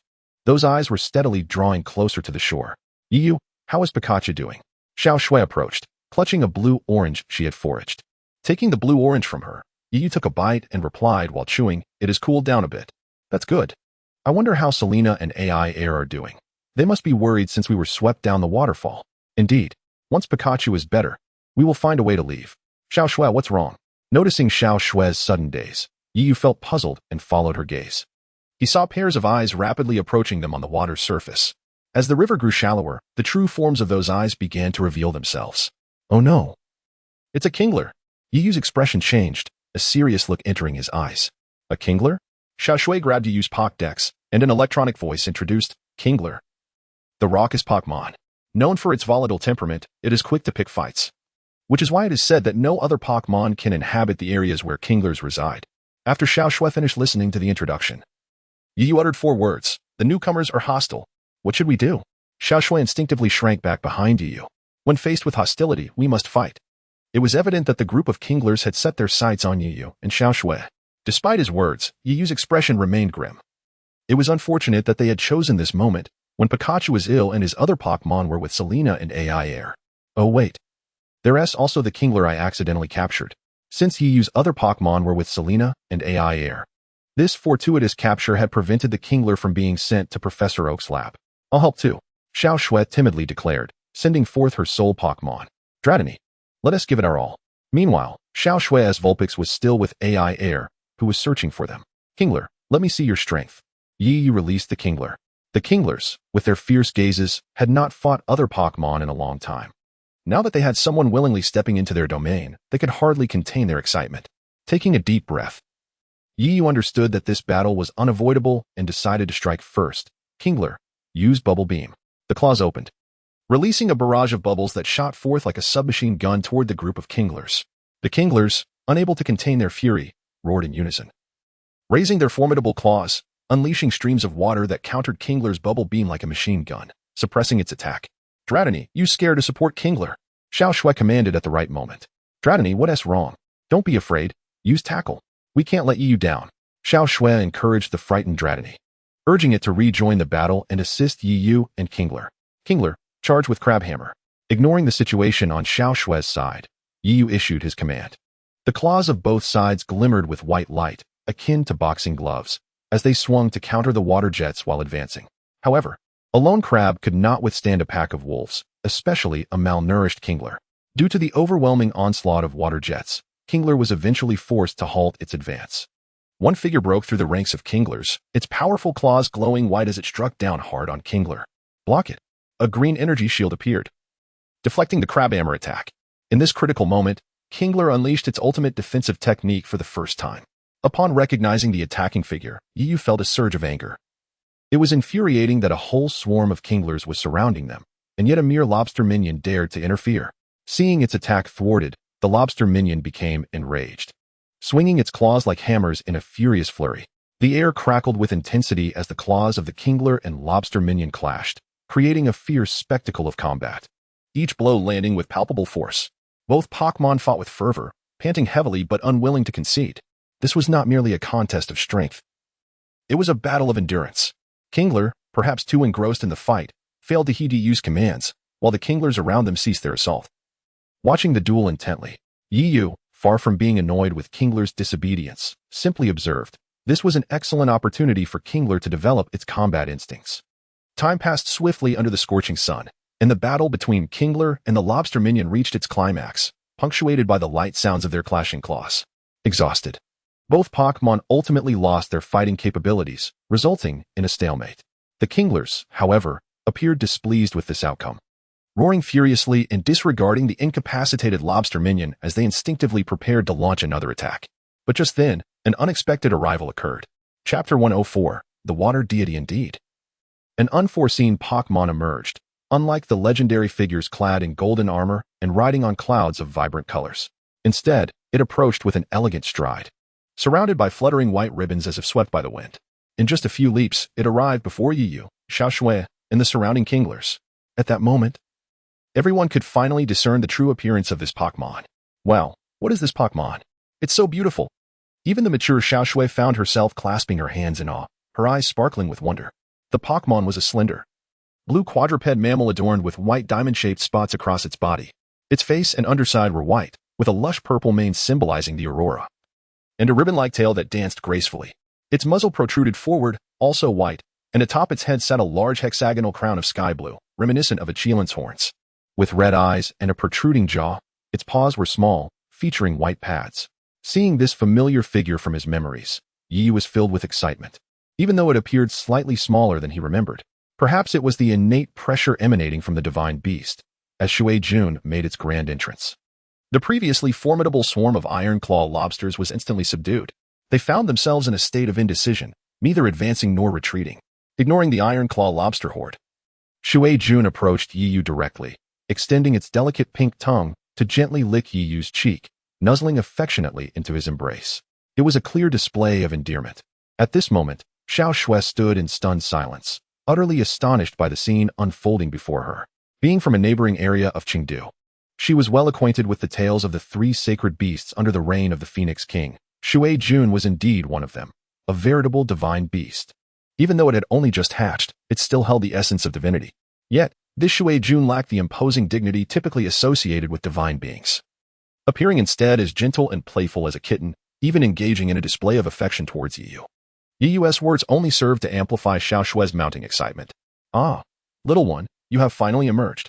I have been waiting for this moment for so long, he exclaimed joyfully. It was worth noting that this little Shui Jun had been entrusted to him by his mentor, yet for 6 long years, it had remained dormant, showing no signs of life. Unbeknownst to Yiyu, there had been complications when Shui Jun had entrusted the egg to him. A battle had caused the egg to require not only the conditions for hatching, but also a substantial amount of water elemental energy or external stimuli to successfully emerge. Previously, the stones obtained from the Wongbats and the ones given by Ka Lunai were in fact the Mega Evolution Stone and the Mega Evolution Key belonging to Shui Jun. Perhaps this was fate. Yiyu placed the Mega Evolution Stone and Key into the storage ring containing Shui Jun's egg, allowing the potent energy within to stimulate the egg, facilitating its absorption of the necessary energy. Thus, when Yiyu was swept away by the waterfall, Shui Jun successfully hatched. Due to the storage ring's restriction against containing living beings, Shui Jun was immediately expelled from its confines. Although Shui Jun had never seen Yiyu before, years of care had allowed it to recognize his scent. Upon being expelled, Shui Jun found itself submerged in water, and as a water-type divine beast, it felt an innate affinity for its element. Just as it was about to revel in the water, it noticed that Yiyu, Xiaoshui, and the 2 diminutive Pokémon had their eyes tightly shut. In a hurry, it leapt from the water, deftly picking them up onto its back. Perhaps due to its years of purifying water, it was born with the ability to traverse water effortlessly. Thus, Shui Jun carried 2 passengers on its back and held 2 Pokémon in its mouth. Initially, it stumbled a bit, but soon it began to relish this newfound sensation. Gliding across the water as if it were solid ground, eventually breaking into a full run, its excited cries echoing in the air. Though even a divine beast has its limits, particularly one so newly hatched, after a thrilling flurry of activity, it grew weary and sought an uninhabited island to set down Yiyu and Xiaoshui. Feeling hungry, it leapt into the water in search of food, intending to share some with the still unconscious Yiyu. Ah, I have long awaited the day we stand shoulder to shoulder in battle, little one. Let this be the beginning of our journey, Yiyu declared, pointing towards the horde of iron claw lobsters, his eyes sparkling with excitement. Beside him, Xiaoshui gazed in awe. Even the hidden dragon Pokémon emerged, influenced by the charged atmosphere. Come on, iron claw lobsters, we shall not fear you. The divine aura of Shui Jun had diminished the previously fierce demeanor of the iron claw lobsters, instilling in them a sense of trepidation. Yet, Yiyu's words served as a provocation, igniting their fury. After a brief internal struggle, their anger triumphed over fear. With a commanding roar from an apparent leader among them, the iron claw lobsters sounded the war cry and charged forth, wielding their formidable pincers. Close combat? I welcome it. Shui Jun, let me witness your prowess, Yiyu exclaimed. However, what transpired next reshaped his understanding of divine beasts. As the iron claw lobsters approached, Shui Jun boldly engaged them, its teeth emanating a chilling aura that sent shivers down one's spine. With each bite, the targeted lobsters were met with a frost-laden chill, forming ice upon impact. Behold! Ice Fong! Magnificent! My Shui Jun! Yu exclaimed, excitement coursing through him as he licked his parched lips, his eyes gleaming with joy. Truly, a divine beast. Shui Jun exhibited the high-level skill of Ice Fong, clearly an inherited ability. With its agile form, Shui Jun darted around, launching harassment attacks that provoked the iron claw lobsters into a frenzied state. They ceased engaging in close combat, resorting to using Bubble Beam in an attempt to maintain distance. Shui Jun, evade and unleash your next skill, Yu commanded, as he remained uncertain of Shui Jun's capabilities. Using its serpentine agility, Shui Jun adeptly dodged wave after wave of attacks, while gathering a frosty energy in its mouth. Xiao Shui, incredulously observing, remarked, "Is that Ice Beam?" Indeed. It was a notable ice-type skill that ranked highly among its peers. Yi Yu, equally astonished, shook his head in disbelief, lamenting, "What a shame it lacks power." Perhaps due to its infancy, the Ice Beam, despite being a high-level skill, was insufficient against the multiple bubble beams. Shui Jun, having endured several hits, appeared somewhat disheveled, its movements less graceful as it struggled to evade the onslaught. Yi Yu frowned deeply, concern gnawing at him as he glanced at Pikachu, who lay unconscious nearby, cheeks flushed. It was evident that, despite being a divine beast with immense potential, the disparity in levels was insurmountable. Were Pikachu to awaken, it could leverage its type advantage and level to contend with the lobsters. Yet, even with Yi Yu's formidable medical skills, he lacked the necessary herbs. Though adept in healing humans, only a fraction of his talents was applicable to Pokémon. Despite being struck by Bubble Beam several times, Shui Jun began employing its agility to engage in guerrilla tactics against the Iron Claw lobsters. Yet, as the saying goes, even a fierce tiger cannot withstand a pack of wolves. Although Shui Jun avoided direct confrontation, the lobsters, having learned from their previous encounters, surged forward under their leader's furious command, launching a two-pronged assault. A wave composed of shimmering bubbles harassed and restrained the Water Lord, while another wave of attacks instilled a sense of dread, all executed by the formidable Crab Fist. Shadow Dragon joined the fray, as the relentless assaults surged like ocean waves. The Water Lord found itself utterly powerless to retaliate. Xiaoxue hastily pulled the hesitant Shadow Dragon from behind her legs, pointing toward the battleground. Perhaps influenced by the Water Lord's earlier commanding entrance, the Shadow Dragon, emboldened, did not shy away this time. Excellent, Shadow Dragon. Harness that momentum and use Cleave. Seeing the opportunity, Xiaoxue quickly issued her command. The Shadow Dragon's claws glimmered with white light as it fiercely struck at a lobster with iron claws, the sharp appendages screeching against the lobster's tough shell. The lobster stumbled sideways from the force of the blow, and seizing the moment, the Water Lord charged in, sinking its icy fangs into the creature. At that moment, another lobster appeared behind the Water Lord, raising its massive claw to strike down. Observing this, Yi Yu prepared to rush in to shield the Water Lord, but a figure darted faster. The Shadow Dragon, having appeared behind the Water Lord, once again used Cleave to deflect the claw. Impressive, Shadow Dragon! Yi Yu exclaimed, giving a thumbs up. The Shadow Dragon was indeed exuding confidence. Xiaoxue, now more adept at directing the battle, wore a face full of determination. On Yi Yu's side, excitement was palpable, but the group of lobsters was far from pleased. Having just been intimidated by the divine beast, they were now affronted by the presence of this diminutive challenger, perceiving it as a blatant insult to their kind. The ensuing spectacle left Xiaoxue and Yi Yu utterly astonished, their eyes nearly bulging. With a series of furious roars, the lobsters began to embody what it meant to be ruffians in the world of Pokémon. Their once hammer-like claws transformed into fearsome pincers, abandoning the contest of skills and strength for a brawl reminiscent of human thugs. The robust lobsters lunged at the Water Lord and Shadow Dragon, their powerful pincers clamping down on their limbs. Meanwhile, the remaining lobsters readied themselves, eyes gleaming with intent, their mockery unmasked. This must be against the rules. After a prolonged moment of incredulity, Xiaoxue finally managed to voice her protest. She directed her discontent toward the lobster group. Hey, you lobsters are breaking the rules.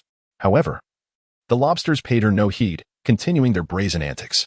Yi Yu felt a sense of despair, realizing he had encountered the notorious ruffians of the Pokémon realm. In his understanding, Pokémon battles were meant to be honorable. Even when one faced three foes, it was never intended to devolve into hair-pulling and eye-poking. Just then, perhaps even the heavens could no longer stand by. Pikachu, previously unconscious, suddenly opened its eyes, springing to its feet and unleashing a furious thunderbolt at the chaotic scene. This eruption of electric energy, akin to the wrath of thunder, seemed to declare, "You may fight among yourselves, but dare to disturb my slumber, and you shall face my fury." The thunderbolt roared like a demon, paralyzing nearly all Pokémon present with fear. They watched, wide-eyed, as the electrifying discharge approached. Faced with the powerful electric-type attack, some of the more astute lobsters hastily activated their defense. The crackling electricity surged, resembling a writhing serpent. The thunderbolt struck true among the lobster group, deftly avoiding the water lord and shadow dragon.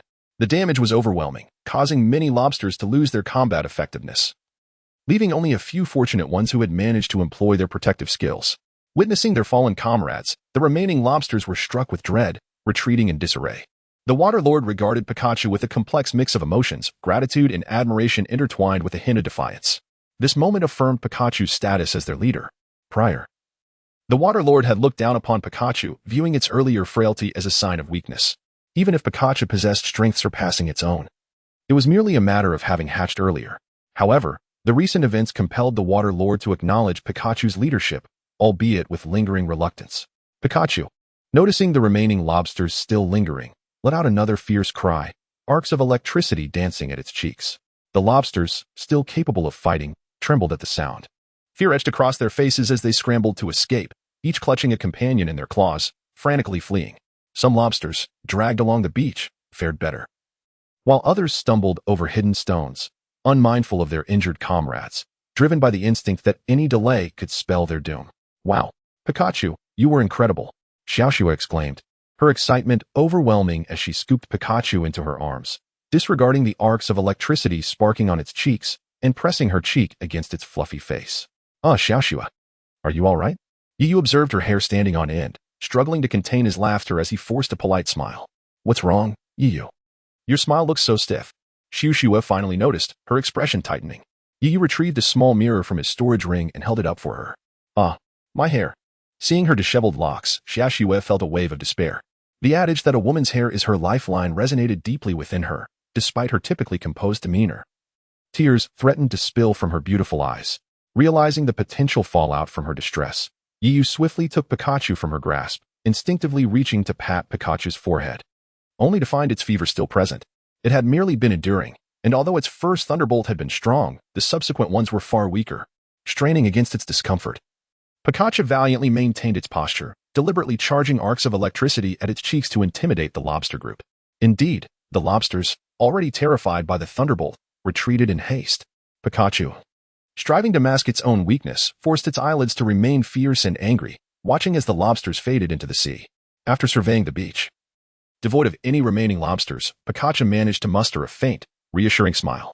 Chapter 84, Challenge at the Ocean Wing Dojo, Part 3. Feeling the tingling numbness emanating from the tiger's mouth, Yu furrowed his brow and pretended to withdraw his gun. However, Old Fu was unwilling to grant him the opportunity, his large scissors clamping down on the prey with the ferocity of a great white shark. Now it's my turn. Seeing Yu struggling to draw his weapon, Old Fu bellowed, guiding the blades of his scissors along the barrel of the spear towards Yu's hand, which held the long gun. Get away from me. Realizing the precariousness of his situation, Yu shouted, quickly rotating the spear in his hands.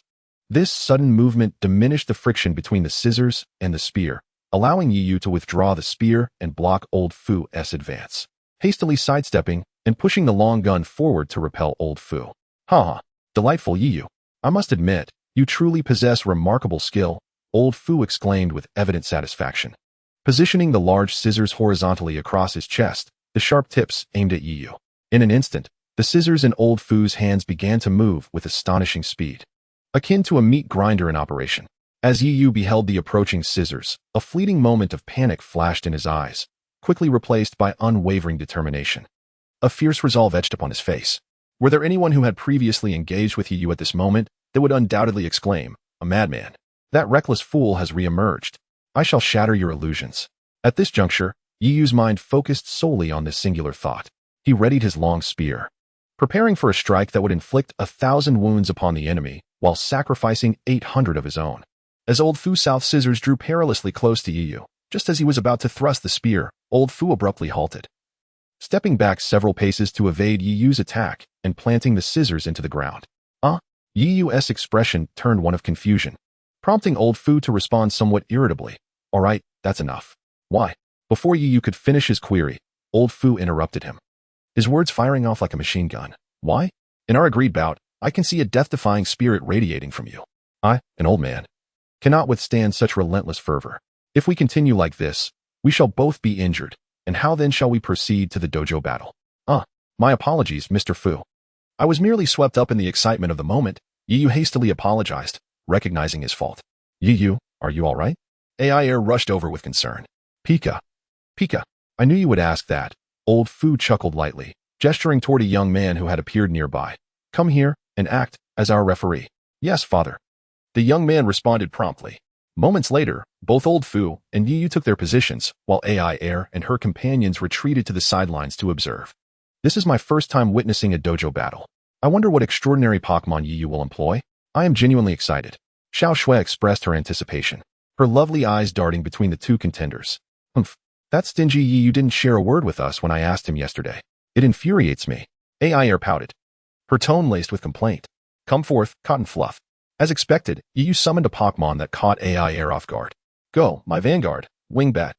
A smirk graced Yu's lips as he dispatched the unexpected Pokémon. Yu, is it truly wise to send out Wingbat? Aiair appeared somewhat anxious. There's no issue. Wingbat, do not be nervous. Utilize Wing Attack. Cotton Fluff, employ Cotton Guard. Old Fu commanded. Unfazed by the impending assault, Cotton Fluff executed Cotton Guard, effectively neutralizing the force of what would have been a formidable attack. Now it's my turn. Unleash Sunny Day. But it's not over yet. Wingbat unleashed a supersonic attack to hinder Cotton Fluff, followed by a Razor Wind. Although the supersonic successfully struck Cotton Fluff, it was still too late. As Sunny Day was successfully summoned, dodge the attack. Cotton Fluff gracefully evaded the approaching Razor Wind. This Cotton Fluff must possess the chlorophyll ability, Yu noted with surprise. But it was merely a fleeting thought as he promptly commanded, Wingbat, continue using supersonic while employing quick attack to maneuver. Cotton Fluff, fire Seed Bomb and scatter paralysis powder nearby. Withstanding the effects of supersonic, Cotton Fluff unleashed Seed Bomb, attempting to halt Wingbat's advance. As the relentless barrage of Seed Bombs continued, Wingbat was compelled to cease its supersonic attack, utilizing quick attack to evade while searching for an opportunity to strike. When Cotton Fluff needed to pause after its continuous Seed Bomb usage, Wingbat seized the moment, decisively executing Wing Attack towards Cotton Fluff. Unfazed by Wingbat's Wing Attack, Cotton Fluff braced itself and fully absorbed the blow. As Cotton Fluff was sent flying, Yu remained oblivious to the numerous yellow particles clinging to Wingbat. Excellent. The effect is remarkable. Wingbat, unleash Razor Wind once more. Cotton Fluff, Solar Beam. With the earlier Wing Attack having evidently inflicted considerable damage, Cotton Fluff now struggled to gather the energy for Solar Beam. Futile. Solar Beam requires time to charge. I shall not grant you such luxury. Wingbat, quickly. Is that so? Take a closer look. After a prolonged period of inactivity from Wingbat, Yu, puzzled, glanced up to see Wingbat flickering with electric currents. It has been affected by the paralysis powder. Yu quickly deduced, his expression darkening. But when did this happen? Could it be? Old Fu. Your boldness is commendable. Yet, still locked in a standoff with Old Fu, Yu remained oblivious to the graceful figure observing him from the treetop entrance, her face alight with joy and excitement. Chapter 85. Challenge at the Sea Wing Gym, Part 4. During the exchange between Yu and Master Fu, the Cotton Fluff Pokémon, due to the bright sunny weather and the paralysis powder affecting the Zubat, quickly amassed the energy required for the Solar Beam. Well done, Cotton Fluff. The Solar Beam was unleashed. However, Zubat swiftly evaded using Quick Attack. But would it truly be as smooth as Yu anticipated? Just as Zubat was about to execute its Quick Attack, the effects of the paralysis powder took hold once more, with faint electric currents flickering over its body. At this moment, Yu was unable to issue another command, and the Solar Beam from the Cotton Fluff struck Zubat without fail. Go for it. Yu still had his Staraptor. Watching Zubat falter, Aiair felt a surge of urgency and cupped her hands to cheer Yu on. Who are you? At this moment, Xiao Shui finally noticed a girl standing not far away. Excuse me, may I observe the battle here? The girl, caught off guard by Xiao Shui's sudden inquiry, appeared slightly tense.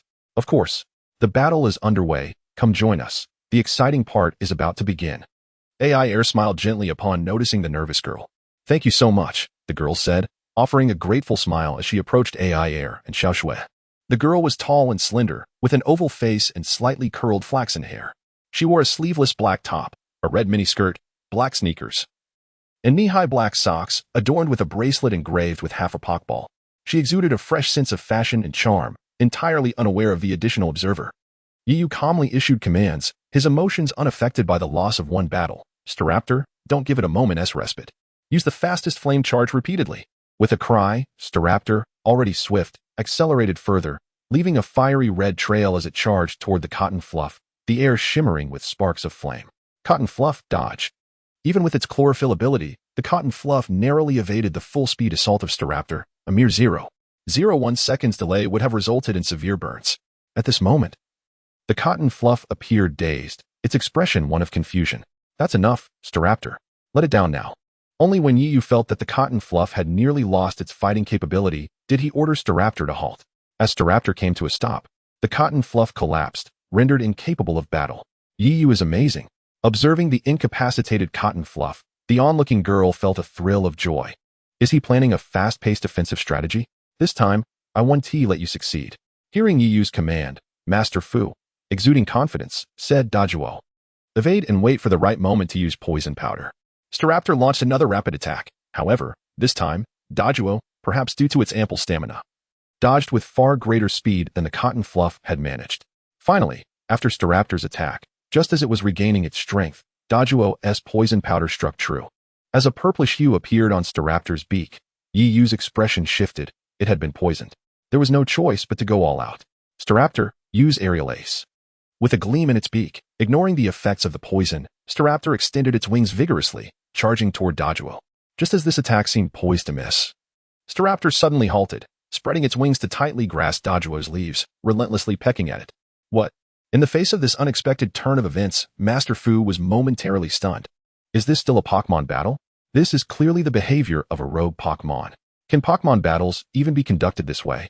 The novice girl, slightly astonished, inquired of Aiair. Dajuo, now use Leech Seed. But as a gym leader, Master Fu quickly regained his composure. Dajuo's gaze sharpened, ignoring Staraptor's pecking. Its leaves ensnared Staraptor's wings, lifting it and slamming it down onto the ground. With such a blow, combined with its already diminished stamina and the toll of the poison, Staraptor predictably lost its fighting capability. Rest assured, Master Fu, I will not disappoint you. Yu grinned, tossing a Pokeball. Time for battle. Gyarados, go. The emergence of the golden Gyarados elicited gasps from the onlookers, including Master Fu, a shiny Pokémon. Yu was quite fortunate. Then, with a tone of provocation, Master Fu remarked, but what does that matter? Can it defeat my Dajuo? As you wish, Gyarados. Let Master Fu witness your power. Use Flamethrower. A powerful flame surged forth at astonishing speed toward Dajuo, leaving it no time to react. Dajuo, under the influence of its chlorophyll ability, attempted to execute Cotton Guard at Master Fu's command. Yet, would this be effective? In the face of true strength, all defenses would be utterly crushed, especially against a potent flamethrower. Chapter 86, Challenge at the Ocean Wing Gym, Part 5. After the flames subsided, the once vibrant and spirited Beauty lay defeated, its body marred by scorch marks and devoid of any combat capability. Well done, Gyarados. Your rigorous training to enhance your skill's potency has truly paid off. Yu praised Gyarados without reservation. Your Gyarados is quite formidable. Mr. Fu expressed his surprise, as he hadn't anticipated that his Beauty would be vanquished so swiftly, despite having endured a battle. All right then, Yu said, scratching his head sheepishly. Observing Yu's icy demeanor, Mr. Fu sighed and shook his head. Yu, I understand what you are about to say. However, I must clarify that the Pokémon we trainers use in battles against challengers are not necessarily our strongest. The purpose of us gym trainers is merely to assess the challenger's prowess. Every gym has at least one high-level Pokémon stationed as a mainstay. Given that I have encountered such a remarkable trainer like you, I certainly wish to engage in a hearty battle. Upon hearing Mr. Fu's explanation, Yu's expression softened, and he quickly offered his apologies, excitement coursing through him as he felt an inferno of enthusiasm burning within. Mr. Fu, let us begin. Gyarados and I can hardly contain our eagerness. Haha, old friend, today let's have a splendid match. Mr. Fu retrieved another Pokeball. With a fierce roar, Gyarados locked its gaze onto the steed goat, fueled by the spirit that Yu's character instilled in it, pushing Gyarados and his other Pokemon to give their all, regardless of their opponent's strengths or weaknesses. Why does the atmosphere feel so heavy? Selena murmured, glancing at the two Pokemon on the field. After overhearing Mr. Fu and Yu's previous exchange, and noticing Yu's serious expression, Aiair tilted her head. This must be a duel of experts. Challenger attacks first, Yu declared without hesitation, his eyes fixed intently on the steed goat. Gyarados, unleash Flamethrower. Steed goat, use Leaf Storm to block it, then follow up with Vine Whip. In the face of the Leaf Storm's obstruction, the Flamethrower momentarily faltered, but ultimately pierced through, only to be met by a barrage of sharp, swirling leaves. The powerful Vine Whip swept through the air, extinguishing the oncoming flamethrower almost instantaneously. Indeed, it possesses considerable skill. The steed goat executed its leaf blade attack with precision. Gyarados counter with Dragon Tail to sweep those leaves away. But the battle was far from over. The steed goat utilized Vine Whip to ensnare Gyarados. The entanglement hindered Gyarados from executing its Dragon Tail move, causing it to sustain painful cuts from the razor-like leaves. Seeing Gyarados in distress, Yiyu, seemingly on the verge of unleashing his pent-up fury, shouted, "Gyarados, unleash Dragon Rage. Steed Goat, charge your energy ball." With the situation unfolding before him, Yiyu's eyes glimmered with determination, hastily issuing commands. "Now's your chance. Gyarados, unleash your most powerful flamethrower." Having been rigorously trained to fortify its physique, Gyarados was hardly affected by the ensuing shockwaves, as it opened its jaws wide, unleashing a colossal flamethrower aimed directly at the steed goat. As a gym trainer, Mr. Fu and his formidable steed goat were not to be underestimated. The steed goat leaped into action, preparing to unleash Solar Flare. Just as the flamethrower was about to make contact, it extended its vine whips forcefully downward, launching itself into the air like a cannonball. Seizing the moment, the steed goat rapidly gathered the energy required for Solar Flare, bolstered by the clear skies that enhanced its energy accumulation. "Watch out, Gyarados. Quickly stop it with Hydro Pump." But it was too late. The steed goat released Solar Flare. In an instant, the clash between the Grass-type and Water-type ultimate moves erupted in an explosion, with the Grass-type Solar Flare being of higher skill and level, ultimately breaking through the Hydro Pump's defense and striking Gyarados. Use Iron Defense. With the Iron Defense bolstering its protection, Gyarados' defense was significantly enhanced. However, it still staggered backward by a couple of meters from the impact. "Now, Steed Goat, execute Stomp." Without waiting for Yiyu to react, Mr. Fu commanded. The residual force of the explosion propelled the steed goat even higher into the air, utilizing the gravity from its descent. The stomp executed by the steed goat created the illusion that the air beneath it was fracturing. At this point, evasion was no longer an option for Gyarados. Both Yiyu and Gyarados could only prepare for a desperate showdown as Yiyu grit his teeth and commanded, "Gyarados, use Aqua Tail." In response to the Aqua Tail's obstruction, the steed goat maintained its stomp posture, its forelegs descending like a legendary blade, cleaving the water column in twain. Yet, even with the Aqua Tail's interference, Gyarados sustained considerable injury, letting out a pained roar. "Steed Goat, finish it with Leaf Blade." Mr. Fu raised his scissors, pointing them at Gyarados. At this moment, Gyarados, already gravely injured, lacked the strength to retaliate, enduring the Leaf Blade's onslaught and ultimately succumbing, its eyes glazing over as it honorably lost its fighting capability. Mr. Fu's inquiry left Yiyu momentarily stunned, but he soon replied, "For me, the battle is not over until the final moment. The outcome remains uncertain until the end." "Me too. Thank you, Mr. Fu." Not far away, a young girl observed the scene, a pleasing smile gracing her lips. Indeed, Yiyu remains true to himself. Chapter 87, Reunion with Selena after completing the gym battle. Yiyu was delayed by Master Fu for a while, and by the time he left, night had already fallen. In the brightly lit Pokémon Center of High City, Yiyu entrusted 3 injured Pokémon to Nurse Joy. "Please rest assured, I will take good care of them," Nurse Joy said with a sweet smile as she accepted the Pokeballs from Yiyu. She then turned to him and asked, "I heard from my cousin that you successfully challenged the High Gym. Is that true?" "Yes, although there were some issues along the way. I am quite satisfied with the outcome," Yiyu replied. "Hee, as expected of you, Yiyu. By the way, my cousin mentioned that you have impressive medical skills. Could you help me with someone?" Nurse Joy inquired eagerly. "Of course, just let me know when," Yiyu said, slightly taken aback by her sudden request, but still readily agreed. After all, she was the cousin of his elder sister. Nurse Joy blushed slightly as she touched her rosy cheeks and said shyly, "I'm a bit busy at the moment. Could we arrange it for another time?" In room 105, Aiair and her friend had already prepared lunch and were chatting while waiting for Yiyu. As for the girl who had been watching the match, she had already parted ways with them after the event. Upon entering the room, a delightful aroma greeted Yiyu and Pikachu, the 2 food enthusiasts, causing their eyes to light up as they rushed inside. Gazing at the bountiful spread before them, they drooled in unison. "Wow, how come today's meal is so lavish?" "Hey, I'll help too," Yiyu said, hurrying to assist. Most of the dishes had been prepared in advance by Xiao Shui at the Pokémon kitchen due to the cafeteria's arrangements. Suddenly, a knock echoed at the door just as Yiyu joined Xiao Shui. Hearing the sound, Aiair, who stayed behind to care for the Pokémon, hurried to open the door. "It's you," Aiair said, somewhat surprised. The visitor was the girl Yiyu had encountered during the gym challenge. Upon seeing Aiair, the girl appeared startled, her fingers nervously intertwining. Isn't Yiyu staying in this room?" She stammered. No, Seeing Yiyu's puzzled expression, Xiaoshui explained. We met her at Master Fu's gym. She even watched her battle. At that moment, Yiyu arrived at the door and felt a sense of déjà vu upon seeing the girl. As he entered the room with a dish in hand, the girl's face flushed red, her cheeks puffing up as she felt an inexplicable discomfort. She pointed at the two girls and then at Yiyu, her voice stuttering. You all live together? Aiair's face also turned crimson under the girl's gaze as she clarified.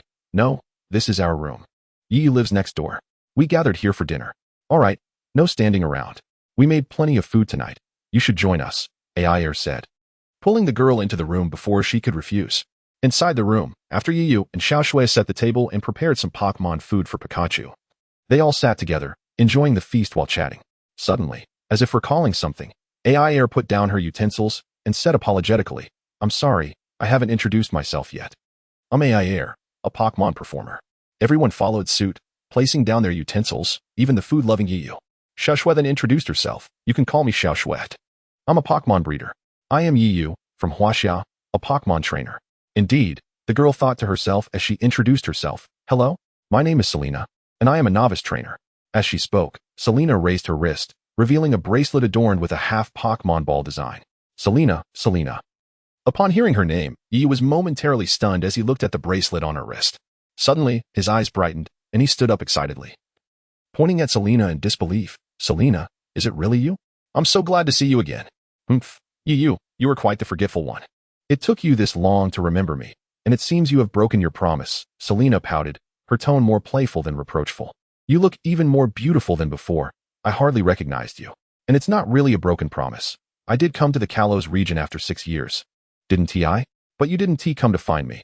I had to come looking for you. All right, I apologize, Yiyu said awkwardly, scratching his head. Noticing Yiyu's embarrassment, the understanding Selena quickly changed the subject, waving her hand dismissively. I watched your gym battle. You were truly amazing. Well, it was not bad. But I ultimately lost, Yiyu sighed. Wait, Selena knows Yiyu? Then why didn't she recognize him earlier? Aiair finally found an opportunity to interject. We have known each other since childhood. They resumed eating while listening to the stories Selena shared. Wow, childhood sweethearts. Xiaoshui teased lightly. Suddenly, Yiyu curiously asked, Selena, where is your Pokémon? Yes, I'm also curious. Which Pokémon did you choose as your starter? Aiair echoed. It's this one. Selena took out a Pokeball, and with a flash of red light, a Fennekin appeared before everyone. It's a Fennekin, just like Aiair's. Yiyu exclaimed in surprise. So, Aiair's starter Pokémon is also a Fennekin. Yes, I left it with Nurse Joy. Otherwise, you would have met it too, Selena replied. Fennekin hasn't eaten yet. So let it join Pikachu. I prepared some Pokémon food that Fennekin loves. Indeed, girls seem to effortlessly find common ground. Watching the three girls, who had completely disregarded him, Yiyu couldn't help but recall the old saying, 3 women make a play. Chapter 88. Meeting the Champion. A series of knocks resounded once more, observing the engrossed conversation of the young ladies. I hastily set down my utensils and moved to the door, saying, continue your discussion. I shall see who it is. Upon opening the door, I was greeted by the sweet visage of Miss Joy, accompanied by the plump Kating and a young lady adorned in a resplendent white gown. Her face partially obscured by sunglasses and a mask, while her delicate neck was embellished with a striking necklace. I scrutinized the young lady for a few moments, an instinct urging me that she was quite extraordinary. Despite her efforts to conceal her aura, a distinct and commanding presence emanated from her, characteristic of one in a position of power. Apologies for the intrusion, Yiyu, she said. It's no trouble at all. I was merely dining. If you don't mind, please join me, I replied, stepping aside to invite Miss Joy into my abode. Thank you for your hospitality, she responded, and, feeling the need to seek my assistance, she entered with Kating and the elegantly dressed girl. With the arrival of the 2 young ladies, the atmosphere in the room became even more vibrant rather than subdued. Eventually, I could no longer contain my curiosity and inquired, Miss Joy, what is it you require my assistance with? Oh, I apologize. I became so engrossed in conversation, Miss Joy said, quickly turning to the girl beside her. Perhaps it would be best for Miss Karuna to explain herself. Upon hearing this, the girl named Karuna stood, offering a slight bow. Allow me to introduce myself. I am Karuna, and this time did you say your name is Karuna? At this moment, Selena appeared quite excited, standing abruptly and somewhat rudely grasping Karuna's delicate hand. Yes, indeed, I am Karuna. Sensing Selena's enthusiasm, Karuna smiled wryly, understanding her excitement. You truly are Karuna. Aiair also seemed incredulous. Who is this Karuna? Is she quite remarkable? Observing their animated expressions, I could not help but voice my confusion, which, as soon as I spoke, caused an awkward silence to envelop the room. Huh. Miss Joy stifled a laugh, covering her mouth as she observed Karuna's embarrassed demeanor. Is it truly that amusing? Look, even Xiaoxue is unaware, I said, pointing towards Xiaoxue, who appeared equally bewildered. Just as Aiair was about to intervene, Selena interjected, her voice tinged with admiration. Perhaps you are not from the Kalos region. But Miss Karuna is the champion of Kalos, and not only that, she is a renowned actress. Upon hearing the word champion, my eyes widened with fervor, a surge of competitive spirit igniting within me. Karuna is actually the champion? I can hardly believe we were just having such a pleasant conversation with the champion, Xiaoxue exclaimed, covering her mouth in astonishment. Xiaoxue, please do not mock me. I came here primarily because Miss Joy mentioned your remarkable medical skills, and I am hoping you can assist me with my ailment, Karuna said, waving her hand dismissively. Her gaze then turned to me with intensity. Can you help me?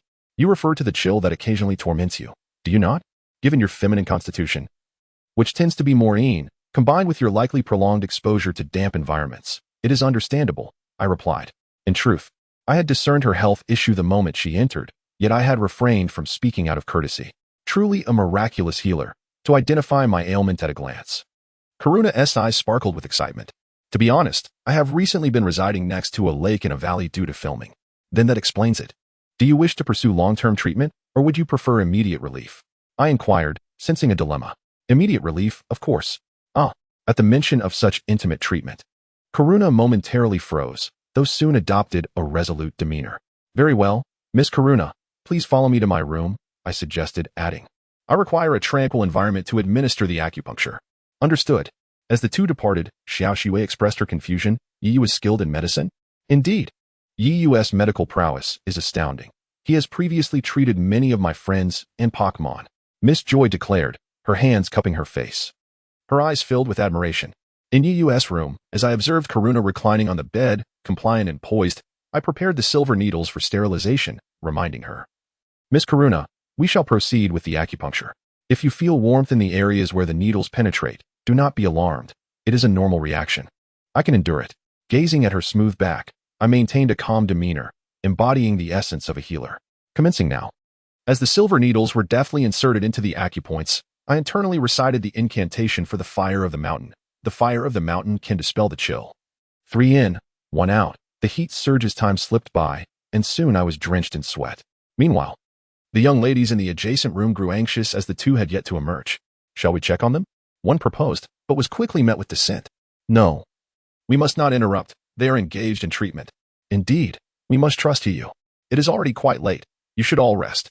I shall wait here for them, and also check on the condition of the other Pokémon, Miss Joy suggested, glancing at the clock. It's quite all right. We cannot sleep yet. Let us assist Miss Joy. Aiair suddenly turned to Pikachu, saying, Pikachu, you may rest. We will wait for Yiyu. Pika. The little Pikachu shook its head, leaping onto Aiair's shoulder and nuzzling her cheek affectionately.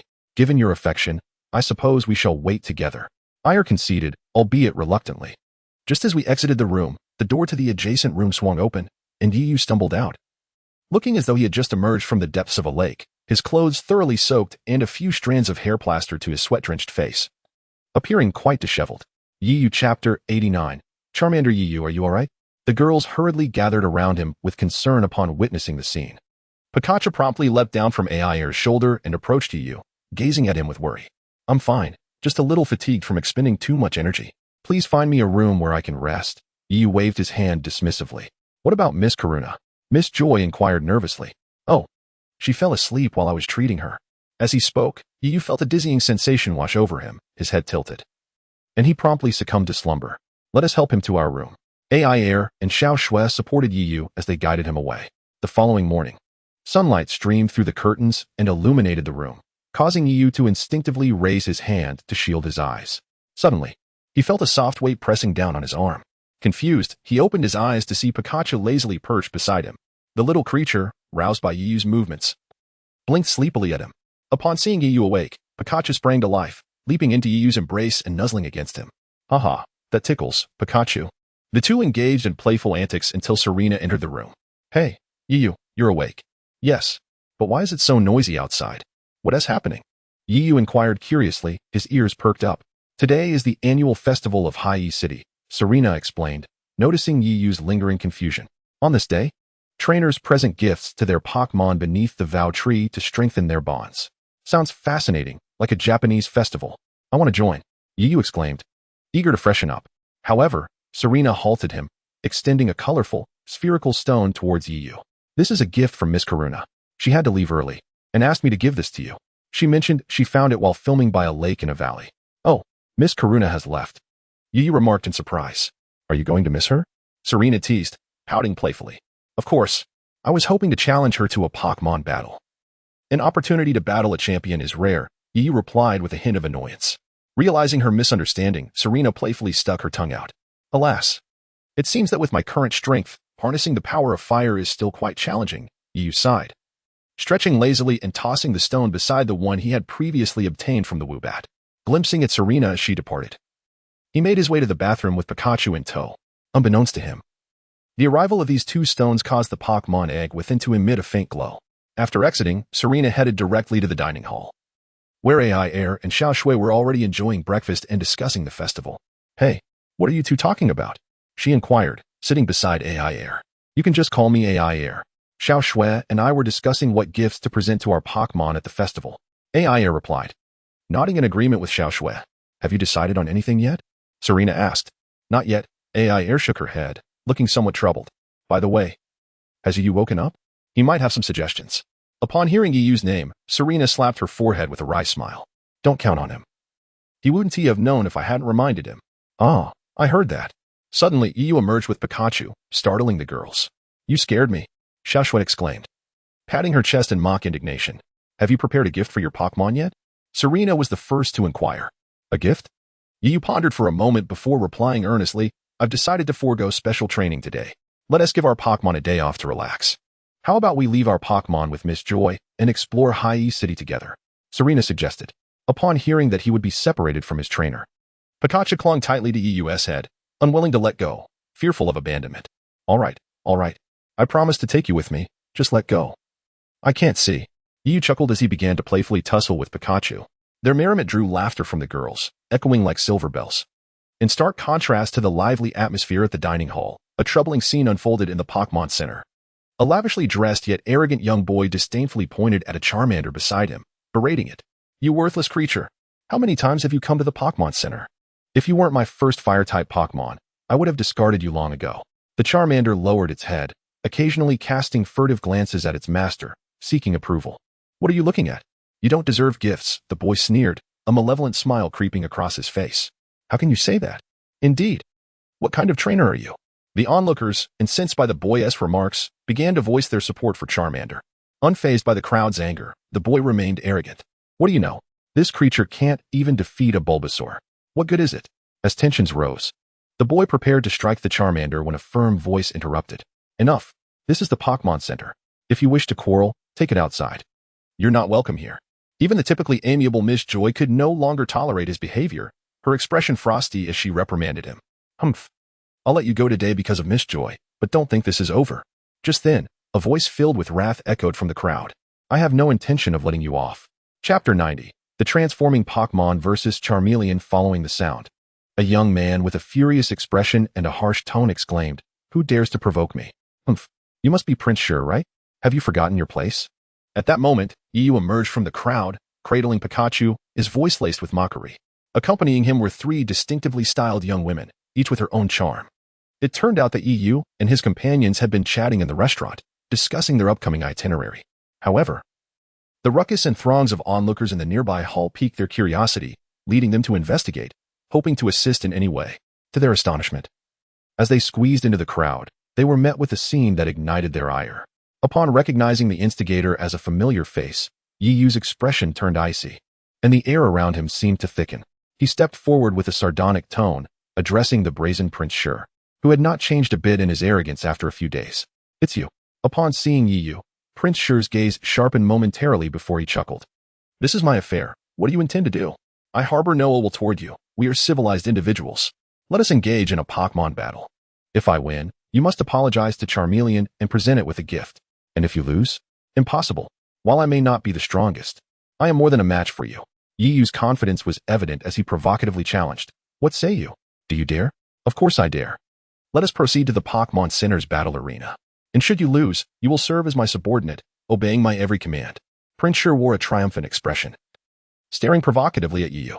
Then let us go, Yi Yu replied, dismissing Prince Shir's somewhat childish behavior, leading the girls directly to the back of the Pokémon Center. He left behind a confident remark. Let SEU defeat me first, you defeated foe. What did you say?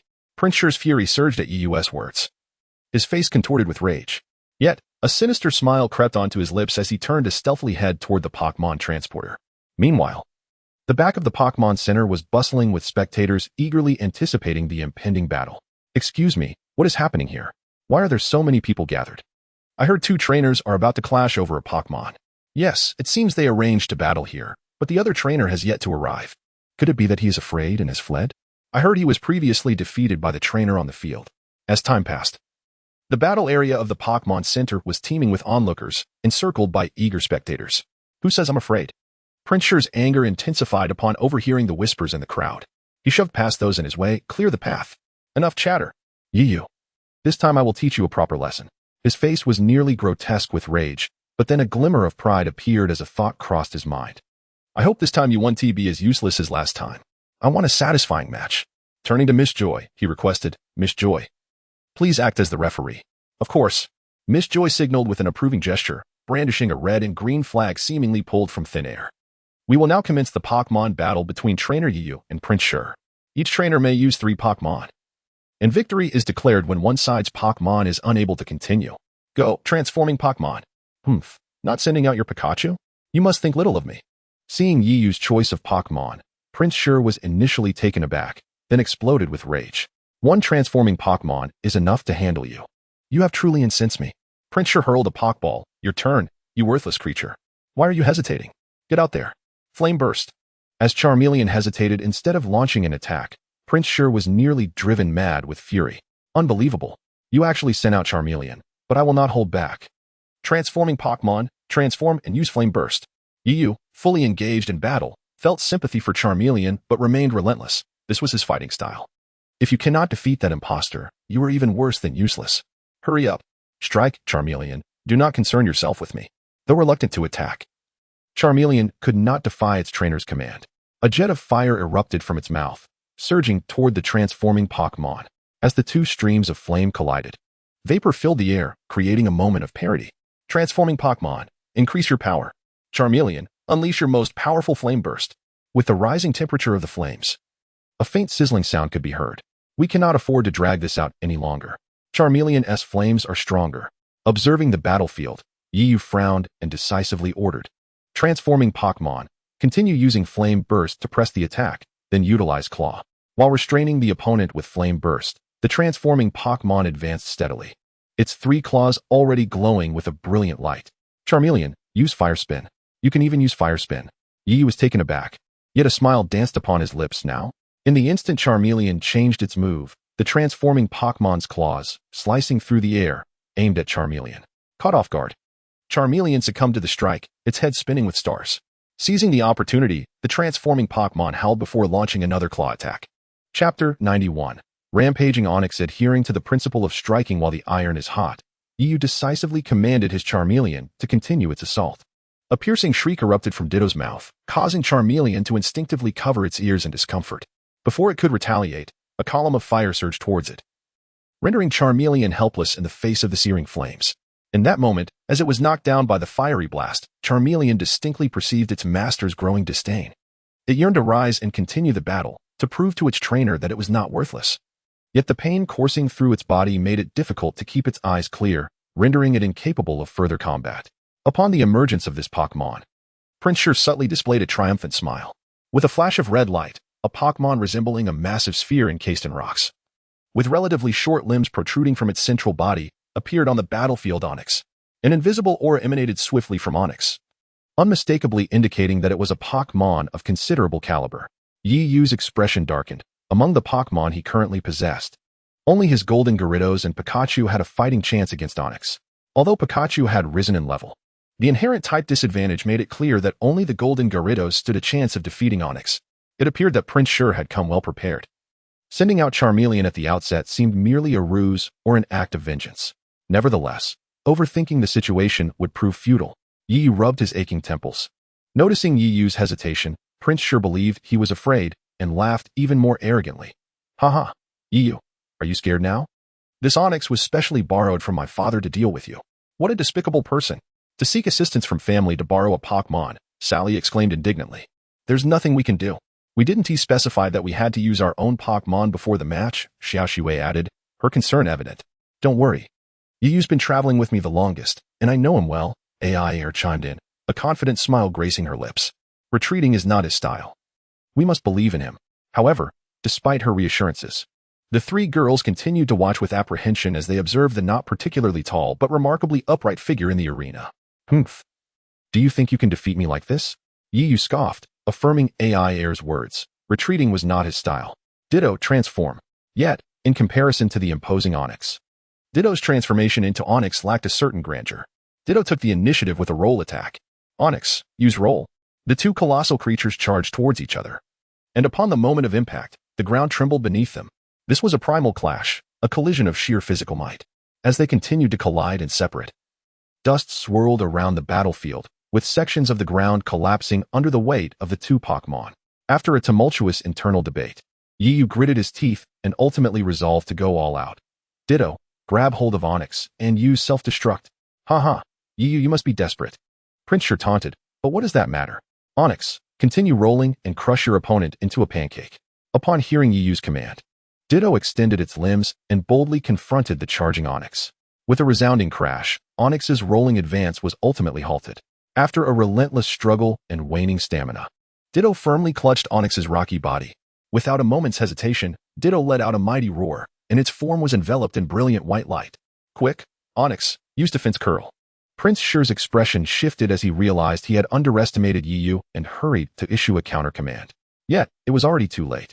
Simultaneously with Prince Shir's words, both Pokémon were engulfed by the blinding explosion of self-destruct. Yi Yu felt as if his heart was in his throat, his fingers tightly gripping, nearly digging into his flesh. He had not wished to resort to such a self-destructive tactic unless absolutely necessary. As the white light faded, a crater with a diameter of 1 meter appeared at the center, where Ditto had reverted to its original form, its eyes swirling. Onyx, having absorbed the full force of the explosion, was not in a much better state. Despite its rocky physique, it was battered and gasping for breath, struggling to support its hefty body. Taking a moment to touch the Pokeball containing Ditto, Yi Yu said earnestly, "Thank you, Ditto. You did wonderfully. Now it's our turn. Your time has come, Gyarados." The golden Gyarados roared as it emerged into view before the audience. Prince Shir's eyes widened in astonishment at the unexpected presence of another Gyarados, though his pride compelled him to remain defiant. But what of it? My Onyx is invincible. Onyx, use roll. In its prime, perhaps I would have feared your Onyx. But now, with its fighting capability waning, I do not regard it as a threat, Yi Yu declared boldly. Gyarados, unleash Hydro Pump to eliminate it. Don't underestimate me. Onyx will crush that Gyarados. Yet, in the face of reality, all illusions would inevitably shatter. As the Hydro Pump was unleashed, Onyx, which had been rolling forward, was suddenly propelled backward. While it did not immediately lose its combat ability, it was forced to extend its limbs from its rolling state. Onyx, get up and roll again. This time, however, as Prince Shir issued his command, Onyx's already reddened eyes turned a deeper shade of crimson. Chapter 92, Karuna takes action. In the depths of the crimson eyes lay a tempest of brutality and madness. What are you glaring at?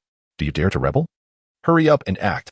One must admit, Prince Shir was indeed courting disaster, oblivious to the emotions of the Pokémon and foolishly issuing commands. Suddenly, a Loud Red let out a thunderous roar, inexplicably summoning strength from somewhere to roll towards Prince Shir. However, in defiance of Prince Shir's orders, Loud Red remained unyielding, charging forward recklessly. Stop it, Gyarados. Although Yi Yu was reluctant to intervene on behalf of Prince Shir, the rampaging Loud Red, if left unchecked, would undoubtedly endanger many innocent bystanders. Indeed, wasn't the match going smoothly just moments ago? What caused this sudden upheaval? Xiao Shui expressed her concern. Observing the three anxious women, Yi Yu chuckled lightly. Adopting a relaxed demeanor, there is no need to worry. This is merely the consequence of a trainer lacking sufficient skill, attempting to command a Pokémon of higher caliber. Moreover, that fool Prince Shir has provoked Loud Red. Ah yes, this situation bears a striking resemblance to that of the self-destructing Ditto earlier. Run for your lives. The previously relaxed women, upon hearing the frantic exclamations, felt their hearts race once more. How could I have forgotten that? Yu smacked his forehead, filled with remorse for neglecting the fact that Loud Red was capable of self-destruction. At this point, it was too late to rectify the situation and order a retreat. As the luminous white aura surrounding Loud Red intensified, signaling an imminent explosion, two Pokémon suddenly appeared before the crowd, positioning themselves strategically to shield the onlookers from the impending chaos. Shaman, use Psychic. Florges, use Protect. A swirling mass of blue and purple energy enveloped the explosive Loud Red, while Florges stood resolutely in front of Shaman, bracing for the shockwave that would ensue. The coordination exhibited by the two Pokémon was nothing short of impeccable. A perfect blend of offense and defense. That voice sounds remarkably familiar. Yu furrowed his brow, gazing intently, and gasped, Miss Karuna. Simultaneously, several onlookers recognized her as well. Look, it's the champion from the Kalos region. Isn't she the most popular female protagonist from the latest Pokémon series? Oh my goodness. It's really her. I'm about to faint from happiness. Karuna. Amidst the spectacle akin to a celebrity sighting, beads of cold sweat trickled down Yu's forehead. Hey, Yu, long time no see. Karuna approached gracefully, clad in white high-heeled sandals, her long legs elegantly striding towards him. We just met yesterday, you know? Yu replied, bemused, surprised to discover this playful side of the champion. Miss Karuna, aren't you busy today? What brings you here? Sally inquired, unable to contain her curiosity. Upon hearing Karuna's nonchalant remarks, Yu couldn't help but smirk internally, contemplating. So this is the perspective of the strong. What is a significant matter to some is merely a ripple in her eyes. Thank you for yesterday, Yu. It's nothing. Across from them, Prince Shir, still shaken, observed Yu laughing and chatting with the women, his heart brimming with jealousy and rage. He couldn't help but bellow, Hey, Yu. Are you going to continue battling or not? If not, then I win by default. Prince Shir's furious outburst caught Karuna's attention, prompting her to furrow her elegant brows. Yet she chose to remain silent. She merely positioned herself beside the women, watching Yu with keen interest. Enjoy your moment of triumph. Soon enough, you shall weep. Prince Shir dispatched his next Pokémon. Swampert, a formidable creature adorned in blue with a white underbelly and large black fins, emerged onto the battlefield. Seeing the fierce-looking Swampert, Yu felt a wave of exasperation wash over him as he turned to the smug Prince Shir and quipped, Hey, where did you acquire this Swampert? Are you so afraid of losing to me that you won't let your own Pokémon face me? Mind your own business. You're just jealous and scared. Scared? Gyarados. Use Hydro Pump and show him I'm not afraid. Swampert, use Mud Bomb. As the powerful Hydro Pump surged forth, the Mud Bomb struck with explosive force, creating vast splashes of water. Gyarados unleashed Dragon Rage. Swampert, use Protect. A green, circular energy shield rose, successfully blocking the Dragon Rage. Miss Karuna, aren't you going to watch until the end? Xiaoshui called out as Karuna prepared to depart. No need. You will undoubtedly win this round. Continuing to watch would serve little purpose. Noticing the puzzled expressions of the women, Karuna smiled and patiently explained. Your opponent has yet to unleash even half of Swampert's true potential. If the true trainer were here commanding, perhaps they might pose a challenge to Yu. Chapter 93. The formidable Swampert Pikachu, it is time for you to stretch your legs. Yu bent down to stroke Pikachu's head. Pikachu responded with a few enthusiastic cries. Standing upright on its hind legs, its eyes brimming with a fierce determination. Excellent. Go forth, Pikachu. With a powerful shout, Pikachu sprinted into the arena. Have you finally unleashed Pikachu? This time, I shall make you regret it. Seeing Yu summon Pikachu, Prince Shir's eyes sparkled with excitement. Enough chatter. Pikachu. Greet it with a Thunderbolt. Utilizing Mud Bomb. The Mud Bomb not only countered the Thunderbolt, but also sent several projectiles hurtling towards Pikachu. Yu quickly commanded, Pikachu, use Double Team to evade, then follow up with Quick Attack. Numerous shadows emerged, causing the surplus Mud Bombs to smash harmlessly into the illusions, while the remaining shadows mirrored their original form, launching quick attacks in unison. From a high vantage point, one could witness a breathtaking spectacle. Pikachu appeared like a flurry of arrows, trailing luminescent streaks as they darted towards Swampert. Do you think this will thwart me? Swampert unleashed Earthquake. Swampert raised its massive arms, thicker than a human thigh, and slammed them into the ground. Instantly, the tremors caused the shadows to dissipate, and even Pikachu faltered in its quick attack, its stamina gradually waning due to the seismic waves. Pikachu utilized its tail to spring into the air and executed Iron Tail. With the spring-like motion of its tail, Pikachu launched itself upward, generating a series of electrically charged orbs. In that moment, Pikachu's tail resembled a racket, as it effortlessly swatted the electrical spheres into the air. Swampert quickly used Protect. As the saying goes, no more than 3, and facing the barrage of electrical orbs, Swampert successfully shielded against the first 2 waves of attacks. However, upon the 3rd attempt, the green energy shield failed to materialize. Yiyu seized the opportunity. Pikachu, unleash thunder. Swampert, counter with hammer arm. Observing the scene before him, Yiyu felt a pang of anxiety for Prince Shir, who, despite knowing that electric-type moves counter water-type Pokémon, still commanded Swampert to charge recklessly. In the face of thunder, Swampert defiantly raised its arm to strike, fully aware of the impending pain it would endure. Alas, what a magnificent Pokémon! Squandered by the foolishness of its trainer, Yiyu recognized that had Swampert faced any other Pokémon, it would have been embroiled in a fierce struggle, potentially leading to a catastrophic defeat due to prolonged combat. The next moment, to Yiyu's astonishment, when thunder collided with Swampert's fist, it surprisingly retained its fighting capability. It turned out that upon receiving Prince Shir's command, Swampert had first used Mud Shot to coat its fist in mud, thereby diminishing the effectiveness of the electric-type attack. Swampert, while obeying its trainer's order, had also made a tactical decision, secretly employing Mud Shot to increase its resistance against electric-type moves, thus fulfilling its master's command while perfectly mitigating the damage from thunder. It appears Swampert possesses remarkable autonomous combat skills. After a moment of contemplation, Yiyu issued another attack command. Pikachu, do not give Swampert a moment's respite. Use successive quick attacks. Swampert, employ Rock Slide. As boulders rained down from above, Pikachu merely adjusted its strategy, transitioning from quick attack to high-speed movement to close the distance. True to its nature, high-speed movement allowed Pikachu to deftly evade the falling rocks, finally drawing near to Swampert. Now, Iron Tail. With a powerful swing of its hardened tail, Pikachu struck Swampert squarely on the head, sending it crashing to the ground. Yiyu anticipated that Swampert would lose its fighting capability, but to his surprise, not only did Swampert remain standing, but it also extended its massive hand, seemingly attempting to grasp Pikachu. Pikachu, hold nothing back. Use Thunderbolt. Yiyu sighed, appreciating Swampert while feeling a twinge of sympathy. However, a match is a match, and no distractions are permitted. This time, as Thunderbolt struck, there were no unforeseen events. The light faded from Swampert's eyes as it succumbed to defeat. With all 3 of Prince Shir's Pokémon unable to continue, Yiyu emerged victorious. Nurse Joy stepped forward to announce the results. Yiyu said nothing, rising to greet the approaching ladies. Yiyu, you were incredible. You truly avenged us. That Prince Shir is utterly despicable for bullying Charmander. Selena remained indignant on behalf of Charmander. Nurse Joy, please take care of our Pokémon. The 3 ladies entrusted their Pokémon to Nurse Joy. Rest assured, I will take good care of them. You all go and seek out your gifts. Chapter 94. Sulking Selena, what should I give? In the bustling commercial street of High City, Yiyu's voice echoed with a hint of frustration. Ignoring Yiyu's complaints, the 3 girls were animatedly walking and stopping, occasionally commenting on items they found appealing. Oh my, Aiair, look at that adorable bear cub, Selena exclaimed, tugging at Xiaoshui's hand as they leaned against a shop's glass display. Yes, especially that bow it's wearing. It looks so fashionable. Aiair agreed, nodding enthusiastically. Hey, that pink and white dress is lovely too, Xiaoshui remarked, noticing that Xiaoshui was mostly silent, standing to the side and quietly listening. Selena felt she was somewhat out of place.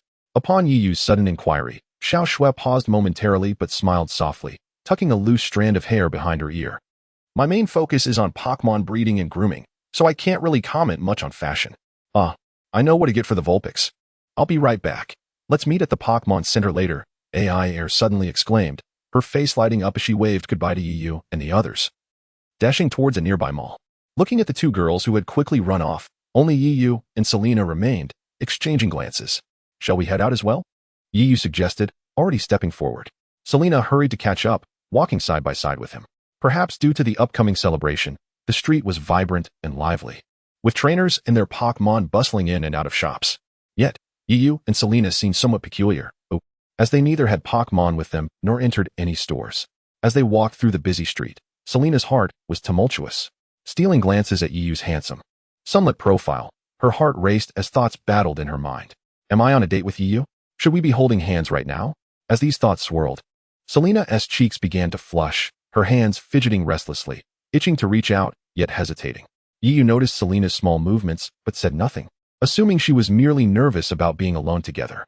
Yiyu, this is our first time alone in 6 years, isn't it? Selena finally broke the awkward silence. At that moment, Yiyu was deep in thought about the gift, not quite catching what Selena said, and replied absent-mindedly, Really? Yes. I really thought of what I want to give. Humph. Yiyu is such a big fool. Frustrated by Yiyu's lack of comprehension, Selena stomped her foot and dashed away, leaving him momentarily bewildered. Had he said something wrong? Shaking his head, he decided not to dwell on it. A moment later, this should be the place, right? Yiyu pondered, glancing at a shop sign that read Pokémon accessories while checking the map drawn by a passerby. Unlike the lavishly decorated and expansive stores, this shop resembled a traditional Japanese house, its somewhat aged exterior contrasting sharply with the modernity of High City. With a spirit of curiosity, Yiyu opened the sliding door. Instantly, his eyes brightened at the sight of a plethora of unique items. Dumbbells and sandbags designed for Pokémon training, target guns, and softballs for honing skills and reflexes. All these tools had one trait in common. They were handcrafted, devoid of any technological essence. Good day, young man. What brings you here?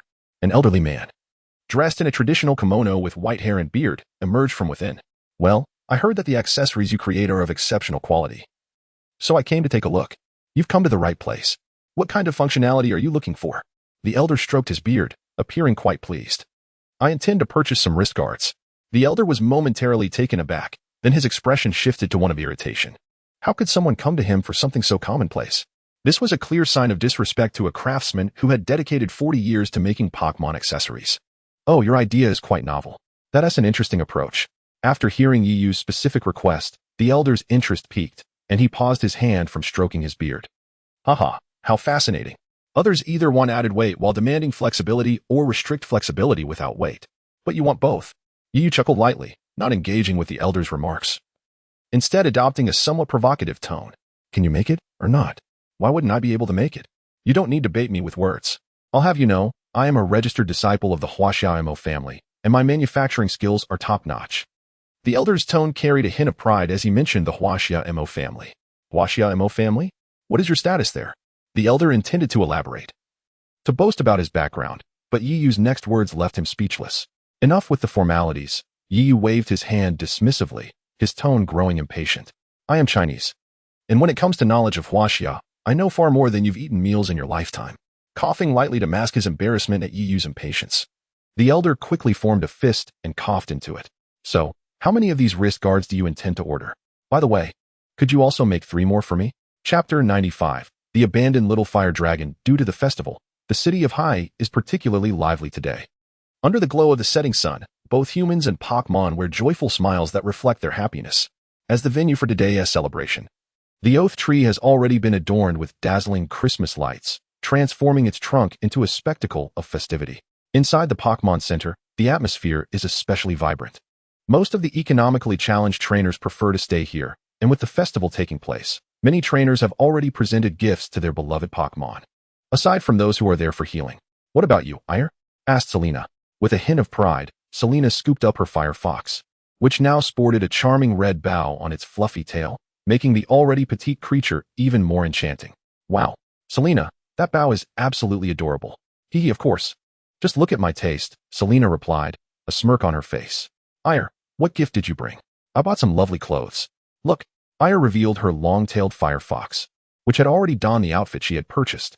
It wore a pristine white dress adorned with delicate pink flowers and sported 2 exquisite bracelets on its wrists.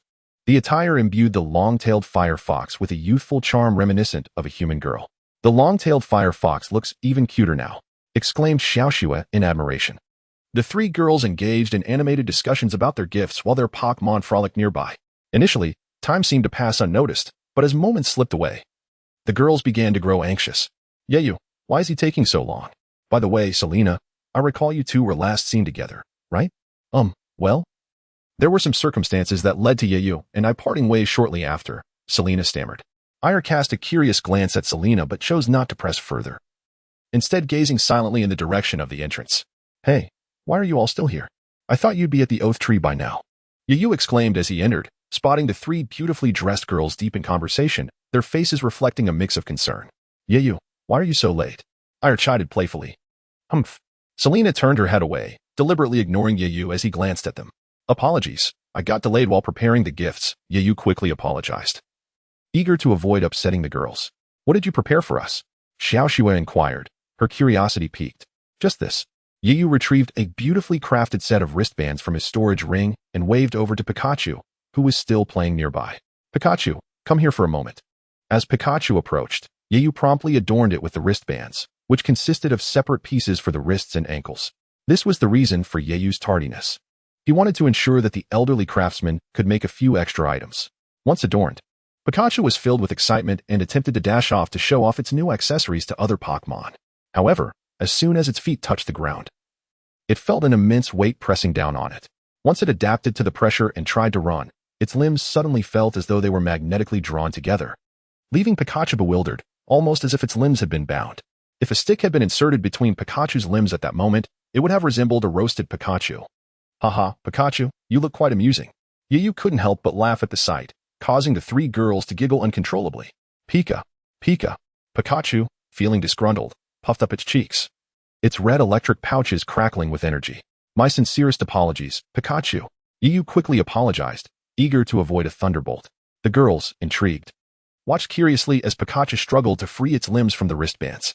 Pikachu called out, mustering all its strength to extend its limbs. Yeiu crouched down and gently patted Pikachu's head, chuckling softly. Pikachu, as your strength increases, the methods to elevate your abilities further become scarce.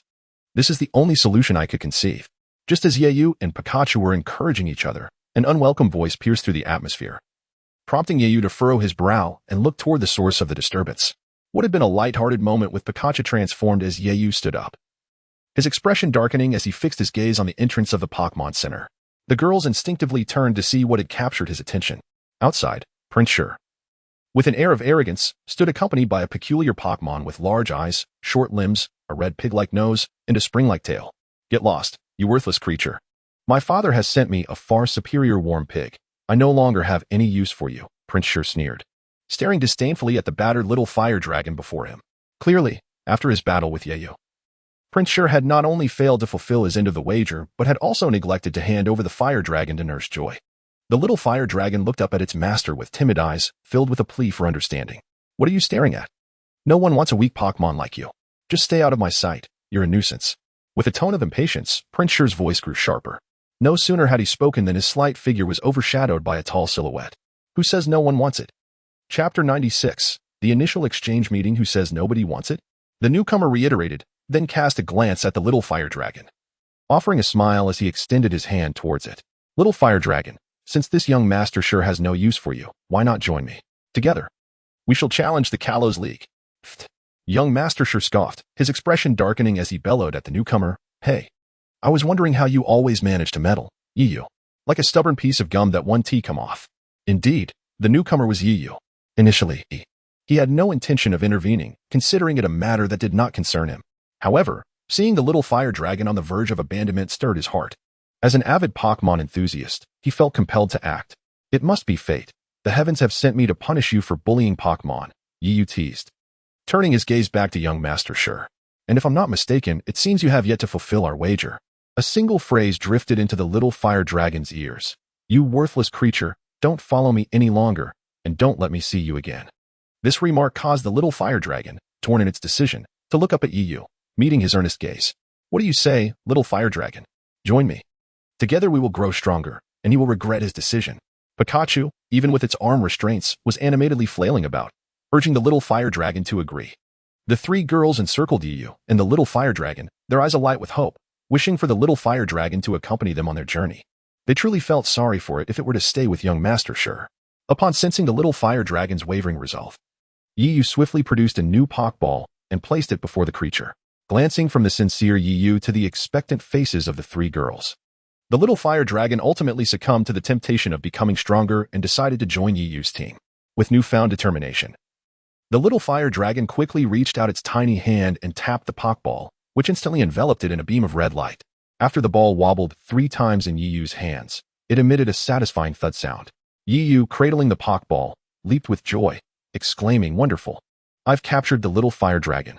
Seeing Yeiyu's exuberance akin to that of a child, Xiao Shui couldn't help but cover her mouth and chuckle. I never expected Yeiu to possess such a childlike side.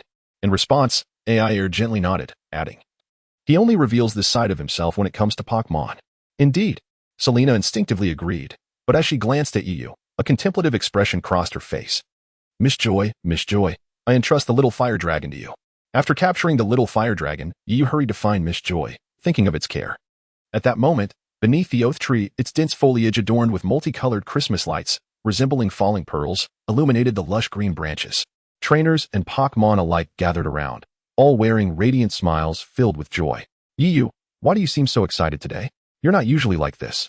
There will be opportunities. ISNT that Yiyu? What a coincidence to encounter you here. Amida Buddha, I happened to pass by and noticed this vibrant scene. I heard there would be fireworks, so I brought my Daruma monkey for a visit, and I didn't expect to run into Yuyi. Jieshin approached Yiyu with hands clasped in greeting. Do you two know each other? Selena inquired curiously, looking at the little monk approaching them. Yes, we are kindred spirits. Allow me to introduce him. This is Master Jieshin. Yiyu then pointed to the girls, introducing them one by one. These are my companions, Aiair, Selena, and Xiao Shui. Hello, Jieshin greeted, then turned back to Yiyu. So, Yiyu, you are also here for the exchange meeting? Shouldn't someone of your caliber be aware of the exchange meeting? Jieshin questioned, puzzled. I'm not quite sure. Could you tell me more about it?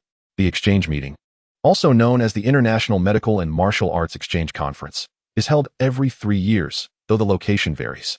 For instance, the last one was in Huaxia, and this time it is in Japan. The meeting is divided into medical and martial groups. Invitations are widely distributed prior to the event. As Jieshin spoke, he cast a curious glance at Yiyu. To be invited, one must at least be an authoritative expert in the medical group, while for the martial group, the minimum requirement is to be at the master level. Is that so? Which city will host the exchange meeting? Are you interested? Jieshin inquired with a smile. Somewhat. Yiyu nodded. He looked at the girls beside him, then at the bustling festival around the oath tree. Jieshin leaned closer to Yiyu. I am currently residing at the Pokémon Center. I can't explain everything right now, but feel free to come find me later. As Jieshin walked away, Yiyu turned to the 3 girls, illuminated more beautifully under the glow of the oath tree. His gaze settled on Selena's vibrant figure, and he flashed a mysterious smile. Hiki, I have a gift for you. Under Selena's expectant gaze, Yiyu retrieved a flame-shaped pendant from his storage ring. Selena, please accept this as a token of our reunion and my apologies. Excited and thrilled, Selena accepted the pendant. Her eyes filled with an indescribable emotion as she looked at Yiyu. Well, Yiyu, you're so biased. Why don't I have one? Aiair pouted, her tone laced with jealousy. Of course, there are gifts for you. Yiyu chuckled, pulling out a butterfly-shaped hairband and a bracelet, handing them to Aiair and Xiao Shui respectively. I have one too, Xiao Shui exclaimed, somewhat astonished. Indeed, we are friends, and we shall travel together in the future. Chapter 97. The arrival of Selena. As the fireworks burst into bloom against the night sky, the annual festival came to a close, leaving the onlookers yearning for more. The fireworks were indeed splendid. Ah, and the Tree of Oaths was equally enchanting. Let us attend the festival together next time. By the way, you must always keep the gifts I just presented you with close at hand, preferably not taking them off for even a moment. Yiyu suddenly halted, his gaze fervently fixed upon the 3 women. Why? The trio was startled by Yiyu's intense stare. It's nothing.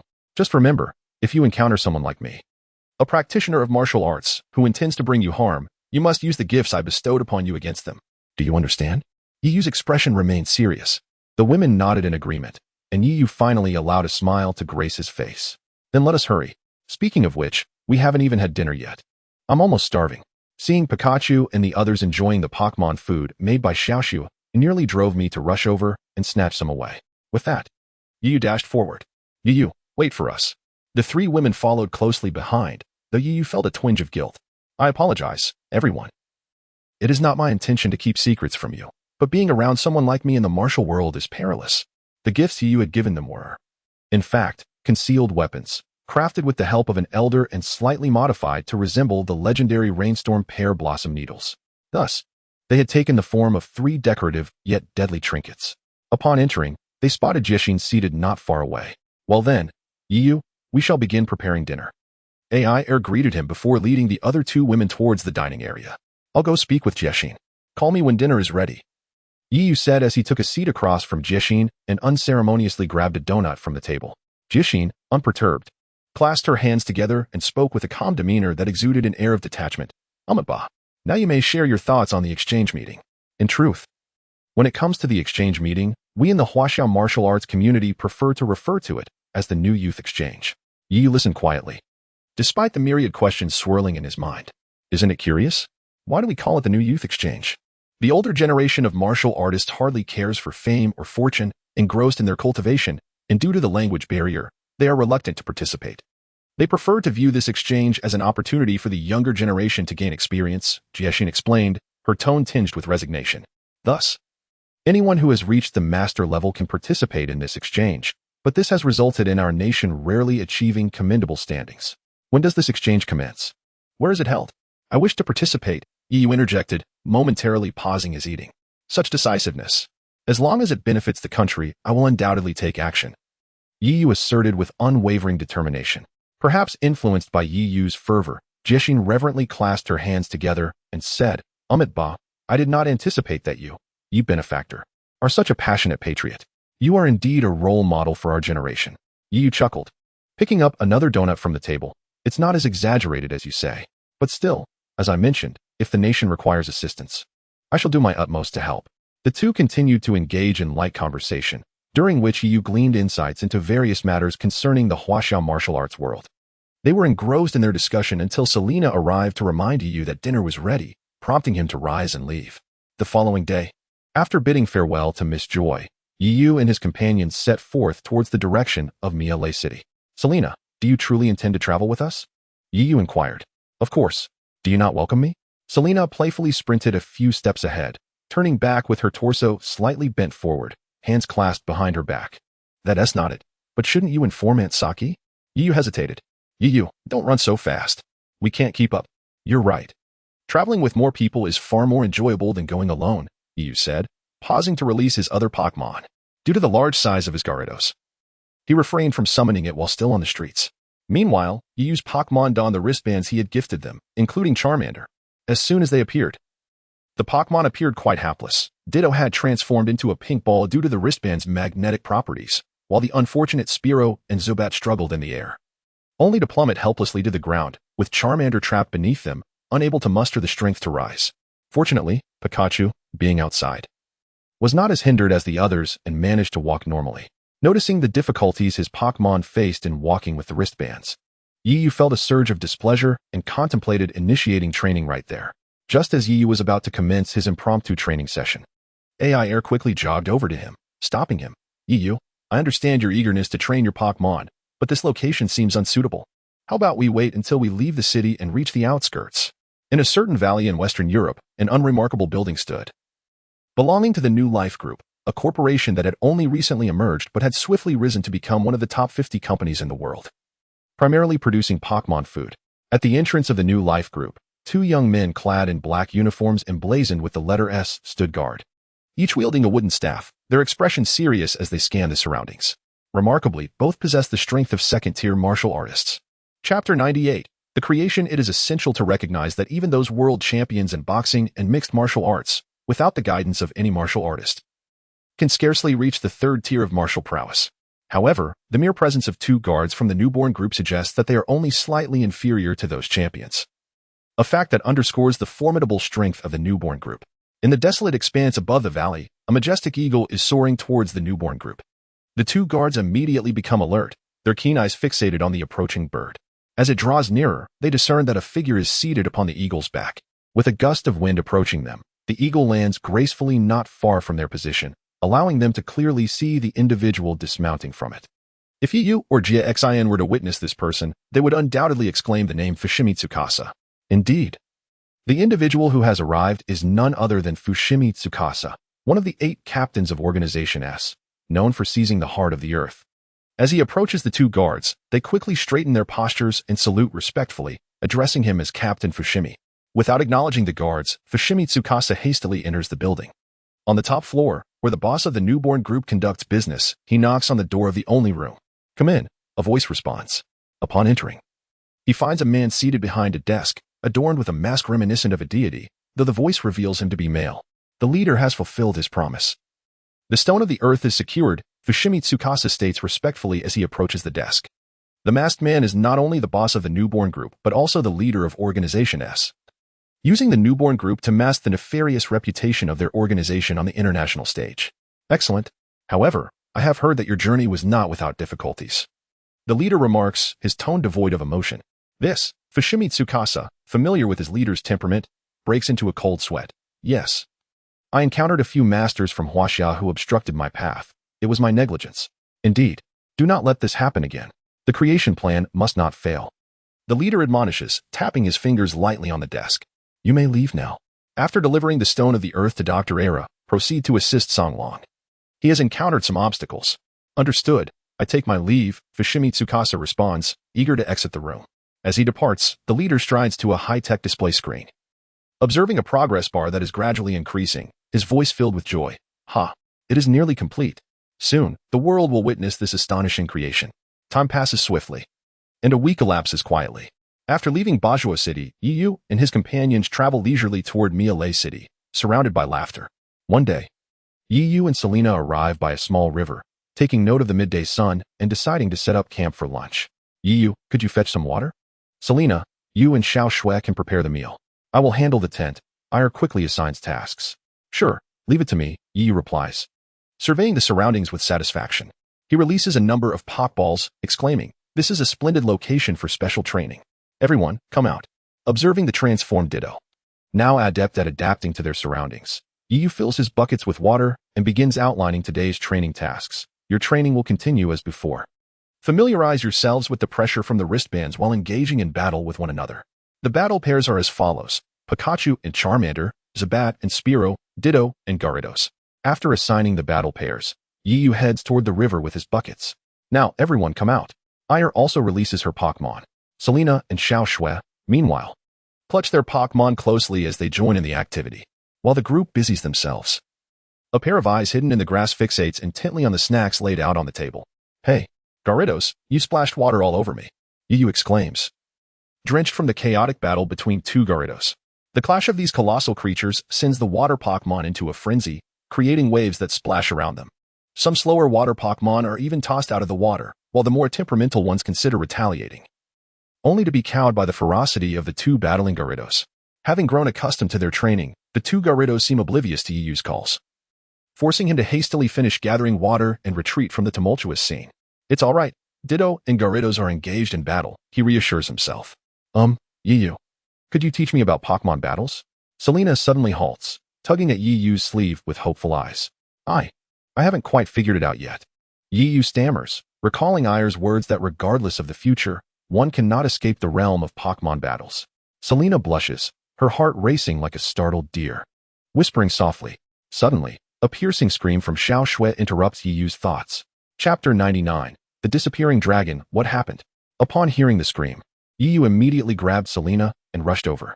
There, he found Xiao Shui, her face filled with terror, pointing a slender finger at the dining table, murmuring, it's gone. Aiair stood beside her, gently patting Xiao Shui's back in comfort. Aiair, what is wrong with Xiao Shui? Yu inquired, looking towards Aiair. Some of the food that was on the table has mysteriously vanished.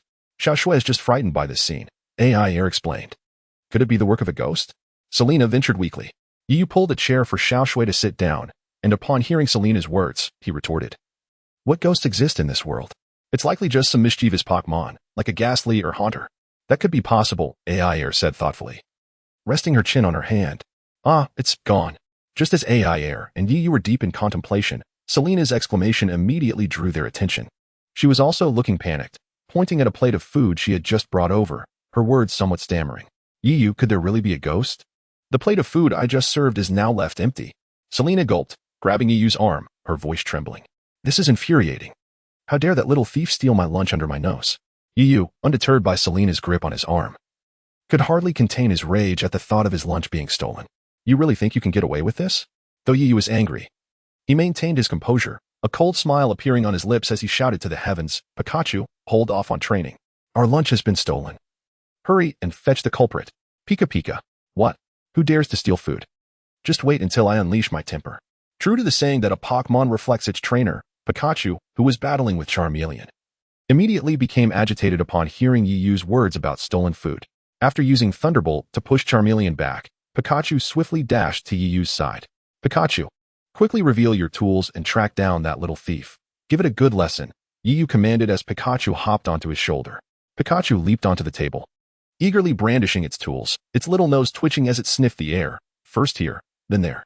However, an awkward scene unfolded as Pikachu sniffed around for quite some time, only to end up waving its hands in the empty air before it.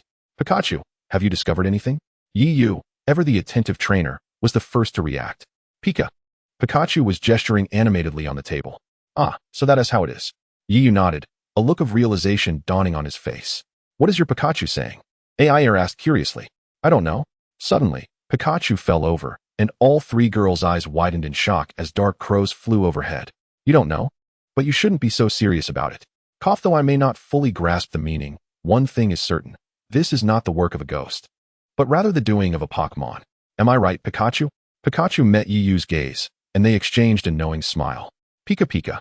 Watching Pikachu nod vigorously, Aiair brushed her windblown hair aside. Since it's the work of a Pokémon, let us devise a battle plan to uncover its true identity. I concur. How dare it steal my lunch under my very nose? I must see which bold thief dares to do this. Yiyu and Pikachu eagerly prepared for action. It sounds quite intriguing, Selena remarked, her determination evident. Humph, to scare me, I'll definitely seek revenge. Xiao Shui also expressed her support. Let us commence our strategic planning. Xiao Shui, please prepare another dish to lure it out. Selena, Yiyu, Pikachu, and I will find a spot to lie in wait. Aiair commanded, her eyes sparkling with intelligence. Action. Once Xiao Shui placed a new dish on the table, Yiyu and the others had already hidden an ambush. Moments after the food was set, the dishes began to float and vanish one by one. The thief has appeared. Charge. With a loud shout, everyone leapt from their hiding spots, lunging toward the table. Thud. Ouch, that hurt. In the next moment, instead of catching the thieving Pokémon, their heads collided. However, this collision allowed Yiyu to catch a glimpse of a clue. Ignoring the two girls and Pikachu who were moaning in pain, Yiyu began to feel around the table. As he explored, Yiyu's brow furrowed. Hey, I refuse to believe I can't find you. Determined, he took out his Pokédex and began operating it. Yiyu, what are you doing? Rubbing her sore forehead. Selena leaned in curiously. If I'm not mistaken, I believe I have identified the thief. Really? Aiair also leaned closer. As delightful aromas wafted around him, Yiyu found himself momentarily entranced, yet his hands continued their work. I found it. So that's how it is. Yiyu's lips curled into a smile. Let me see, Selena urged. As Yiyu held the Pokédex, a mechanical voice chimed in. Disappearing Dragon, a chameleon Pokémon. It can change its body color at will and possesses the unique ability to blend into its surroundings. But wait, how did you figure it out? Xiao Shui asked. Now intrigued, Yiyu maintained his smile and explained calmly. You see, although the disappearing dragon can freely change its color to sneak up on its prey, the serrated pattern on its belly does not change. So that means the disappearing dragon has been on the table all along. Aiair was the first to connect the dots. Yiyu sighed. Yes, it was like that earlier, but I'm not sure now. If we don't find that creature, it might cause trouble for others. Xiao Shui expressed her concern, her kind heart evident. You're right, let me think. Yiyu stroked his chin, observing the battling Pokémon, when suddenly an idea sparked in his mind. I have it. Chapter 100, Into the Water. I have an idea. We can use Ditto. Yiyu clenched his right fist and struck his left palm, exuding an air of confidence. Ditto? What does that have to do with Ditto? Selena was momentarily bewildered, unable to respond. Humph. Since Pikachu's sense of smell is not sufficiently keen, we shall have Ditto transform into an even more adept scent-tracking Pokémon. Houndoom, Yiyu explained proudly. Indeed. Although Ditto can alter its color to blend into its surroundings and achieve invisibility, it cannot disguise its own scent. Aiair suddenly understood, her beautiful eyes gleaming as she praised Yiyu. I never expected you to be so clever. Of course, Yiyu accepted Aiair's compliment without modesty. His nose pointed skyward at a 45-degree angle. Ditto, come here. Yiyu retrieved the description of Houndoom from the Pokédex and held it before Ditto, who had scuttled to his side. Transform into the Pokémon shown in this image. Transform, transform. Ditto let out a few cries, scrutinizing the Houndoom in the Pokédex. In a flash of white light, a Houndoom identical to the one in the Pokédex appeared before everyone. Excellent. Use scent detection on this plate, Yiyu instructed, placing the plate in front of Ditto's nose. With a flurry of sniffs, Ditto memorized the residual scent on the plate and then lay down, initiating a thorough search. Yiyu and his companions trailed behind it at a safe distance, ready to react at a moment's notice. Ditto first approached a patch of grass not far from their location. It seemed that the elusive dragon had been hiding there. Observing the grass, Yiyu realized he had become somewhat complacent after enjoying pleasant days with the girls, having let his guard down.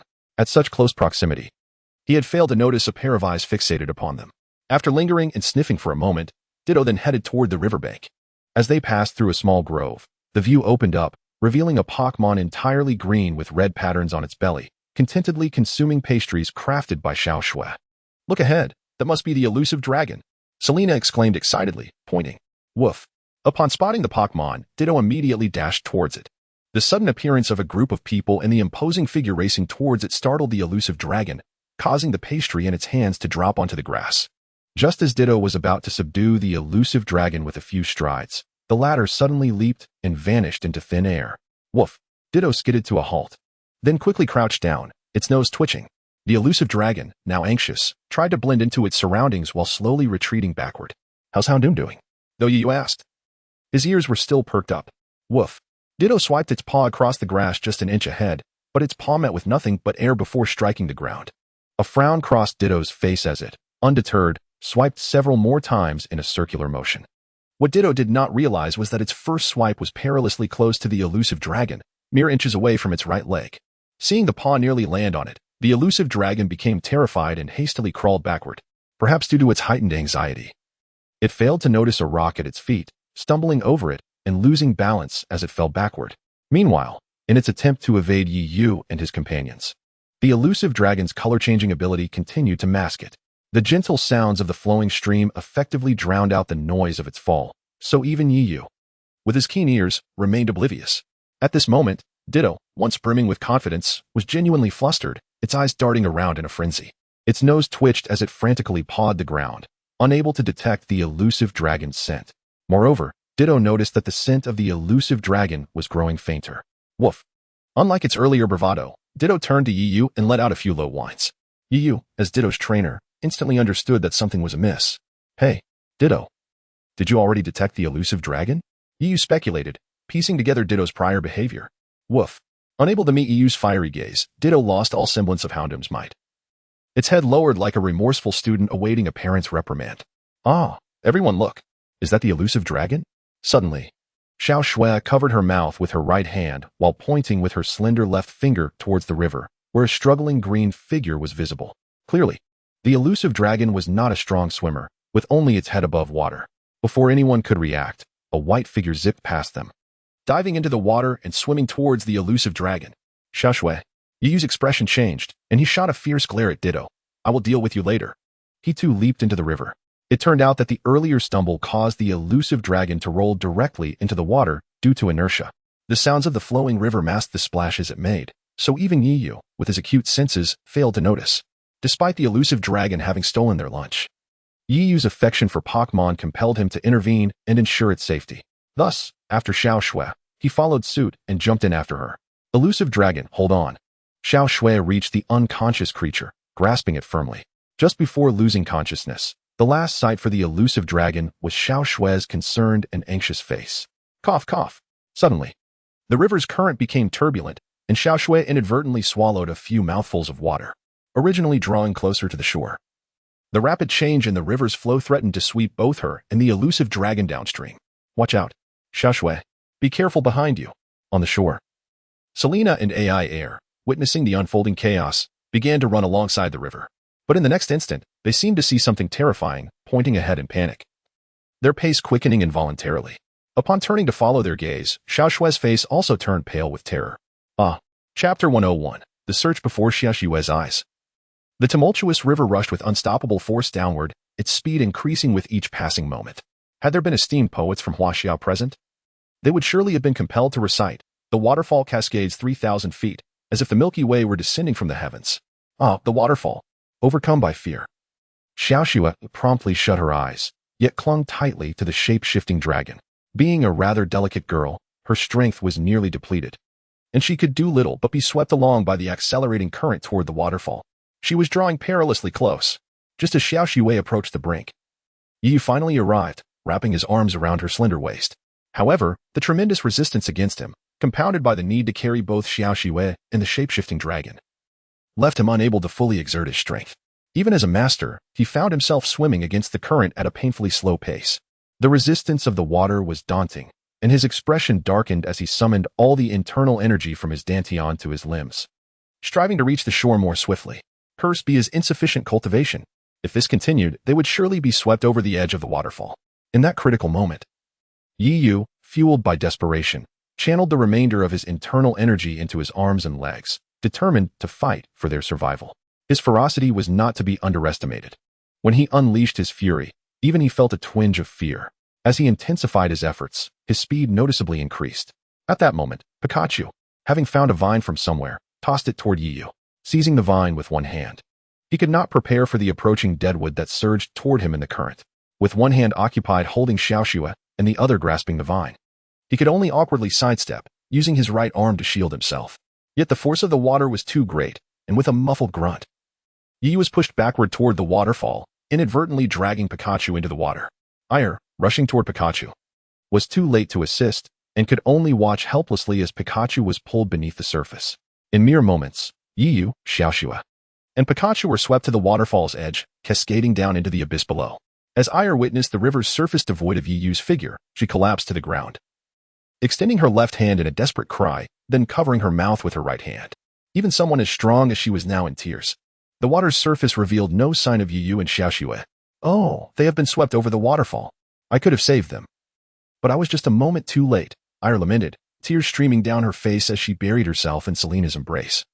Shedding her previous facade of composure and sisterly strength, her voice choked with emotion. How could this happen? Selena stood frozen, as if struck by lightning upon hearing the news. Yet she understood Aiair's heartache was even more profound. Witnessing her companion swept away was a burden few could fathom.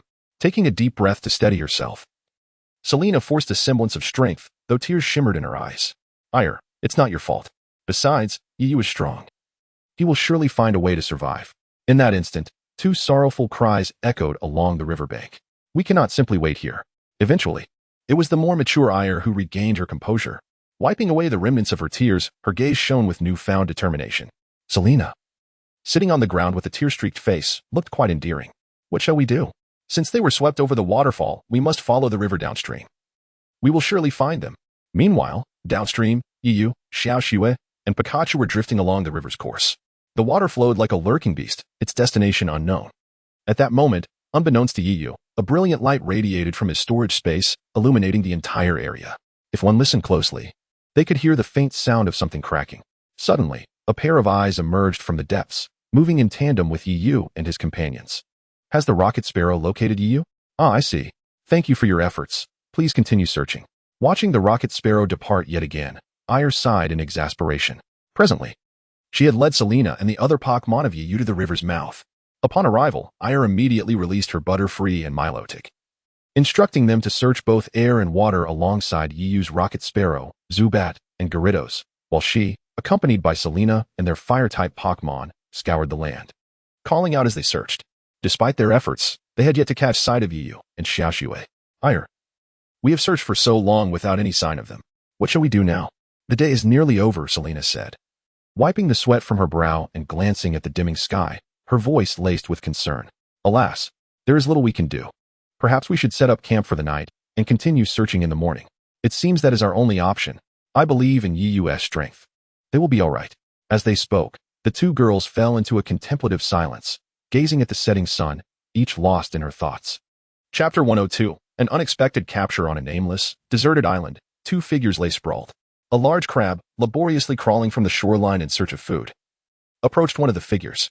Although it moved sideways, it was undeterred in its progress. This particular crab appeared noticeably smaller than its counterparts, suggesting a lack of proper development. Upon reaching the side of a young boy, the crab tapped him on the head with its claw, producing a dull thud. After several attempts yielded no response, the crab, seemingly amused, moved toward the boy's slightly protruding backside, and without hesitation, pinched him with its powerful claw. Ow, my backside! The boy instinctively cried out, sitting up in bewilderment. However, his sudden movement caused a peculiar item, hanging from his waist, to fall to the ground. The crab, still frothing at the mouth, bore the brunt of this accident as the item struck it squarely, enveloping it in a red light and drawing it into the Pokeball. Remarkably, the crab did not even attempt to resist, and the boy, Yi, unwittingly captured it in a rather haphazard manner.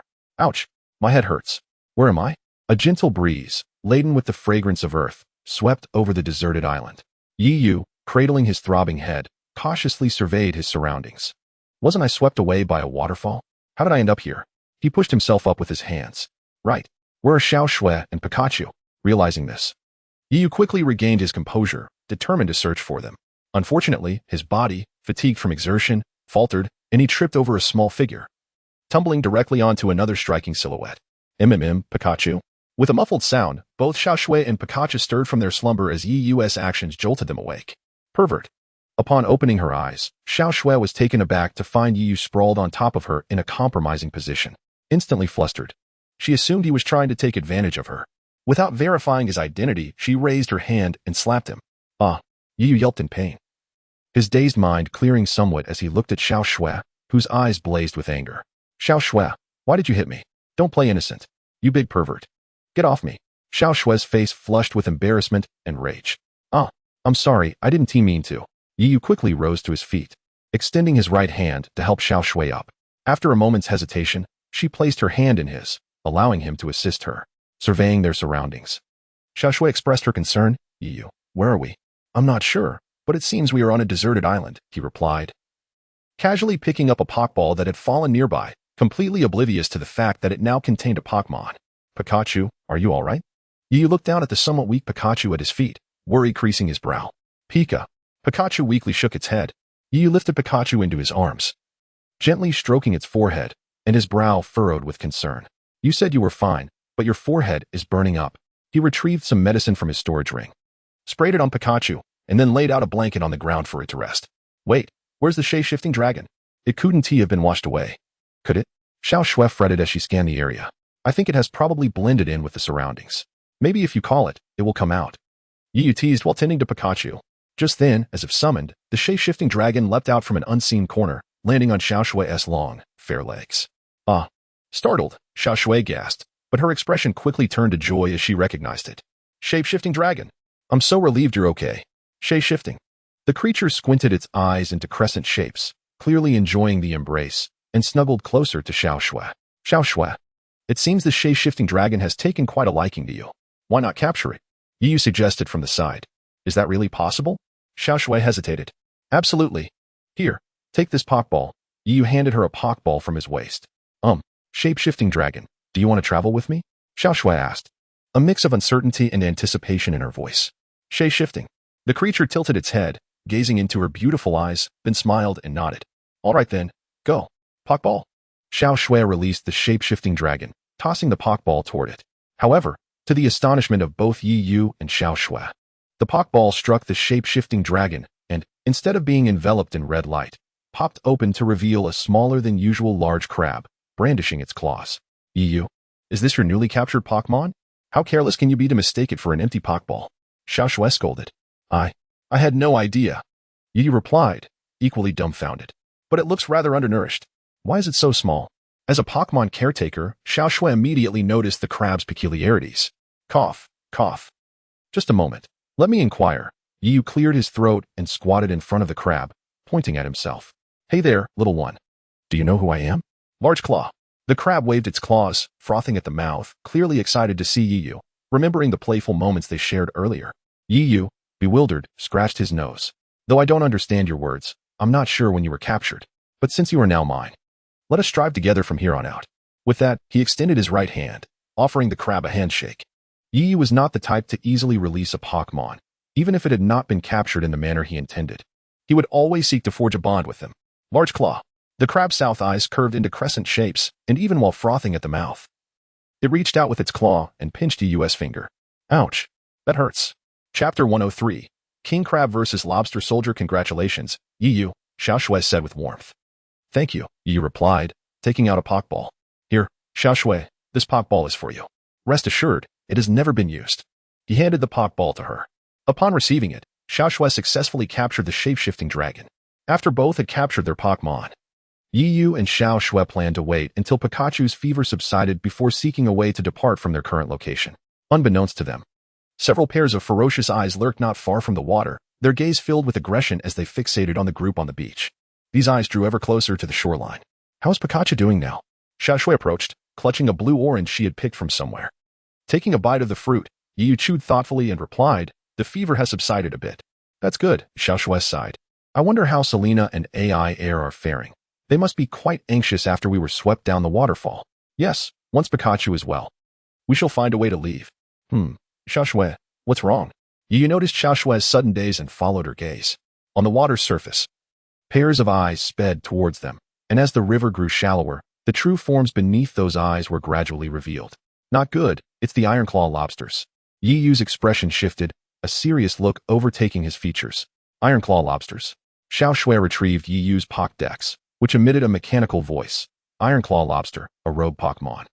With a volatile temperament, it is prone to fighting, making it said that no other Pokémon can reside in areas inhabited by Aiair claw lobsters. After absorbing this information, Yiyu grimly stated, "Their intentions are not benevolent. What should we do?" Xiao Shui instinctively shrank back behind Yiyu.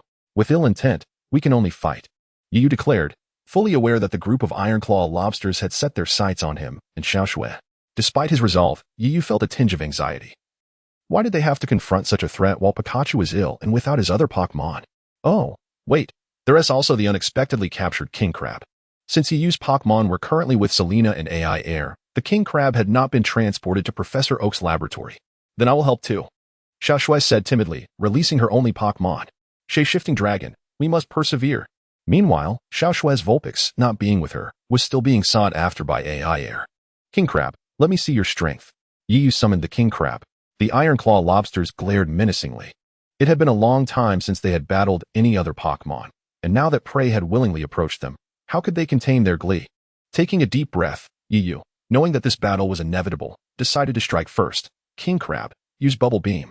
With its claws raised, a barrage of bubbles shot forth like a rapid-fire machine gun, aiming at the group of Aiair Claw lobsters.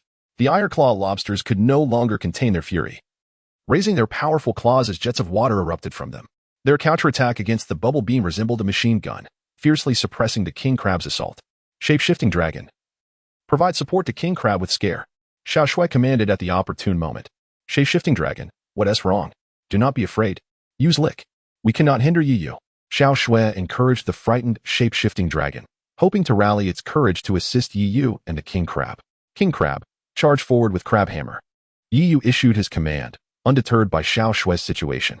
The claws of both Pokémon glimmered with a white light, akin to boxing gloves, as they swung their claws to fend off the water jets while advancing. However, even the mightiest tiger cannot withstand a pack of wolves, especially not a malnourished King Crab. Due to the relentless water jets, the King Crab was ultimately forced to halt its charge. Suddenly, one figure burst forth from the Iron Claw lobster's ranks, its powerful claws glowing white as it struck down on the King Crab. Block it. A green energy barrier appeared, intercepting the Crab Hammer attack. In that critical moment, the King Crab utilized its ultimate defense for the first time. Upon recognizing that figure, Yiyu felt a surge of irritation. It was truly a case of a tiger falling among sheep being bullied by dogs, while a horde of Iron Claw lobsters surrounded them. What was a mere lobster soldier doing interfering? Seeing its attack thwarted, the lobster soldier grew enraged, its claws swinging wildly like twin hammers. In an instant, the air was filled with the sound of clashing claws, creating an intense and exhilarating atmosphere, akin to a physical contest where each combatant struck the other with fervor. Both Pokémon were fully engaged in battle, and even as they panted from exhaustion, neither was willing to concede. This was a contest of strength and endurance. The King Crab, perhaps too engrossed in the fight, failed to heed Yiyu's commands, and even the Iron Claw lobsters ceased their attacks, watching the duel unfold in silence. Yiyu, however, felt no anger at the King Crab for ignoring his orders. He quietly observed, recognizing this as an excellent opportunity for the King Crab to develop its battle instincts. Time slipped by like a fleeting shadow, the scorching sun beating down upon the beach. The clash between the King Crab and Lobster Soldier approached its climax, accompanied by the faint sounds of their claws colliding. Ultimately, both Pokémon, drained of energy, lost their ability to continue battling, resulting in a stalemate. The Iron Claw lobsters, however, seemed far from satisfied with this outcome, roaring in discontent as they disregarded their incapacitated lobster soldier and instinctively prepared to launch another assault. But just then, an unexpected turn of events unfolded. Chapter 104. Sui Jin. Indeed, an unexpected occurrence unfolded as a Pokémon materialized in a most astonishing manner. Absent was the legendary figure clad in golden armor, riding upon a rainbow-hued cloud. Instead, there was only an elegant and unassuming gait, accompanied by white ribbons fluttering like the wind. In mere moments, Sui Jin approached Yiyu, Xiao Shui, and the swarm of Kingler, revealing its true form. Oh, what a beautiful Pokémon! Even the composed Xiao Shui could not help but clasp her hands in excitement, her eyes shimmering with wonder. The creature before them was a slender, quadrupedal mammal, entirely blue in hue, adorned with white diamond-shaped spots on its body. Its face and the underside were white, crowned with a dense, purple mane reminiscent of the aurora. Its ribbon-like tail danced gracefully, and its elongated snout was white, punctuated by a striking hexagonal cerulean crown upon its forehead, symbolizing the horns of a Chelan. With red eyes and a protruding jaw, it possessed small claws with white pads. Gazing upon this familiar figure from his memory, Yiyu felt a surge of excitement. albeit noticing it was somewhat smaller than he recalled. Perhaps it was the innate pressure that divine beasts exude. Upon Suijin's entrance, the previously menacing Kingler immediately fell silent, caught in a liminal state of indecision. Ignoring the Kingler, Suijin bounded directly toward Yu, extending its pink tongue to affectionately lick his cheek, nuzzling its head into his embrace. It was seeking his affection. At that moment, Xiao Shui was rendered speechless, utterly astonished by the scene before her. Being from the neighboring Qingdu region, she had heard tales of the legendary 3 divine beasts under the Phoenix King. Suijin was indeed one of them, a genuine divine creature. Though it had just hatched, it was still a divine being. Yet, at that moment, Suijin exhibited none of the imposing majesty befitting a divine beast. Rather, it was as gentle as a kitten, playfully seeking Yi Yu's affection. Indeed, it is one of the 3 divine beasts. Yi Yu's words only served to further affirm Xiao Shui's turbulent emotions. Yi Yu, with uncontainable joy, stroked little Suijin, exclaiming, "Ah, my little friend, you have finally emerged. I have waited so long for this moment." It was worth noting that this little Suijin had been entrusted to him by his master, a long-time companion, just before he departed from Tianshan. Yet, the little creature had not hatched as expected over the past 6 years. Unbeknownst to Yi Yu, there had been complications when Suijin entrusted the egg to him, due to a battle that had transpired. The Pokémon egg required an abundance of water elemental energy or external stimuli to successfully hatch, despite meeting the necessary conditions. The stones he had obtained from Wangfu and those gifted by Karenai were, in fact, Suijin's Mega Evolution Stone and Mega Evolution Key. Perhaps this was fate. Yi Yu placed Suijin's Mega Evolution Stone and Key into the storage ring containing the egg, imbuing it with the immense energy needed to stimulate and nourish the egg. Subsequently, when Yi Yu was swept away by the waterfall, Suijin successfully hatched. However, due to restrictions against living beings in the storage ring, Suijin was expelled from the space upon its emergence. Though Suijin had never seen Yi Yu during its long confinement within the egg, years of care had allowed it to recognize his essence. Upon being expelled, Suijin instantly found itself in the water, feeling an innate affinity for its aqueous environment as a water-type divine beast. Just as it was about to revel in the joy of its newfound freedom, it noticed Yi Yu, Xiao Shui, and the 2 diminutive Pokémon, all with their eyes shut tight. In a hurry, it leapt from the water, scooping them up onto its back. Perhaps due to its years spent purifying water, Suijin had emerged with the innate ability to walk on water. Thus, it carried Yi Yu and Xiao Shui, with the 2 Pokémon nestled in its mouth. Initially, it stumbled, but soon grew accustomed to the sensation. Gliding across the water as if it were solid ground, even breaking into a joyful sprint, its excited calls resonating across the surface. Even as a divine beast, Suijin's stamina was finite, especially for one so newly hatched. After a flurry of exuberance, it finally felt fatigued and sought refuge on a deserted isle. Gently placing Yi Yu and Xiao Shui down, appearing to feel hunger, it leapt away to forage for sustenance, intending to share its bounty with the still unconscious Yi Yu. "Ah, I have awaited the day we would fight side by side, little one. Let this be the starting point of our journey," Yi Yu proclaimed, pointing towards the Kingler swarm with glimmering excitement in his eyes, brimming with ambition. Xiao Shui watched in awe. Even the hidden dragon Pokémon, influenced by the atmosphere, emerged from behind her. "Come forth, Kingler. We fear you not." The presence of the divine beast tempered the Kingler's earlier ferocity, instilling a flicker of hesitation among them. Yet, Yi Yu's words served as a provocation, igniting their inner conflict between fear and rage. Ultimately, after a struggle within, their anger triumphed over their fear. With a commanding cry from what appeared to be their leader, the Kingler sounded the call to arms. The swarm charged forth, their claws resembling iron hammers. A close-quarters battle? Just what I desired. Suijin, let me witness your prowess. Yet what transpired next reshaped Yi Yu's understanding of divine beasts. As the Kingler surged forward, Suijin boldly met them head-on, its teeth exuding a chilling aura that sent shivers down one's spine. The power was immense, wherever Suijin's jaws landed. The affected Kingler would emit cold vapors, freezing upon contact, such as the ice fong. "Impressive, my Suijin," Yi Yu exclaimed, excitedly licking his cracked lips, his exhilaration intensifying with each passing moment. Truly, divine beasts lived up to their reputation, showcasing high-level abilities like Ice Fong, evidently a hereditary skill. Chapter 105. The rogue Pokémon with its agile form, Suicune relentlessly harassed and attacked the Kingler, causing it to become increasingly frenzied. No longer engaging in close combat, Kingler resorted to unleashing Bubble Beam, attempting to create distance between itself and Suicune. Suicune deftly evaded the onslaught, preparing for its next move. Uncertain of Suicune's abilities, Yi Yu hastily commanded it to evade and to act freely, utilizing its serpentine grace. Suicune skillfully dodged wave after wave of attacks, while an icy energy began to coalesce in its mouth. Little Snow, incredulous, exclaimed, "I recognize that. It's Ice Beam." Indeed, this was Ice Beam, a highly regarded move within the Ice-type repertoire, leading Yu to question whether this little creature had truly just hatched. It was almost too extraordinary. Yu, equally astonished, shook his head in regret, sighing, "Such a pity that its power is still too weak." Perhaps due to its recent hatching and juvenile state, Ice Beam, despite being a high-level Ice-type move, seemed insufficient against the barrage of Bubble Beam attacks, which were rather numerous. On the contrary, after sustaining several hits from Bubble Beam, Suicune's fur appeared somewhat disheveled, its movements no longer as graceful and composed as before. Now stumbling awkwardly to avoid further strikes, Yu furrowed his brow, his heart tightening at the sight of Pikachu, lying on the ground with closed eyes and flushed cheeks. It was ultimately still newly hatched, and its level was far too low. Even as a legendary Pokémon with exceptional talent, it could not bridge the gap in levels. If only Pikachu could awaken, its type advantage and level should grant it the strength to contend with them. However, a skilled artisan cannot work without materials. Despite Yu's impressive medical skills, he lacked the necessary herbs. Furthermore, while his expertise was formidable, 2/3 of it was applicable to humans, leaving only 1/3 for Pokémon. On the battlefield, although Suicune had been struck by Bubble Beam several times, it began to leverage its agility to engage in a hit-and-run strategy against the Kingler Swarm. As the saying goes, a good tiger cannot withstand a pack of wolves. Even though Suicune avoided direct confrontation, the Kingler Swarm had grown wise.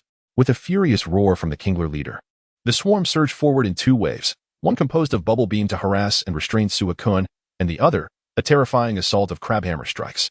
Vanish, you too, assist. Facing the relentless tide of attacks, Suicune found itself unable to retaliate. Little Snow frantically pulled out Vanish Dragon from behind her legs, pointing towards the combat arena. Perhaps inspired by Suicune's earlier commanding presence, Vanish Dragon chose not to retreat this time. Excellent, Vanish Dragon. Channel that momentum and use cut. Little Snow directed eagerly. With claws glowing white, Vanish Dragon lunged at a Kingler being dragged by Suicune, its sharp talons scraping against the Kingler's hardened carapace, producing a grating sound. The force of the cut caused the Kingler to stumble sideways, allowing Suicune to seize the moment, distancing itself from the other Kinglers, and lunged forward to deliver a fierce bite with Ice Fang. At that moment, another Kingler appeared behind Suicune, raising its massive claw to strike. Witnessing this, Yu intended to rush in to shield Suicune, yet a shadow moved faster. Vanish Dragon had somehow positioned itself behind Suicune, intercepting the claw with another cut. Impressive work. Vanish Dragon, Yu exclaimed, giving a thumbs up. Vanish Dragon, maintain that momentum and use lick. Little Snow began to gain confidence, her beautiful face radiating assurance.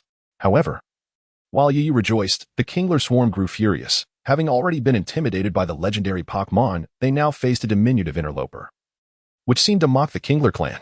What transpired next left Yu and Little Snow utterly dumbfounded, eyes nearly popping from their sockets. With furious roars, the Kinglers showcased what it truly meant to be a rogue in the Pokémon world. Their once mighty claws transformed from hammers to menacing pincers, abandoning skill and power contests, resembling thugs brawling among humans. Their robust bodies lunged at Suicune and Vanish Dragon, their powerful pincers clamping down on their limbs. Meanwhile, the remaining Kinglers, with fists ready, eyed their opponents with unmasked derision. This is a foul play. After a moment of stunned silence, Little Snow finally managed to utter this exclamation. Subsequently, with her novice understanding of battles, she protested to the Kingler Swarm. Hey, Kinglers, you're cheating. Yet, the Kinglers paid her no heed, continuing their brazenly and scrupulous tactics. This must be what they call a scholar encountering a soldier. Reason cannot penetrate. Yu felt utterly overwhelmed, never anticipating to encounter rogues among Pokémon. In his recollection, Pokémon battles, even with 1 against 3, were meant to be conducted honorably, not through hair-pulling and eye-gouging. Pikachu. Perhaps even the heavens could no longer bear to witness this. At that moment, the unconscious Pikachu suddenly opened its eyes, springing up like a carp leaping from the water, and without hesitation unleashed a furious thunderbolt upon the chaotic brawl. The powerful thunderbolt surged forth like the wrath of thunder, as if proclaiming, "You may fight amongst yourselves, but how dare you disturb my slumber? Taste my fury." The roar of the thunder seemed to resonate like a demon's growl, leaving the Pokémon present paralyzed with fear, watching as the thunderbolt drew ever closer. Chapter 106. The power of Pikachu. Faced with the electric move, Thunderbolt, some of the more intelligent Kinglers swiftly employed their protective skills. Zzz. Sparks flew, and the flickering arcs of electricity danced like serpents. As the thunderbolt struck precisely among the Kingler, it deftly avoided Suicune and the vanishing dragon. The overwhelming damage incapacitated numerous Kingler, leaving only a few fortunate ones who had activated their protective abilities to survive, witnessing their fallen comrades. The remaining Kingler felt a chill of fear and a growing sense of retreat. Suicune regarded Pikachu with an inscrutable expression, a blend of gratitude and admiration, yet tinged with a hint of defiance. This moment affirmed Pikachu's position as their leader. Previously, observing Pikachu's feverish state, eyes tightly shut, appearing weak and fragile, Suicune had looked down upon it. Even if Pikachu possessed greater strength, it was merely due to its earlier hatching. Thus, Suicune felt reluctant to accept Pikachu's leadership. However, the recent display compelled Suicune to acknowledge Pikachu's authority, albeit with some lingering resentment. Pikachu, noticing that the Kingler remained gathered, let out a loud cry, with arcs of electricity crackling on either side of its cheeks. The remaining Kingler, upon hearing this fierce cry, trembled in fear, hastily banding together to flee, with their powerful claws clutching their comrades as they scrambled away. Some Kingler, dragged along the beach, were unharmed, while others stumbled upon hidden stones. Yet they paid no heed to the welfare of their injured companions, fearing that any delay would lead to their own demise. Wow, Pikachu, you are incredible! Seeing the Kingler flee in fear, Xiaoxue excitedly scooped Pikachu into her arms, disregarding the arcs of electricity dancing on its cheeks as her fair face pressed against it in an affectionate nuzzle. Ah, Xiaoxue, are you alright? Seeing Xiaoxue's pale green hair standing on end, Yu struggled to suppress a smile, managing a rather awkward yet polite grin. Yu, what's wrong? Your smile looks so stiff. Xiaoxue finally noticed, her face tense as she spoke dryly. Yu retrieved a small mirror from his storage ring and held it up to Xiaoxue. My hair. Upon seeing her hair standing on end, Xiaoxue felt a wave of despair. As the saying goes, a woman's hair is her lifeline. Despite her composed demeanor, tears nearly brimmed in her beautiful eyes. Yu silently cursed himself for the oversight, realizing Pikachu might be discarded due to Xiaoxue's distress, and quickly took Pikachu from her grasp. Habitually, Yu reached to touch Pikachu's forehead, only to feel a pang of concern as he discovered Pikachu's fever had not subsided. It had merely been maintaining a fade, with the initial thunderbolt showcasing its true power, but now it was exhausted. Enduring the discomfort, Pikachu valiantly held its ground, deliberately generating electricity around its cheeks to intimidate the Kingler. Unsurprisingly, the Kingler, already terrified by the thunderbolt, retreated, to avoid revealing its fatigue. Pikachu strained to keep its eyes open, feigning a fierce and angry demeanor as it watched the Kingler disappear into the sea. After a taxing scan of the beach, finding no remaining Kingler, Pikachu managed a forced smile. However, the world around it began to spin, and it felt as though it were drifting into the clouds, ready to collapse. Just then, Xiaoxue rushed over, scooping Pikachu up, and her sudden action caused Pikachu to lose its balance, the arcs of electricity on its cheeks flaring up. Although the fever and the previous exertion had diminished Pikachu's electrical power significantly, it was still enough to generate static electricity, causing Xiaoxue's hair to stand on end. Noticing Pikachu's fever had not abated, Yu shifted his focus from the visibly distressed Xiaoxue to attend to Pikachu's basic care. Meanwhile, Suicune, having little else to do, observed the busy scene. With a yawn, it sprawled on the beach, soaking up the sunlight.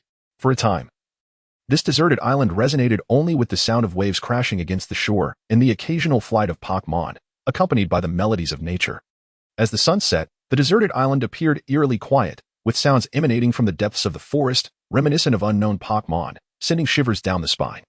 The seaside at night was frigid, with the occasional sea breeze causing Xiaoxue to curl up closer to the sole source of warmth, the gentle glow of the campfire illuminating her face with an unusual beauty.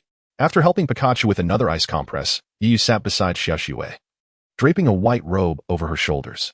He then shared some food with her from his storage ring. Thank you, Xiaoxue whispered as she accepted the food. Her cheeks slightly flushed, whether from the cold or the firelight, it was unclear. Haha, no need for thanks. We've been through thick and thin together. Yu chuckled heartily, offering another portion of his food to Suicune. Besides, you've been the one preparing delicious meals for me all along. I haven't had the chance to express my gratitude. Yu took a bite of his food. Xiaoxue nibbled delicately. Even though she was hungry, she maintained her composure. Unlike Yu's robust appetite, after a moment of silence, Xiaoxue set down her food, gazing at the flickering flames, her voice tinged with melancholy. Yu, we won't be stuck here indefinitely, will we? No, we won't. Yu swallowed the last of his food before responding, we must have faith in them. They will surely find us. If all else fails, we can always forage for materials. Sighing, Xiaoxue could only hope for their friends to locate them.